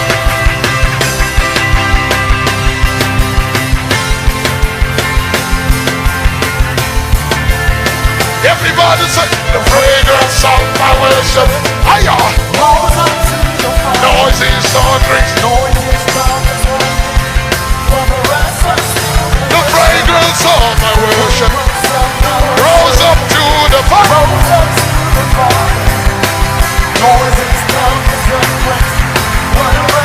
Everybody say, first it was fragrance, then it turned to fire.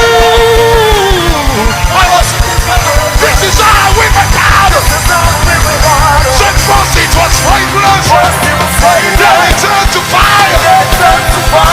My worship, we are coming back. We are coming back. Everybody say, who is on the Lord's side? I am on the Lord's side. Are you on the Lord's side? I am on the Lord's side. As we raise the scepter of Judah, the enemies will bow. I shout, who is on the Lord's side? I am on the Lord's side. Are you on the Lord's side? I am on the Lord's side. As we raise the voice of Judah, the enemies will bow. Who is on the Lord's side? I am on the Lord's side. Are you on the Lord's side? I am on the Lord's side. As we raise a voice, the enemies will bow. I said, who is on the Lord's side? I am on the Lord's side. Are you on the Lord? I am on the Lord's side. As we raise, I shout, the enemies will bow. for we know you are the word of those who diligently seek your name. Somebody say, all power, is in your hand. With you, I shout, nothing is impossible. I'm hearing a song, we are coming back. Everybody say, this guy got another one on there. This guy got another one on there.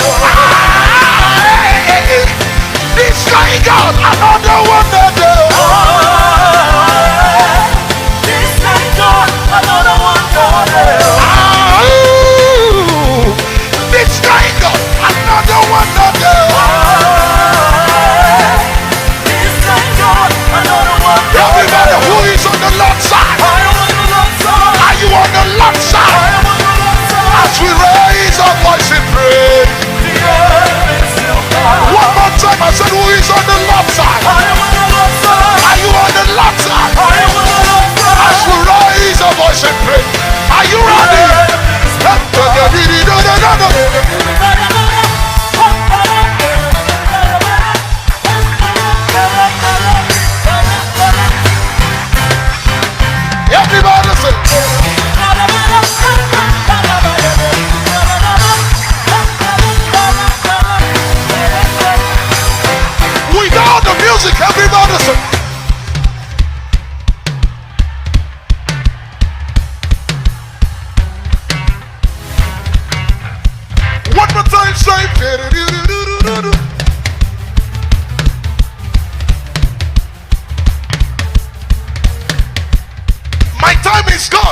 One more time, everybody. I said, who is on the Lord's side?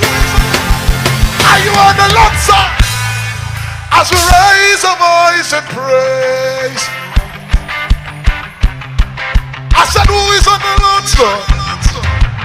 Are you on the Lord's side? As we raise a praise and praise. Two more times, everybody say, who is on the Lord's side? Are you on the Lord's side? As we raise our voice and pray, you are going to release a shout in the next 30 seconds. Hold on.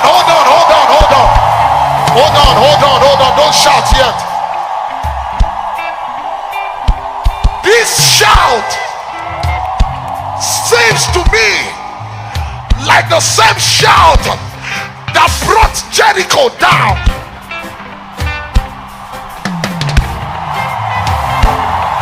Hold on. We don't sing songs, we sing revelations. Hold on. The Bible says in Joshua 5 that the gates of Jericho were strictly shut because of the children of Israel. And Joshua went to look upon Jericho in Joshua 6, and he saw the one who is called the Lord of the host. And he got a principle that can bring anything down. A principle between you and your next level. He says, let them go around Jericho 7 times. The last day, go around 7 times. And this time around, you are not going to fight with swords. You are not going to fight with guns. For the weapons of your warfare, they are not carnal, but they are mighty through God in pulling down strongholds. I know you've been shouting, but this one is different. You're about to release a shout that will bring revival. A shout of revival. A shout of revival. A shout of revival. A shout. Somebody shout.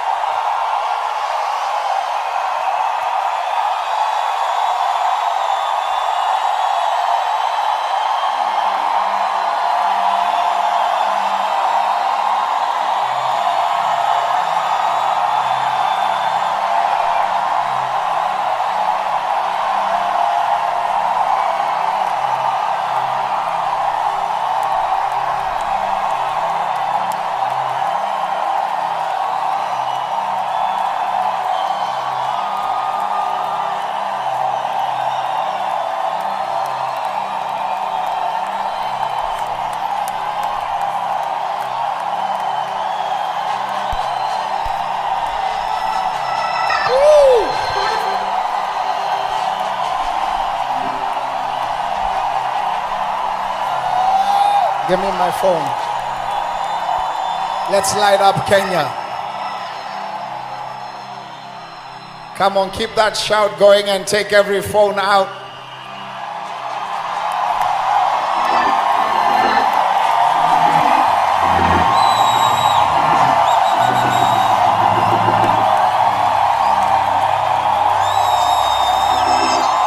Slide it up. Come on, media team. Don't capture me, capture the light. Wow. Wow. Is that how far you people are? My goodness. My goodness. Oh my good. Oh my goodness. Oh my goodness. Hey. Hey.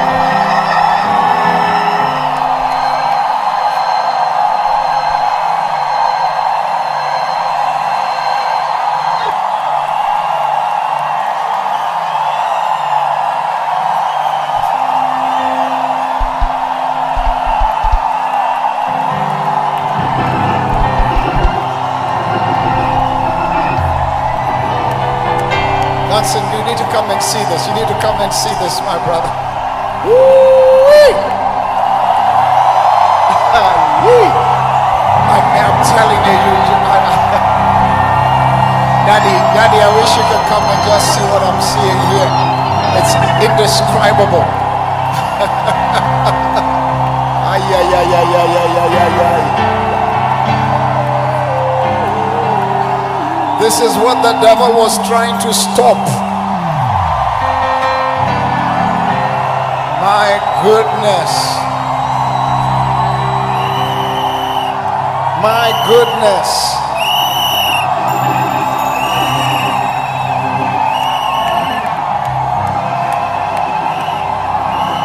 Ay, ay, ay, ay, ay, ay, ay. Worship team, you're taking too long. Come on. Ay, ay, ay, ay, ay. Daddy, look at that.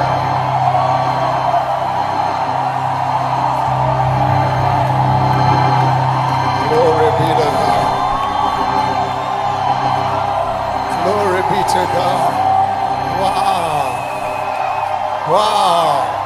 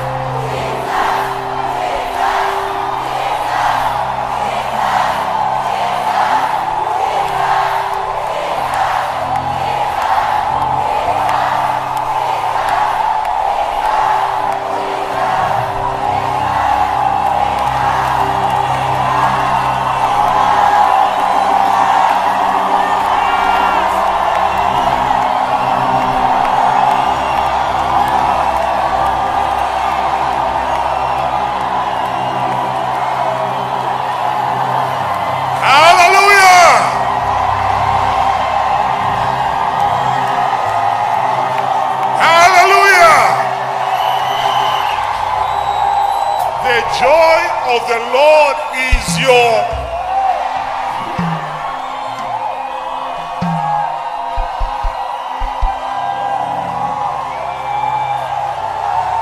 in Luke chapter 10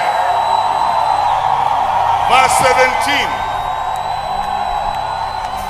Luke chapter 10 verse 17. Luke chapter 10 verse 17. The Bible says, read with a loud voice, and the and the 70 returned with what? They returned with what?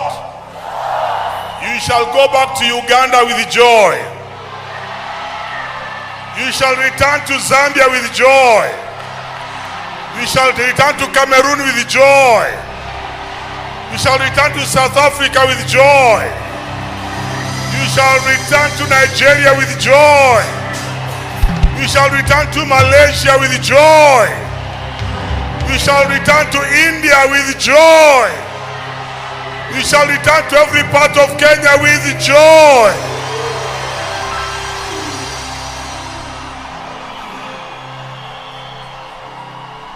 May the joy of the Lord not leave you. May the joy of the Lord go with you. And return to your house with the joy of the Lord. Come on, mention your city and say, here I come. 3, 4, mention your city, say, Nairobi, here I come with the joy of the Lord. Do it one more time, mention your city. 3, 4.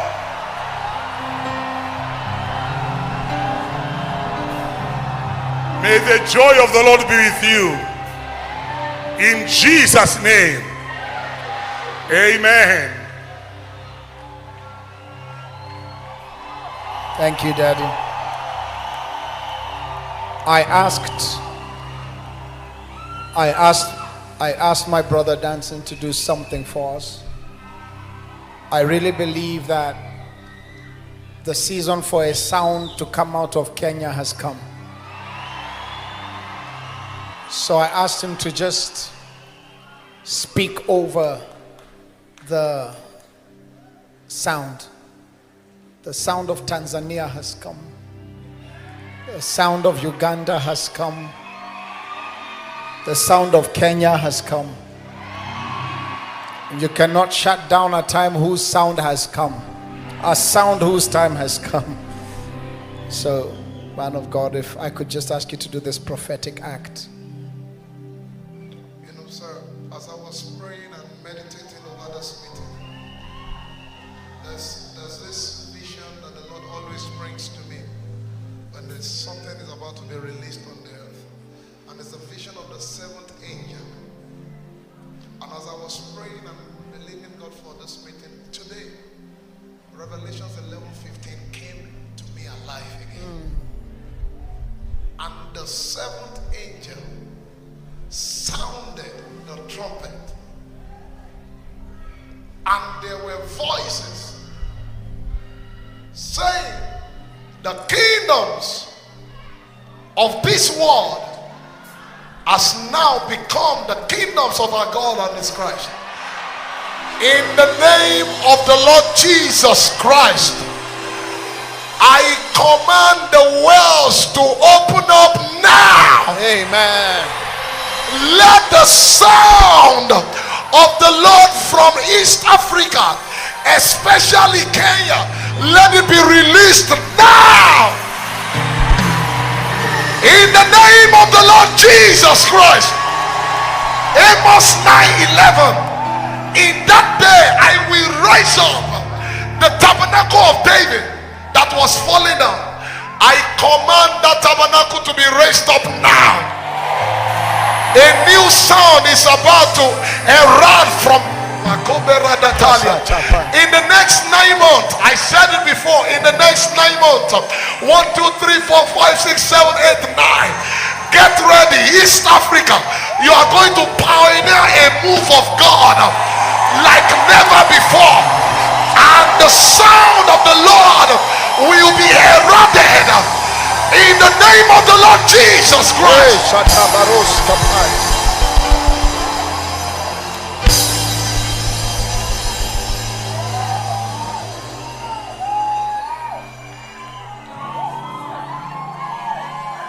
Tanzania is here. Kenya is here.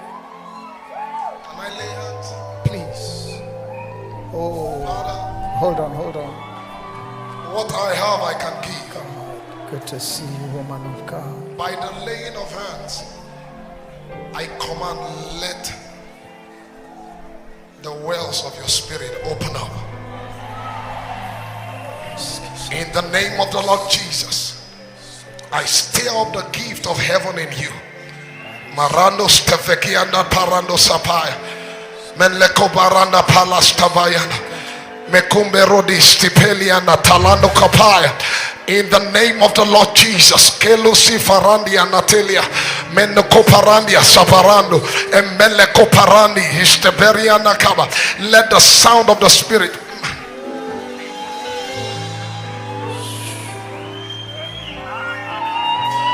Man of God, look up.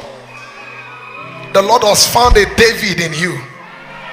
A David in you. In the name of the Lord Jesus Christ, I command it open. In the name of the Lord Jesus, grace released upon you.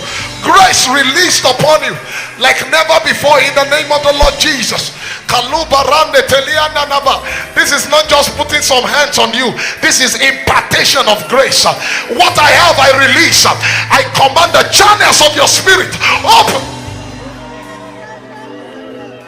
As you were ministering, I never knew who you were, but I saw you. There was just a spotlight on you. As one of who was singing the song, it is finished. Who was singing? No, it was not him. No. The guy with the dread. He was singing, but I saw you there. I don't know who you were until Reverend told me you were the one that wrote the song. Get ready. There's about to be a release. Father, in the name of the Lord Jesus, I command, let it open. I bless you from my spirit today. In the name of the Lord Jesus Christ, it's a new season for you. In the name of the Lord Jesus, it's a new season. It's a new season. It's a new season. Receive songs from the Spirit. In the name of the Lord Jesus Christ, the gift of intimacy rest upon you like never before. In the name of the Lord Jesus Christ, I command, let your voice be amplified.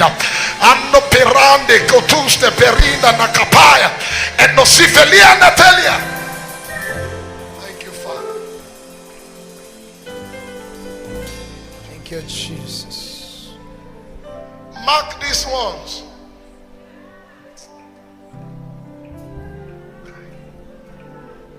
I wish you knew the way of the Spirit.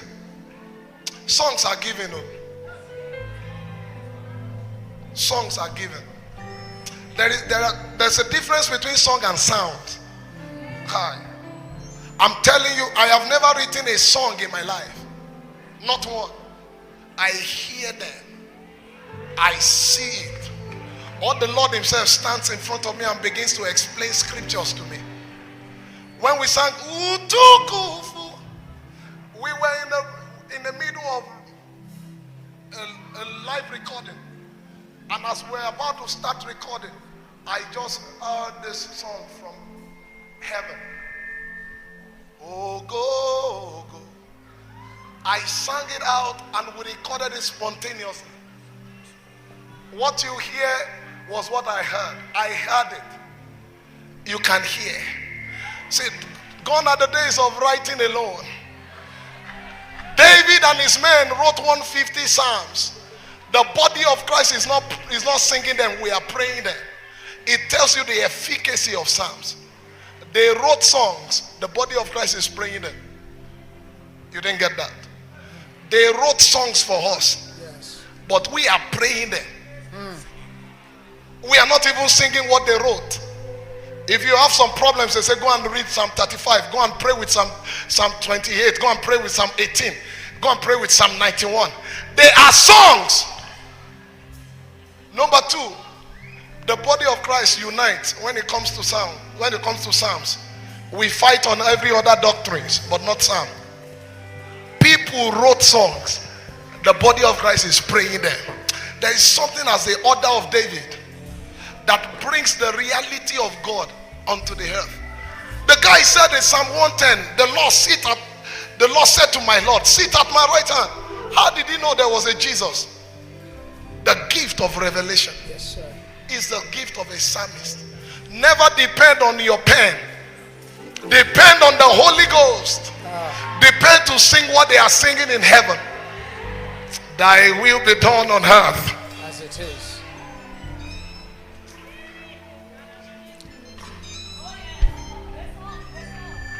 Stand.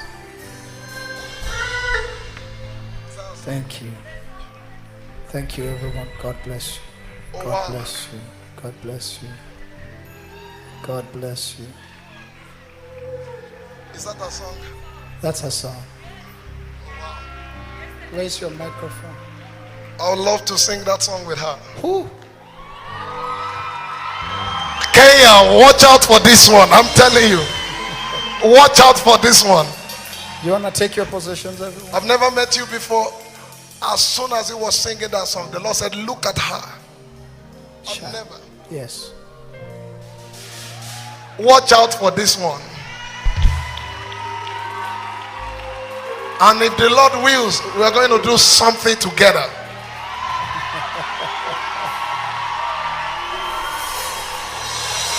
So I'm going to give them 10 minutes to do whatever. Please, go ahead with that song. This song, I have to give context. When Apostle Kimani was praying, when he was teaching and then we prayed, I saw two cherubims on that side, and then I saw an open heaven. And the song on D minor yesterday, and I sent Rev the text. It goes, this is the Lord's Prayer, and he also called it the Song of the Lord. Our Father who's in heaven, hallowed be your name. Our Father who's in heaven, hallowed be your name. Your kingdom come and your will be done, here on earth as it is in heaven. Your kingdom come and your will be done, here on earth as it is in heaven. So let it be done as it is in heaven. So let it be done as it is in heaven. So let it be done as it is in heaven. So let it be done as it is in heaven. So let it be done as it is in heaven. So let it be done as it is in heaven. Lift your hands and say, let it be done. Let it be done as it is in heaven. Yes, Lord, let it be done. Let it be done as it is in heaven. Everyone is spoken. Let it be done as it is in heaven. Every promise is said. Let it be done as it is in heaven. So let it be done. Let it be done as it is in heaven.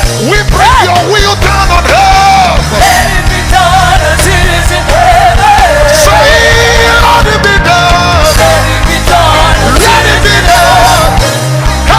Let it be done. Let it be done as it is in heaven. Lift your hands and let it be done.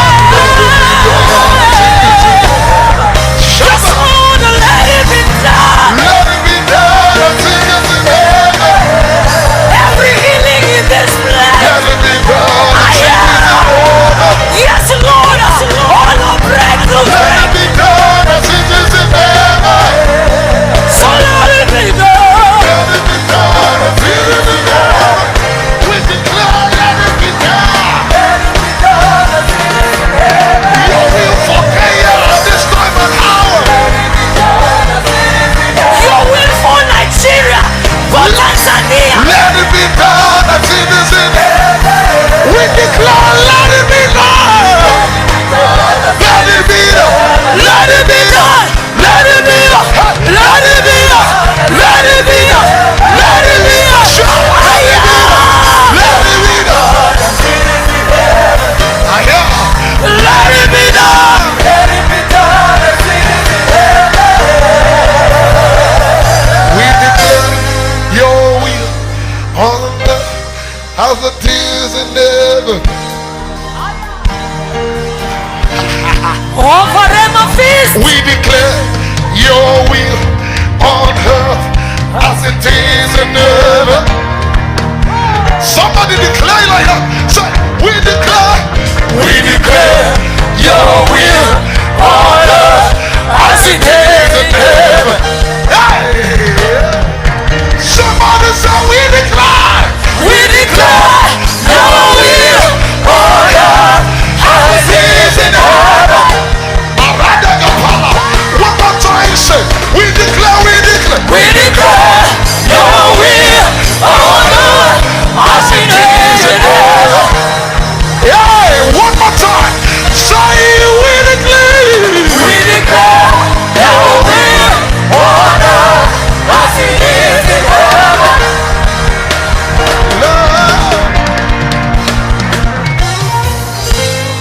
done as it is in heaven. So let it be done.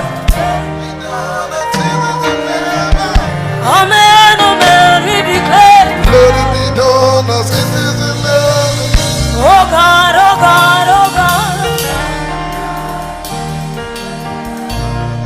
Every prophetic word over your life. Rikambata la te krepete sayata. Heka para yanda rekepa. Lift your hands and say, let it be done as it is in heaven.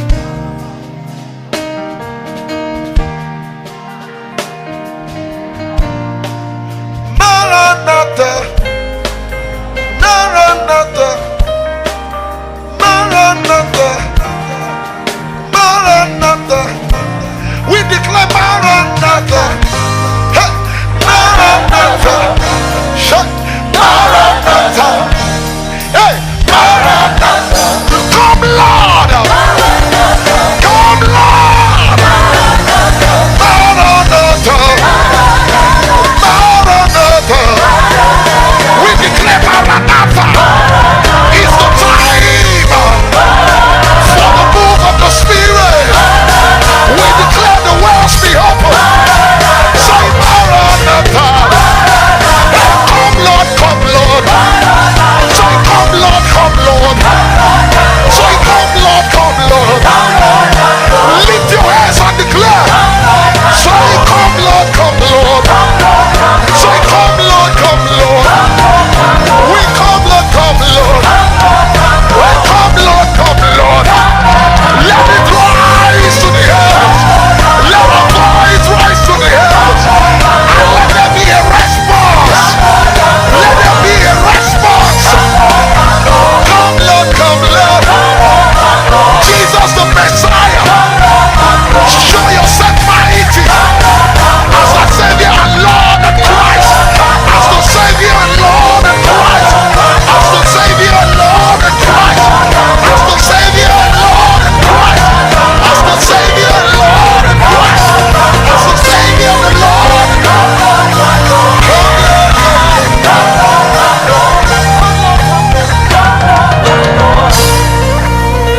I hear the sound of victory. I hear the sound of victory. I hear the sound, the sound.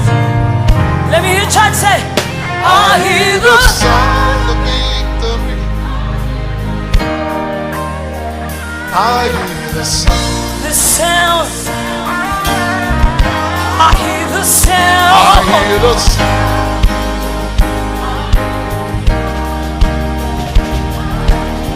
It's the sound of abundance of rain. You must first hear it before you see it.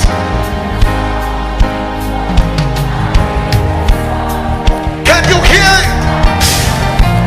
Until you hear it, you will not see it. Somebody here, open your inner ear to hear the sound. Say, I hear the sound. I hear the sound of victory. I hear the sound of victory. I hear the sound. The sound. The sound of victory. Can you hear the sound? I hear the sound.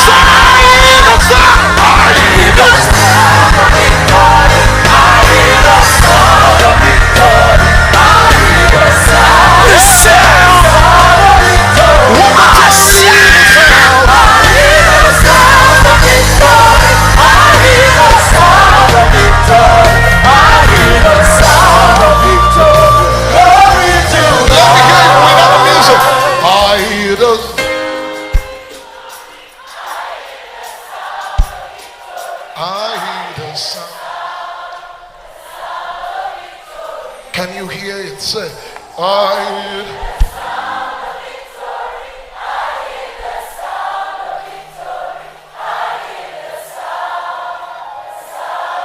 Until you hear it, you can't see it. Say, I hear the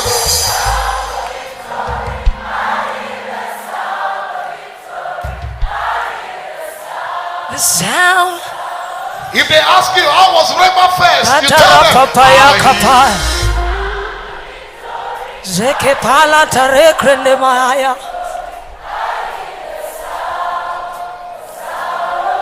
if they ask you how was Rhema first, you tell them,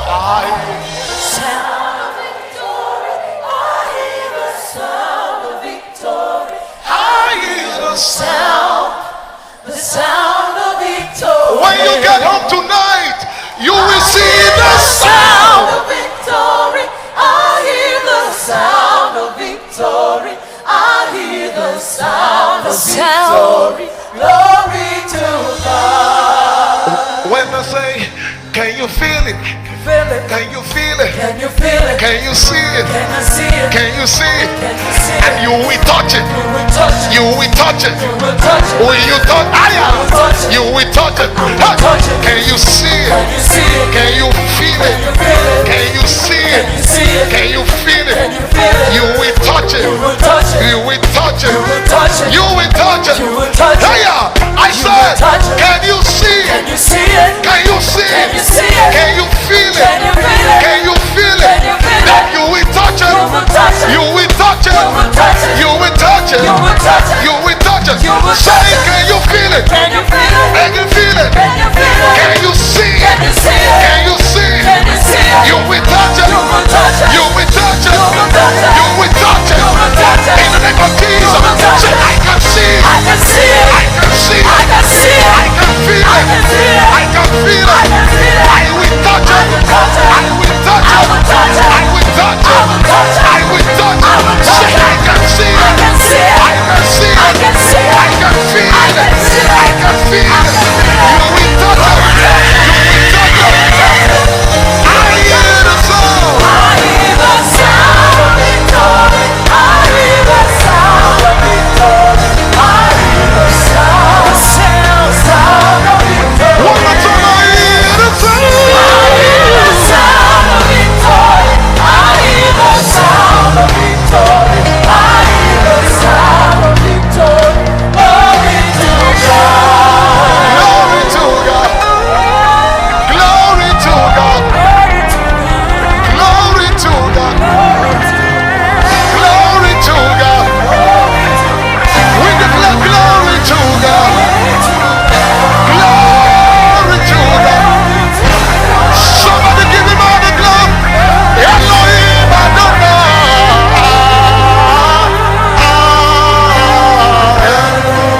Elohim Adonai.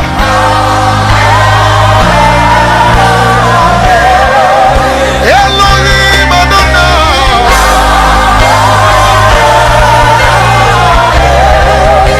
Elohim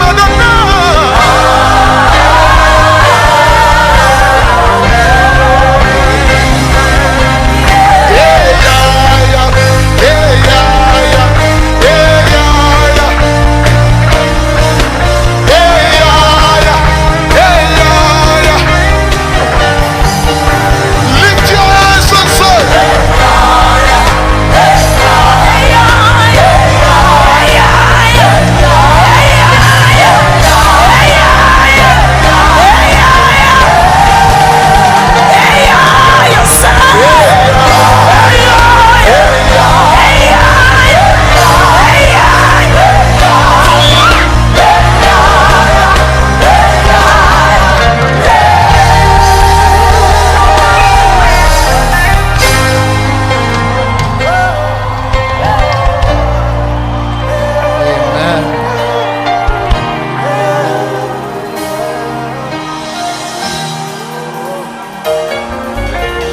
So, how many of you wanted Acacia?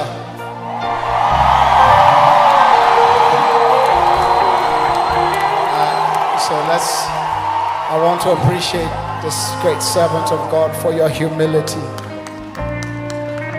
for birthing and helping birth something fresh out of Kenya, out of Uganda, out of Tanzania, out of South Africa, out of DRC. I'm sure when we are done, once the ministers of God are done preaching, we might even hear a Tanzania sound. We might hear other sounds.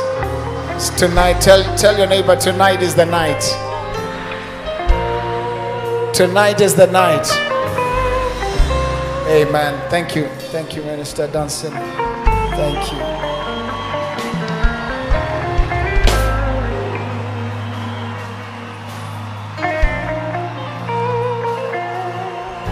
Amen. Please have your seats.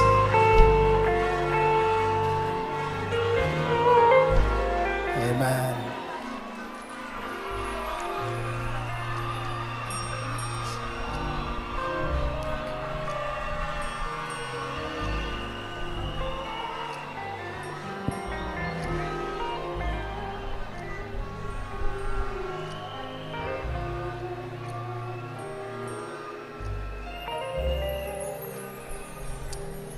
Well,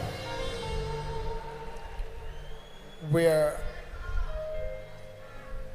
winding down to the beginning of a new thing. He says in Isaiah 43 verse 18 and 19, do not remember the former things. Behold, I do a new thing. Now it springs forth. Do you not know it? Do you not perceive it? I will make ways in the wilderness. I'll cause it to rain in your desert. Hasn't God done a new thing?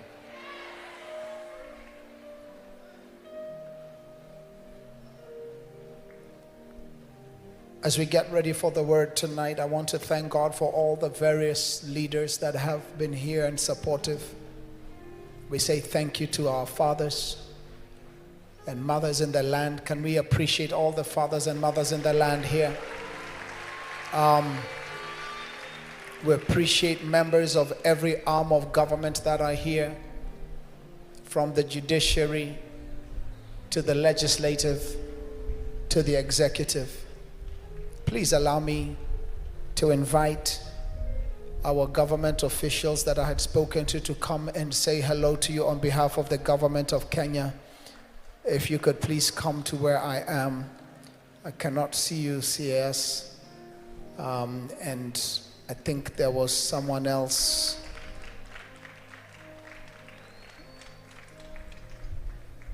The chairperson of the Christian Union. We'll just take a minute so that we go into the Word of God. Please, let's appreciate our government officials. Amen. Amen. Amen. Please come. Please come. One of the brothers, please help her up. Don't let her come up alone. Wow. See? You see? Please.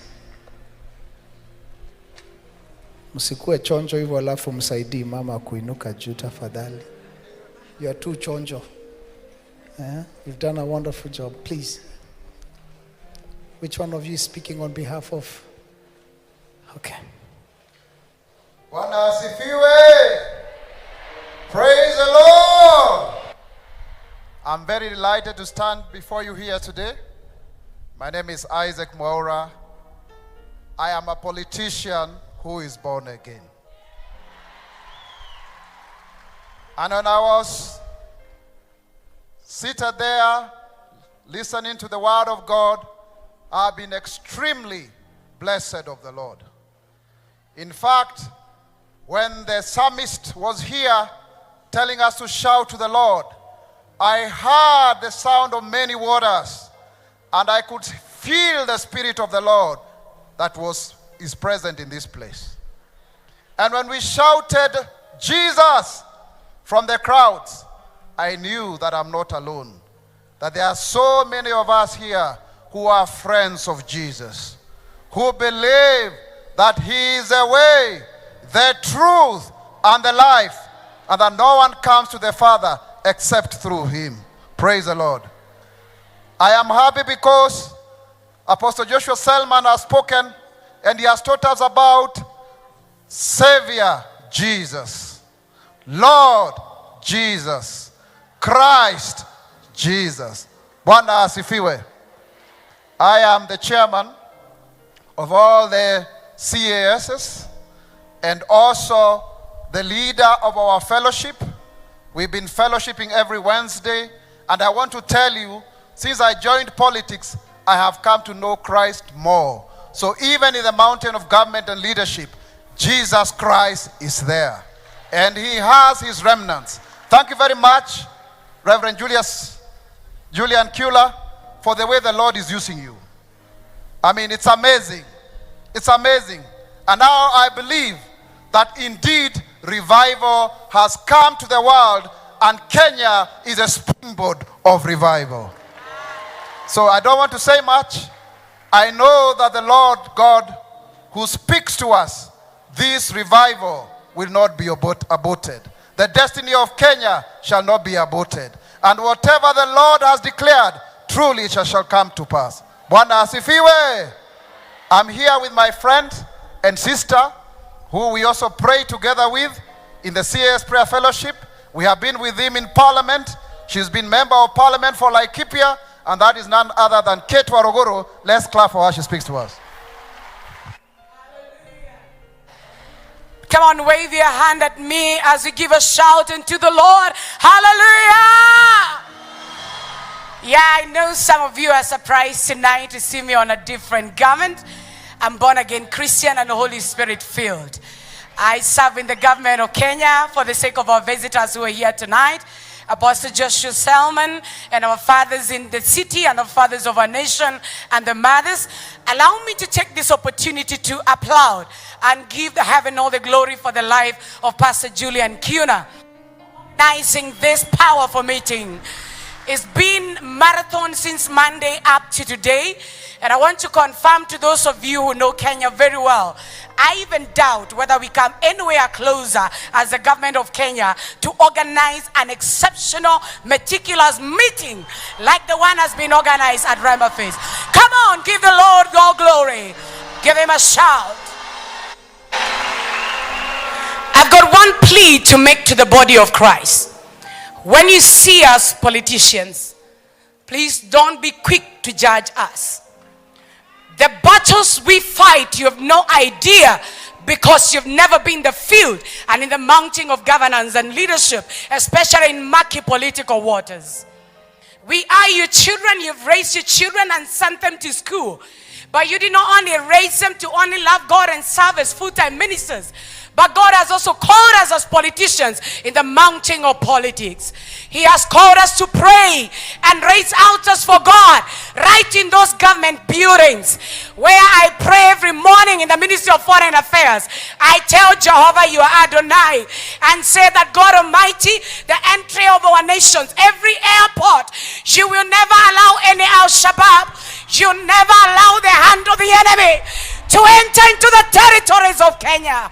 And that is why I want to give God all the glory, because he is the King of Kings and the Lord of Lords.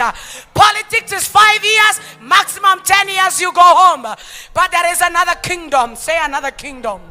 There is another kingdom, the kingdom of God, that does not understand the 5-year cycle. The kingdom that is eternal, that is from yesterday, today, forever, and never, and never. And that is the kingdom of God. I give God all the glory to be born of the water, born of the spirit, and born of the blood.